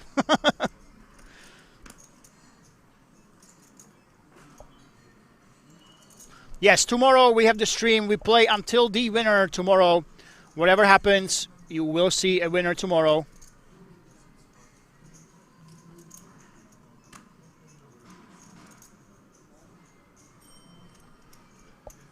Let's see what Ferry does on the hijack. I think that should be a fold.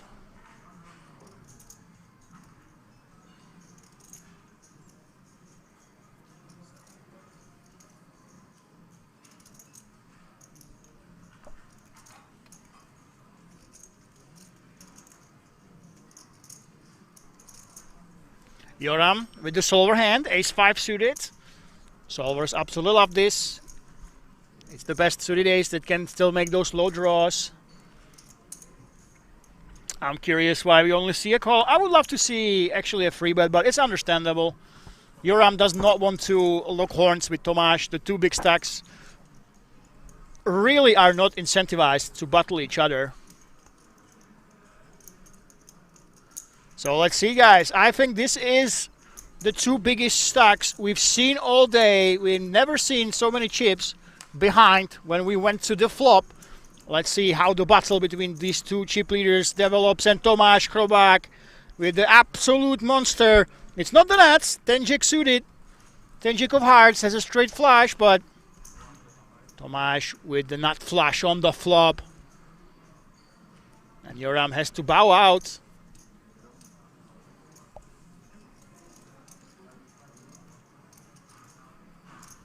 And here we go. Tomáš's momentum continues.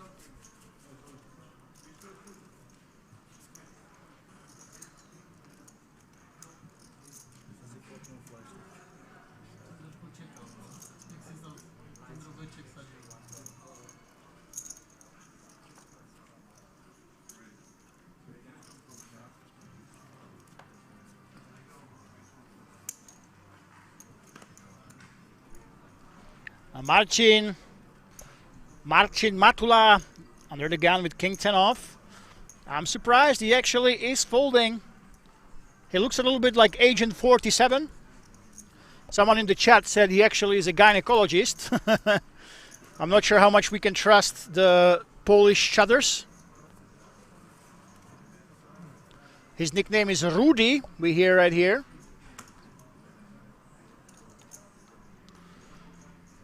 And Stefan, another fan favorite, 7-6 off.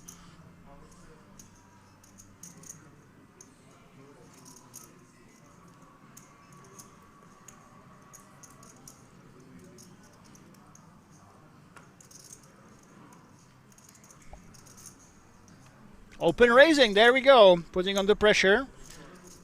Stefan Dill decides to call, one of the two remaining Dutch players. And Tomáš Chrobák in the big blind. This man loves to play in the big blind, loves to squeeze. This time he calls with one of the crappiest possible connectors in the game. He doesn't care though. If he can play, he will. He loves using his big stack.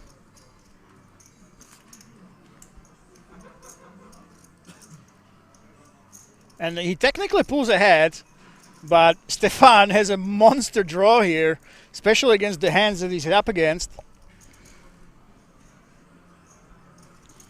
He's got a double gutter. He's got two overs to Tomáš's hand. And Stefan has absolutely nothing. So Stefan against Stefan. This is very confusing. So we call him Chantrier against Dill.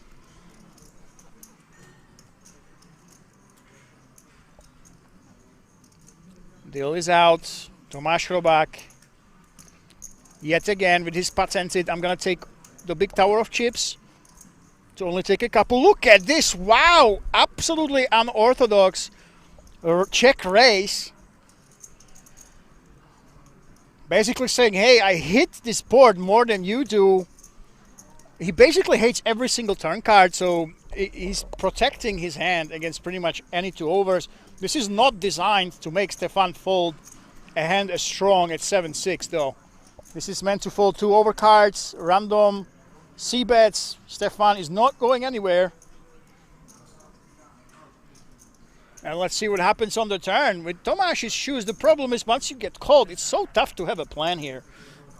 Almost any turn falls, you're not happy about it. That's why you basically raise, try to protect your hand, try to check it down, and look at this. There it is. There's that straight and an insurance in terms of a flush draw for Stefan.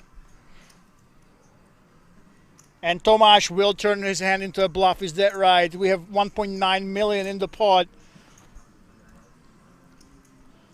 And it's a small bet. This is very confusing to me. I guess we're still trying to just fold out random overcards here that may be floated, but the spade came in on the turn. I must say, I'm not sure what the bet is designed to do. And look at this, Stefan is not messing around. He is going all in against one spade hand, pair plus spade. He doesn't want to mess around. It is a fold I'm taking. Yeah, Tomáš should be folding any minute. This was multi-way on the flop, by the way, so not folding here by Tomáš would be absolutely insane. He's not folding just yet. The hands that make the most sense are potential offsuit floats that have the one spade that could be bluffing like this in Stefan's shoes. The problem is this was multi-way. The ranges should be really tighter, so I don't think we have any other option but to let it go. Yeah, here we go. Chad saying, Rudy, our Polish player, come on, hit and run. I'm not sure he wants to hit and run. I'm pretty sure he can just like win the tournament, guys.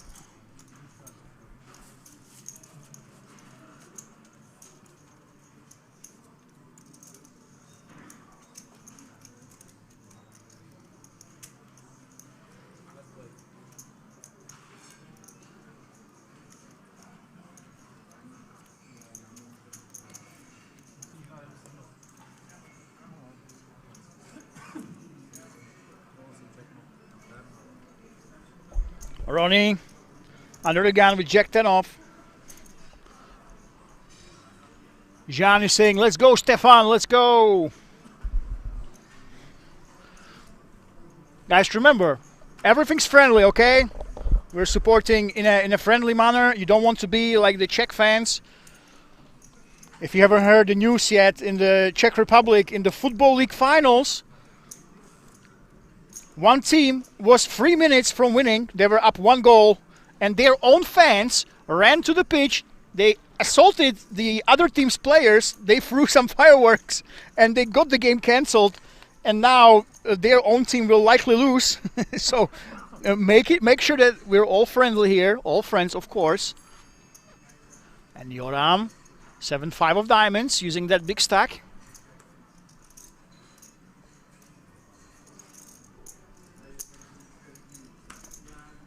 By the way, this is not Las Vegas. We are in Las Vegas, ladies and gentlemen. This is the Las Vegas of Europe, Las Vegas. And Marcin. Rudy, as the chat is telling me is his nickname, decides to defend. And look at this. Neither of these players has absolutely anything. Joram with the 7 high, just as Marcin.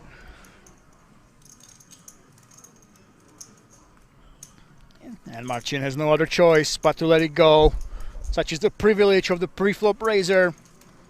You might have absolute garbage, but you have those queens plus, ace queen that your opponent doesn't have when he just flats before the flop.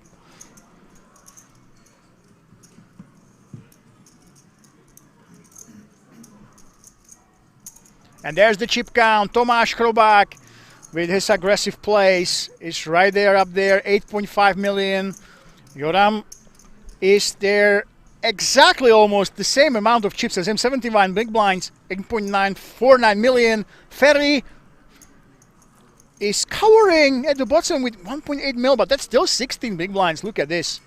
All of these players have a lot to play with. 33 big blinds plus for everybody at the table. There's a lot of poker to be had. This is why I love these day freeze, guys. Not the final days. Day freeze is when we are still deep. We have a lot of poker to be played, lots of big bluffs, lots of blow-ups possible on the turn and on the river. This is why, especially in recent years, I must say, I'm starting to appreciate more these penultimate days. Because tomorrow we will be playing until the winner, and you just know when we get down to those final 14, 13, 12, it will be a strategic battle. Everybody gets tighter, everybody gets more nervous. Stacks get shallower, everyone has a middling stack, so if you came to witness some poker action, some deep poker. This is exactly the right time to be here. Our French fans are saying go all in. Marcin Matula in the small blind, ace-10. It's absolutely a powerhouse hand. You can raise, you can limp free bet even with a hand like this one. As long as you don't fold, never a mistake. Limp is fine, of course. We go with a big raise. Look at this, 3.8 big blinds. But Ronnie should not be going anywhere. Ace-9 is very strong. Against the big sizing, he can actually free bet himself. Maybe one thing that's not intuitive for a lot of players, if someone raises bigger, you should actually free bet more frequently. Because there's more dead money in the pot and your odds for calling are worse. Oi, oi, oi, it is a 9 on the flop for Ronnie. Marcin is in trouble. With ace-10 high, he's unlikely to just check fold here.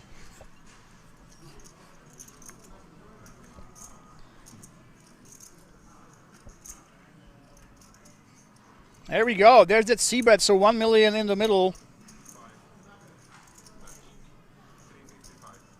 And 355 is the bet. About 35%. And Ronnie, actually, with the diamonds, you don't have too many reasons to raise this. I think it's a fine play, of course, to raise, but you don't really mind too many turns with the ace-9. Thing is, looks like Ronnie is thinking, hey, my hand is so strong, blind against blind. I don't really mind if I get called and the diamonds roll off. That I can actually go for that raise. He's charging. That's the thing. If you think your opponent is c-betting too much, you don't want to make it cheap for him. You don't want your opponent to just continuation bet all those hands and see the turn basically for free, because when you don't fold, you just call it him to see it. Very interesting. A raise size, make it very small.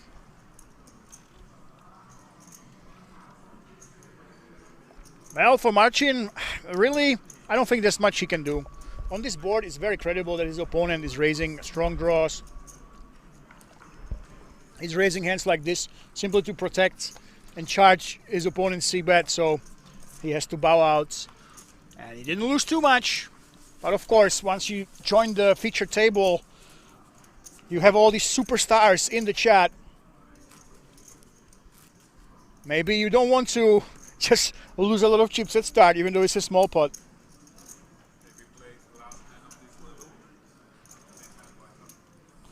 You heard the man, this is the last hand of this level. The price of poker will be going up.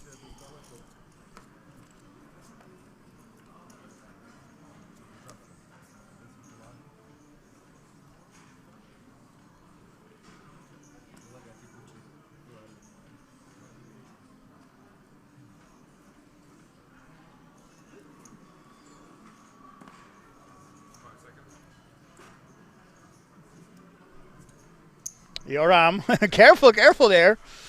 You don't want to mess with the time. With that ace-king. Stefan should be folding. Don't worry, you're the best, Rudy, says YouTube chat. Michal Kilian, 81. And Stefan Dill. Very, very deep. 45 big blinds when you have 23 players left. That's a lot of chips that you have.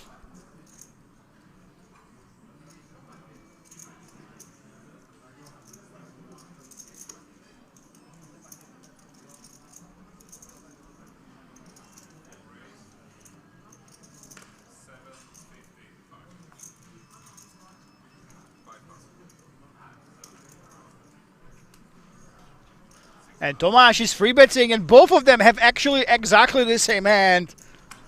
And both of them are extremely deep, over 7.5 million chips for both of these. Wow. This could get interesting. Actually, in Yoram's shoes, when you are this deep, you don't really love your life if you get it in. If you 4-bet and face a shove, you're not really excited. There's so much ICM pressure right now. There's only 23 players left. You guys are the 3 massive, massive stacks. But he doesn't care. 4-bet to 2.1 million. Wow, Tomáš Krobák, what are you going to do? Suddenly the ball is in his corner. Of course, he has the better edition of the Ace King. He's got the suited Ace and the suited King. And the same thing applies to him if you go all in. You are really, really risking a lot. This chip stack is worth a lot right now.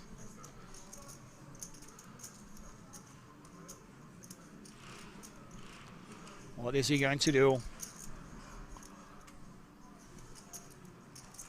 I think actually calling is reasonable here. You are in position. It is suited. I don't think going all in is a mistake here. Picking up those 18 big blinds is a big deal. But for those reasons, these two guys being massive chip stacks, you don't really want to risk your tournament life against the other near chip leader. We only see the call in position, and this is Ace King against Ace King. Both of them have the same hand. Neither of them hit anything. Tomáš actually has the backdoor nut flush draw. Any club will give him a nut flush draw on the turn. So his hand is better right now in terms of playability, but of course in equity you can see that it's exactly the same. And the sizing will be very interesting. There's 4.5 million in the middle, and we're betting 900,000. So a very, very small bet.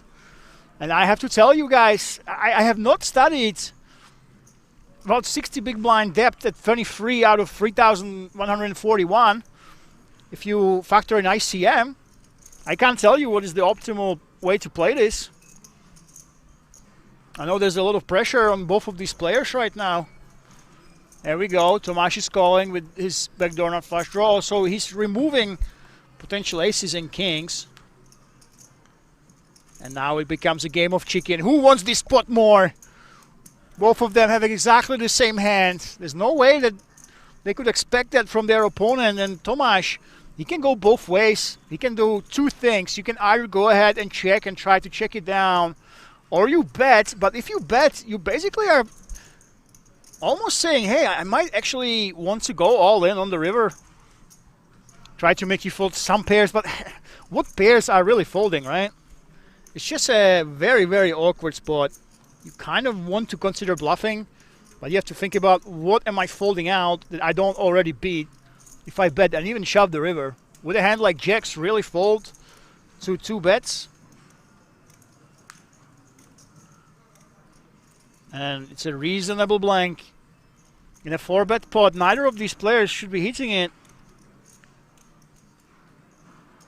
Are we going to see a check here? Joram is trying to see what kind of suits he has. It is somewhat possible he would check an overpair, but doesn't make too much sense. And yeah, for Tomáš, the one hand you're thinking about is exactly Ace King. I can't see. I don't think he expects a pair to fold.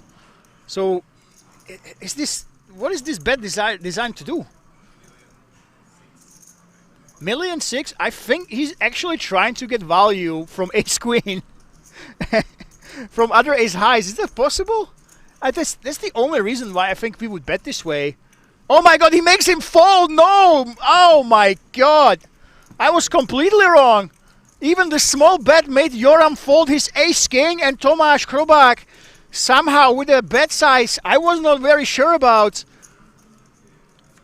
makes the same hand fold on the river. I think his opponent just saw too much value in this hand. He was thinking, hey, why? Why would anyone bluff this way? I wouldn't fold anything, so I'm gonna fold what I actually have. Let me tell you guys, I have to admit it, this hand made me feel like a complete noob.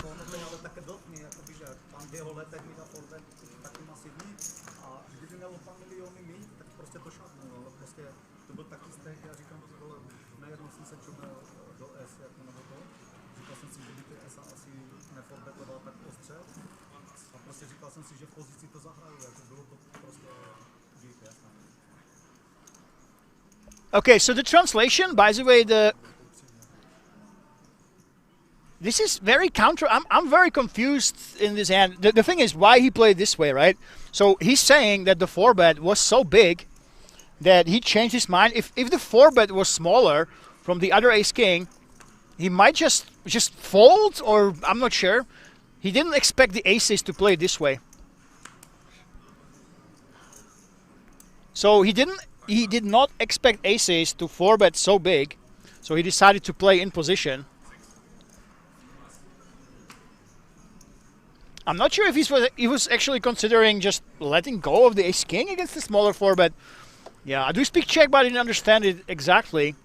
A nice play, but why show? Well, they will see it, guys. This is stream, and at Final 24, especially if you're Czech or German, you likely have some friends that are watching that will tell you what everybody had. So I don't think in a sport like this it's a big deal to show. Also, last night I was rewatching the movie Rounders, and let me know if you guys watched it. The movie Rounders. Anybody seen it? Let me know in the chat. But in the movie Rounders, Teddy KGB, the main villain, every time he has the nuts, he opens his Oreo cookie, and he listens to it, and then he eats it. And the thing is, at one point they are playing the final heads up, and the hero of the story, Mike McDermott, he recognizes that the villain is doing this. Every time he has the nuts, he's chewing on his Oreo and listening to them. And he folds at 2-pair in heads up, which is always an all-in, obviously. Teddy KGB shows up with a straight, and he's so tilted. And Mike basically tells him, I know it was the Oreos. I know that you have a tail, and this is why I folded a monster, because you have a big life tail with your Oreos. And even in the voiceover, he's saying, well, if I was playing cash games with this guy day in, day out, I would never tell him. I would just let him chew on the Oreos and take his money slowly. But because he had only limited time, he had only a few hours to keep playing with him, it's actually better to show your hand, to tilt your opponent in the remaining whatever hands, rather than not telling him and waiting for the time when he chews the Oreos, you know. So if you think you tilt your opponent and there's only 23 players left, if you think that it can affect their mental game, yeah, you can actually go ahead and show. You give out some information, but if it will impact your opponent's mental game negatively and they will get tilted by it, well, by all means, just show it. It's a game of expected value as Tomáš takes down another pot.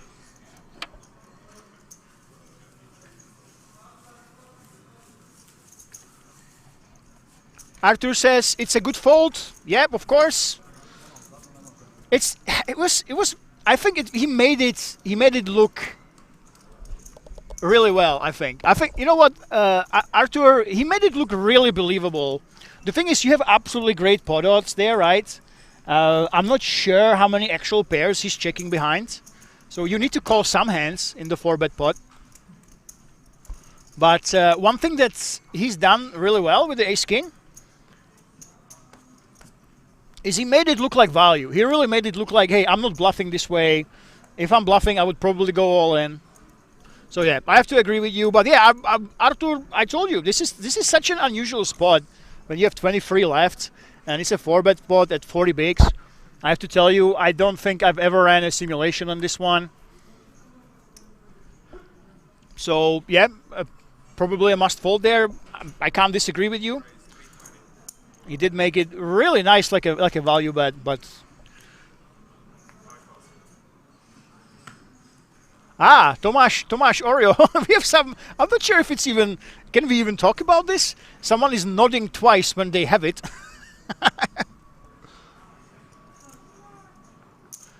Top Hitter says, yeah, of course you've seen Rounders. If you love poker, you've seen it. Yeah, of course. There you go.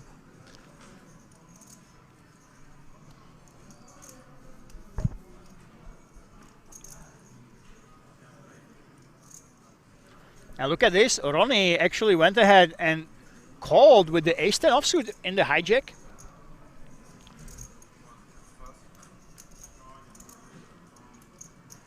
The hand is easier to play as a free bet or fold, but I understand you have a lot of chips. Now let's see what Stefan does. It is a call, and Tomáš, who's getting out of line here, he's using his big chip stack and his perceived skill advantage. He has been very aggressive.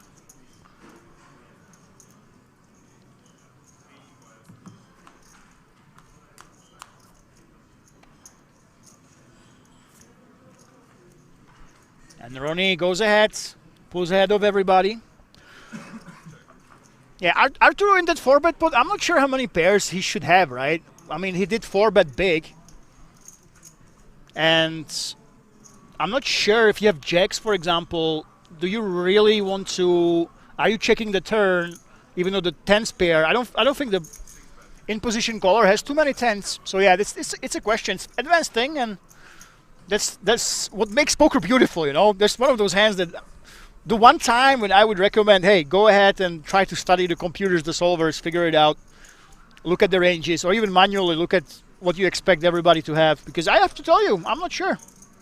And look at this. Tomáš actually finds a fold with that mid pair. Nice. When Ronnie is way ahead.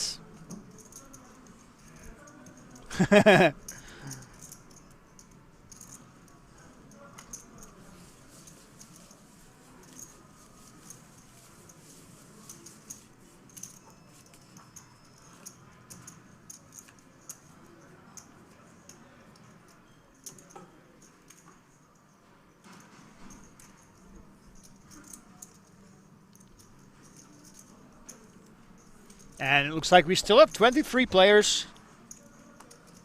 Let me look at who actually busted. If you guys want to know who is still in, who is out, you can use the King's Resort app.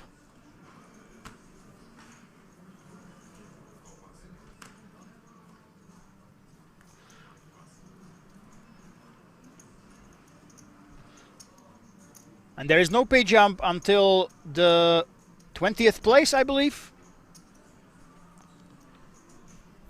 Ronnie with 4-3 of hearts. There we go. Love to see it.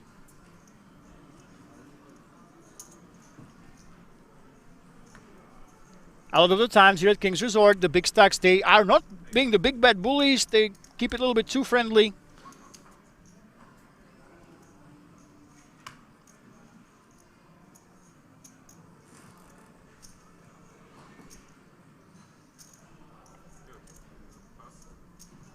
That's exactly what you're supposed to do. The closer we get to the final 9, the more should the big stacks be aggressive, because the more pressure is there on the middling stacks and small stacks in terms of every single chip mattering a little bit more as you get closer and closer to that final table. I know Darragh Carney, my friend, who's written countless books, countless poker books on tournaments. He's a big nerd, big GTO nerd. He actually found that the biggest ICM pressure is around the final table bubble, right after the actual bubble, where you get nothing or something. Then the biggest pressure is right before the final table.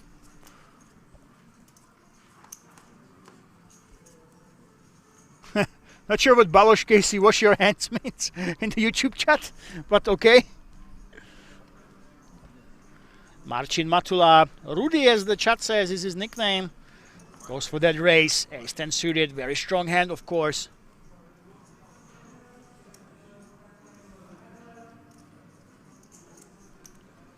And Ronnie, of course, he plays really loose hands. I don't expect him to just be folding. There we go, there's that call with that suited hands.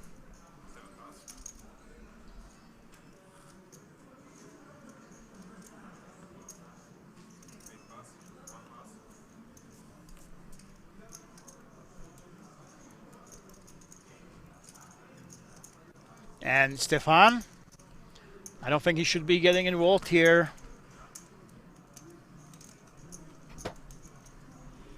There we go. Let's go with 10-3 suited.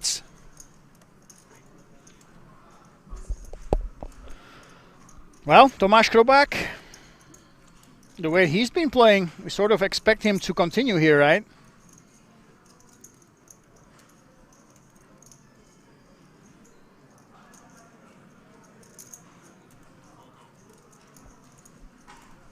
And it is a call, and we're heading into a freeway flop.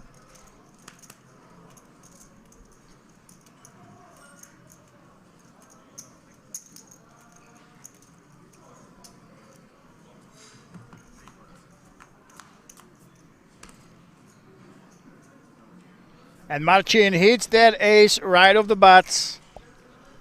Tomáš has some decent backdoors. As does, well, in a way, Ronnie. Some backdoor flush draws, but Tomáš's hand right now, in terms of playability, is much stronger. But I don't think you have ever a lead here.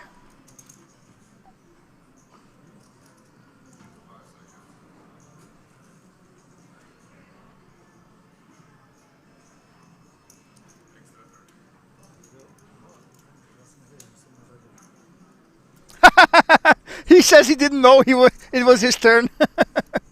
Oi, oi, oi, oi, oi. Yeah.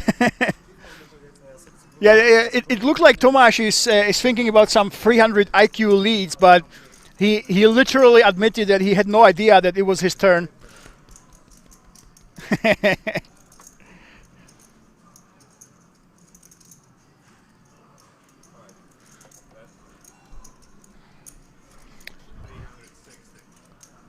Wake up, Chain Chain. And let's see what happens here, actually. I think Ronnie should be folding. Oh, look at this. Ronnie is reaching for those chips.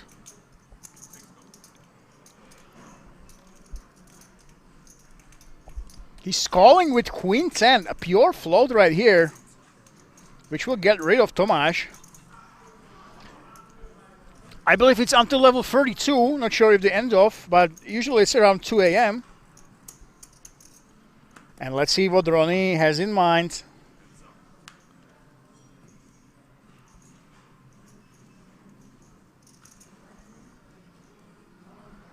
Marcin has that nut flush draw to go with his top pair. Good kicker.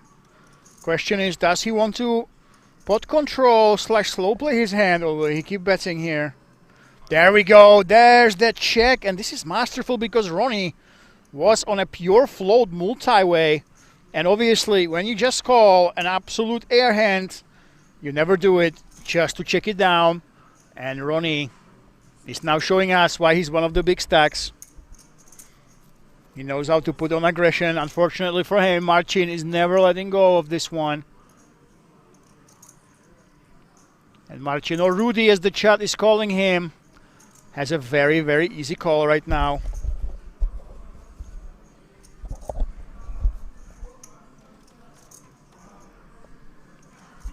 And actually, in a situation like this, Ronnie is very likely to pick a lot of rivers and keep bluffing on them. Well, this might be one where he actually does give up. This might save him some money.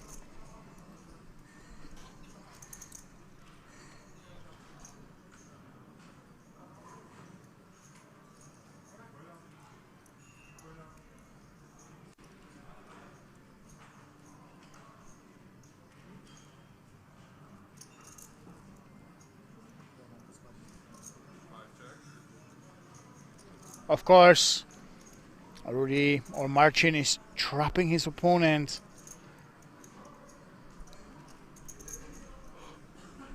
Ronnie would have to put in a massive bet now if he actually decides to go for it. Nope, the 7 saved him, I would say. And Marcin scoops a decent sized pot. 1.7 million going his way.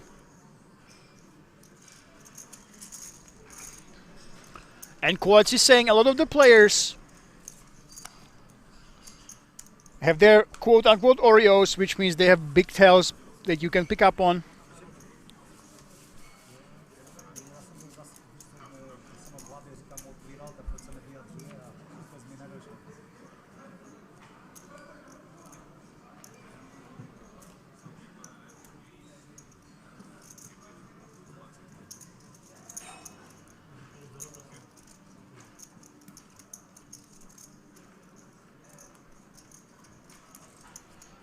And our Polish hero scoops a pot. I take it you guys are happy, right? You guys in the chat are Yeah, check second time is the best. Yeah, he did get a lot of value from that. There was a very, very nice check. I think with the ace-10, you are unlikely to get free streets. So, yeah, I definitely agree with that check. Very interesting, and he got some extra value because of it.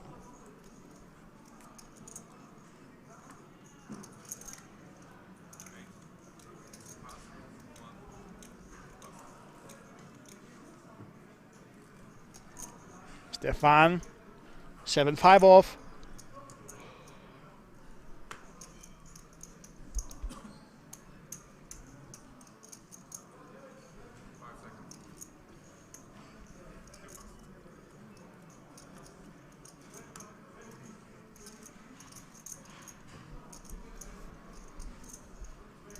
Stefan deal.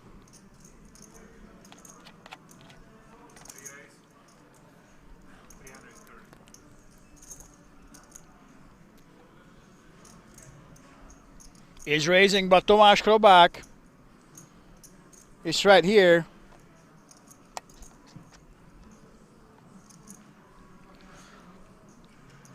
Now this man is very experienced. He's got a lot of results around Czech Republic, not just the King's Resort, but even in the smaller card rooms around the country. And look at this Stefan Dill. Oh my God, he wakes up with the queens on the button with 29 big blinds. And we are about to see the El Clasico of tournament poker. Ace King against queens.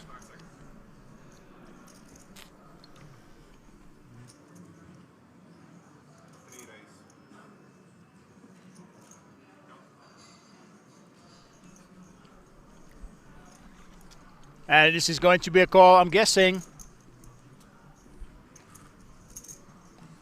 Tomáš Krobák. It's just enough, I think, to call it off.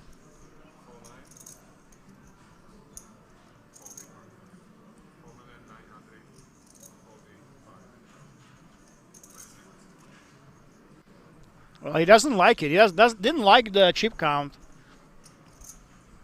He does think there's a lot of chips to be losing right now. There we go. There's that call, and the El Clasico of poker is upon us. Ace King against queens. We've seen it already at least 2 times today, just at this very featured table. The tale as old as time. Can the ladies dodge the ace? Can they dodge the king and try to survive? Or will the big slick take it? This is an absolute classic. Let me know, guys, who will take this down? Can we get that ace? Can we get that king? And get rid of one of our 2 remaining Dutch heroes. So far, so good for Netherlands. Come on, ace, he's saying in Czech. Bush. You're making the sound effects. Well, now we have a 5 as well. A potential ace, king, or a 5 on the river can send Stefan to the rail. Oh, it's the 4. Tomáš is disgusted. Never easy though. There was extra hope on the turn for him. But this animated player who has been really going after it.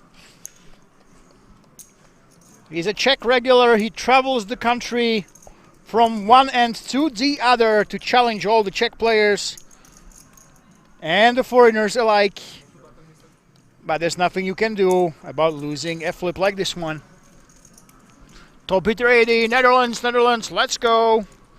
Of course, I have to say, this European Poker Festival is brought to you by Mr. Pokerize himself. There's a lot of Dutch players. It has a strong Dutch heritage. And take a look at this. Stefan Dill, he just might have turned to be the chip leader of the day. Definitely the biggest stack at our table. Ronnie is now second with 7.9 million. Marcin, 7.8. Tomáš Krobák right there in the middle. It's anybody's game though. 44 to 64 big blinds. That is nothing. 2 hands and your fortunes completely change. And then we have all the rest right behind them. There we go. So Netherlands in a Dutch Classics powered series has a leader on our feature table who might just be the overall chip leader. I gotta say, when we had the Slovenian Poker Tour, we had no Slovenian players. I don't think even in the top 24. That was very, very sad. You always want to see the country that sends a lot of the players our way here to King's Resort. You want them to be represented, at least at the final table. So far, it's looking good after that flip. Danny, EC Dub, Mr. Lemon back once again. Well, let me tell you guys, let me tell you why I am back again, and I will be back tomorrow as well. Because our superstar commentator, APK, Aaron Paul Kramer, he was supposed to comment tomorrow, but he's such a big shot that I kid you not, the World Series of Poker have picked him up. So he is in Vegas right now. Our commentator is in Vegas right now, working pretty much full-time now for the World Series of Poker. So, you know, we only have big superstars here at King's Resort. I myself travel the world, make content. This year I will be probably in about 8 or 9 different countries. So yeah, we have superstars, but unfortunately, or lucky for you guys, one superstar got too big for us, and suddenly he's working for the WSOP. But hopefully we will have him for the King's Million European Poker Championship. I hope that he will find the time and he will commentate with me. But right now, the reason why I'm here today and tomorrow is because APK became too much of a big shot for us, ladies and gents. Danny ECW, excuse me, you don't know your lore. Calm down.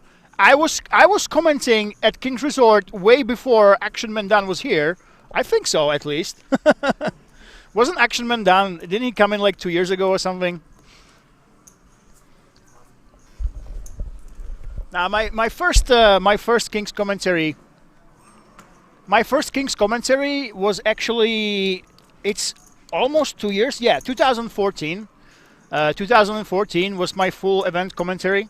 It was for the festival in Rozvadov, and that time we had 6 hour heads up. I think over 6 hours. The players were actually, they were literally sleeping. We didn't allow deals back then. So 2 years ago, if you made a streaming table, you could not make a deal. No matter what, there were no deals.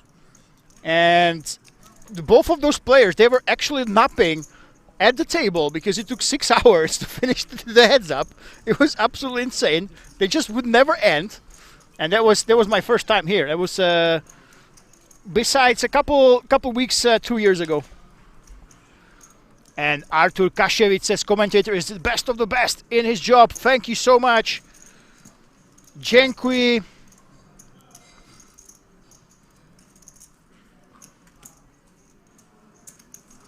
And Quad says, lucky for William Wallace is our brave heart here. Yeah, don't worry, guys. I know a couple times I can't make it. I do travel the world, actually make content at events. But if I can make it, of course, I will try to. I love Rozvadov. I love the streams. I love that we have such a big range of players. You have these super pros that are grinding every single week here at King's Resort. They travel the world. But you have a lot of recreational players that come here for fun. So you never know what you get when you commentate on a stream like this.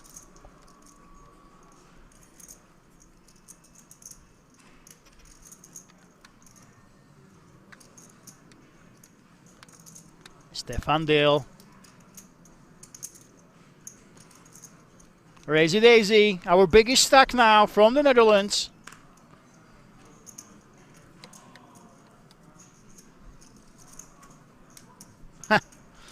A lot of Rudy fans, by the way. There's a lot of guys from Poland cheering for Rudy. We had top hitter 80 supporting our Dutch hero who takes down yet another pot. First player to climb over 10 million chips right here.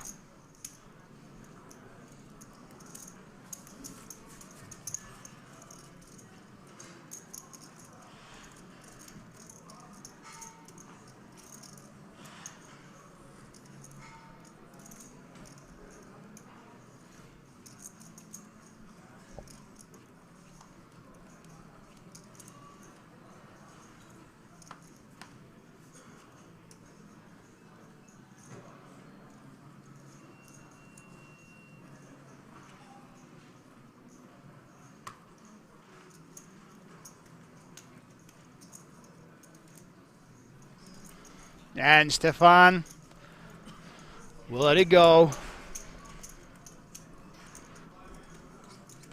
And the other Stefan, we have to start calling them different names, guys. Is it Stefan 1, Stefan 2? Are we going to use those surnames? Let me know in the chat. We need some ideas because those two Stefans are right next to each other. Maybe I'm not pronouncing the French one correctly. Oh, Stefan. But the Dutch pronunciation is very likely to be similar.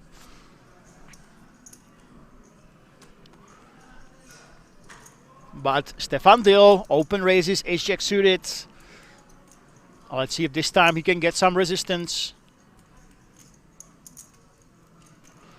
No, another small pot going his way, and now it's time to see if he will keep up the aggression, not just with these weaker hands, but with something stronger as well.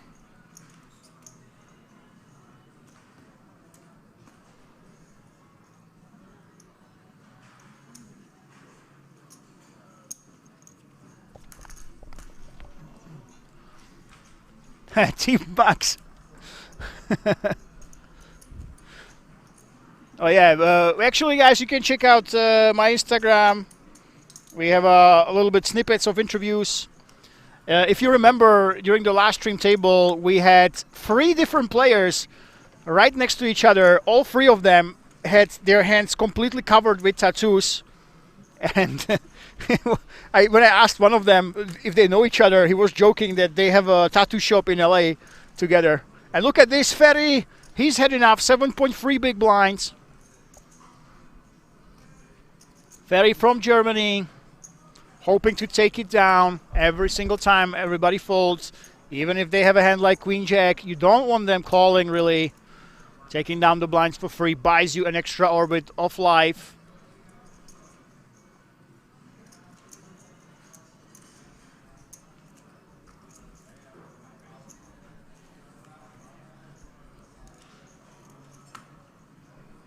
Can he find a customer right here? Now, Stefan, I don't think it should be this one. Well, it's only 7.3 big blinds, actually. What am I talking about? Freezes a call. There we go. We have a flip with Stefan against Ferry. And Ferry is at risk. And all the French fans on YouTube, now you have to give some love to Stefan. Send him your support, you guys from France. So he takes down Ferry, eliminates him. Let's see. Can Ferry hit the ace or the 7 to dodge being busted by the freeze? Oh my god, he hit the ace, but it's a set of freeze for Stefan. Even hitting the ace did not help him. And this is it. Despite hitting the ace, he is knocked out by the French hero. And Ferry is taking down 3,075 euro. Not too shabby from a 299 euro buy-in. And he moves into the night. By the way, re-race Chili Dog, you're off to bed. Thank you, the goat of our Twitch chat. Thank you so much for all your help. Good night. I will see you tomorrow for the big finale. And of course, our our French friends are going crazy. Anto is calling for a free, and the free actually fell there. Julien is saying there's only one Stefan. Jeremy is saying, come on, Anto, call that free. Melvin, I don't think you're French. We have an imposter in the chat. And Julien, nice, my brother. Jeremy, allez, hop. Everybody jump, let's go.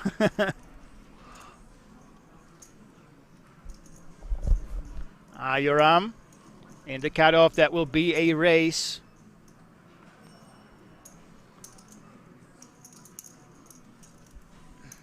Jean is saying, yeah, the French hero. Anto, so many French fans right here, but take a look at this Michal. All in with the jacks.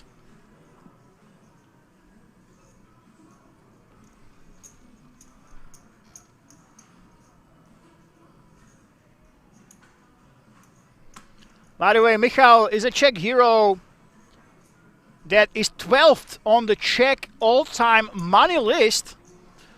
Can you believe it? $1.3 million live earnings. This man knows what he's doing. He's not afraid to simply stick in the jacks, and I'm pretty sure that that will be all she wrote.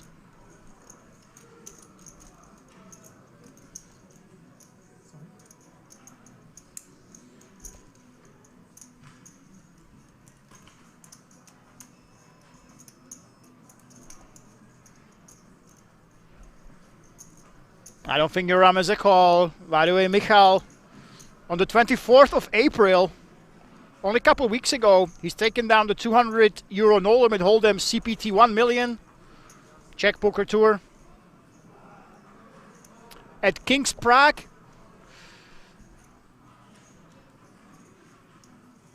There we go. There's that fold.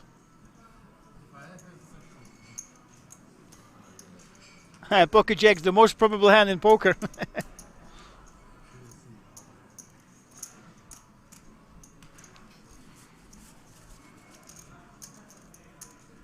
I'm pretty sure I played the tournament, by the way. He's won the tournament that I played.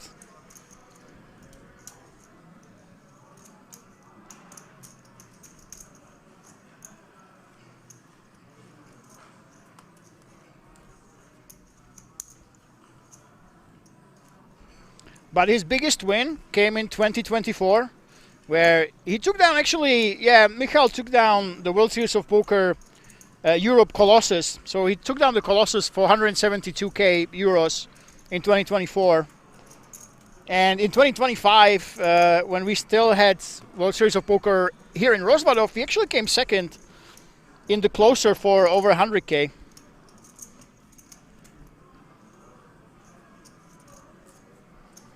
He even has a EPT title from 2025 from King's Casino in Prague. So yeah, this man is absolutely a Czech legend.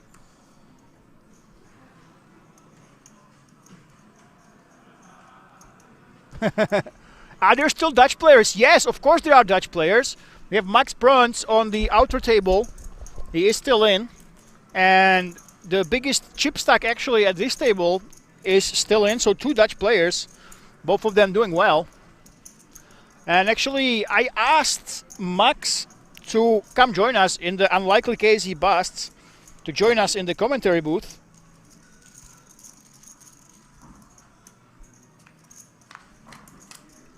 And by the way, we will play until the end of level 31. So if you're wondering, we will play until the end of level 31, and we restart at level 32 tomorrow.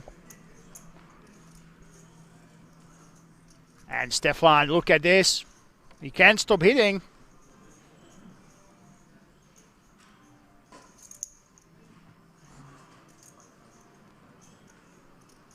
But it's Ronnie who goes with that bet.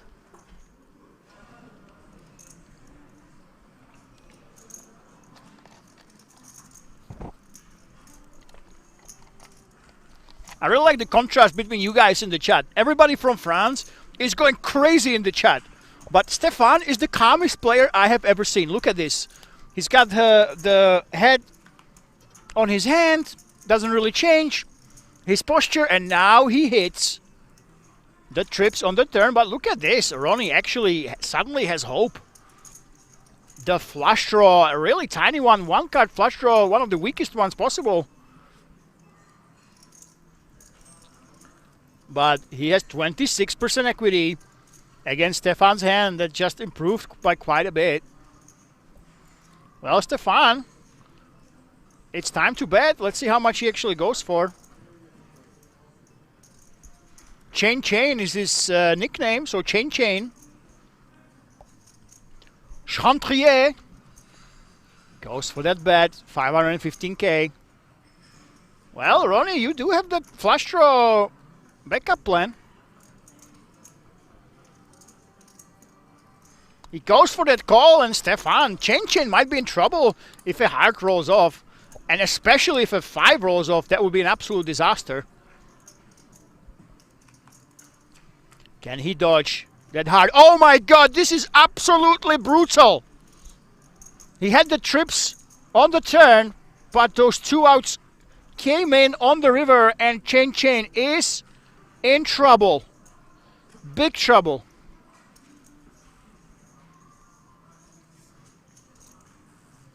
Looks like Ronnie is actually deciding to lead here. 1 million is the bet into 3. It does look kind of like a block bet. Well, Stefan might be inclined to raise this. There is a possible flush on the board. There is a possible straight on the board. Will he just call here, or will he get greedy and will he get punished for that greed? Stefan, can you put this together? You will never ever put your opponent on this. Yes, he only calls here. And Ronnie shows that full house. I mean, all things considered, Stefan, we see that smile on his face. It could have been much, much worse, ladies and gentlemen. That was not greedy. Did not get greedy. Did not go for that raise. And I think that if Ronnie just checks, Stefan might actually bet bigger than Ronnie bet himself.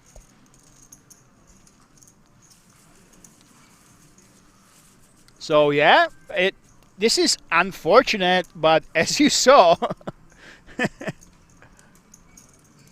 Chen Chen was smiling. He knew that this could have been a lot worse than it was in the end.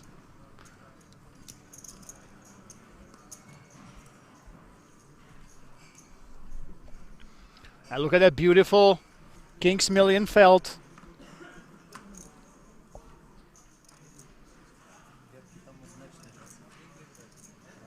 And your ace king suited.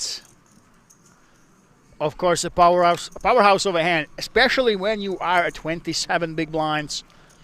It's time to raise it up. And so many times today we have seen ace king against queens. Will this be another time?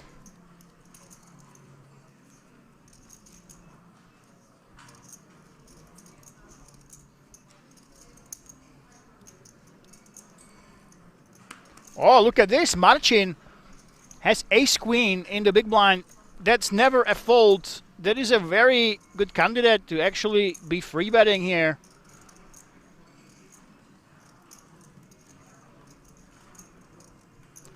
Let's see what he does. There we go. There is that free bet. And that's not good for Marcin, of course. Well, Joram. And like this one is really strong. We have only 25 big blinds behind. All in.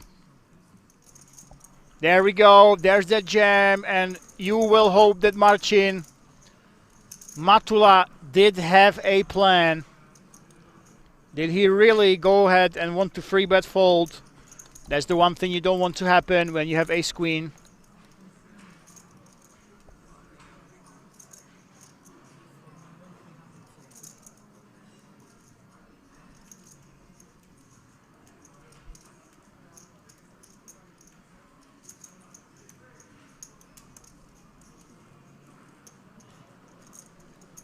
Marcin. There we go. He actually does find the fold. He did have a plan. And that plan was to free bet and fold out right after.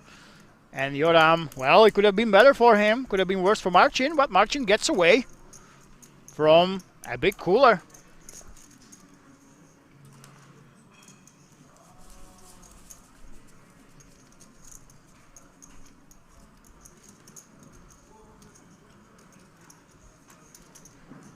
By the way, if you guys want to know who we missed, you can check the app, King's Resort app, in 22nd place. 28th place was Slavomir Staniszewski. 28th place. Oh, they called his hand. Somebody actually called his hand. Ace King again. And it was the Ace King. Nikolaus Krause, 27th place.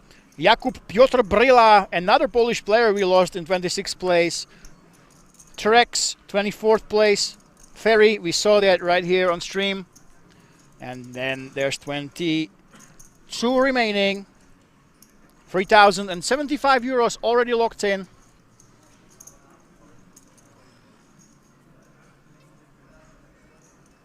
Bravo, Rudy. The chat is loving that fold.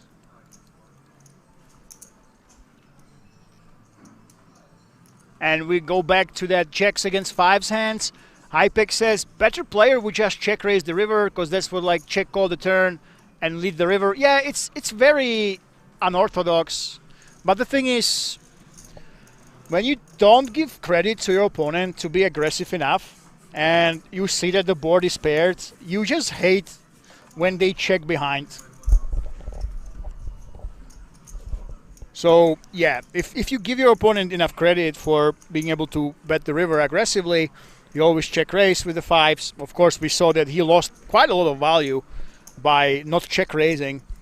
But I kind of understand that if you play against weaker opposition, whose river aggression and river frequency is not up there where it should be, I kind of understand that he didn't want to lose the value. But overall, Hypex, yeah, I kind of have to agree with you that just checking and check raising and being okay with losing value from some of the weaker hands, it does make sense.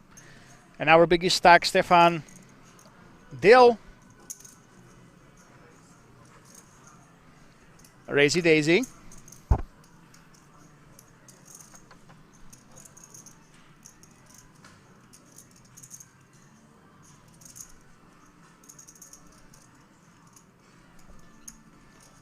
And Ronnie with a 9-8 offsuit.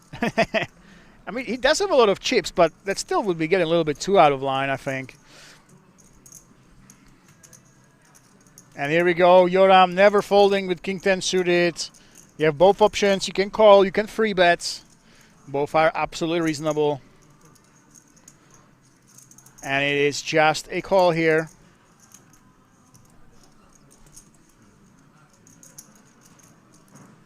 And the most important is we didn't lose Rudy.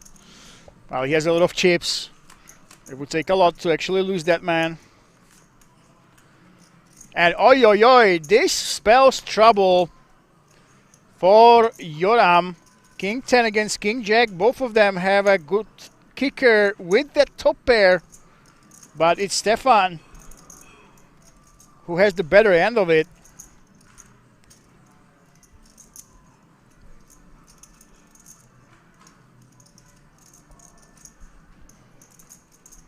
Well, Yoram, this is a very strong hand once you call in the big blind only. So there's no folding this on the flop. There's no folding this on the turn either. On vast majority of cards if you face a bet. And then you have to see what happens on the river. It's two pair, but now look at this. Yoram actually picked up an open ender to go with his King 10. 22%. There's quite a lot of hope for him still. Kicker problem, yeah. Well, now the kicker is not that much of a problem because the kicker gives you an open ender. Let's see what develops here. Of course, whatever Stefan bets, Yoram's never folding. 650. That's on the smaller side, and we will see appeal. There we go.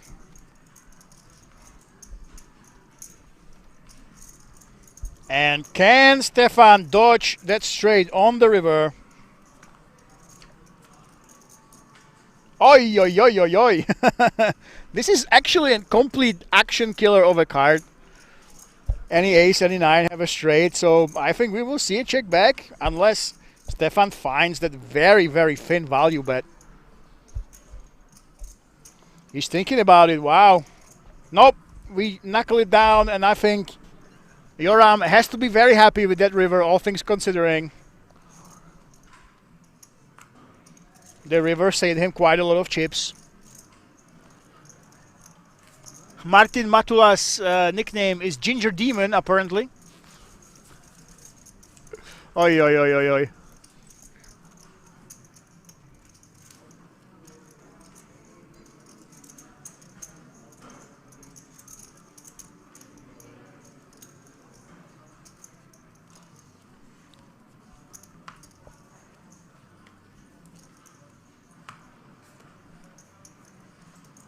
And Stefan, garbage hand.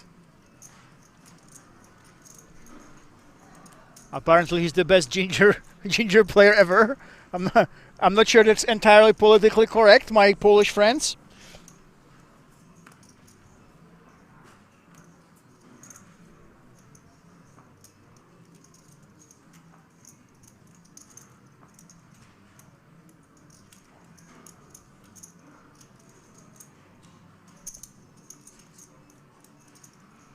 Ronnie decides to call with his ace-7 suited.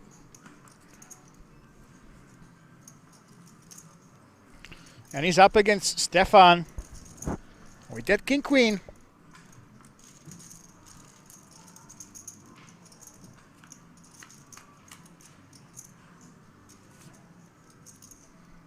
And this is as blank as it gets. Of course, Ronnie has nothing, but he's got some nice backdoors, I must say. Ronnie, if he bets any club, gives him a nut flush draw that he can easily continue on.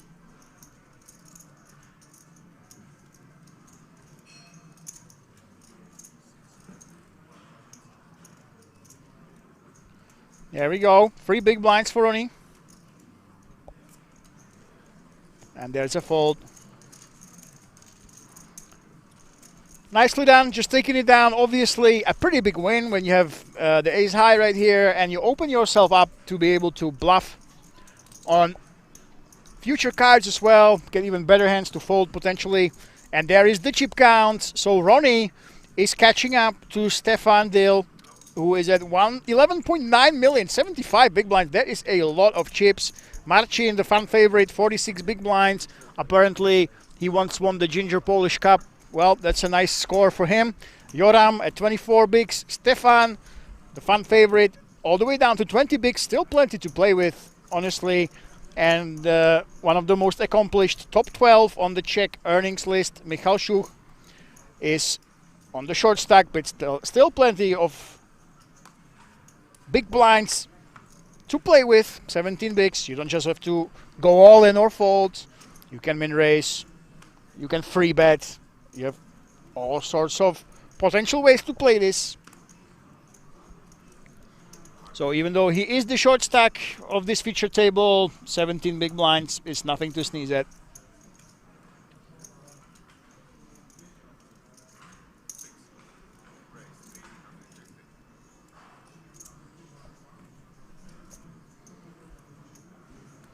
And Ronnie, with those ladies, we'll open it up, of course. Tomorrow you comment too? Yes, I am commenting as well. We were supposed to have APK, but the traitor is in Vegas. So it will be just me tomorrow, but we will try to get you some co-commentators. Hopefully Max Bruins, in case he busts, we should get him here. And Mr. Poker Ice Roland hopefully will join us again at some point.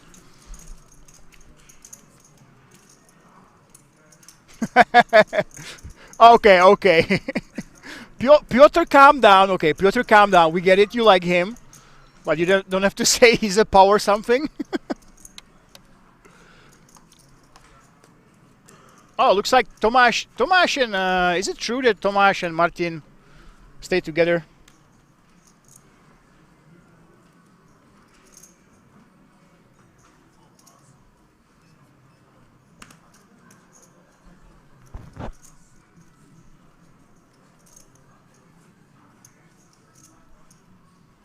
Ronnie with the Doyle Brunson on the hijack is not paying homage to the godfather of poker, and he lets it go. If you guys don't know, 10 deuce is a hand that Doyle Brunson won the World Series with twice. One time he rivered a full house actually with it. But those were the wild times when the main event had 35 entries.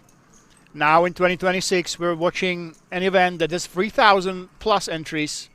And looks like we lost a player, guys. Look at this.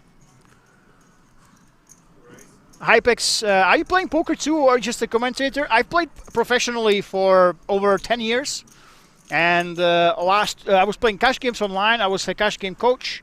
But in the last 2 years, I only study tournaments. I play here and there, but mostly I make content.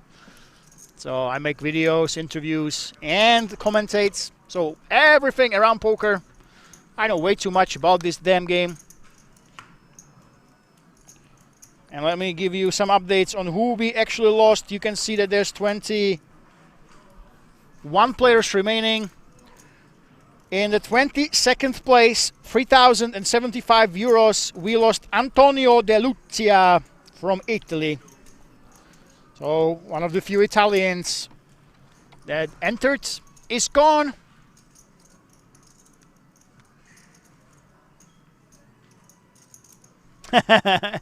Melvin says, I play blind flip and goes for a living. That is definitely not true. And look at this, beautiful. Stefan suddenly has an open ender on the turn. Oh, I have to use both full names now. Stefan Chantier. Chain, as the chat says.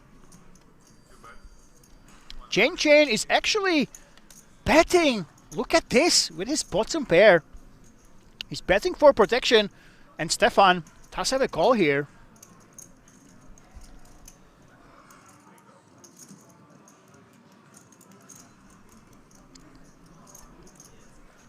And he does have a lot of equity against Chain.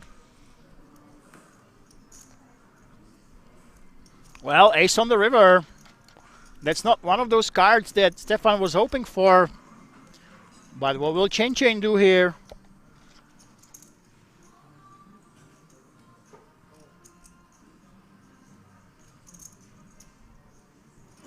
I do think that there's a possibility that he thinks that his opponent has something like a 9 or a jack, and then he needs to turn his hand into a bluff. The problem also is if he just checks, he opens himself up to Stefan bluffing him. Oh my god, yeah, there we go. Oh, wow. All in, turning his hand into a bluff. He did not want any nonsense from Stefan. Using the 4 and the diamond as blockers, it just makes it less likely that his opponent has the nuts on the river. And he goes for that jam. Very nicely played. We see that the result would have been probably the same, but you never know. If he would just check, he would open himself up to be bluffed by his opponent. So very, very interesting play. And I think this is exactly what you should consider if you decide to go for a bet with a bottom pair. Don't just be locked into, hey, I will never turn it into a bluff. I'm pretty sure that this is a very advanced play. Chain over here that you're looking at, his plan was all along to bet, protect his hand, and then turn it into a bluff on some rivers. This was one of them, and you just witnessed a very advanced play. Do not try this at home. But kudos to France, showing us some advanced poker concepts, some advanced skills right here on the river.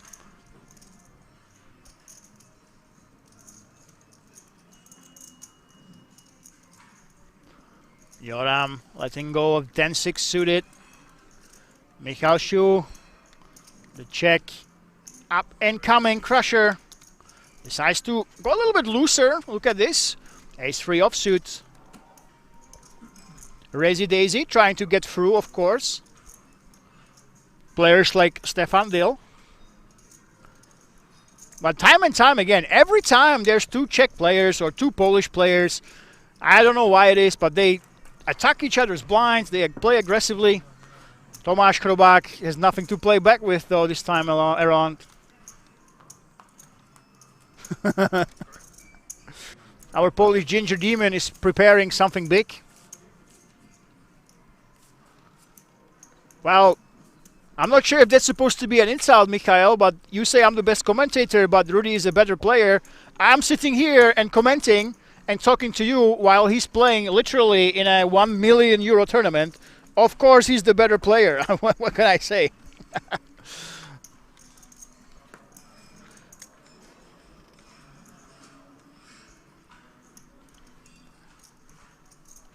All of these players are better at tournaments than me, there's no question about it.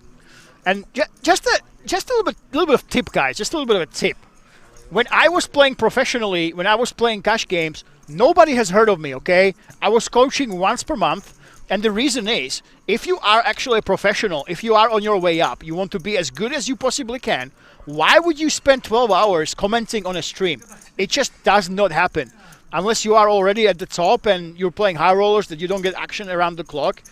None of the commentators are top players anymore. None of them that do it properly. So if you hear a commentator, no matter how smart he is, the chances are that they have failed as a player, actually.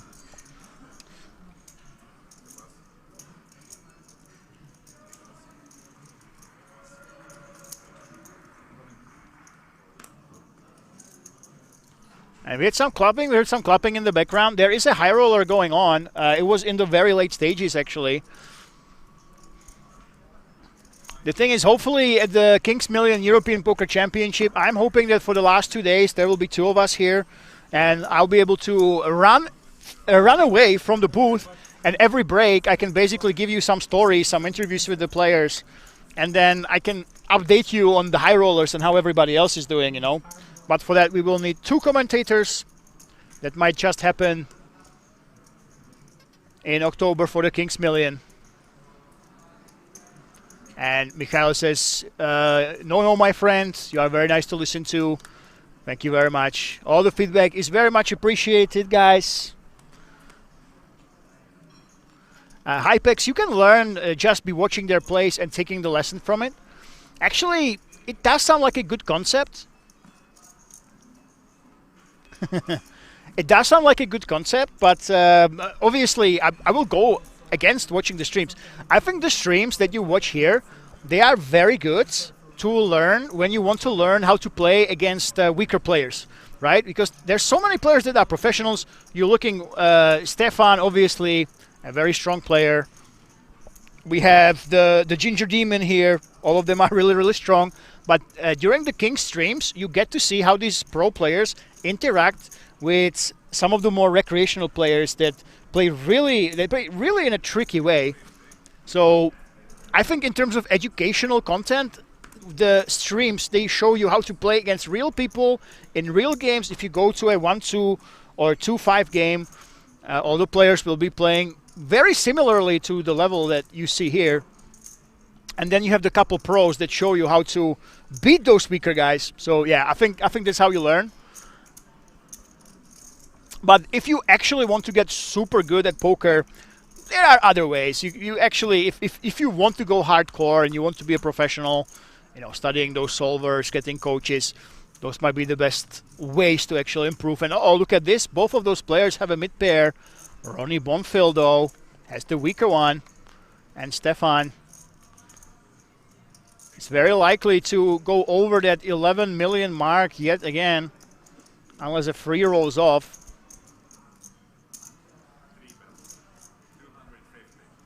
250, very small bets, around 26%. Ronnie has a very easy peel right now.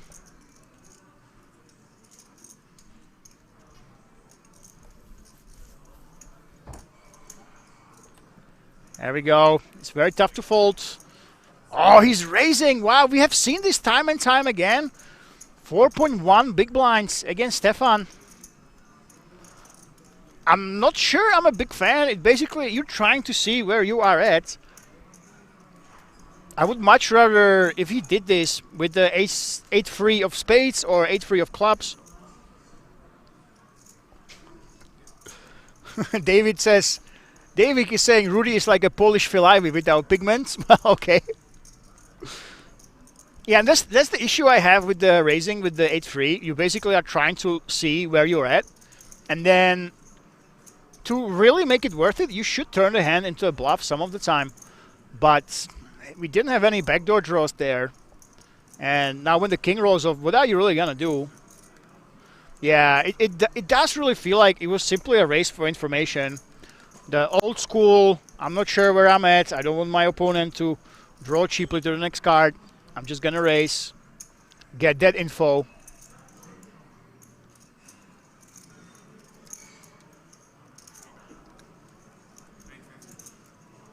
Another small bet, and now what do you do in Ronnie's shoes? I guess he has to let it go.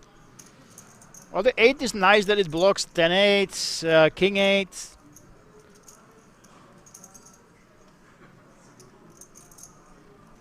And that set of 8s, but do you really want to go nuts now with a hand like this one?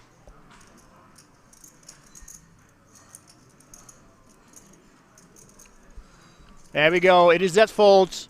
That's the problem with raising for information. I guess it worked out, actually. Yeah, he found out he's not good and he's folding, yeah? Quad says, I would like to see pros and qualifiers at the TV table. That's not a game. Curious how many re-entries they're having. Yeah, that's absolutely right. You know, in recent years, and you can't blame us here, all right? You can't blame us. People come here. They don't come here necessarily. The primary thing that people come to Kings for is not to compete, unless it's the World Series, you know, unless it's the Poker Championship, the Euro Millions. We'll have that, of course, the Kings Million. You come here to have a good time. So we don't want the people to be forced to play one bullet, and if you bust, you're done. I mean, it's just tough. It doesn't fit the model of Kings Resort, right? Of these low buy-ins. It's it's very difficult to just have freeze outs, and the players that came here to have a great time every single day for 4 or 5 days, they pulled their cars from Netherlands. You know, you want them to be able to have fun. And look at this. Finally, we see an all-in. Stefan back to his all-in or fold face. And it is a straight jam with the jacks. And Tomáš Krobák, I don't think he should consider continuing here.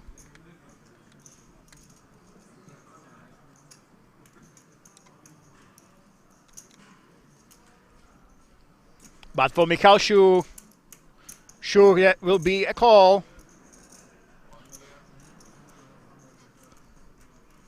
Oh my God. You guys are too funny, the Polish guys. Jesus. And Tomáš Krobák is thinking about it. I think eventually when he finds out that this is 22 big blinds, he will get out of the way. It's under the gun, and under the gun +1. You have to remember that. In the early positions, you should be getting out of the way, and that will open up the door for Michal.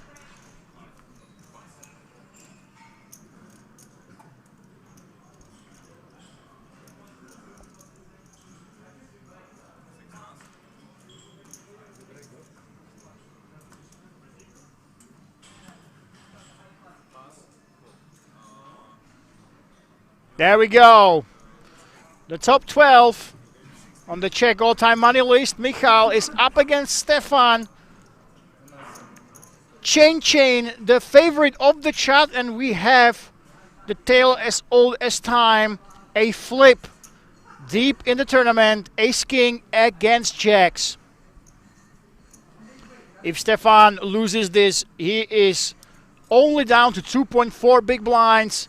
Let's see if the players and the fans from France can show him some love, send some energy his way.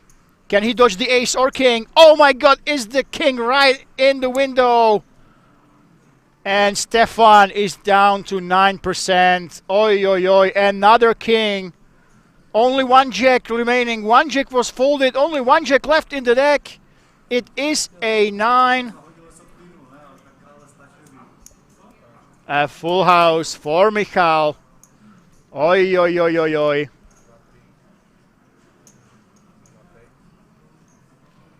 And looks like we are heading into a break after that brutal beat, and Stefan is all the way down there with 2 big blinds. Let's see if he can pull off a comeback of the century. I will see you after the break, ladies and gentlemen.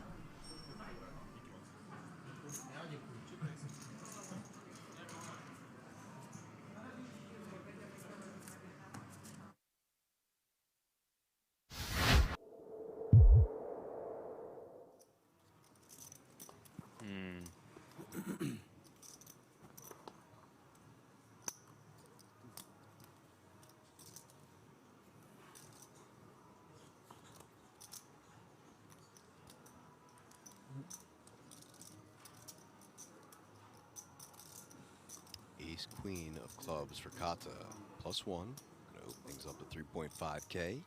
Maitika with the 8s in the cutoff.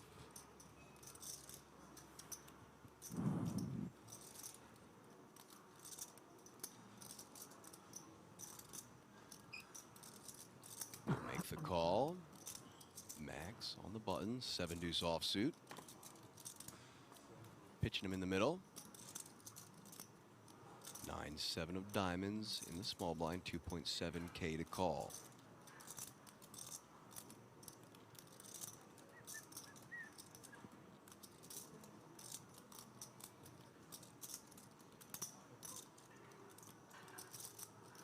will call.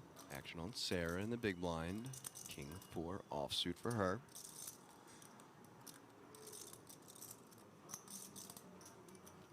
Just lets it go. Three-way action.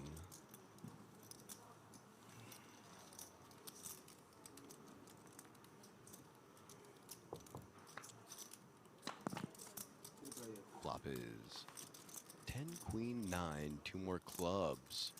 Top for pop. And a flush draw. Corey, bottom pair.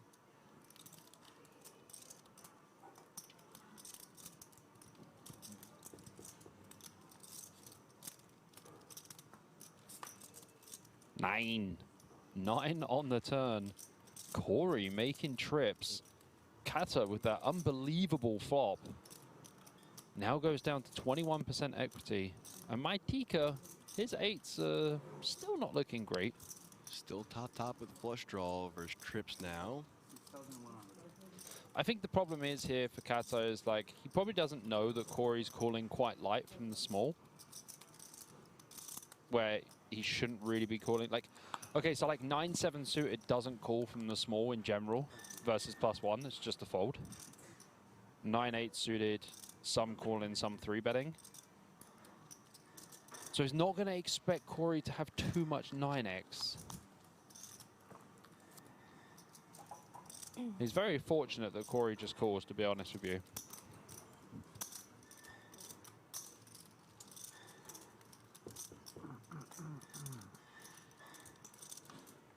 Seven on the river. Boat for Corey. Yeah, Corey just boats up, just goes runner, just like that. Poor Kata. Flops top pair, not flush draw. An unfortunate run out indeed for pop.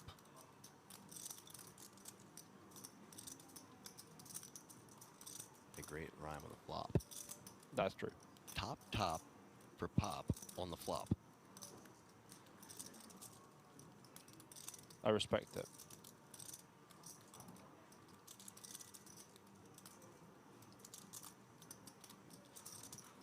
It's bet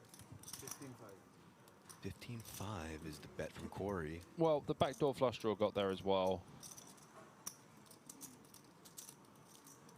Kata is not folding. Can't fold there. Pays him off. Nice pot for Corey. Just shy of a starting stack for him now.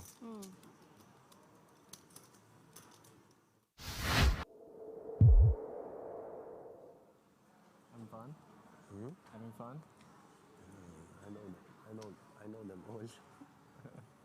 Defina, ace-7 of clubs under the gun. Looks like he's borrowed a jumper off someone called Fred. I'm joking. I come often. 5.5K. Cassian, the queen-jack offsuit. Gonna let it go, as well as a Dodd. And Frankie. Over to Glenn with the dirty diaper and the cutoff. Schon mal hier am TV-Tisch, aber nicht mit 5 Kameras. I don't think I'll ever refer to it as the dirty diaper. Das ist aber We'll get you there. ungewohnt. You can most certainly try.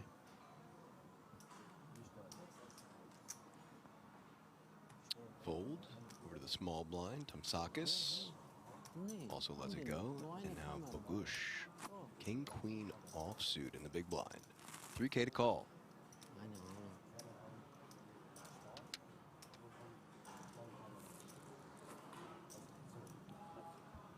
Will defend. Heads up to this flop we go.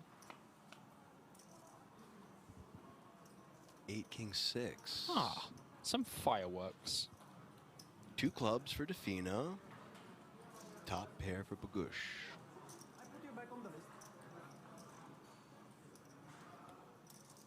605 players now. Looking like my 632 guess or whatever it was is pretty close. You might be under 2 at this rate. That's good. Yeah, it I is a wanna good thing. be. Yeah, that's a good thing. We want that. Defina goes for a C-bet here with the nut flush draw and overcard. And Bogush with top pair, second kicker, gonna flick in the call. going to a turn now. A crucial turn. We don't want to see the queen of clubs. That would be a brutal one. Don't want to see that club either. Ah, we don't mind that one. Defina makes the nuts. Bogusz, no good.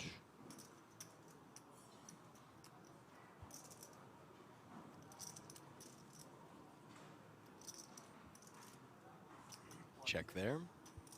Option on Defina now. He gives it the one-handed lazy arm slap check. 15k.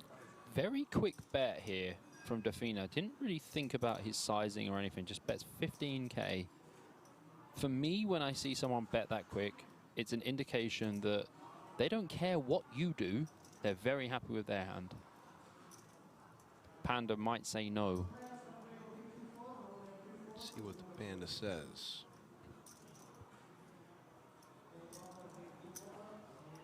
Does make the call.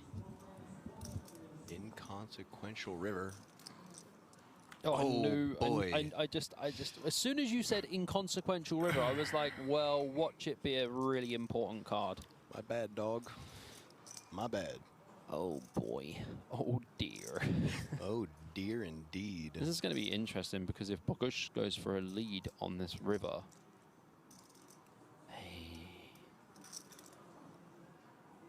he's going to go for value on this river, I think.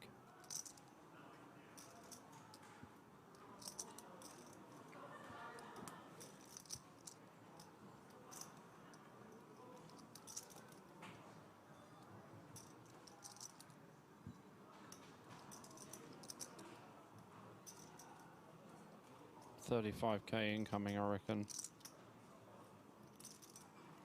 40.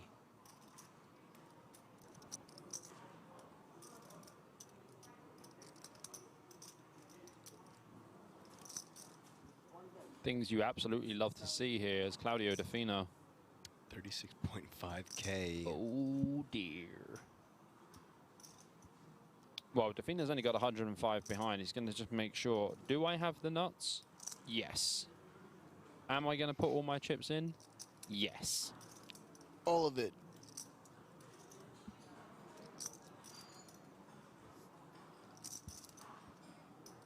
I give it less than 20 seconds.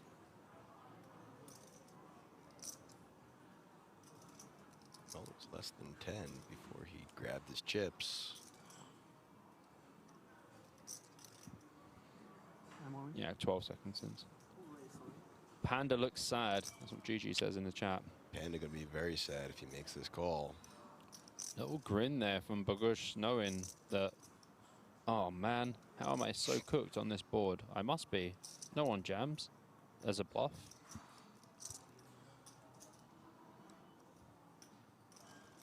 This one is going to take some time, ABK. Reasonably so.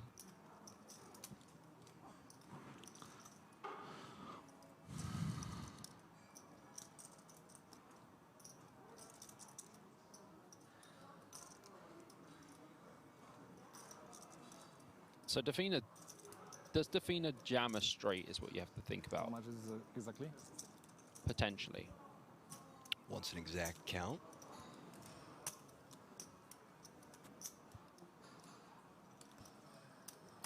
It's like 107, right? Looks like a 105 to me. 103,500. We're both wrong. 103. 103.5. Or 103.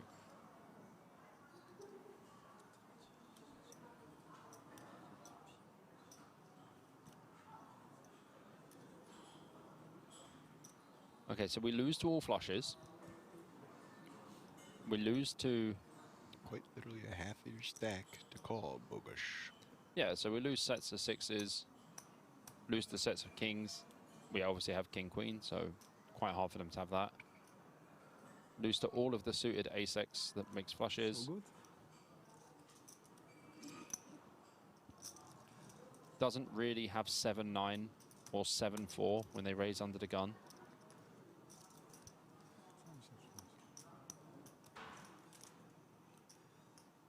Take your time, sir. Think about this one. Another thing to think about, APK. We saw the bet on the turn from Defina very quickly, not really too bothered, right? He's down. Yeah, good fold. Because the thing is, we see the quick bet on the turn from Defina.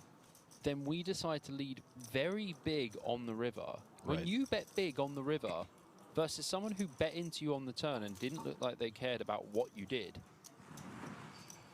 they are probably not bluffing.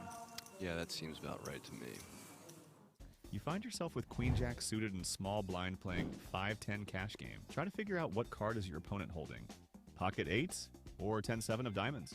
You decide to open for 35. Opponent decides to defend his big blind. Flop comes 3 of diamonds, 8 of clubs, and Jack of spades. Opponent checks and we try to hide our top pair with a check back. Turn is Queen of diamonds and we improve to top 2. Check back induced a bet from our opponent. He bets 55. We want to protect our 2 pair from draws and charge money now. We raise it to 175. He calls.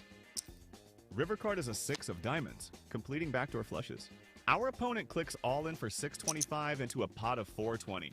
Does he have set of 8s? Or did he hit a flush with 10-7? Vote now in the comments.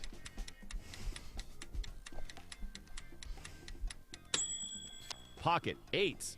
Congratulations to everyone with the right answer. Follow for more videos and come and try your luck at Kings.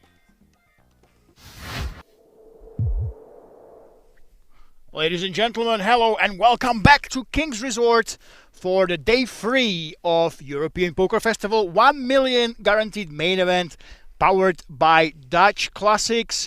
We are back from the break and we have a special guest here co-commenting. I know a lot of you guys in the chat were calling his name. Who are you, sir?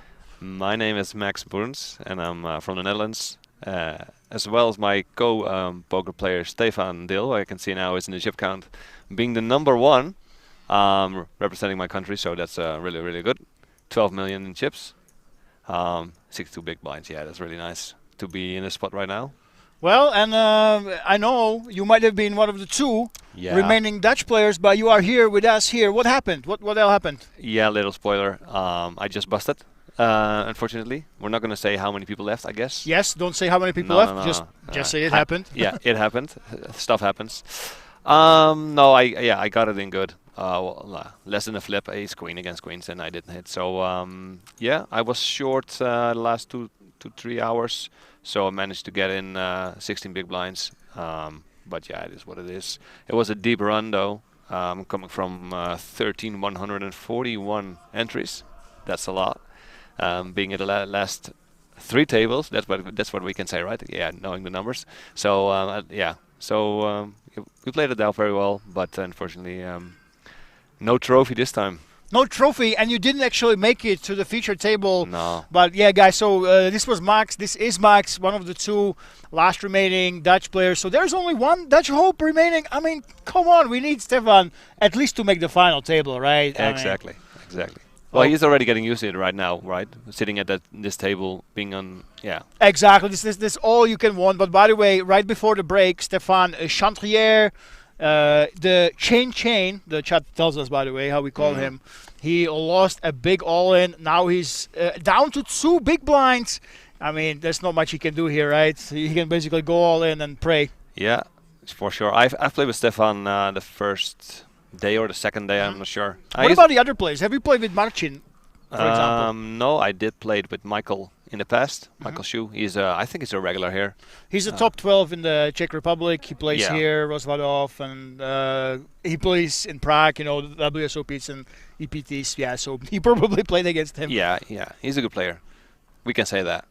So yeah, wondering what Stefan's going to do now with his 400k. I'm not sure what are the blind levels currently on stream, because of course I know what they are in real life. Yeah, you're a little bit ahead of us. I'm gonna wait. So it's 100k, 200k, right. 200k. Okay, that's the same level, obviously. And we are in +1. Is he at the table? I don't actually see him. Oh no, he's Stefan Dil. See, this is so confusing. We have 2 Stefans here. One is Dil, another one is Chain. By the way, guys, let us know in the chat if the sound levels are okay or if we need to adjust them. Please let us know. We have our guest, of course. Wow, queens. And there's queens for Joram.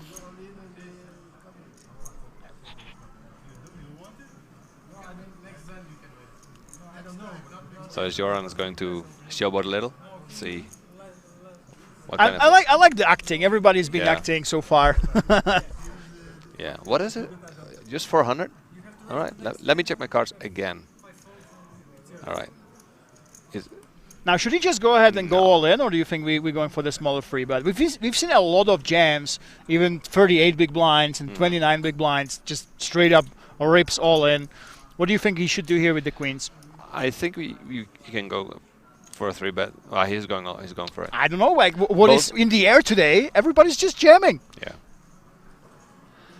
It really depends on who is your customer, right? If you know you're gonna get paid off pretty wide, then jamming here, of course, will get it in. If you have 19 big blinds and you go to 5 or 6, depending on who the customer is, obviously you're representing a very strong holding, right? So, and queens is one of those holdings. So I actually like the jam, given the fact that Stefan has a hand that, well, actually should fold here, but if it was a little less, could call here. But if your customer doesn't know that, and Stefan does know, so that's a really, really good holding to fold. Oh, he actually folded. Yeah, I think once you do this, once you go all in my eyes, you discount a little bit having those aces and kings, because why would you just jam with aces? It doesn't make too much sense, right? So of course you can sometimes, but I would just assume that you just have them a little bit less of a time here. Well, do I have a great example for you today? Because I did something controversial and it got paid off very well. I opened an aces under the gun. It was on 25.50k. I go to 120. The hijack 3-bets me to 600, and I have 4.8 million, and I shove it in his face.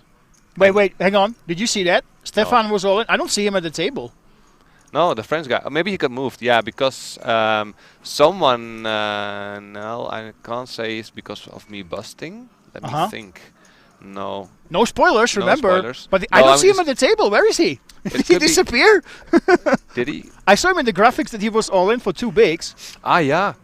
Well, he was all in blind? No. No, but he wasn't at the table. This is so weird. Well, if he's big blind, then he's big blind, obviously. And he has to pay big blind and ante. Then he's all in blind. All right. So did he not come back from the break? I'm really curious what happened here. Oh, wow. Oh, we have jacks against kings.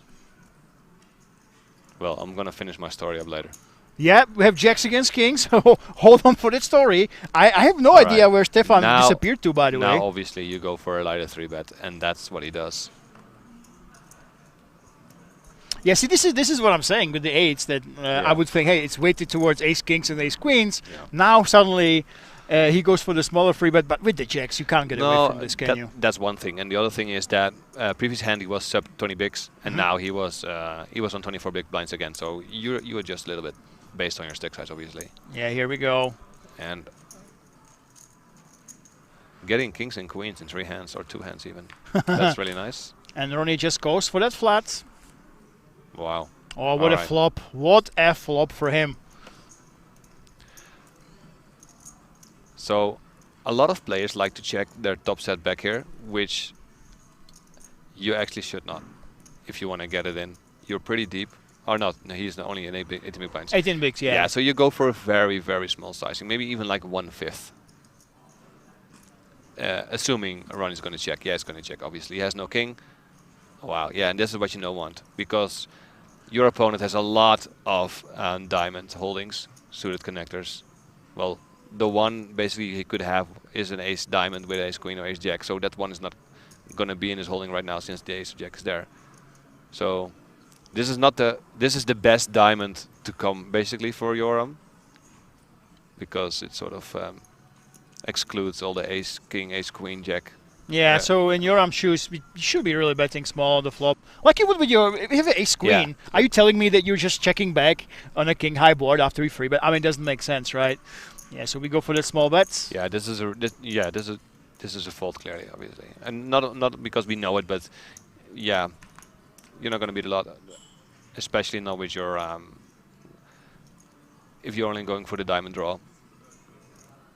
This hand is over, obviously. Yeah, and that's the problem. Well, in Joram's shoes, he can bet and then he can barrel the river, even if it does have air and you're calling the jacks.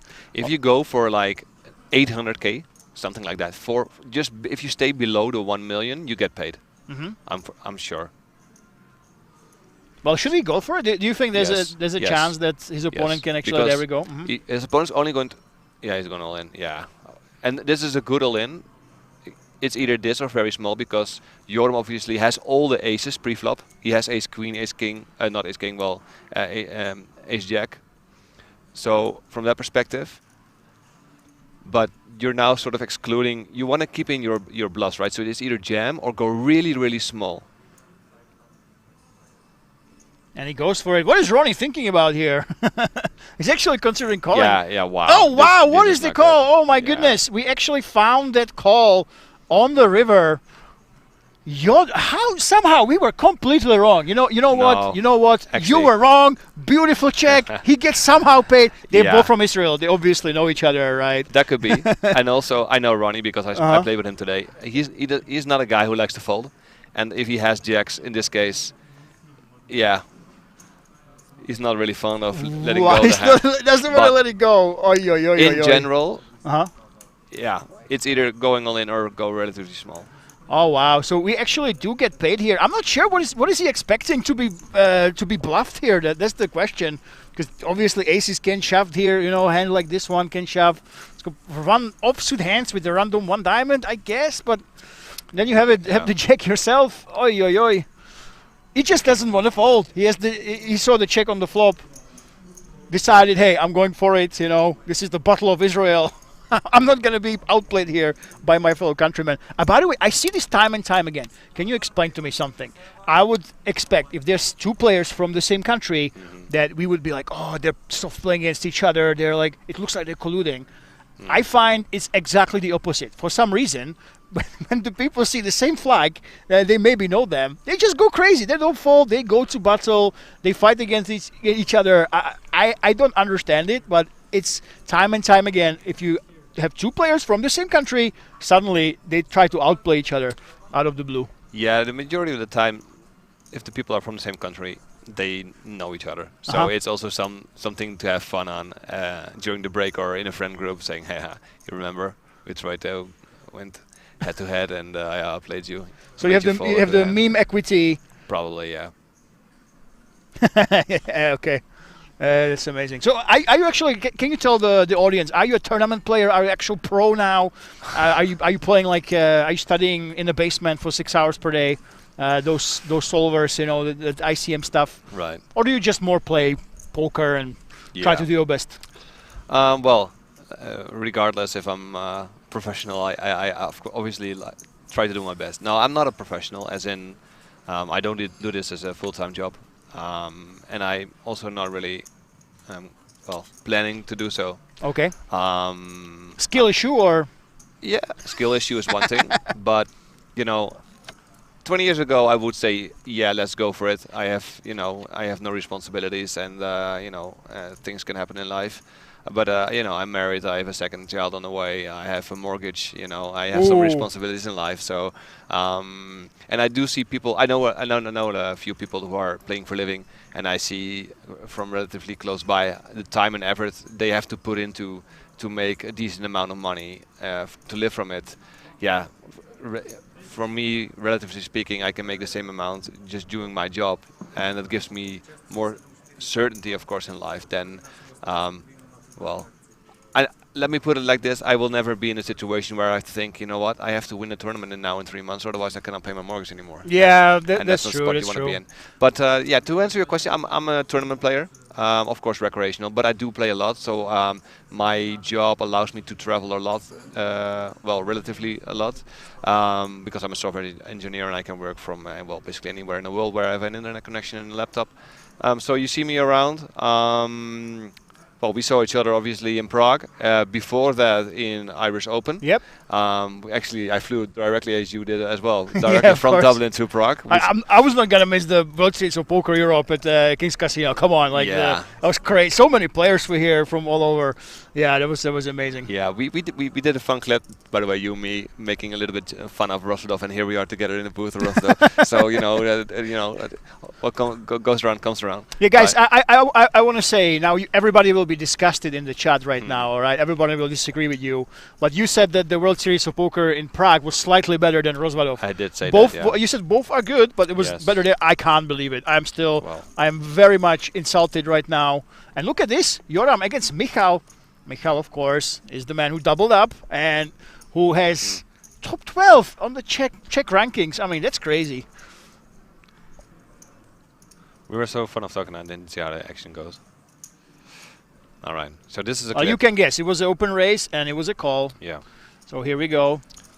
Well, Michael's not going to give up the hand right now, for sure. Sizing-wise, 1.8k, a big blind, sorry, is perfect. Maybe even check a raise here, or a raise here from Michael. Yes. Wow, Michael's raising? Yes. I'm actually quite surprised. Is it because it's so small you want to protect your hand, or what's the thinking here? The thinking here is that Michael has to protect his hand a lot because there are a lot of turns who are really, really bad. So if Joran continues with Broadway cards, of course you don't want to see a jack, queen, ace, king, whatever on the turn. And if he calls, he might have, well, one of those holdings or a pocket pair. But pocket pairs, maybe he can even raise here because also pocket pairs from Joran need to be protected for the flush draws that Michael can have. So I think both of them played the hands good so far. And Joran, he's not going anywhere. He actually decided to peel with the ace-10. I think that's pretty loose, no? No, that's good. That's good. You have two overs here, and Michael can do this a lot too. But yeah, now comes the issue that you can't probably call not a bet.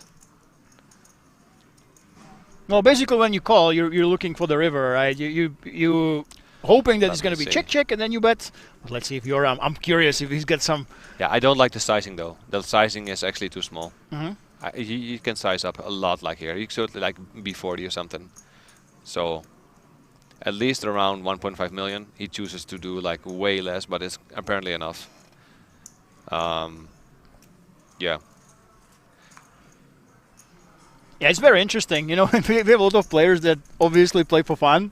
Yeah. Some of the guys with the tattoos, you know, that you've seen today, and it's interesting when you see a player like Michal, of course, when he does something. Obviously, he studied that sport quite a bit. Of course. Yeah. Well, from theory, he can go a lot larger here, but I think he's also adjusting heavily with a lot of recreational players going on. So if a smaller sizing is good enough to already get your opponent out of the hand, if he hasn't anything, then that's already good. You don't have to, let's say, risk more chips than you need to when you have a bluff. But to be fair, I don't think Michael was turning his 7-7 into a bluff. He was actually going for value. So from that perspective, he should size up a little bit more, especially if, in this case, Joran wants to stick around with ace queen, ace jack, ace king, those kind of hands. By the way, guys, this just in breaking news. Breaking news. This just in. Max Bruins just busted. That's curious. Of course, we are on a 30-minute delay, and he was not on stream, so we brought him into the booth. So you took how much? 4,000, right? 4K. I can actually we have the money in the booth here. Yeah. Is that right? Yeah. So. Well, yeah, the 600 is already on my card because of course they won, and the other 3,400 is in tournament chips here. Yeah, that's how it goes, people. I was at the payout desk and the lady did not even put the money in my hand, or this man next to me was already dragging me into the booth. So I brought everything I have, my power bank, my casino card and my chips. And yeah, so now it's officially, I'm busted, unfortunately, in 20th place. 20th place out of, oh, that kind of stinks. 3,141 entries. I mean, one, it's a deep run. On the other hand, how many times does it happen that you actually go this deep, you know? Has it happened to you before? That's what she's... No, I'm not going to... Well, you know, sometimes you go a lot. In live tournaments, it's relatively difficult because there are only a few tournaments like this, and that's something that's really good about Rostov, obviously, because they have the venue and the crowd to do so, that have this amount of live players playing a tournament, right? So now we are over 3,100 players. I know from last year's millions in March, I believe. One of my friends won it, actually. So There was over 7,000 runners here in Yep, Rostov. yep. So can you imagine that? So yeah, from that perspective, it doesn't happen a lot, but because there are not that many tournaments. Obviously, in Vegas in the summer, you have those kind of fields, but just that's a one-off. You need to go all the way to Vegas. So the answer is no. My deepest run, I guess, then was in live tournaments. It was last year in March in Amsterdam. I was second in the ring event in the 1100 main, I think. And I think it was over 1,100 runners. Right. So, okay. Yeah.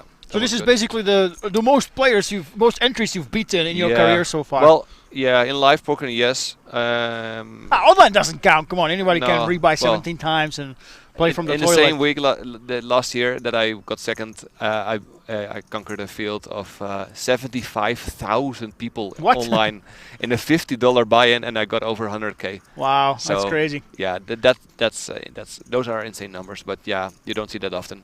No, so in live tournaments, that's a good thing about Kings. They can host this and get all these people going. In the meantime, we see Stefan having ace queen off. Well, Joram, he likes to mix it up, but that's good. Not good this fold. time. Don't discipline. Michael should fold this, I guess. Yeah, that's not a big blind defend hand for sure. How good is what do we know about Stefan Dale? Is he actually good in Netherlands? Do we have any background info on him? Of course, any dirt? This is dangerous territory for me because I don't know Stefan. I'm going to be honest with you. So, and without doing any wrongdoing or excluding him from not being a good player, I've never seen him. Doesn't mean he sucks, basically. Is that what you're saying? For sure. But you know, the scene in the Netherlands with poker players is relatively small. So the tournaments that are being hosted in the Netherlands, you see a lot of the same people all around, regardless of where in the Netherlands it is. In the meantime, I'm quickly searching for Stefan on his Henna Mop. He has 2,900 in total earnings. Oh, so really? He's beating that. He's beating his total earnings right now, so that's really good. And I see he's also only played in Rostov here, so maybe he isn't really a player who plays. Well, it looks like from his place, you never know. No. From his place, I would guess that he's a much more experienced player. Of course, you never know. He can play online these days. Absolutely, it's very tough to actually tell. And for example, he had Vasil. He chopped in the top 4. He chopped it, and he was playing insane plays. Like we're talking free betting, turning hands into a bluff, and only 60K on hand mob. I couldn't understand what the hell was that. Yeah, so now you can see this is a mistake. Obviously. Yeah, of course, yeah. The suited handed you definitely will defend. Well, especially when you have 60 bigs, right? Exactly. Yes. The thing is, now we're down to with some fish called Max Bruns busting out. Yes. We're down. Here am I talking to how other people should play while I'm not even in the tournament anymore. Yeah, you didn't win. We didn't see you on the feature table. Yeah. No, but the more players, obviously, free K runners, but we're down to final 2019. The more we lose, the more pressure there is in terms of ICM. So basically, when you're a smaller stack, your chips are worth a lot more in terms of projected money. But when you're the bigger stack, those extra chips, the value diminishes. You should just use them. Play, put pressure on. So and you know the math goes both ways, right? If you have a big stack right now, keeping them is worth more than, or let's say the chips that you can lose are worth more than the chips you can win, and especially in this tournament, because to my opinion, let's put it that way, it's pretty top heavy, the payouts. So the money is really there in the top, let's say 12, 13. Yep. Especially, of course, we also have the 3K packages involved from spot 10, if I'm not mistaken. Yeah, so top 10, yep, that's right. Yeah, so it's a big difference. Getting, beating 3,000 players, become 20th for 4K or 19 places. It's down actually the a road big jump. for 100K. Yeah. The 11th gets 6K. Yes. The 12 gets 4.6, and then you get the package. So yes. From 11 to 10, you get 6K to 9K. So that's really a big jump, obviously. Yeah. So what I said, it's super top heavy. So being already on now, let's say 12 million around-ish. Yeah. That's a very nice stack. Let's take a look at this. Tomáš Krobák. By the way, Tomáš I'm not sure if you have those players, but he's a Czech grinder. Really, you see him, and he travels all around the Czech card rooms, from one end of the Republic to the other, and he just grinds. I don't think he travels too much for poker. All right. I'm not sure how is the scene in Netherlands. Do you have a lot of poker rooms that you can play in, around the clock. No, so the Netherlands is like this. The casinos are owned by the state. Well, at least when it comes to the live games. So there are other casinos, but they can only host slot machines, for example, or like machines that can be controlled by the state. Really? So Wow. and there are only like one or two like have legislation there. So all the live things you want to do, the live blackjack, live roulette, live whatever, you have to do in a what they called Holland casino, which is literally the Dutch casino, and they are yeah, well, in every sort of say area there is one. Although over the years there have been a few of them have been closed because they don't make enough money. Yep. But yeah, they are the ones hosting the live poker tournaments. And there is a series called Holland Casino Series. Throughout the year, every casino hosts 1 or 2 events. So like you could say like every month or every other month there is a big series that you can play, whether it's in Amsterdam, Rotterdam, Den Haag, Utrecht, Venlo, Valkenburg, Leeuwarden, Enschede, Breda. So I think I already mentioned all of them. But yeah, so yeah, there is, from that perspective, there is a lot that you can play if you're a tournament player. They also host cash games. I think still that a lot of people play in, let's say, the underground scene, right? They go to the local I know bar yeah, and they play yeah, a $20 that's right, tournament yeah. on a Wednesday night. That happens a lot. And yeah, well. So from that perspective, no, there are no card rooms. So a card room will probably not be allowed or illegal in the Netherlands. If you try to go for one, you're not allowed to. All right, offer. so that's why we have all the Dutchies coming here to King's Resort. Yes. Blessing us with their presence. Absolutely, we travel all around the world to see great stops. and By the great way, tournaments. Kasper's asking, are they playing till 2 tables left? No, we don't know how many players we will have, but No. we I play can give you the answer though because I know it from the floor. Yeah.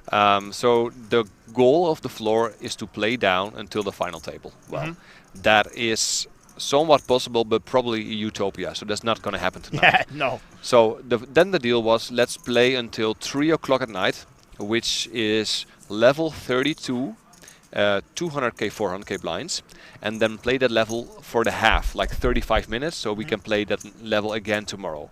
And then they thought about it for an hour and they came back and they said, you know what, we're going to do it differently. We're going to play until the end of level 31.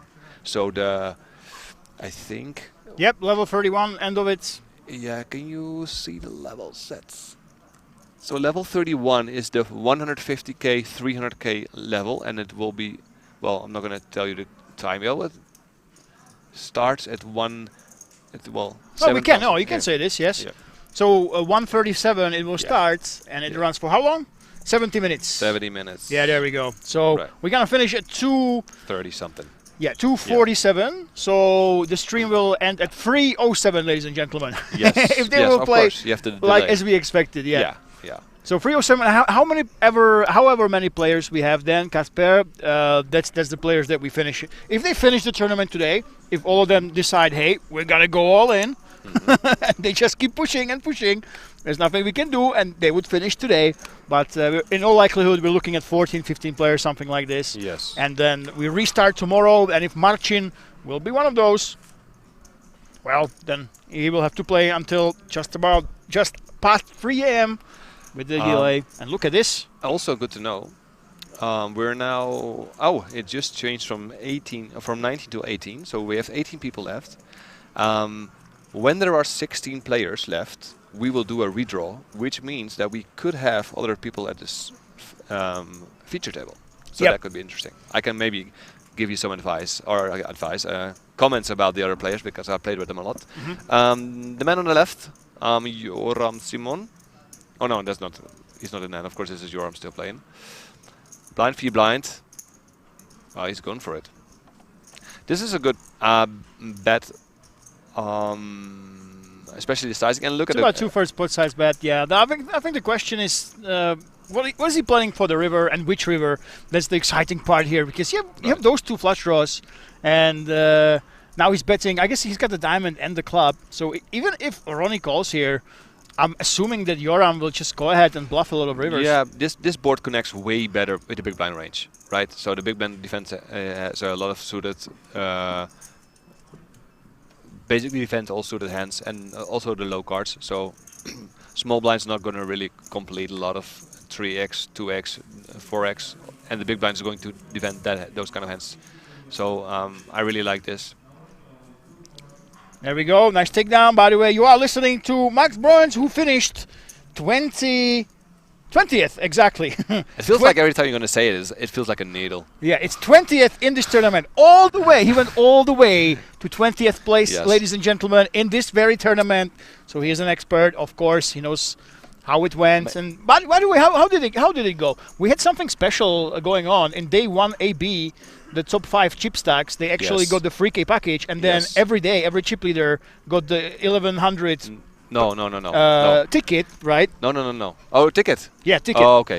Yeah, I know the packages. There were 15 packages, so 5 from last weekend. It was day 1 AB. Exactly, that was the one I was in. Yeah. Oh, you were not in. Okay. I'm going to tell you this a bit. And the last 10, of course, they are here right now. Yeah. So last weekend, for all the people at home, they did a day 1A and day 1B with 70-minute levels already. So, and I really like the structure. So I was crazy enough to fly to Nuremberg and drive to here, just for playing day 1A, 1B, 1 weekend in advance, just to be able to play the 70-minute levels. Luckily enough, I only needed 1 bullet to qualify. So I was here from Friday to Monday. If I wasn't going to make day 2, I wouldn't be here right now and would stay at home. But if I made day 2, I came back. So Sunday is yesterday, sort of. So Sunday in the afternoon, I came back to start. Okay, you came back. Oh, hang on, we have Steph. So Stefan, the amateur, most likely, right? Recreational player, 11.5 million. Ronnie at the bottom, right there. Marcin, the chat favorite. Is there anyone rooting for Marcin? I don't know. Can we get someone in the chat? Any Polish fans here? Is there anyone Polish? I'm not sure. Right there, and the 2 Czech guys right above him. So yeah, you came in before, and then you came back. Yes. Well, I guess it's worth it, right? No, nice story. And now, what do you mean it's not? Now it's you peaked in your career. Now you get to comment on King's Resort, right? It's no. I peak in your life, of course. No. I mean, the way I did it is not what I would recommend, right? Okay. And especially not if you are a pro player, which I'm not, obviously. But it making some extra costs or doing extra costs is not what you want, because you sort of have to pressure your costs and make more money. Flying back and forth 2 times and renting a car, that's not very wise if you only have a 600 euro min cash and you have to play down, like we already said, like all the way down to this 20 people remaining field where you only, relatively only making 4K. So no, but I did it for the experience, obviously, playing 70 minutes levels like throughout the whole tournament. Yeah, and I liked it. I had a very big stack on day 1, 700k. So yeah, I would recommend everyone to come and play if Kings is going to offer this again. Starting days with 70-minute levels, because that's a lot of poker, huh? That's a lot of poker. You get a lot of value for the money you put into, right? You're playing a 300 euro tournament and you're getting hours and hours and hours of poker because you're not in a rush. You're not getting pressured. You know, your blinds are not going up that much. Actually, the only place in the world where I've seen this, that levels are above 30 or 40 minutes for a starting day, is the 10K in Vegas, where you have 2 hours of levels. Other than that, playing 50 or 1 hour a level is only in bigger tournaments from day 2 or day 3. Yeah. So playing a 300 euro tournament with 70-minute levels, yeah, you can only do that here. Yeah, that's really cool. And you had the added equity, of course, the top 5 chips. You get a 3K package extra. I didn't. Another needle. You didn't get it. You didn't no, get man, it. I You're got very close. I got 6th. Oh, you got 6th. Yeah. Really? Out of the what? Really? 6th or 7th. Yeah. Is it true? Actually, I have the screenshot. Is it possible? Yeah. By the way, take a look at this. We have a 2 pair against a flush draw, but it's the queen that is betting. Of course, the weaker queen is leading here. Michal, what do you think about Michal's call in the small blind? By the way, queen check off. Yeah, good. Yep, there we go. And what's he gonna do here? So Stefan just calls, and it is that diamond. Oi, oi, oi, oi, oi. Are we going to see one of those leads? We've been seeing a lot of leads, by the way. You haven't seen it probably, but the players on stream, they have been leading the rivers when they hit quite a bit. Stefan is not leading. Michael checked before. again, go for a small size here. Again, your multi-way, he is always going for more than 1 million. 1.7 million? Yeah, Oh, welcome. 750. Oh, this is really good sizing. I like the sizing. Welcome Yes. to the stream. Here I you told go. you he was gonna lead, and it's exactly what we did. This is great. Michael, even with a better queen, yeah, he has to fold right now. It's a good fold. Yes. Wow. So Stefan, yeah, with that lead, I told Well, you we've seen very a well. lot. We've seen a lot of these plays. I think it's kind of a disrespect to your opponents, though, no? That they won't be capable of bluffing properly Well, on the river, isn't it? Isn't it? there are two things about this hand when you go this small. One, in multi-way, your hand value goes down. So and especially if you want to get value, this is a good size. Every queen has to pay, every 10 has to pay. If you get raised here, you're only getting raised by better hands. Yep. Right? It's a paired board, so there are some queen 10s out there, pocket 9s, whatever. So if you go for a smaller size and somebody tries to 3-bet you there, depending on the size, you can still decide to call, or if it's big enough, you can even lay down your hand. So this is good for either way, for getting value or not getting. Yep, so very nice Bet out bets, of that. very nice lead there on the river. And by the way, we have the receipts. So you were not 6th. The top 5 chip leaders, they won AB, got 3K extra. You were 10th, my friend. Okay, 10th? 10th. Yeah, that's right. You were I'll not try as to bluff good. you. I'll try to bluff you. Not as good as you were thinking. you know the number 5? Valentin Christian Dumitra. Yes. He's one of the gang of. Yeah. Is he Romanian, right? Yeah, but he lives in Czech Republic. He plays here every weekend or so. He says. Yeah, he was then at my table. He was just at my table again. Young guy, 25 years, plays poker full time. Yeah, I mean. Yeah, the Romanians. I think they were telling me they used to just rent houses nearby, but now with the new VIP scheme, right? If you play a lot, you actually get those bonuses and you get money towards your hotel. So now they just stay in the hotel here at King's Resort. Yeah. And yeah, have you noticed, by the way, that we have the new scheme, the levels? I saw that. Yeah. Yeah. I'm So, a blue. I'm a peasant. Me too. But I wonder what kind of level I have to be in order to sleep here for free. Oh yeah, I'm not sure actually. I'm not blue sure. 5, whatever it means. A blue 5. Okay, so you're just you are blue 5. Okay. I am blue 5, yes. And oh my goodness, I have to get 2,000 points to go blue 6, but I don't know when do you get 2,000 points? There you go. I'll figure it out. Yeah, but the app is fantastic. That's crazy. We went from no app and having to go to cashier, no reward scheme. You know, suddenly we have the app. You can buy in through it. You can even see the live clock. You can laugh at people that come to comment with you that they busted in the 20th place. You know. Oh, there we go again. And then you have the reward scheme through it. I mean, yeah, it's crazy what is possible. I know it took a long time. I heard of it last year, I think, somewhere in September. I heard of the development, but now it's in, and I'm shocked at how there was no cock-ups. No offense, but you know, usually when somebody rolls up a new app, there are some issues. I think for sure. It wasn't in a shop in Germany at first, in App Store, but that's a tiny issue, right? Yeah. So yeah, I think it's wonderful. And look at this, Roni. Ace. With those pocket rockets. Under the gun. Yes. Roni is someone I've played with whole day. Oh no, what's the guy to his left? Oh my God! Are you saying that Joram and Roni you don't even know? Yeah, I know them. Which is which? Yeah, I know, but the that's terrible. Seat 5. I mean. Seat 5. Okay. The younger guy with the. And Michael with the ace jack. That's not good for him, right? He might go for a small 3-bet here, and then finds out really quickly this is not a hand. He's going. He has to go. He has to go. Exactly. Yeah. That is exactly the perfect sizing for a small 3-bet. This is the perfect way to find out. Yes, Marcin. You mean that's the man you mean? Yeah, of course I know Marcin. Yes, of course. Yeah. Yeah, Marcin, fan favorites. Yes. They call him Rudy for some reason. Rudy. I played with Rudy all day, and Rudy is very, very solid, like the majority of the Polish players there.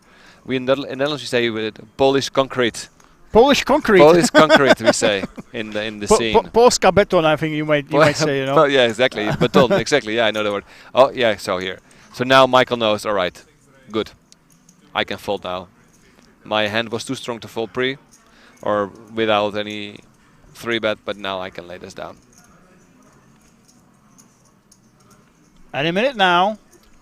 Is he just trying to not to lose face, basically? Yeah, and he was you have to always think folding? about it. Is he really? Does he really have bluffs here? Well, no, Ronnie. I don't think Ronnie has a lot of bluffs here. So this is obviously ace queen or better. If even has ace queen, so yeah. Well, And you the- say this, we had an insane final table during the Slovenian poker tour. There was the nicest man. He was like in his 60s, smiling, very nice. He was actually folding a lot of hands, and he was mixing up raises. He was Right. sometimes raising to 3.8, sometimes to 2, and everybody thought, oh, he's so tight. And people thought he was so tight, they folded a top pair, top kicker to a big c-bet. When he blind against blind, he would pot it, and they just fold because, nice, calm man. And you know what happened? He was some chess player, and he was turning hands into a bluff in the most bizarre situations when the solver would actually do it. He was running the table over, and then they couldn't figure it out until there was final four, and then they saw one showdown, and they realized, oh my God, he's been messing with us all the time. We misread how he looks like. And then they were completely tilted. They started shoving like king 6 offsuit. The tournament was done in 4 hands from top 3. Seriously. So, guys, be careful. A lot of the time, if you see someone, how they play, how they look like, older gentleman, very calm, very stoic, the chances are he's not a 4-bet monster that will turn hands into a bluff. But once in a while, you will find a player that's a wolf in sheep's clothing. You need it. And then that's very, very dangerous. And here at King's Resort, we've seen these GTO guys that were trying to, 4-bet each other with the perfect combos and bluff each other with the best blockers. Completely lost it and just handed the victory to somebody who was just toying with them and just abusing his image of a nice old man that's not capable of bluffing. Well, that's one thing, and the other thing is that, of course, these players have been playing this series a lot of hands together, so they know one another a little bit. Oh, look at this! Marching straight away. We've seen this so many times today. Just that straight jam with the ace-queen offsuit. I mean, it's not minus EV, so in theory it should be okay. Because it's an open and a call, so there's a lot of money in the pot, and you have a perfect holding. So there we go. Marcin is not messing around. He just goes for that straight jam. Polish concrete. There we go. Polish concrete. Time for Rudy. Yep, they call him Rudy. So there you go. Do we have any Polish players or Polish fans in the chat that are liking this? Let me know. I'm not sure. Probably a lot of Polska. Maciej. Crazy ginger. Maciej, Wojciech. They don't sound Polish to me, do they? Michal Kilian. In the Netherlands, we have a saying for old men that don't have bluffs. If you want to play against, and that is it is also a wise lesson for all the GTO boys out there. Don't 4-bet bluff a man that doesn't have any 3-bet bluffs. Yeah. So, and if you don't make those mistakes and you have those adjustments in the live tables, even though you're used to playing a lot of tournaments during the week online, yeah, you need to adjust those, make those adjustments, obviously, when you're playing live. Yeah, but I have to say, after watching a lot of King streams, don't go overboard. It's very easy to stereotype somebody. Absolutely. And just because you see him, oh, he's folding more than everybody else, he's like, oh, he's not capable of free betting. But we've seen it time and time again. You see those weaker hands just go nuts, and people get caught off guard completely. Sure. So often. But don't forget the dynamics of being at a feature table, because that's overlooked by a lot of people. They just, oh yeah, we are here now watching a stream, watching these guys play. But for the majority of these guys, it's not like they are a regular on poker streams, right? So they are a little bit nervous, maybe. They're getting they're getting a little bit judged by us and the viewers, obviously. No, we would never. No, listen, but our Twitch chat, our Twitch and YouTube chat, they never judge anybody. I've never heard that. What the hell was that play? You guys would never say that, right? In Twitch and YouTube chat. Only about me. No, it's fine. No, but they might feel maybe I'm getting judged, or maybe I'm doing the correct things here. I'm a little bit scared making mistakes. And once they go off the feature table again, they play their normal A game. And then on the other hand, there are people who are willing to go one step further than they normally would, because they are on TV. All right, okay. Yeah. They want the commentators to go crazy. They want their fans going nuts on WhatsApp groups saying, "Oh, what the fuck? Okay, you made this fantastic bluff. Crazy play." Yeah. Look at this Tomáš actually delay c-betting with the force. He just wants to purely protect his hand. Yeah. Well, in Yoram's shoes, what do you really do here? Call. Just call. Just call here? Yes. There we go. Keeping in the weaker aces. And you're only getting called by better hands, so this is fine. And this is a good hand in this guy's. Oh, sorry, you're already on the turn. I didn't see it. I thought it was pre-flop. No, this is good. Yeah, I guess we're gonna see a check here. Well, unless Tomáš doesn't think he's got the showdown value once Yoram actually calls. That's true. I think and that's there possible. are a lot of draws out there that Yoram might have missed. So yeah, I like the check. It's a good give up. Yep, and Tomáš takes it down. Showing those fours. By the way, guys, down to 17 players. Who did we lose? You can check yourself in the King's Resort app. I'm heading there right now.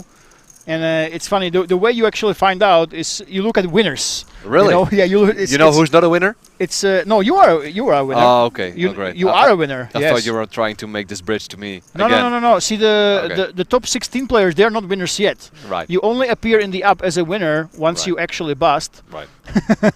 Well, that's a little bit different than other poker apps I'm used to, because it's more. Yeah, of course, you can still also see who's in.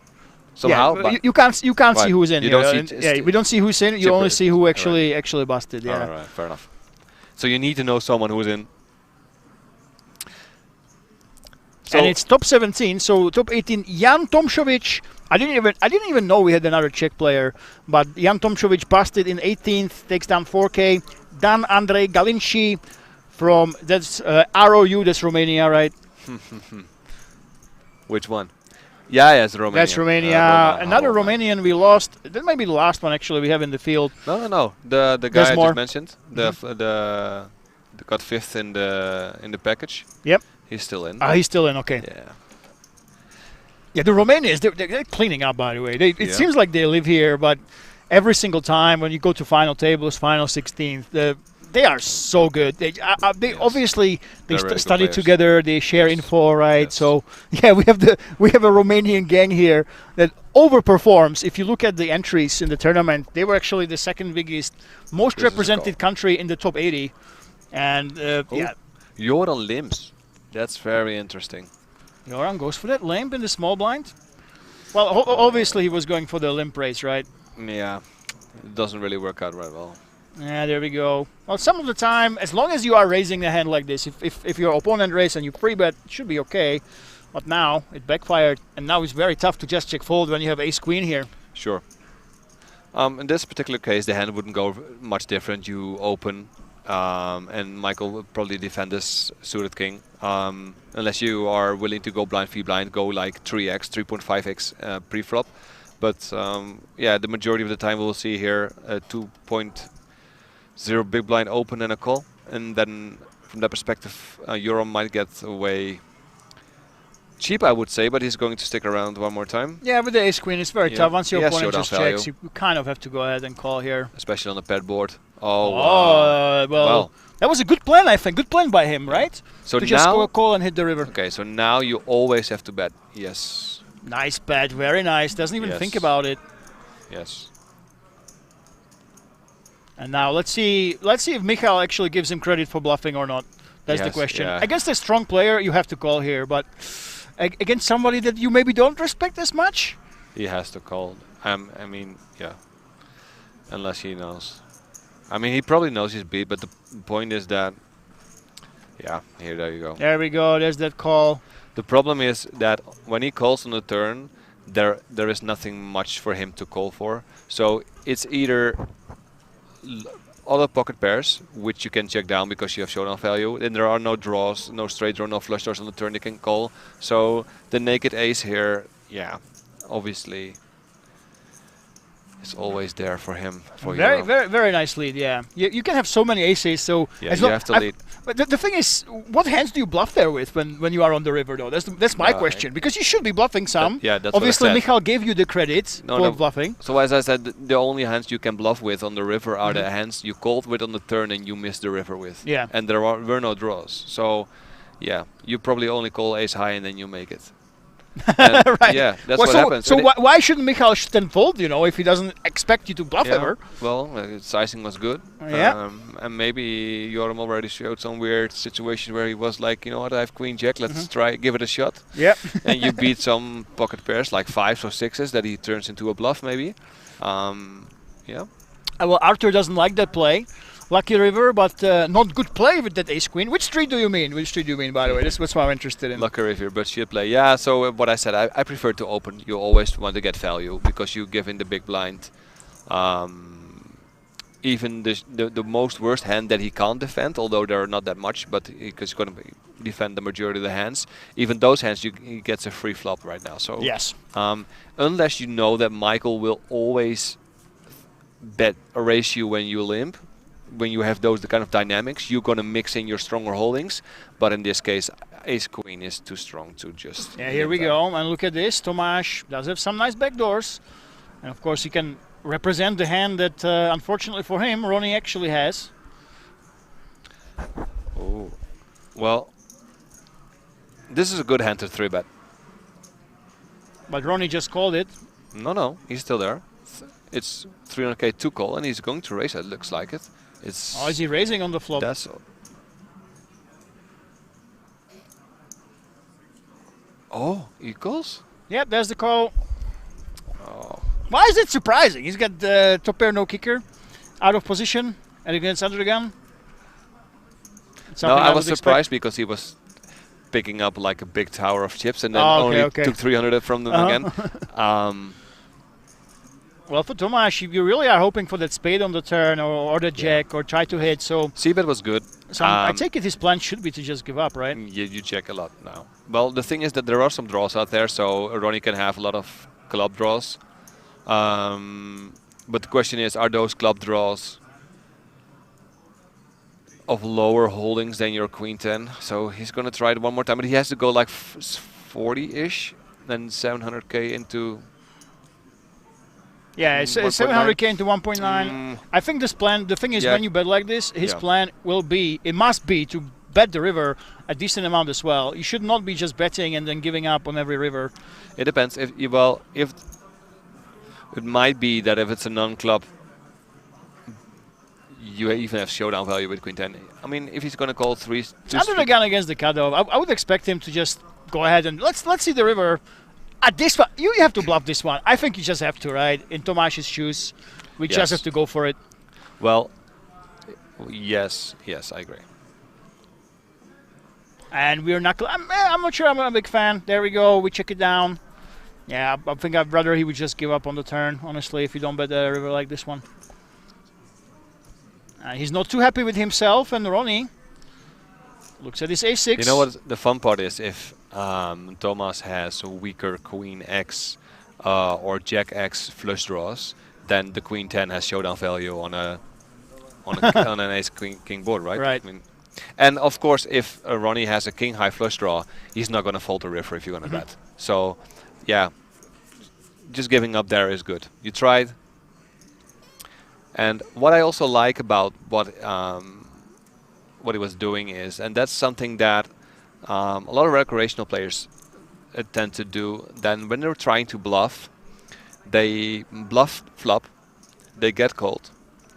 Well, they check the turn, and then they try to bluff the river again. Yeah. If you're willing to bet 2 streets anyway, without even the pot changing, bluff flop and turn, and give up river. Yeah. You get a lot of more respect for bluffing 2 streets than bluffing, checking, and sort of trying to bluff again. Yeah, then going for it. Yeah, it does make exactly. sense. So if you're watching at home, I'm not giving advice. I'm not a coach. Don't take any, legal. Legal advice. I like to go from that route way more than the bluff check bluff route. And here we go. Wow, look at this, Ronnie, getting out of line here with 10-9 off, and he's got 38 big, so doesn't have a massive stack. No. But he says, hey, enough is enough. I have chips and I'm going to use them, and it pays off for him. Look at this. Yes. 10-9 offsuit, Ronnie. Maybe this is why we called with that king. When a player like this is capable of raising 10-9 offsuit, he came to play some poker. Yes, for sure. That's how we started the day, by the way, with a massive bluff with the bottom pair, and one of the Dutch players just raised pre-flop and bet shoved bottom pair Wow. into a king, just a king high with a bottom pair. Yeah, so we've seen some crazy plays today. And obviously, guys, this is what happens. You don't only have these professionals. This is not Triton. True. Even though we have only 17 players left, a lot of these guys, they came here to get a good time. Some people even flew in once, then flew in back again. Those are real idiots. Oh my God, no! We have a player. Next player we will lose. We don't want to spoil it, guys, but there's 16 left. I have bad news. We lost Red Rock. Red Rock. Red Rock, the favorite of the watchers at home. No, he wasn't the favorite, but he's the most stylish man. He he's a redhead. I know. He's got the red glasses. Yes. He's got the red on his jumper, and he calls himself the Red Rock. Yeah. So I actually asked him during the break. He was saying, "Oh, I'm gonna double up, and then I'm gonna keep going." Unfortunately for him, he is out. So nice show on the stream, Red Rock. €4,000 for 17th place. Congratulations for making the money, not congratulations for busting, obviously. And look at this, the fun favorite, Marcin against Ronnie. Interesting hand, though. Ronnie can continue here a lot, and Marcin still has to go a decent amount of time. But the question is, if Ronnie gonna check here, then Marcin might actually take over. Yep, there we go. As a check. And for Marcin, there are a lot of hands he can actually represent. And I think it's one of the, once the open raiser goes ahead and check, shouldn't you just be thinking again to bet turn and bet the river as well? Well, is that how you think? No. I might bet now. Shouldn't I bet? What rivers am I betting again? I think that Ronnie should. The 10 deuce, 10x, 8x connects with the big blind like better than the undergun range. Although undergun, of course, has some pocket holdings. And this was the last hand for the break. Marcin, let him have it. I think we will have a redraw, ladies and gentlemen. Stefan still at the top. Tomáš Chrobák right down there. And as we said, we had 16 players. So now it's time for that redraw. 18 minutes. We'll see you back after we get a new table. Ladies and gentlemen. And thank you so much, Max. It was an absolute pleasure for joining us. Okay. Okay, I'm going for a break. You want to join after as well, or are you going to sleep? Sorry? You going to sleep, or you want to keep going? Okay. Number 89, like the year I was born. 20 minutes, all right. Unfolding. Yeah. Haddad +1 also going to pass. Pocket jacks for Frankie now. +2. Oh, Frankie. You know this guy, right? Going to open them up. 6K. Bobby loves the sizing. Yeah, of course I do. Cut off 9-3 of hearts for Tarlev. So like 20. Go. So like 25 bigs. Of course, I love the sizing. I have to pay you to be in the booth with you.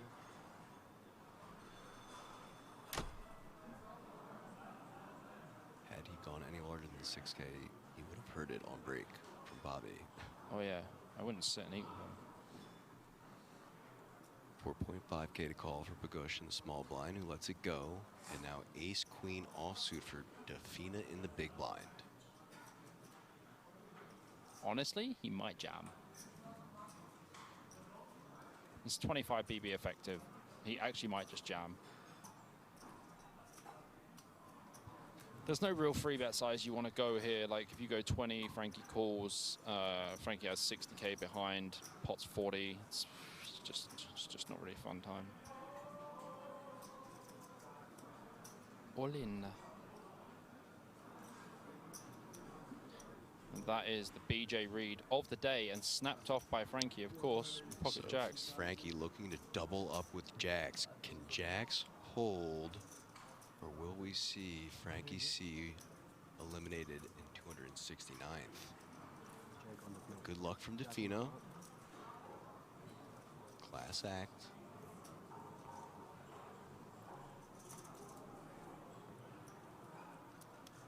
Good luck, boss. Oh, the all-in brownie as well. Brownie in the middle. I think that means he'll take it if he wins this. Great flop for the jack so far. 8, 7, 4, 2 spades. No one with a spade in their hand. Indeed. Just 5 outs for Defina. Can he hold? 9 of clubs. Okay. We don't mind that. Still looking good. 9 of diamonds. 3 of clubs. That'll do it. It's good enough. Frankie up to 164k now. High point for the tournament for him for sure. Attaboy, Frankie. Brownie retracted. Yes. Bo Boris says, when was this played? Playing now. An hour ago. Yeah, 1 hour delay here on the stream, but pretty much playing now. Comms are live. Action is an hour ago. Pocket 10s for Max in the cutoff.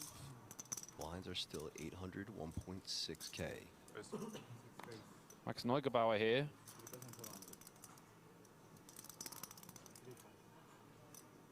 $3.5k now. Action on Corey. Nice for Max to actually find a hand. Well, it's only hand 9. Yeah, but in general, Max doesn't have the greatest success on feature tables. We've seen him on 3 feature tables, and we've seen him ejected from 3 feature tables.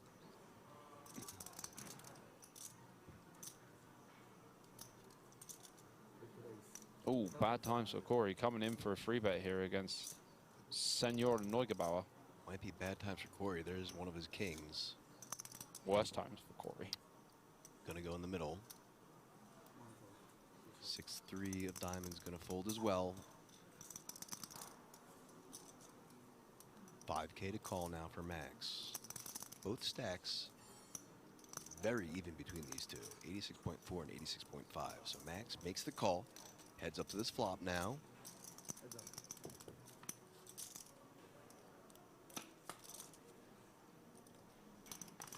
Two, ace, 7, rainbow. Not a terrible flop for Max. He's going to be c-betting this board a lot in general. Checks though. Action on Corey.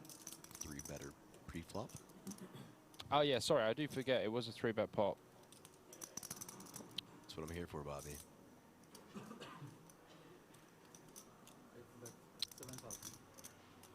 $7k.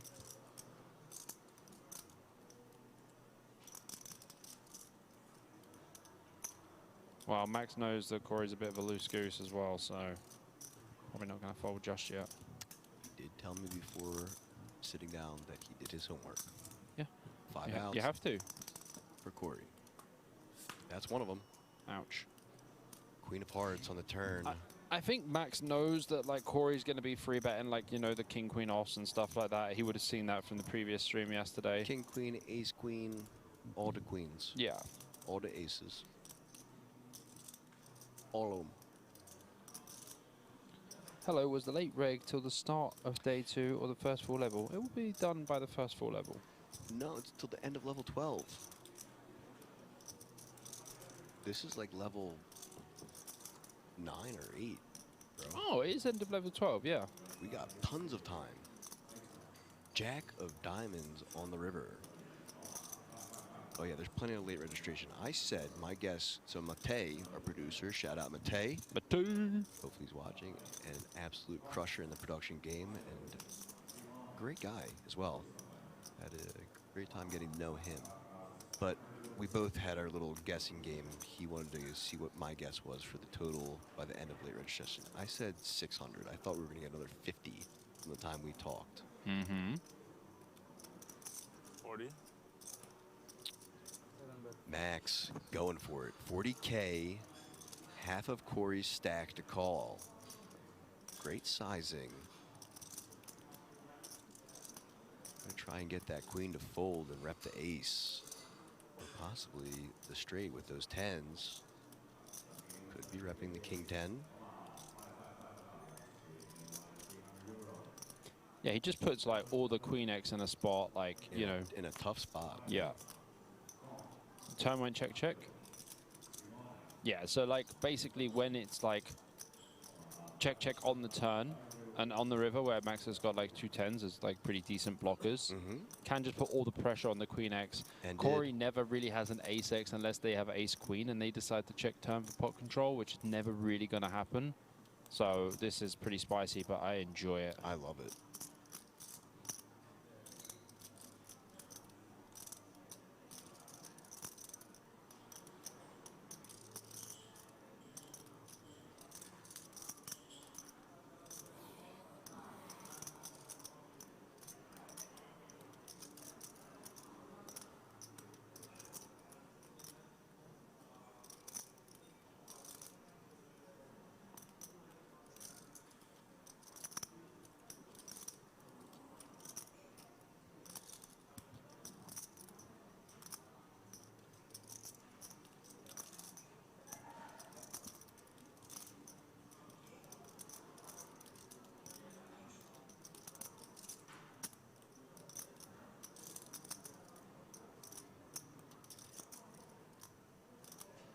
Yeah, so Max really put Corey in the bin there.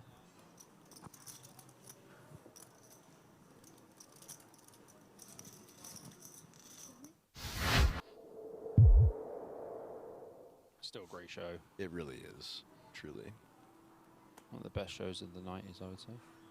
Late 90s, anyway. Early 2000s. Yeah. The latest of the 90s. I forgot 2000s was a thing, by the way. Yeah? Yeah. Then the 2010s, and now we're in the 2020s. Pocket nines, you were just like, 20 hands late, and here they are in the cutoff for Bagush. Just gonna open this one up like a can of baked beans. Heinz? Or only ever Heinz. Yeah. 6.5. Hey. Hello. Hello, Rail. Pocket jacks for Defina on the button. Jack's making a lot of appearances today. Yeah, and Bogush is not really going to be having the greatest time here. He just had a big pot against Defina, and now he opens the 9s from the cutoff. Defina goes for the free bet. And instantly gets 3-bet to 20K. Yeah, snap free bet.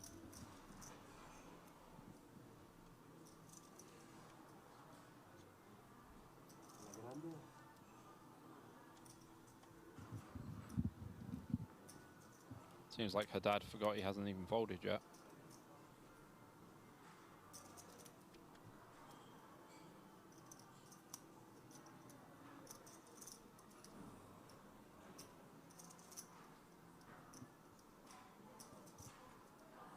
Let's go. Thank you.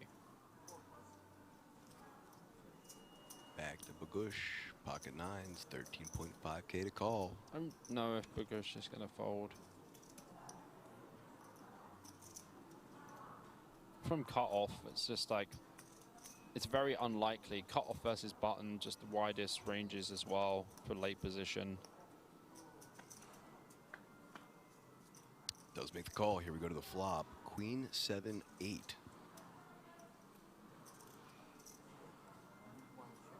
Not the flop that either player was hoping for.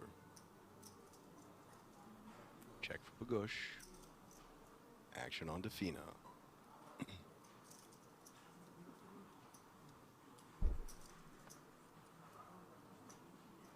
Check, check. Another queen on the turn. Certainly a turn that Defina will enjoy seeing. I think Bogush will too.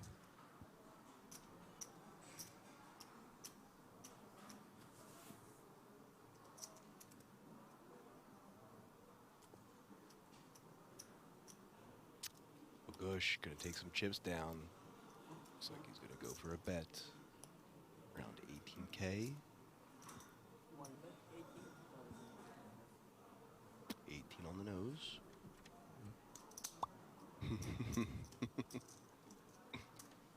Defina. Gets tricky here for Defina, Very. actually. Defina's the 3-better. Goes check, check on the flop. Makes the call. Turn goes bet, call. Well, we thought it was difficult, but Defina was like, not for me, boys. Yeah. Let me teach you young men how it's done. 4 of clubs on the river. Option on Bagush. So now as Bogush, you have to really work out, does Defina have 10s or jacks?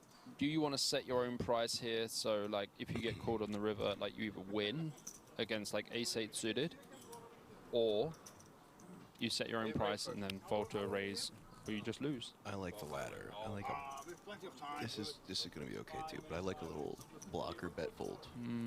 Put something in there. I think the Fina's going to bet like 35k. He bets. Really? What do you say? 30? 35. Given what we know about him, I would say that's probably pretty close to what he doesn't have that funky sizing that we've seen. It's been pretty... It's had some big sizing in the past, but... Well... 5k off, looks like 40. It is 40. I'll be right back. Need to go and get some better reads.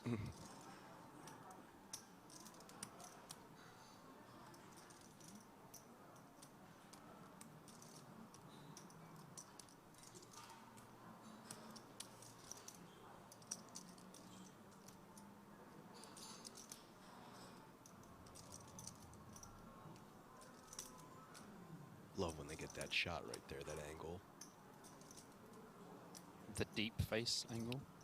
Well, just like when a player's head is perfectly tilted down like that and the camera can get in where you like see the reflection of their chips and their cards. Yep. In the glasses. It's just a very cool shot. Yeah, it's a cool shot. Yeah. Aesthetically pleasing, I like to say. So the problem here for Bogosh is that like the Fina just doesn't really have any bluffs. Like his bluffs are like 9-10 suited, Jack-10 suited. We have 2 jacks as well, so we are blocking like Jack-10 suited. Blocking 9-10 suited as well. Just throwing it out there.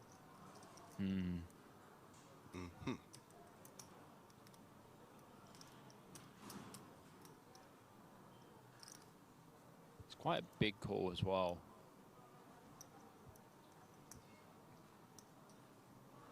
It's like 18% of Bogosh's stack.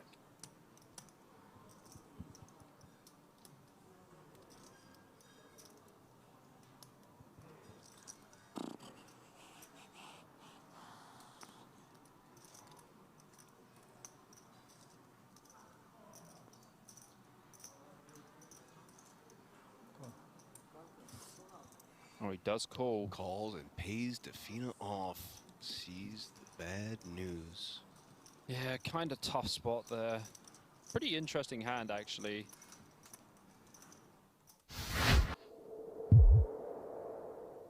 I think Well, that's they're just basing too it quick. on theory, right? Yeah, well, I don't do that. You know theory, man. No, I do theory, but I think there's other variables that I weigh into the very true. consideration. So Ace-King offsuit for Remy.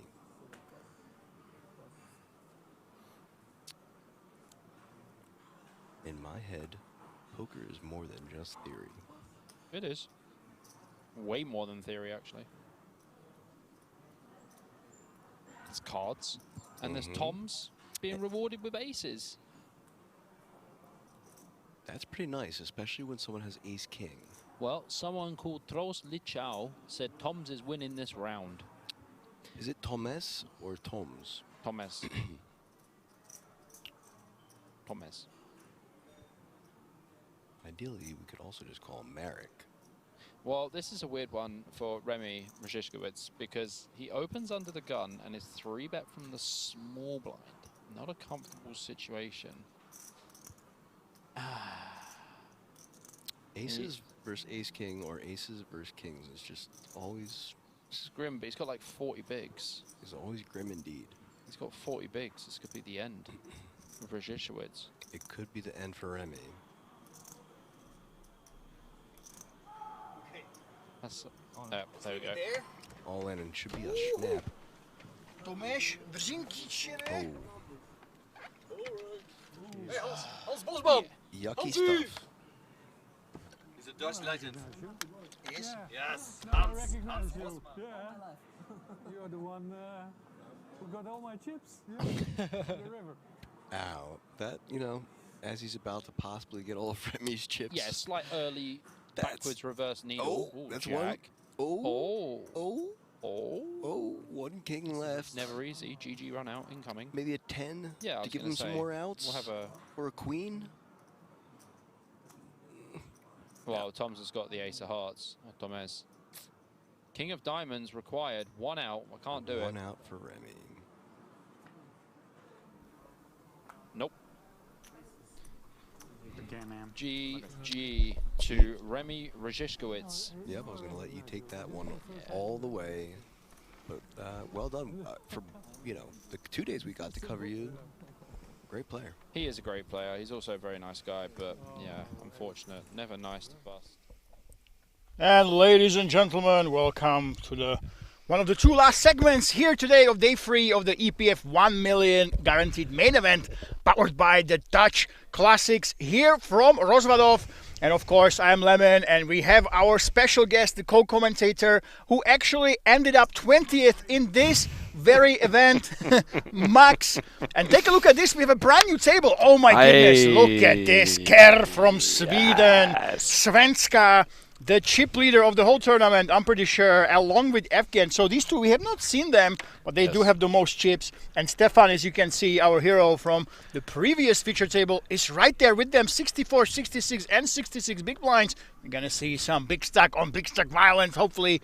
Mr. 2, completely new player, Joram Simon. We've seen that one. Victor Vegas, yes, the fan favorite. Victor Vegas is coming back. M. Fisher is here, and Tomáš Chrobák still here. And take a look at this. Where are the short stacks, Max? We only have the shortest stack is 25 big blinds. What is going on here? Yeah, it's a deep stack tournament, right? If you play 70-minute levels, you're playing deep stack tournaments. I was wondering that Mr. 2 from Belgium, he's not aiming for first place? Well, I'm not sure. Who is that? Do we know who that is? Well, we're going to find out in a few moments, I guess. Yeah, there we go. And I was just wondering, during the break, we can become the new Joe Stapleton and James Hardigan, right? Well, yeah, of course, but you need the jokes. Yeah, that's the problem. Which guy is the funny guy? It's not me. Right. So that leaves one of us. No, I'm the hype man. So I'm James Hartigan. So you have to be the funny guy. Absolutely. So you have to come up with the jokes and the catchphrases. All right. Okay. I'll try to. Bird, by the way, is out. Our our Twitch moderator. Thank you so much for being here with us. We have absolutely amazing moderators on Twitch. And Edgar, some out-of-line commentary we had in the YouTube chat. But of course, guys, this is a brand new table. I'm really curious. What do you think about Swedish players? They're very solid. Very, very solid in general. And by the way, we don't have a brand new table from that perspective. Of course, yeah, we have a complete redraw actually, right? So we do have Stefan still, but all the other players are new in this table. Absolutely. So it's a weird redraw basically. They only swapped 2 players. Yep. Oh, Mr. 2. Oh, it's him. I played with him. He is also a very solid player. Okay, so what do we know about Mr. 2? Mr. 2 is very solid, as I said. He is more of a GDO guy, I would say, for sure. So he's going to play his hands nicely, neatly. And I think he knows who in the table he can target and who not. So he's a good one to have decent adjust. I think he's, if you want to have the Michael Shu at this table, I would say it's definitely Mr. 2. Okay. From the perspective of the current players we have on board right now. Now I'm looking for towards the player from Sweden. Kerr. I don't think when it comes to Swedish guys, I wouldn't use the word solid. They tend to be really aggressive. Of course, very thinking players. But back in the day, they used to be, when Victor Blom was coming up, and I had a lot of friends from Svenska Spel, they burst into the European scene. They were the first guys that were free betting, 4-betting, playing very aggressively. And by the way, we have someone called Melvin Schroen 8651. Melvin Schroen. Who could that be? No idea. No idea who Melvin Schroen 8651 is. Melvin Schroen. Melvin Schroen. All right. Welcome to the chat. Yeah, we squeezed that. We squeezed that joke like a lemon. There we go. How about that one? That was hilarious. Yeah, we catchphrases. By the way, hold those catchphrases. Mr. 2 is in the building against Evgen. Or Yevgen. Yeah. So dance against King A. That's not good news for Yevgen, is it? Well, he can get away like a decent amount of time in the long run. Of course, he always has to call this flop, right? He has a backdoor flush draw. He has second pair. He is a good kicker. The hand so far is pretty standard. tens opens, big blind defense. Of course, all these suited combos, and definitely king 8 suited. So the c-bet is there. Sizing is good. Just the call is more than well. That was an aggressive call, if you can ever say that. Yeah. Tossed He's in trying the to chips. maybe. Look at that stare. That's a death stare. They are staring at each other. And this is the turn he's looking for. Look at the stare. They are staring into each other's eyes. Wow. It's like a bromance. I know. This is. Used to be us during the break. I can feel the tension there almost. You know. Yeah, Yevgen is trying to get something from, well, Mr. 2 in this case. Mr. 2, why was he staring into Yevgen's eyes?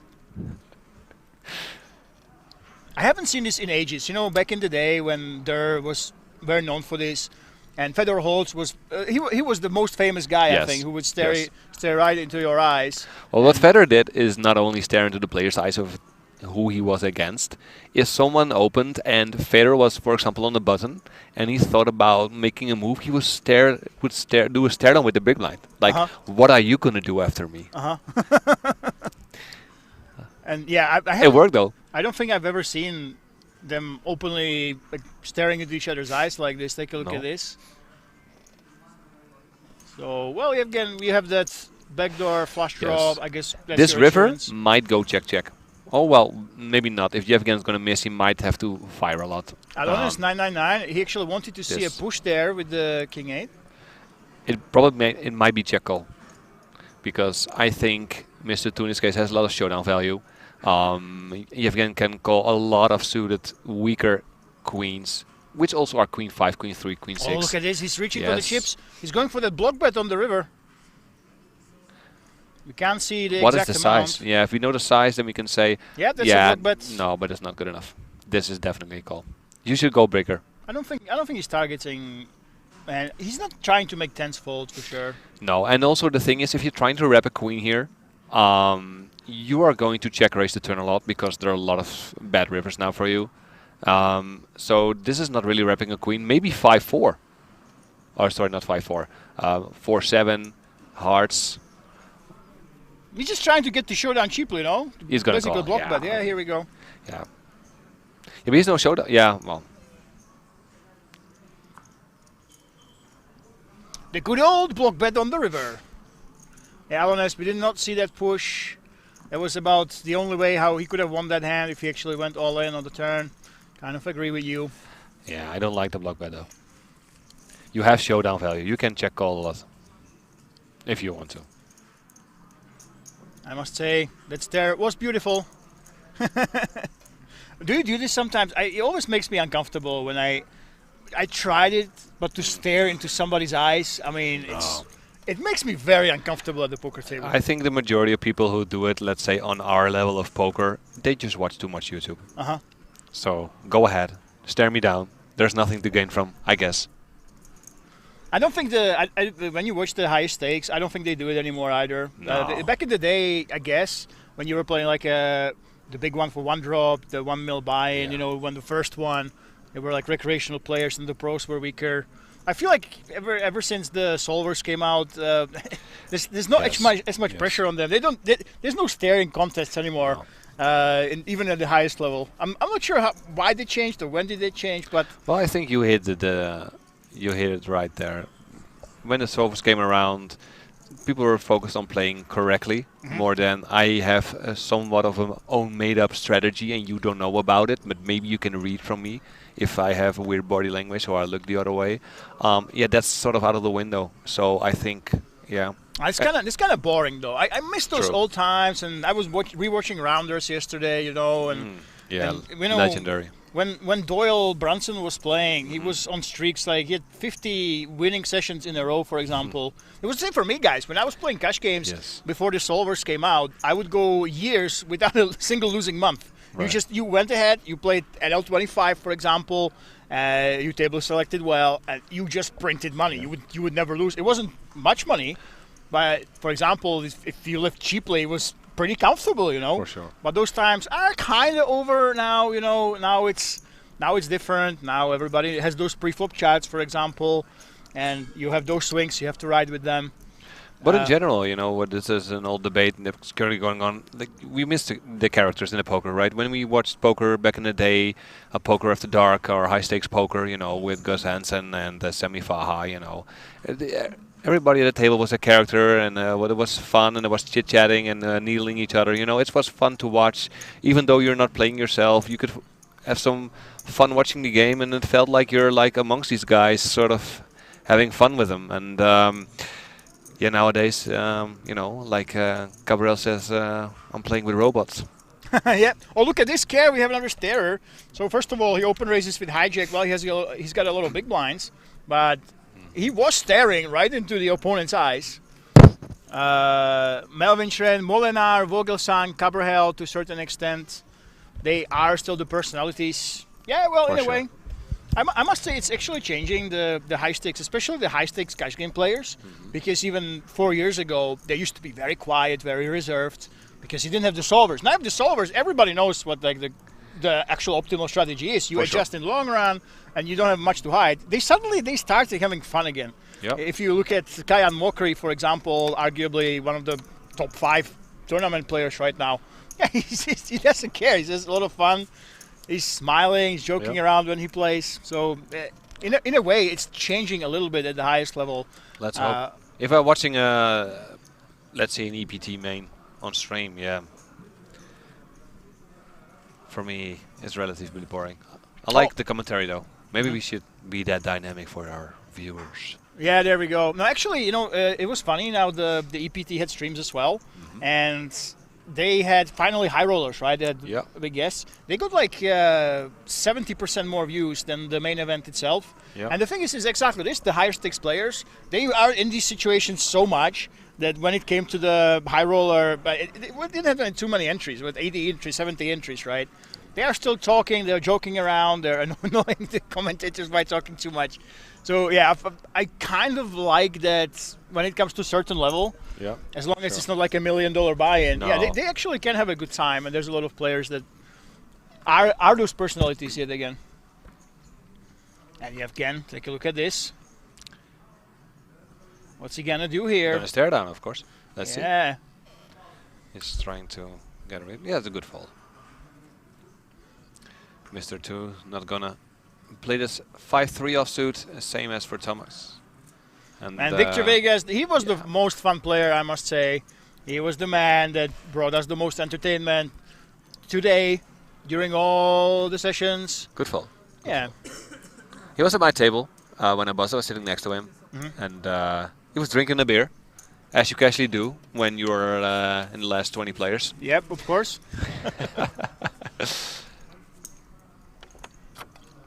There was actually a fun, well, not a fun situation with him. Our Romanian friend tried to taunt him a little bit, and they had a little bit banter before on another hand. But Victor Vegas had his 25k chips behind his 5k chips. So he was to act, but then our Romanian friend said, hey, can you please put the green chips in front of them? And he was like very confused, like, what do you mean? Like, oh, yeah. So then he went to do so, then he had to act. And then he thought, all right, I'm going to fold his hand. And then the dealer said, yeah, that's a time bank chip right now. You messed up one. Oh. Yes. So they both agreed as players, you know, yeah, give the time bank back. Come on. You know, that had nothing to do with him stalling, whatever. And the dealer said, I can't do it. Then I asked the floor. I went over to the floor. And I said, you know, explain the situation. Floor said, yeah, that's fine. So the floor came to our table. But he wanted to wait before the hand was finished because he had to grab the time bank back from the space that is in front of the dealer. And the hand took a while, 2 or 3 minutes, and then, well, the dealer was a little bit, or the floorman was a little bit impatient. He said to me, you know what, I'm not going to do it. Now I think about it, he had already had time to think about his hand. We didn't tell him to do the 25k chips in front of the 5k right now. He could have done it after the hand. So whatever happened, I said, well, fine by me, but go explain to Victor Vegas. Okay. As he did, and Victor didn't agree, but whatever. So, yeah, strict ruling here. And there we go, Victor with the ducks, and there's quack, one quack. that just quacked in on the flop, and he has that set. And look at this, Tomáš Hrobák, he's not the one to just let it go. He's got 2 overs. He's got that beautiful Yes, but flush this backdoor. This is a bet for sure. no, this is actually a check back because the range of the cards hitting are much more in favor of the blinds. So actually, this is a good check call, check raise hand for Victor, but he's going to play him slowly. There we go. You never know what Victor will do. It will be no. There Let we him go. bluff. Let him bluff, my That's friend. the patented Victor lead. He loves to do it on the flop, on the turn, anywhere Vegard basically. chooses his own route for sure. I would love to see a check here, more of a check raise, because now all the bluffs that Thomas has are going out of the hand. So basically, you want Thomas to hit his ace jack, his ace queen, his king jack, his whatever, queen 10, what he has. You want him to hit. There is no danger here, and now Thomas is going to fold. So there goes your equity. And you're not going to flop a set so often, so this is... Max, let me ask you, do you think a player like Victor Vegas, that looks like this, has Yes. 2 arm tattoos, do you Yes. think he thinks this Yes. way about No. these nerdy equities? I'm sorry, but he came to play. Obviously, he wants to mix it up. He's been For leading. sure. He's been leading with air hands. He's All been right, all right, leading all right, with all right, nothing. all right, all right. Chill down. Can you mention one more time that I'm busted at 20th place? We didn't mention that. No, guys. no. Yeah, obviously the deepest run from Max. So if you hear something from him, of course, he actually went super deep in this tournament. No. What I meant to say is I'm here in the booth with you, and Victor is still playing. So who am I to tell him how he should play his hand? Right? Exactly. Exactly. You should pull up a I'll take notepad notes. and Exactly. take notes about how Yes. it's actually done. Ooh, is queen off? For sure, he's gonna think about it. And Mr. 2 is thinking, when can I go home, please? Queen 9, goodbye. That's a fold there. All the queens are out now, sorta. Let's see if the blinds have anything interesting. Ooh, Mr. Fisher. I don't him. think he's going with this one. No, he's playing pretty decent so far, and he's not gonna waste a lot of his stack here. And Stefan can call this hand one time, but he doesn't.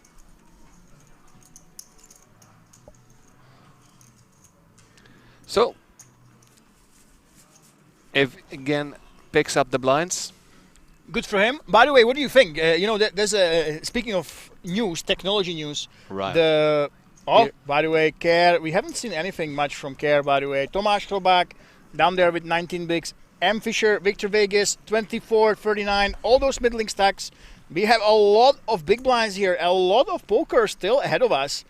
I'm really curious. Nobody is on the clear short stack still. I No. mean, that's amazing. Yeah, it's pretty much balanced out. I remember that somewhere throughout this day I thought about how many chips are actually in play, because it's not represented on the clock. It's 157 million, around that number. Mhm. So if you divide that by the, let's say, 16 players, do the math. It's around, it's a little less than 10 million. Is it 10 mil? I'm not sure if the Kings app actually is showing us. No, it's not showing, but the start stack is 50k, so if you multiply Yeah, that by average 31... stack is about 10 million, yeah. Yeah, so... Yeah, so around 10. So the final table is a 20 million stack average. So if you're getting around that number, keeping those chips in front of you is more valuable than, you know, going after high-risk spots, I would And say. Stefan goes ahead and he open raises to 2.1 big blinds. What do we think about this sizing, by the way?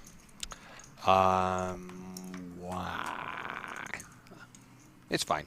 Mhm. It's fine. It's nice to go maybe even bigger. But did Kerr just defend 7-4? Yep. Yeah, that's something I don't like. I actually think when someone open raises 2.1 blind against blind. No. That's too loose. Too loose? Yeah, Oh. I mean, it's, you know. Let's see if we'll make that work. There we go. He's gonna pick it up right now. Wow. Just for the gut shot. Well, little does he know that they have the same gut shot. So, Yes, not there. Well, I see what Stefan's plan was. Well, if you are in Ker's shoes, when you're calling, well, it's very likely to be to go ahead and start bluffing on the river once your opponent waves the white flag. But looks like Stefan does not want to give him the opportunity. He is betting himself. And, well, it's Ker, also too small. Unless Ker decides to raise daisy, that's going to be all she wrote. Nice pickup from Stefan again, all close to 1 million. More and more, he is going to the 20 million. And that's our hope, ladies and gentlemen. We need at least one Dutch guy in the final 9. He is our one and only hope at this moment. One and only hope. European Poker Festival, of course. It doesn't say Dutch, but it's powered by the Dutch community. Dutch Classics power. Dutch Classics and Mr. Pokerized that was here in the booth at the start of the day. He is the man who made it all happen. We heard the story of him all those years back, bringing a bus full of Dutchies. Yes. When Leon was still running King's Resort. Yeah. And the rest is history. You have so many events every year that you can just come in, play with these Dutch players and know that it's organized by the Dutch Classics and the players behind that. Yevgen is probably not going to open ace-8. Well, he's thinking about it, but theory says ace-10 off is here at the bottom of his range. And he lets go. Mr. 2, my friend, from earlier. Okay, so if you could guess, who's the actual strongest player here? Who are we talking about? I would say Mr. 2. Mr. 2, yeah. For sure.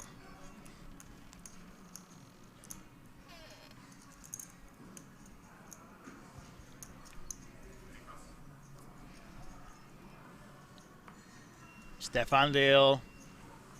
He likes to play really reasonably tight. You know, I guess if you if you're not confident in your post flop, you wanna keep it simple. You don't want to get into those difficult situations unless you have to. But now look at this. Ker, a Swedish man with 50 bigs. I don't think he's ever folding. Of course not. I mean, he just defended 7-4 off, so he's definitely gonna either raise or call King 7. Yeah, I like the raise. King high. 2.3 mil. I don't even mind if you go like somewhere around 3.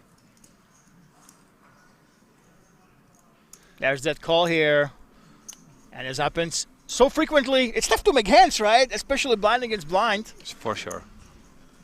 I'm not sure if Queen 6 off is in there, but let's see a flop, and there's a 7 already for Ker, who is also very happily to represent the ace. So it's a fair, safe board for him to continue on. He has a hit. So if Joram decides to call, Ker is still out there. And there we go. He lets it go. Yeah, my perception of Swedish guys, all the ones that I grew up with, they always are more aggro happy than passive. You know, sure. If they can raise, they go for it. Sure. Obviously, I'm skewed by Isildur 1. Were you playing poker back in the day when he was coming up? Oh, sorry, yeah, for sure. Victor Blom, yeah. Yeah, for sure. I have friends who played with him, heads up. Oh, really? Yeah, for sure. Oh, wow. Yeah. 400, 800 PLO, heads up. At Full Tilt Poker? Yeah. How did they do? Were they one of the guys that got crushed or the people that crushed him? You know, it was a little bit going up and down, right? And back and forth. There are still... I think you can still Google it. Back at the time, there was maybe Poker Listings or one of those websites made like every week, like who won, who lost. But Carlo Ravenswoud, who's a Dutch player, goes by the name of Ravenswood 13, was one of the guys who went in the PLO battle against Isildur and Ivy, for example. Yeah, if you Google that, those articles are still out there. Guys playing nosebleed stakes, going up and down with 100, 200k during sessions, completely insane. But yeah, that was all full tilt time, and after Black Friday, that sort of disappeared, so to say. But yeah, I was around, and for me, I mean, Isildur's not really representing for me what Swedish poker is about. Although there are a lot of these young blonde guys playing decent poker. If you want to take the aggressive line nowadays, it's more like how we sort of look at the Brazilian, for example. Yep. The Brazilian players are the relatively aggressive players. Yeah, from that perspective, like I said, we look at the Polish concrete.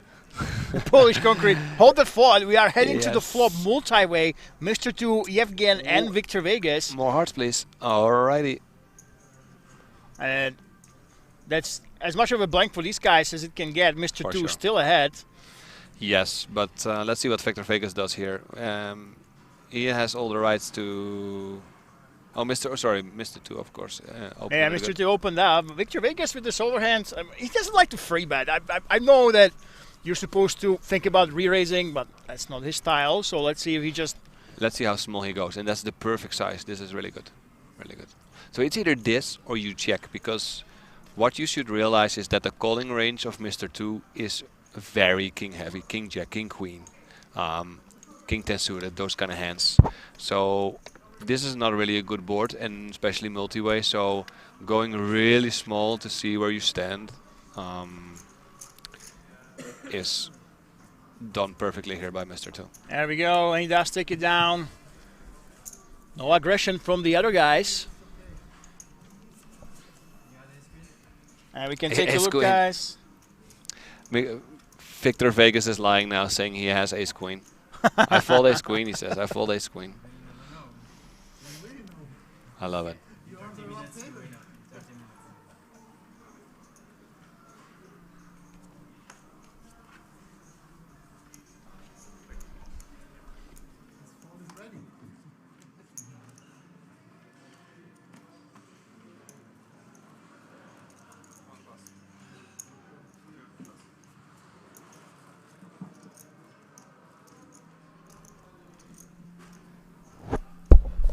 Yeah, M. Fisher, 7-3.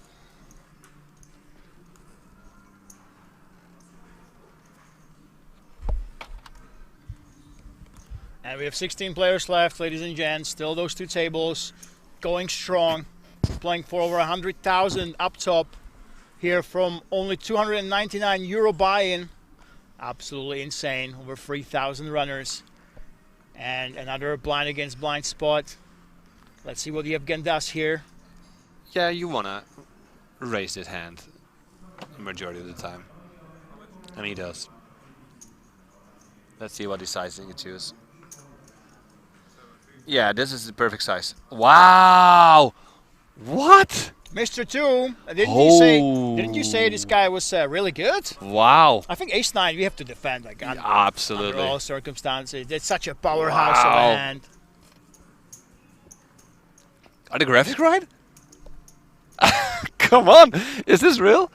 Is he looking like, what did I just do? Or what is he doing? Well, I'm not I sure. mean- I'm not sure, but yeah, ace-9 definitely should be defend. Yes. Maybe it's a respectful towards Yevgen. You know, maybe his stare is more powerful than the other guy.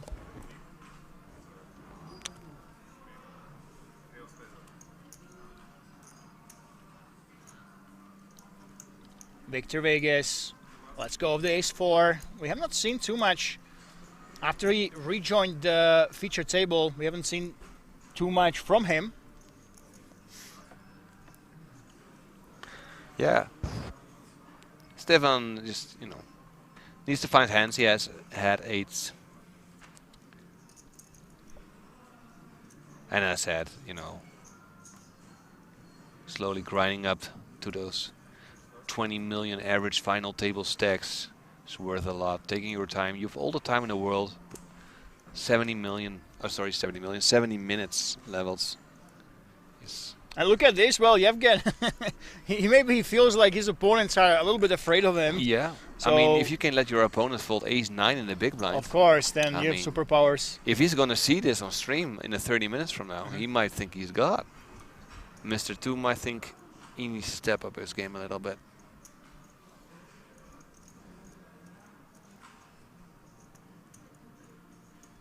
And Mr. 2 in the small blind. Well, King 9 is a very strong hand, of course. You're never folding this one. Looks like we're simply going 3.5.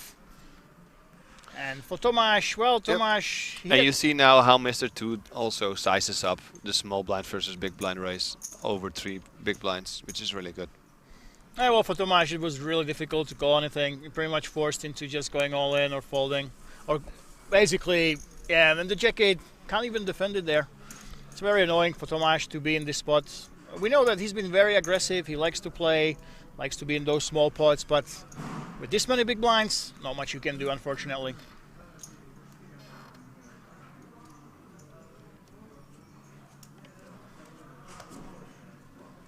So, Lemon, what is going to be your next poker trip? My next poker trip, I'm heading to Vilnius, but the big one is here in Rozvadov. We got the festival series here. Cool. And it's the one time that at Kings you actually have mixed games, so you can, you know, because you have so many Germans and Italians, it's usually Hold'em and PLO is the name of the game. But now we will actually mix it up, so in a few weeks' time you can come in and you can talk to me on the floor. I'll be recording all the time here during the festival. And yeah, it's a little bit of a change of pace for Kings Resort. Give us the dates. I have no idea. It's in 3 weeks' time or something like this, you know. Look out, guys, the Kings Resort app, that's what you want to see. Of course. For all the upcoming events, you go ahead and open it up. The festival here in Václav. Exactly. And you will see all the upcoming tournaments. So if you go to your app, you click on festivals. You will see that the Deutsche Poker Tour is next. After that, France Poker Festival. Stoss Millions. In the meantime, we have Victor Vegas with Ace-Jack in the big blind to defend. What is he going to do? Victor's just calling the Ace-Jack usually. Yeah, there we go. And it's a very good board for the big blinds. Yes, but Victor is going to Here we go. This is, ladies and gentlemen, not in the books, so if you try this at home, it's at own risk, I would say. But Victor Vegas has his own style. Let's see how it goes, because of course Fischer is never gonna let go of kings here. So Victor is looking for the ace, and there it is.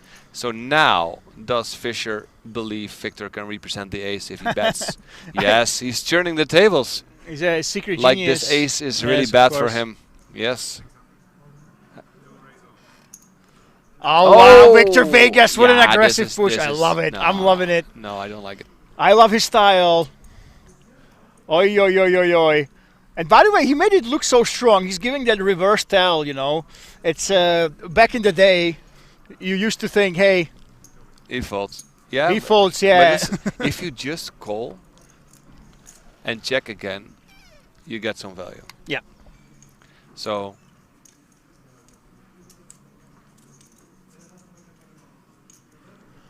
timing and pace at a poker table live is really important, and I have found it out throughout the years. Yeah, it costs you money. Well, it's another aspect of the game, and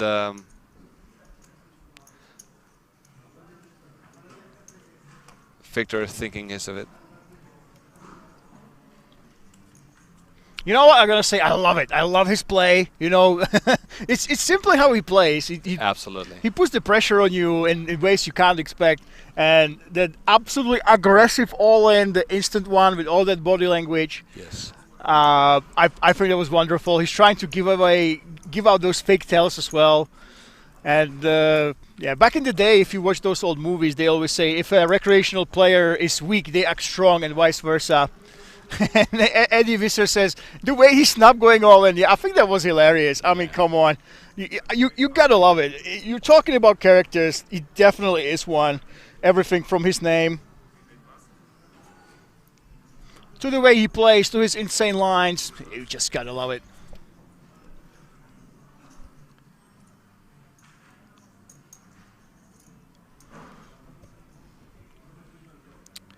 Yeah. The problem for Fischer now, he is left with 11 big blinds during that because of the king's hand.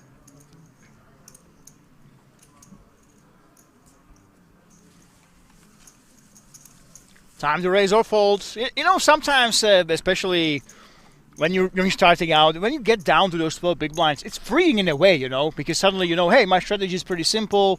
You can go all in, you can simply fold. where if you're around those 20 big blinds, oh, I have to think, oh my God, do I just free bet small? Do I go all in? What hands do I defend? And there's a certain clarity about being the short stack, having it very, very straightforward. And we've seen a couple of players to just go for it or fold.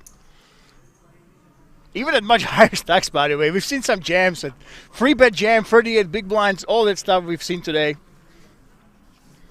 By the way, Max, can you tell us what happened to the French player? We've seen that he's been down to 2 big blinds, and suddenly, I have no idea what happened. We've seen him being all in, but he was not at the table. Do you know what happened there because you were in the room? Yeah, well, during the break I saw him walking around, and he looked a little bit, I would say, confused in a bit, but also a little bit down. So I tried to sort of have a conversation with him about what happened, but he was also a little bit, well, bedazzled, I would say. Did he miss coming back after the break? Apparently. Oh my God! So Yes. guys, you know what happened?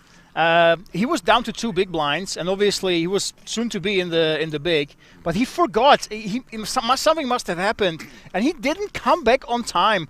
It was crazy. So imagine you are so deep in a tournament, you have lost 2 big blinds after a big loss with a strong pair, queens over kings, and then you come back, and you come back too late, and you're already blinded out. I mean, that was absolutely brutal. Yeah. And look at this, Tomáš Krobák going for it with ace-free offsuit.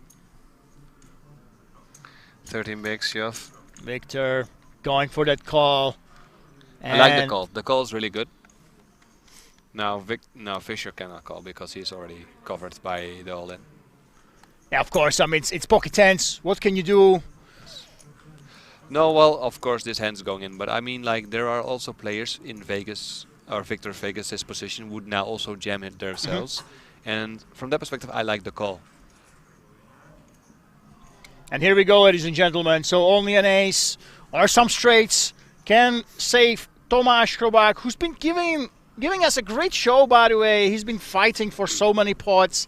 He's been terrific so far on the stream, but now he's up against it. And it can be Victor Vegas who will be his reaper, who will send him into the night here in Rozvadov. Can we hit that ace? Not yet. Dramatic show of the flop, but we did not show that ace from space. There are only 2 remaining streets. Yes, or runner.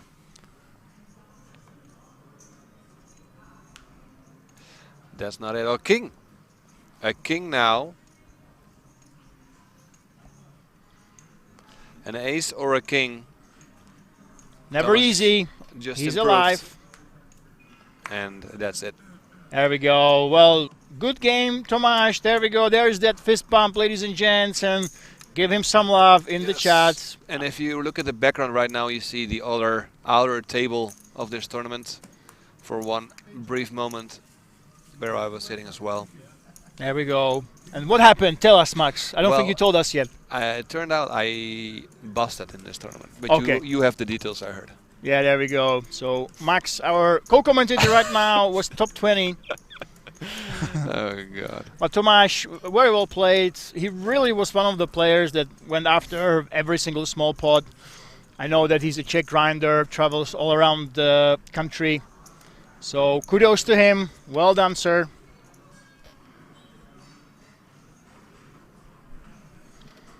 And good game. So we are down to the final 15. And just a reminder, guys, we are playing until the end of level 31 today. So however many players we have remaining, that's when we will call it a day.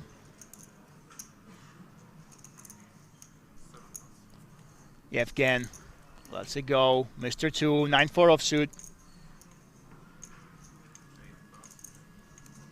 And Victor Vegas in the cutoff. You never know what this man will do, but here we go with the standard race.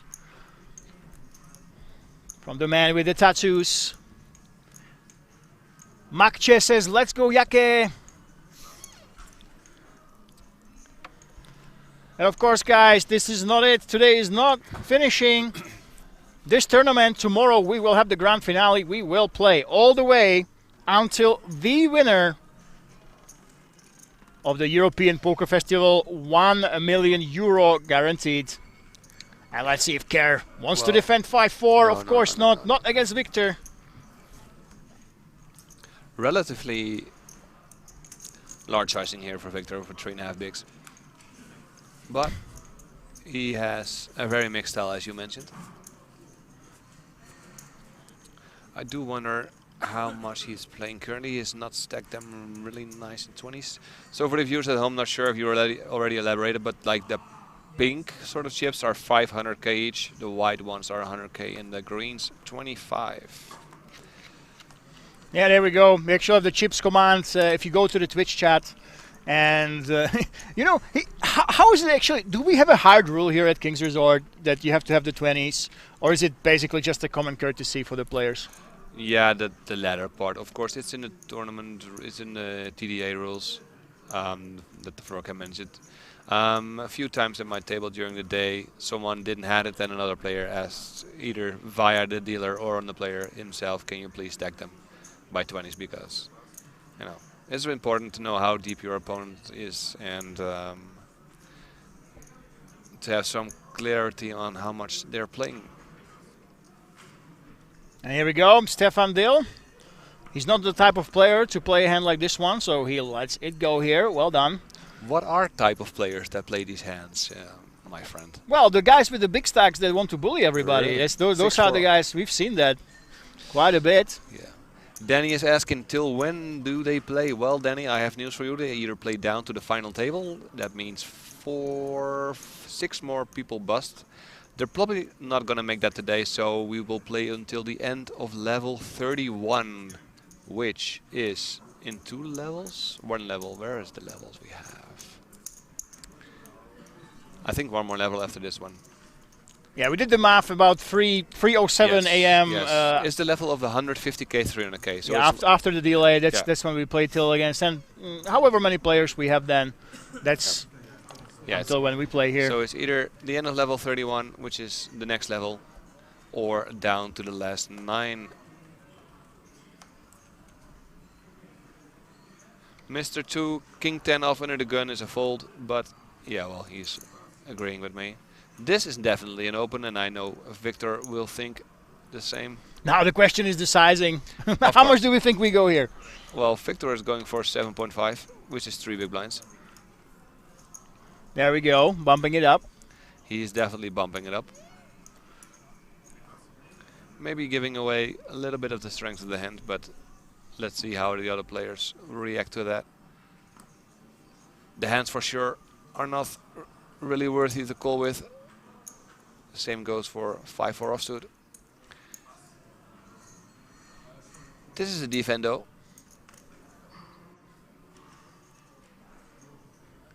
Yevgen will probably see a flop with his 44 big blinds. He's thinking about it. We have seen some out-of-line free bets today as well in the big. Wow. And he just lets it go. 3 big blinds. That's the thing. That's the reason. Actually, when you bump it up like this, it will change your strategy quite a bit. It might seem like not a big deal, but the difference between 2.1 bigs and 3 bigs, it's pretty big. It is, absolutely. But the thing is, this is not the first moment these two players are playing against each other, and Victor is playing the way he's playing. So he can have a lot of hands there, and it's not always representing an ace, of course. Yeah, I know, but still, we have reverse odds, you know, when someone raises bigger, then it's tougher to call for you. So it's not really nice to play ace-3 off, out of position, post flop, against an aggressive player like Victor, who's going to see bet like 120% of the time. 120. And, okay, now we are letting go of a hand like this one. Mr. Fisher. 10 bigs. Thinking about it. 10 biggies, but he's not pulling the trigger, and I think he's rightfully do so. 15 players left, ladies and gentlemen. We're getting very close to that final table bubble. 9.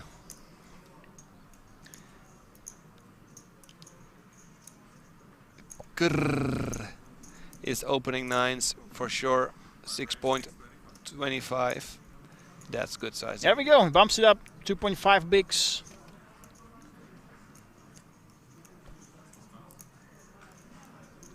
This might be a hand Yevgen is going to defend, although I don't. Yeah. I've seen few hands now from Yevgen, and I think this is a hand. Free juice suited? I think he's going to defend this. I think he's the kind of player who is like, I probably unblock everything you have. I have a suited hand. Well, and he folds, ladies and gents. Good read from me. Mr. 2, that's a very strong hand here. So, 3-bet incoming. And I well, would you did say Mr. 2 is a strong GTO player. Yes, and 1.4. 1.3, 1.4. If you look, small 3-bet. If you look at that. Small 3-bet. If you would look at those souls, it should be a free bet here, yeah. Small 3-bet. What? There we go. Just that call. Oh boy.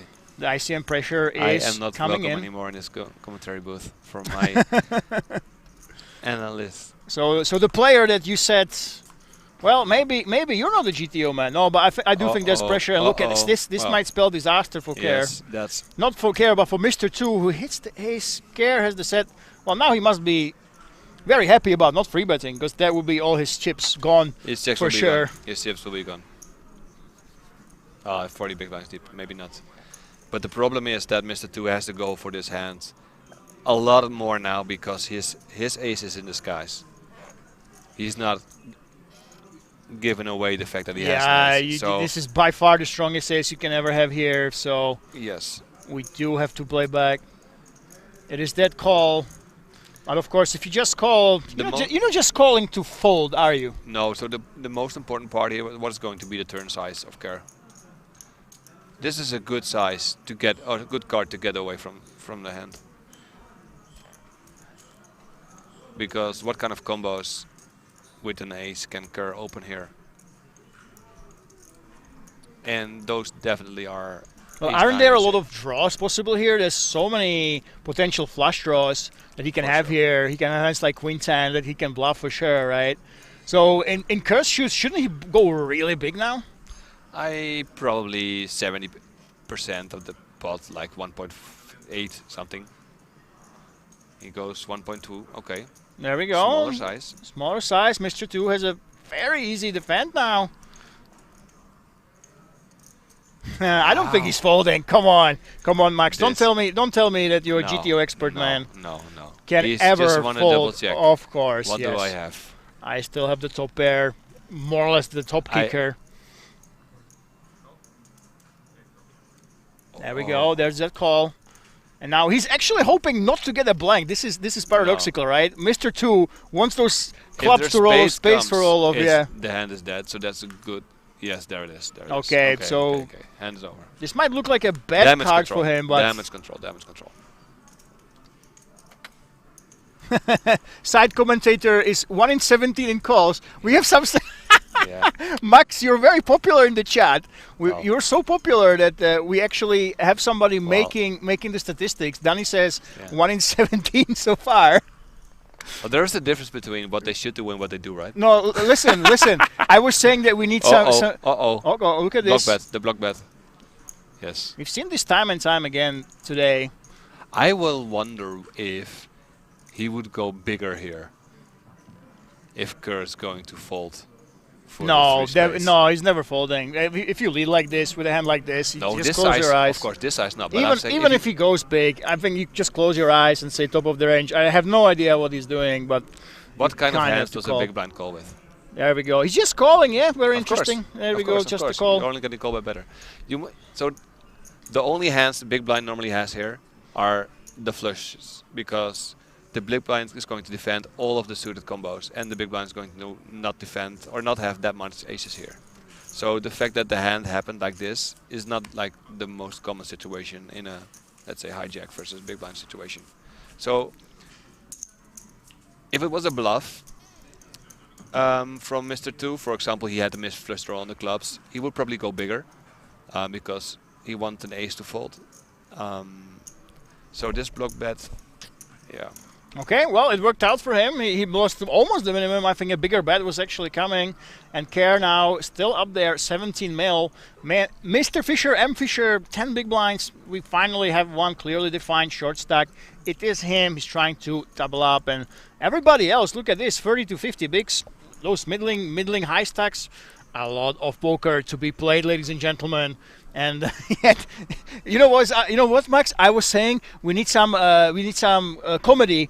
So right, you're gonna tell a joke right now. 1 out of 17. 1 out of 17. Danny, thank you, my friend.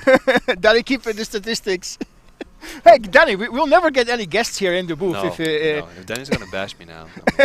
No, you're also not gonna pay out. Okay, Danny, you cannot pay out. No, it will not work for you, Danny. Don't worry. Of course it will.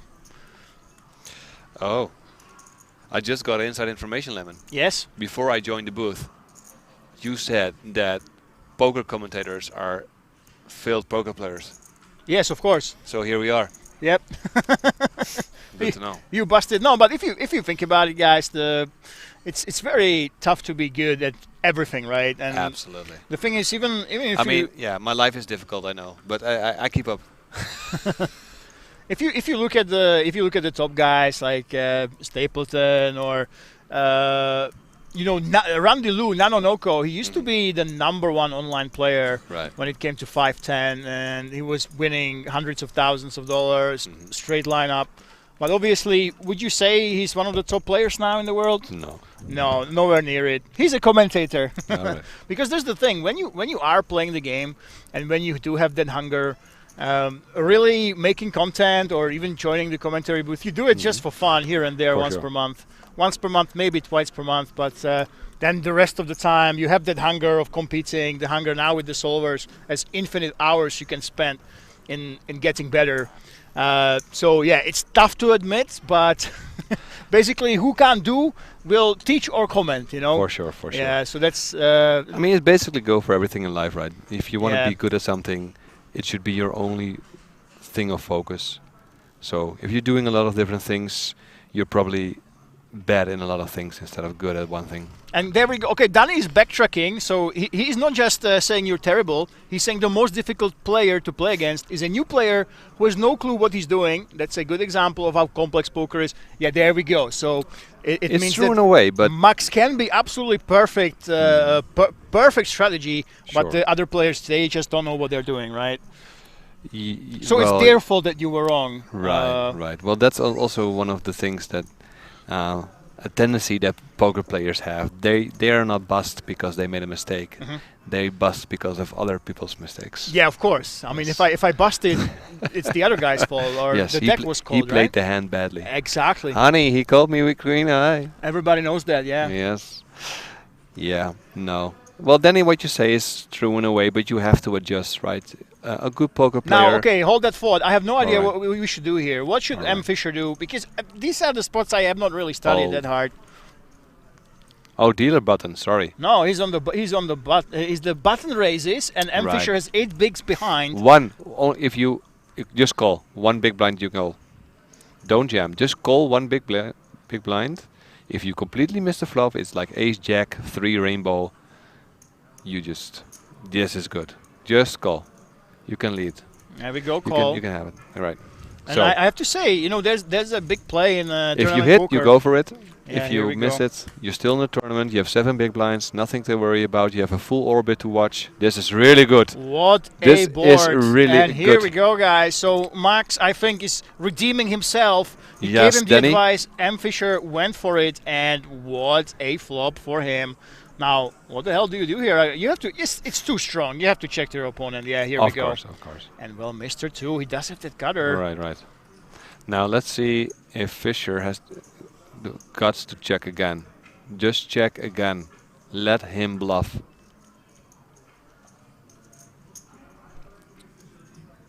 No, dude! You have the you have the nuts. You have the nuts. Nothing's gonna happen. There are no danger cards for you there. Battle of the Misters. Yeah, we will pretend that it's Mr. Fischer as well. For sure. For the benefit of you in the audience. So. Oh wow, he's gonna get a call because he hit the 7. I am surprised, but he's not going to get a call a second time, I'm sure, unless a 7 or a king comes on the river. That's the blank.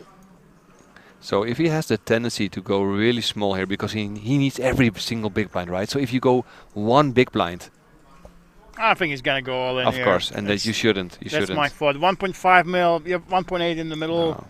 You will Hollywood and then just push it. You want a 10 or a 9 or a 7 to call. If you jam here, there's no way he's going to call. Yeah, he's all in. Oh, what did he do? Oh, he set all in and just put one chip in? There's a 500k chip. Yeah, that's good. This is perfect. Wow, 500k, so we have a small bet. I love this. Danny, write down 3 out of 17, my friend. There we go, M. Fisher. Very nice play. Very nice play. Oh, he's gonna call. Hopefully, I want him to call. I want Fisher in.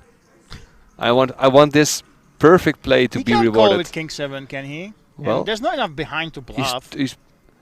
If he's betting the 7. There we go. Okay, there's that fold. Yeah. But the sizing is great. The sizing is great. If Mr. 2 has a 9 or a 10, he's gonna call for 2 big blinds. He's not gonna call if he jams. Yeah. So Danny keeping the stats. 3 out of 19. Okay. Fair enough. We're matching up. Did you say 3 out of 17? Did I tried to bluff him. Did you not add the number? And you That's say a poker player. Oh, okay. We're trying to bluff him. Okay. How good Danny is at statistics. Yeah. Right. All right. Thank you, Danny, for keeping up the administration part of our job.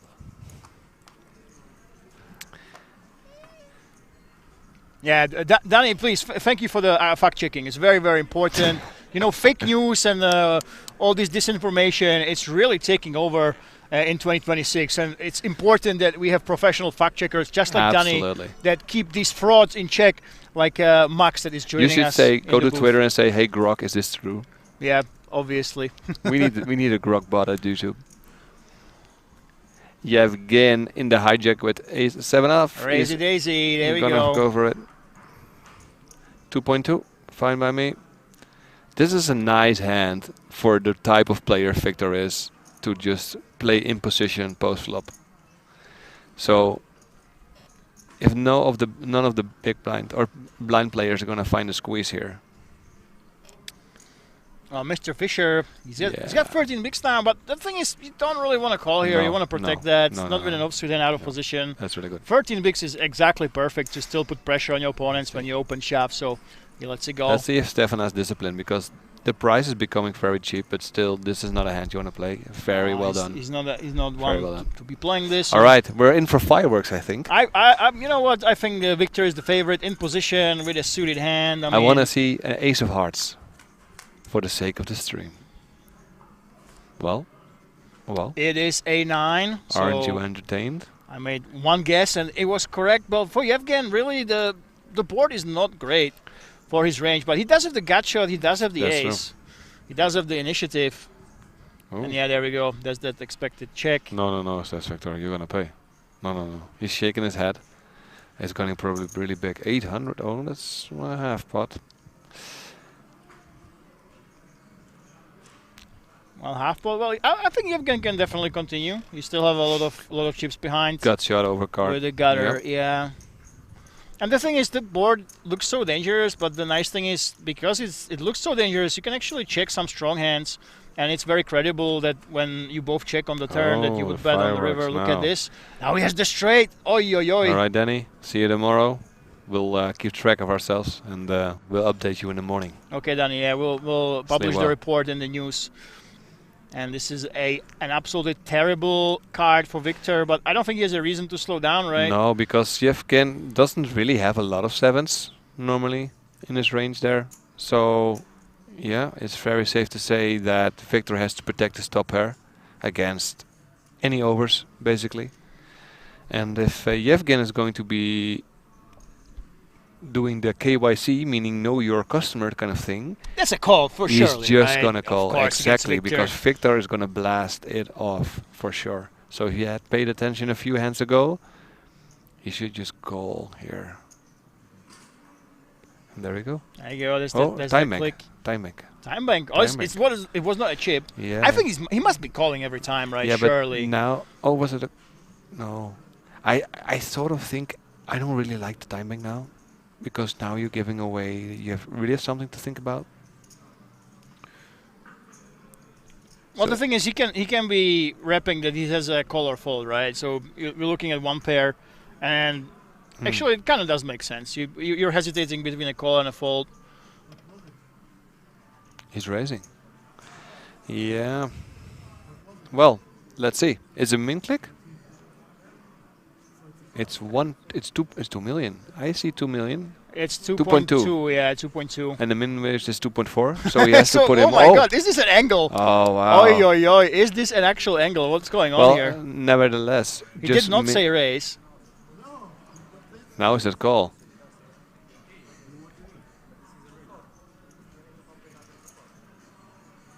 It's a min click. You know, it's not. It's the majority of the points are already in, so it is definitely a raise. Ah, there we go. So yes, there was for sure. But now this is a waste, because now you're giving away a lot of strength, right? I mean, you're never bluffing him away with a min click. But you know, KYC. Yeah. Well, Victor. KYC. And it's in. So.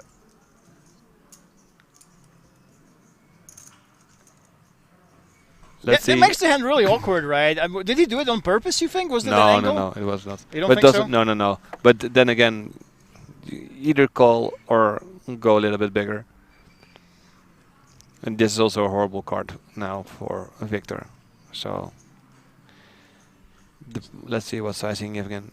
So this less than put size bet. Well, what is calling you if you go really big? That's the big question. He's going all in. SPR -1. There we go. Oh, well, he leaves somewhat behind. But yeah, it's too strong.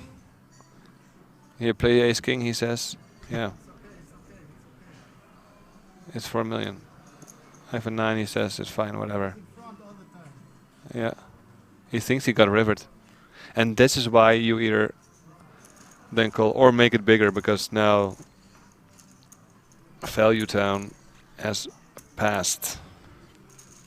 Well, he still won 4.3 mil. It's obviously a big win for him. And for sure. Victor down to 38 15 million now in chips for Yevgen. Eddie Visser, good night, by the way. Thank you so much for joining us here in the chat. Don't forget, guys, tomorrow is the final day. We will crown a winner here at King's Resort. So don't forget about that. We will play until we have somebody who won that over 100,000 euro tomorrow.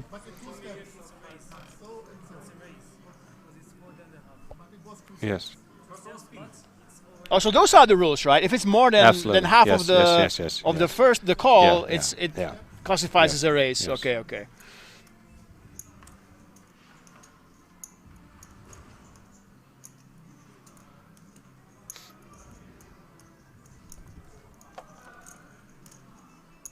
Mr. 2 has to let it go, of course. And let's see how Victor Vegas recovers. And I like it. He didn't go nuts, you know. Just let it go. I'm mad now. Such Queen a 3, there we go. powerhouse, yeah.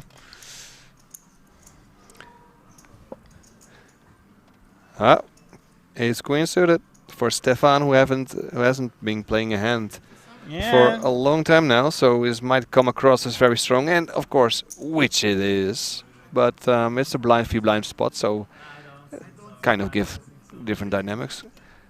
Well, we have seen Kerr defending 7-4 off, so you would say 7-5 off is then within the defend range. You have to remember the 7-4 was against a small raise, but this is 3x. Sure. I do like the sizing now. It is a call, ladies and gentlemen, and we are going into the flop. Of course, you have position, and Stefan should have a lot of hands, but this is an absolute disaster flop for Kerr. There's nothing absolutely working for him. Well, Stefan, what are you going to do? There's all those spades. Yep, there we go. Pot control. Let Kerr try to bluff at this. Obviously, in Kerr's shoes, ideally, you would have at least a spade, but this is blind against blind. It's very easy to miss everything, so we have that bet. Well, in Stefan's shoes, the hand is not looking as strong as it was. Before the flop, especially. But the thing is, can Kerr really multi-barrel, a board like this one. Maybe if he knows his customer, if he can smell weakness. We really have not seen Kerr be aggressive in these spots. So there we no, go. there we go. Give up, waving the white flag. That's unfortunate. So let's see if Kerr has the balls to go. I think he would go. I think if Stefan checks, I think Kerr's going for it for sure. Yeah, but the size. I mean, what kind of size? He should be. If he goes too small, of course Stefan's gonna call it off. And he knows for sure also that Stefan is not calling the flop with nothing. So either Stefan has a strong ace, strong spade. All right, this is a spot. That spot. There we go. Close Big to. sizing. 1.8 or 2 million. It was 1.8. 1.75. Yeah, There we go. 1.75. Okay. I like it. It was obvious that he's gonna bet. And well, Stefan, now is the question: how much do you know your opponent? It feels like he's gonna fold, though. I have a feeling he's gonna let it go. Yeah, there we go. And Kerr betting with nothing. Oi, oi, oi. Nicely done. Nicely done, sir. You made Sweden proud. Brazilian move, I would say. Brazil. Oh, now the Brazil is the new Sweden. Okay, okay. No, but this is a very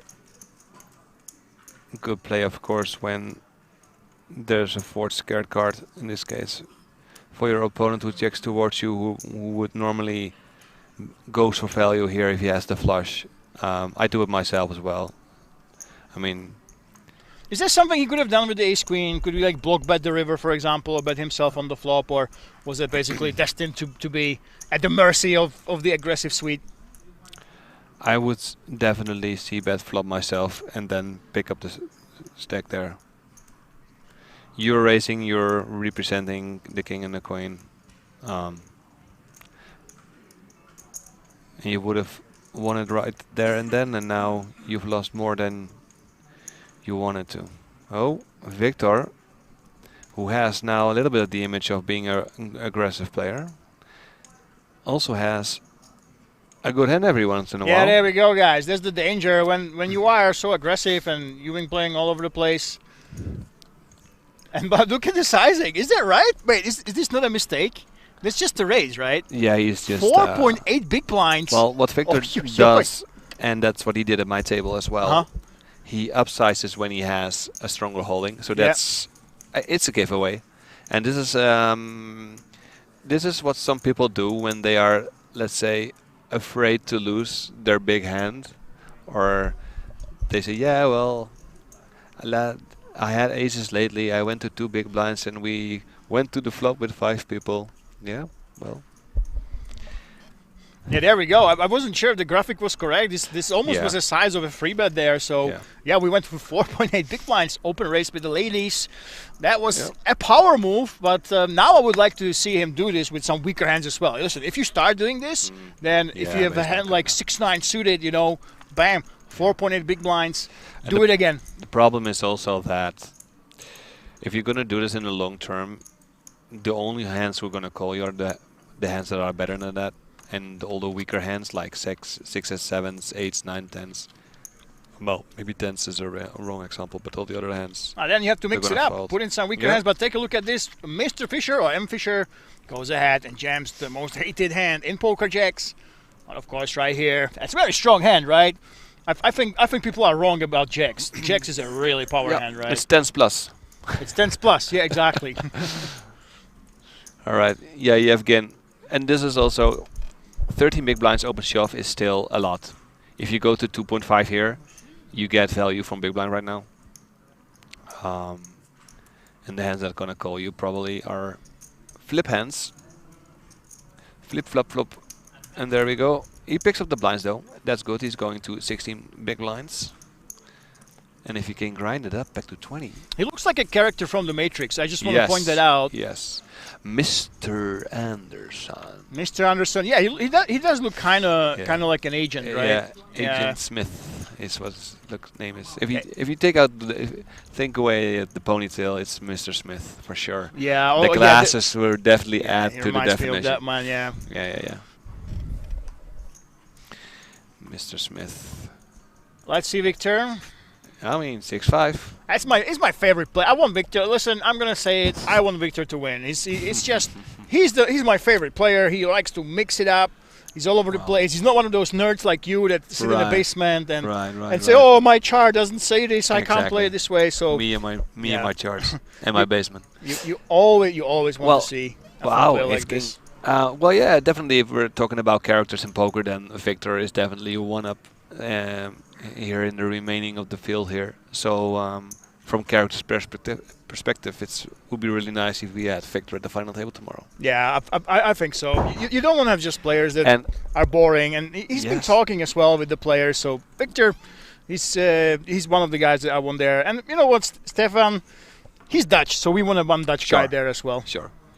Well, the thing is that in the majority of having, let's say, semi-pro to pro people at the final table, the whole dynamics with ICM and etc., right? It gives a way of poker that sometimes is not really like enjoyable to watch. But if you have a character like Victor who doesn't give crap about ICM or whatever, he's just gonna race you with 10-9 suited or whatever, you know, that's gonna make the dynamics of the final table tomorrow like completely disruptive. Exactly. I would say. By the way, we're down to 14 players now. Mr. 2 is defending in the big blind with ace jack, as he should, of course. And this board should favor him, but I don't think Mr. 2 is the type to just lead on the flop, unlike a lot of other players we've seen, right? A perfect check raise board. So Stefan should always check here, knowing he can get a check raise and he has to fold. So that's done correctly. Now Again, let's see. I feel like the ace jack is too strong, though. Isn't this the ace jack a little bit too strong? This a is little a bit too lead high card. This is a lead card for Mr. 2. Mhm. From a range perspective. And he's going for it. And now Stefan probably will call once or already fold. Knowing Stefan by the hands he played so far. I take it that if we're in Mr. 2's shoes, we're betting now, but we do have that plan of betting the river. No, wow, look at this. Stefan just lets it go. Stefan playing very timid. Plays good hands, but if he doesn't hit, he gives up. So. By the way, guys, you have to realize 14 players left. We started with 3,000. So this is the time here at King's Resort when we usually see some mistakes. Some players are overly tight. Other players try to capitalize on it. So yeah, we can expect a lot of tight folds like this. Everybody wants to make it, and they should. When you look at the theory now, after the actual bubble, now the ICM pressure is starting to be the highest. So yeah, theoretically and psychologically, we will see some tight plays. Players being scared, for example, players opening massive just because they have queens and they don't want too much action. Yes. So don't be surprised if you see that. This is the thing, right? Everybody has their own strategy so far. And for every person here, it has brought them to this spot right here. So they're going to continue with that, and they have their own idea of how are they going to make the final table tomorrow. Exactly. So, and that's one of the toughest things to do when you are deep in a tournament like this, especially with when you look at how many players are remaining and the payouts. You actually should be changing your strategy quite drastically, and for a lot of players, it's not an easy thing to do. But look at this, premium hands all around. We have the ace-queen offsuit, and Kerr decided to just peel with the king-queen off in the hijack, and that allows Yevgen to definitely have a chance to continue. I think King 10 can think about the squeeze. Oh, wow. He actually just folded. We were talking about ICM pressure. It's getting to the players, even like Yevgen does not want to tussle, doesn't want to go to war with the other guys. And so this is a good squeeze hand, actually. He's thinking about it, though. He's not going to fold. He's either going to call or 3-bet. And this is a perfect 3-bet because multi-way, 6 is not going to do post-flop, right? There are too many cards that are going to beat a 6. Ooh, wow. Are you actually surprised at the fold? Wow. Again, guys, the ICM pressure is here. 13. We just lost another player on the outer table. So we have 13 players remaining. They are dropping like flies. And this is insane, yeah. We have it there, right there. There's 13 remaining. So we lost in the last half an hour. We actually lost a lot of players, it looks like. And we already knew we lost Red Rock, that's for sure. Looks like the app isn't even updated though. Interesting. And Victor. In a will continue. Look at this. Yes. He has the best position, of course, with the 6-9, and now he hits that top pair.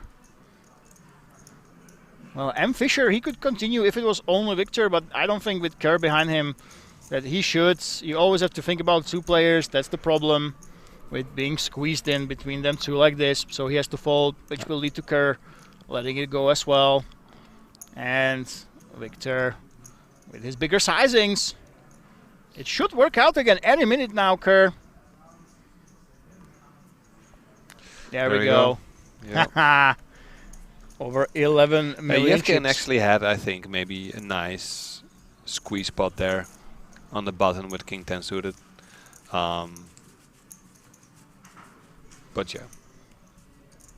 Right, guys, so we have those updates. So Tomáš Chrobák, we've seen that. We've lost him. We lost Serhii Liatosinski from Ukraine. He takes home 5,250 euro. A German player called Danish Dynamite. Yes. So we have lost the Danish Dynamite. Also takes down 5,250. Congratulations. And we have 12 players left. So 13th, Michal Schuch actually. Yeah. Oh my goodness. We have not seen him, but the top 12 Czech player of all time. A big heartbreak for all the Czech fans. Top 12 in live earnings of all time. Michal Schuch goes out in 13th place. And that means we're right here now. 5,250 euro locked in. We have to say, in this space, we might have going to the final table. We actually might, guys. Yeah, they are dropping way faster than we anticipated, and dropping like flies right here. Bombs. Only 3 players to go. I have actually some inside information about the German player going by the name Danish Dynamite. Yes, Danish Dynamite. Who is that? It's a very explosive player. Oh my God, that was terrible. I love it though. I love it. You wanted me. Easy for Yevgen says. Yeah, there we go. All right, another. Same spot, right? Like before. Again, it's M. Fisher. He has 12 bigs. Doesn't really want to lose them, but the odds are too good, and he's in the big. Just gonna call. Just gonna call. There we go. Same spot he was in. Oh no. Oh, sorry. I thought he said all in, but he said call. All right. I'm also bad at reading lips. He said call it. Call it. Call it. We're heading to the flop. So M. Fisher. All right. Jack 10. Oh.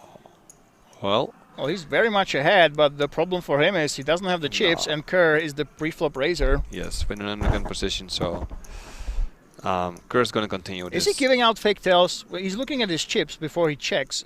Is that? Would you say that's a live tell he's trying to give away? Yeah, or he's trying to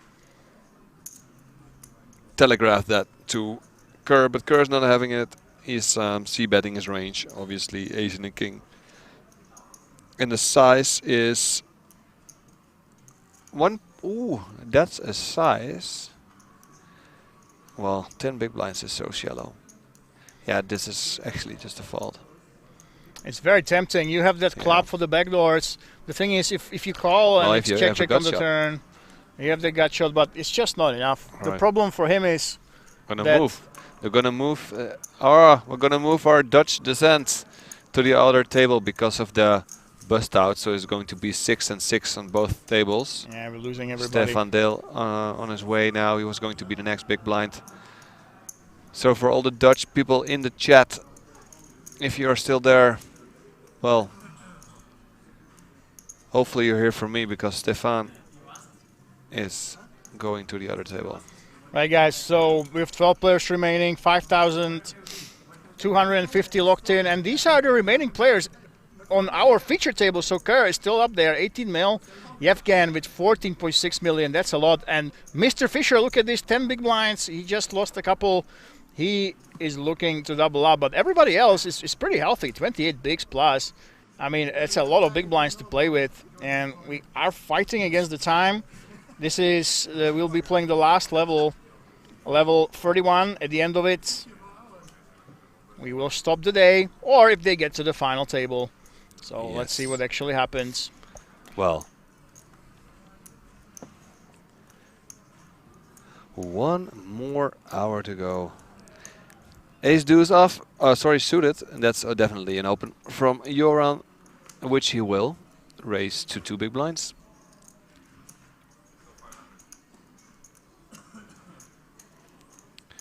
Yevgen doing his stare down competition again.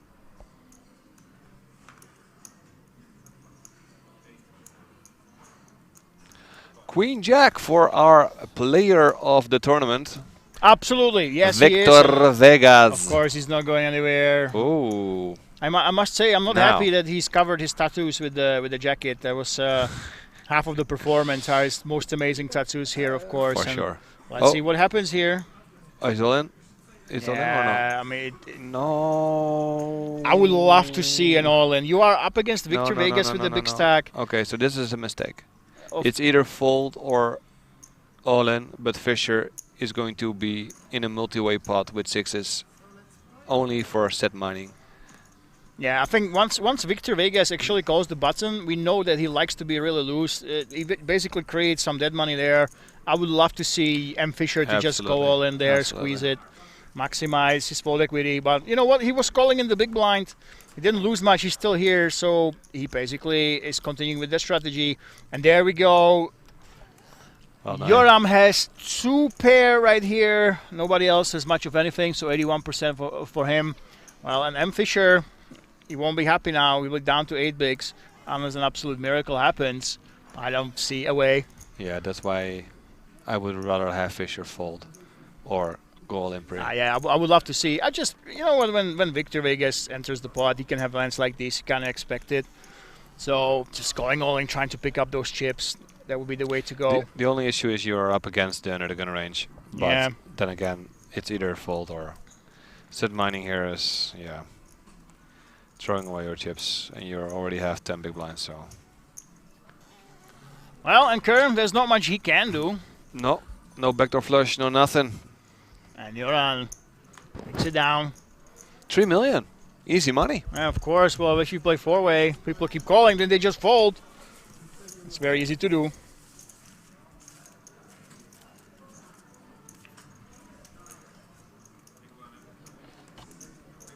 And yeah, guys, you can check the payouts on our Kings Resort app. I can tell you as well. 12th place gets 5,250. 11th place, 6,250. And now we have the package bubble right then. So between 11th and 10th place, the money is the same, but you get 3,000 extra in the form of the 3,000 euro package for the Kings Million, the big one.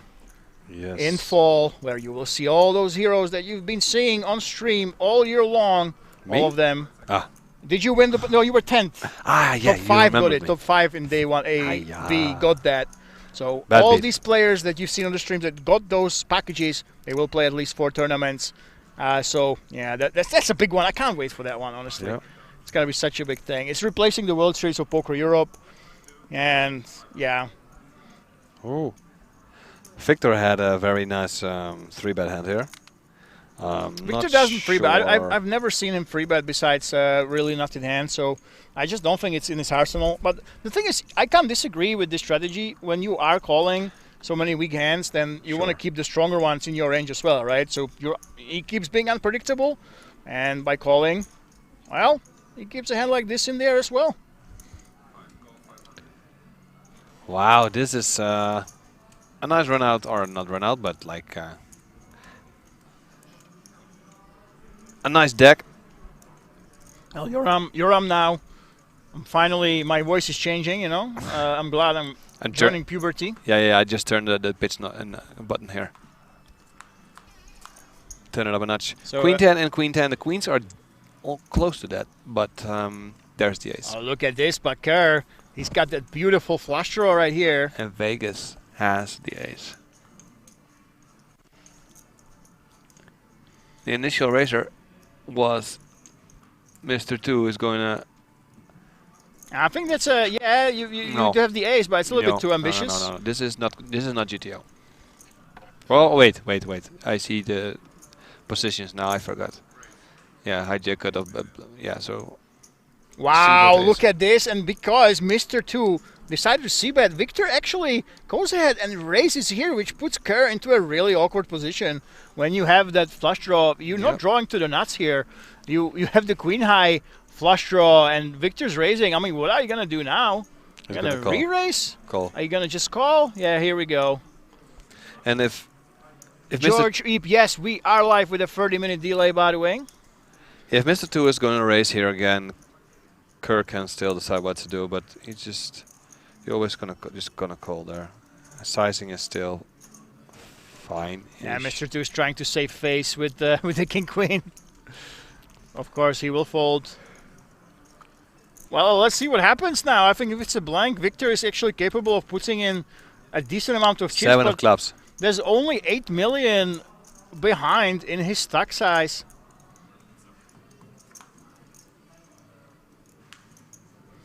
This is the blankiest of blanks that you can ever ask for.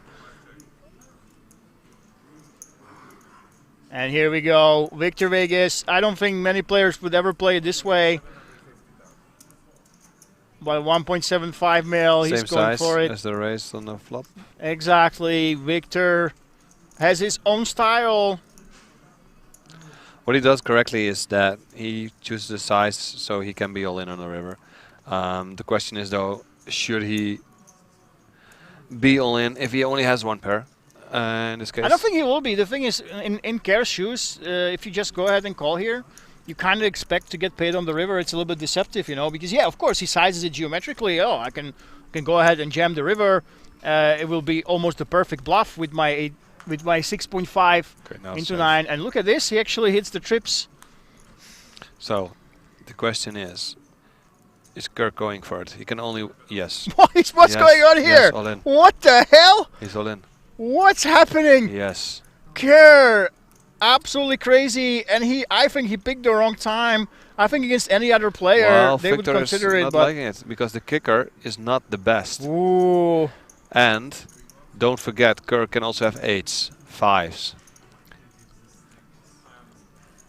Well, we have seen Victor make those big folds. He folded queens against the turn shove, against this big sizing. He is capable of folding, but wow, what is almost a suicide bluff of Kerr into someone like Victor. That was the only way to win the hand.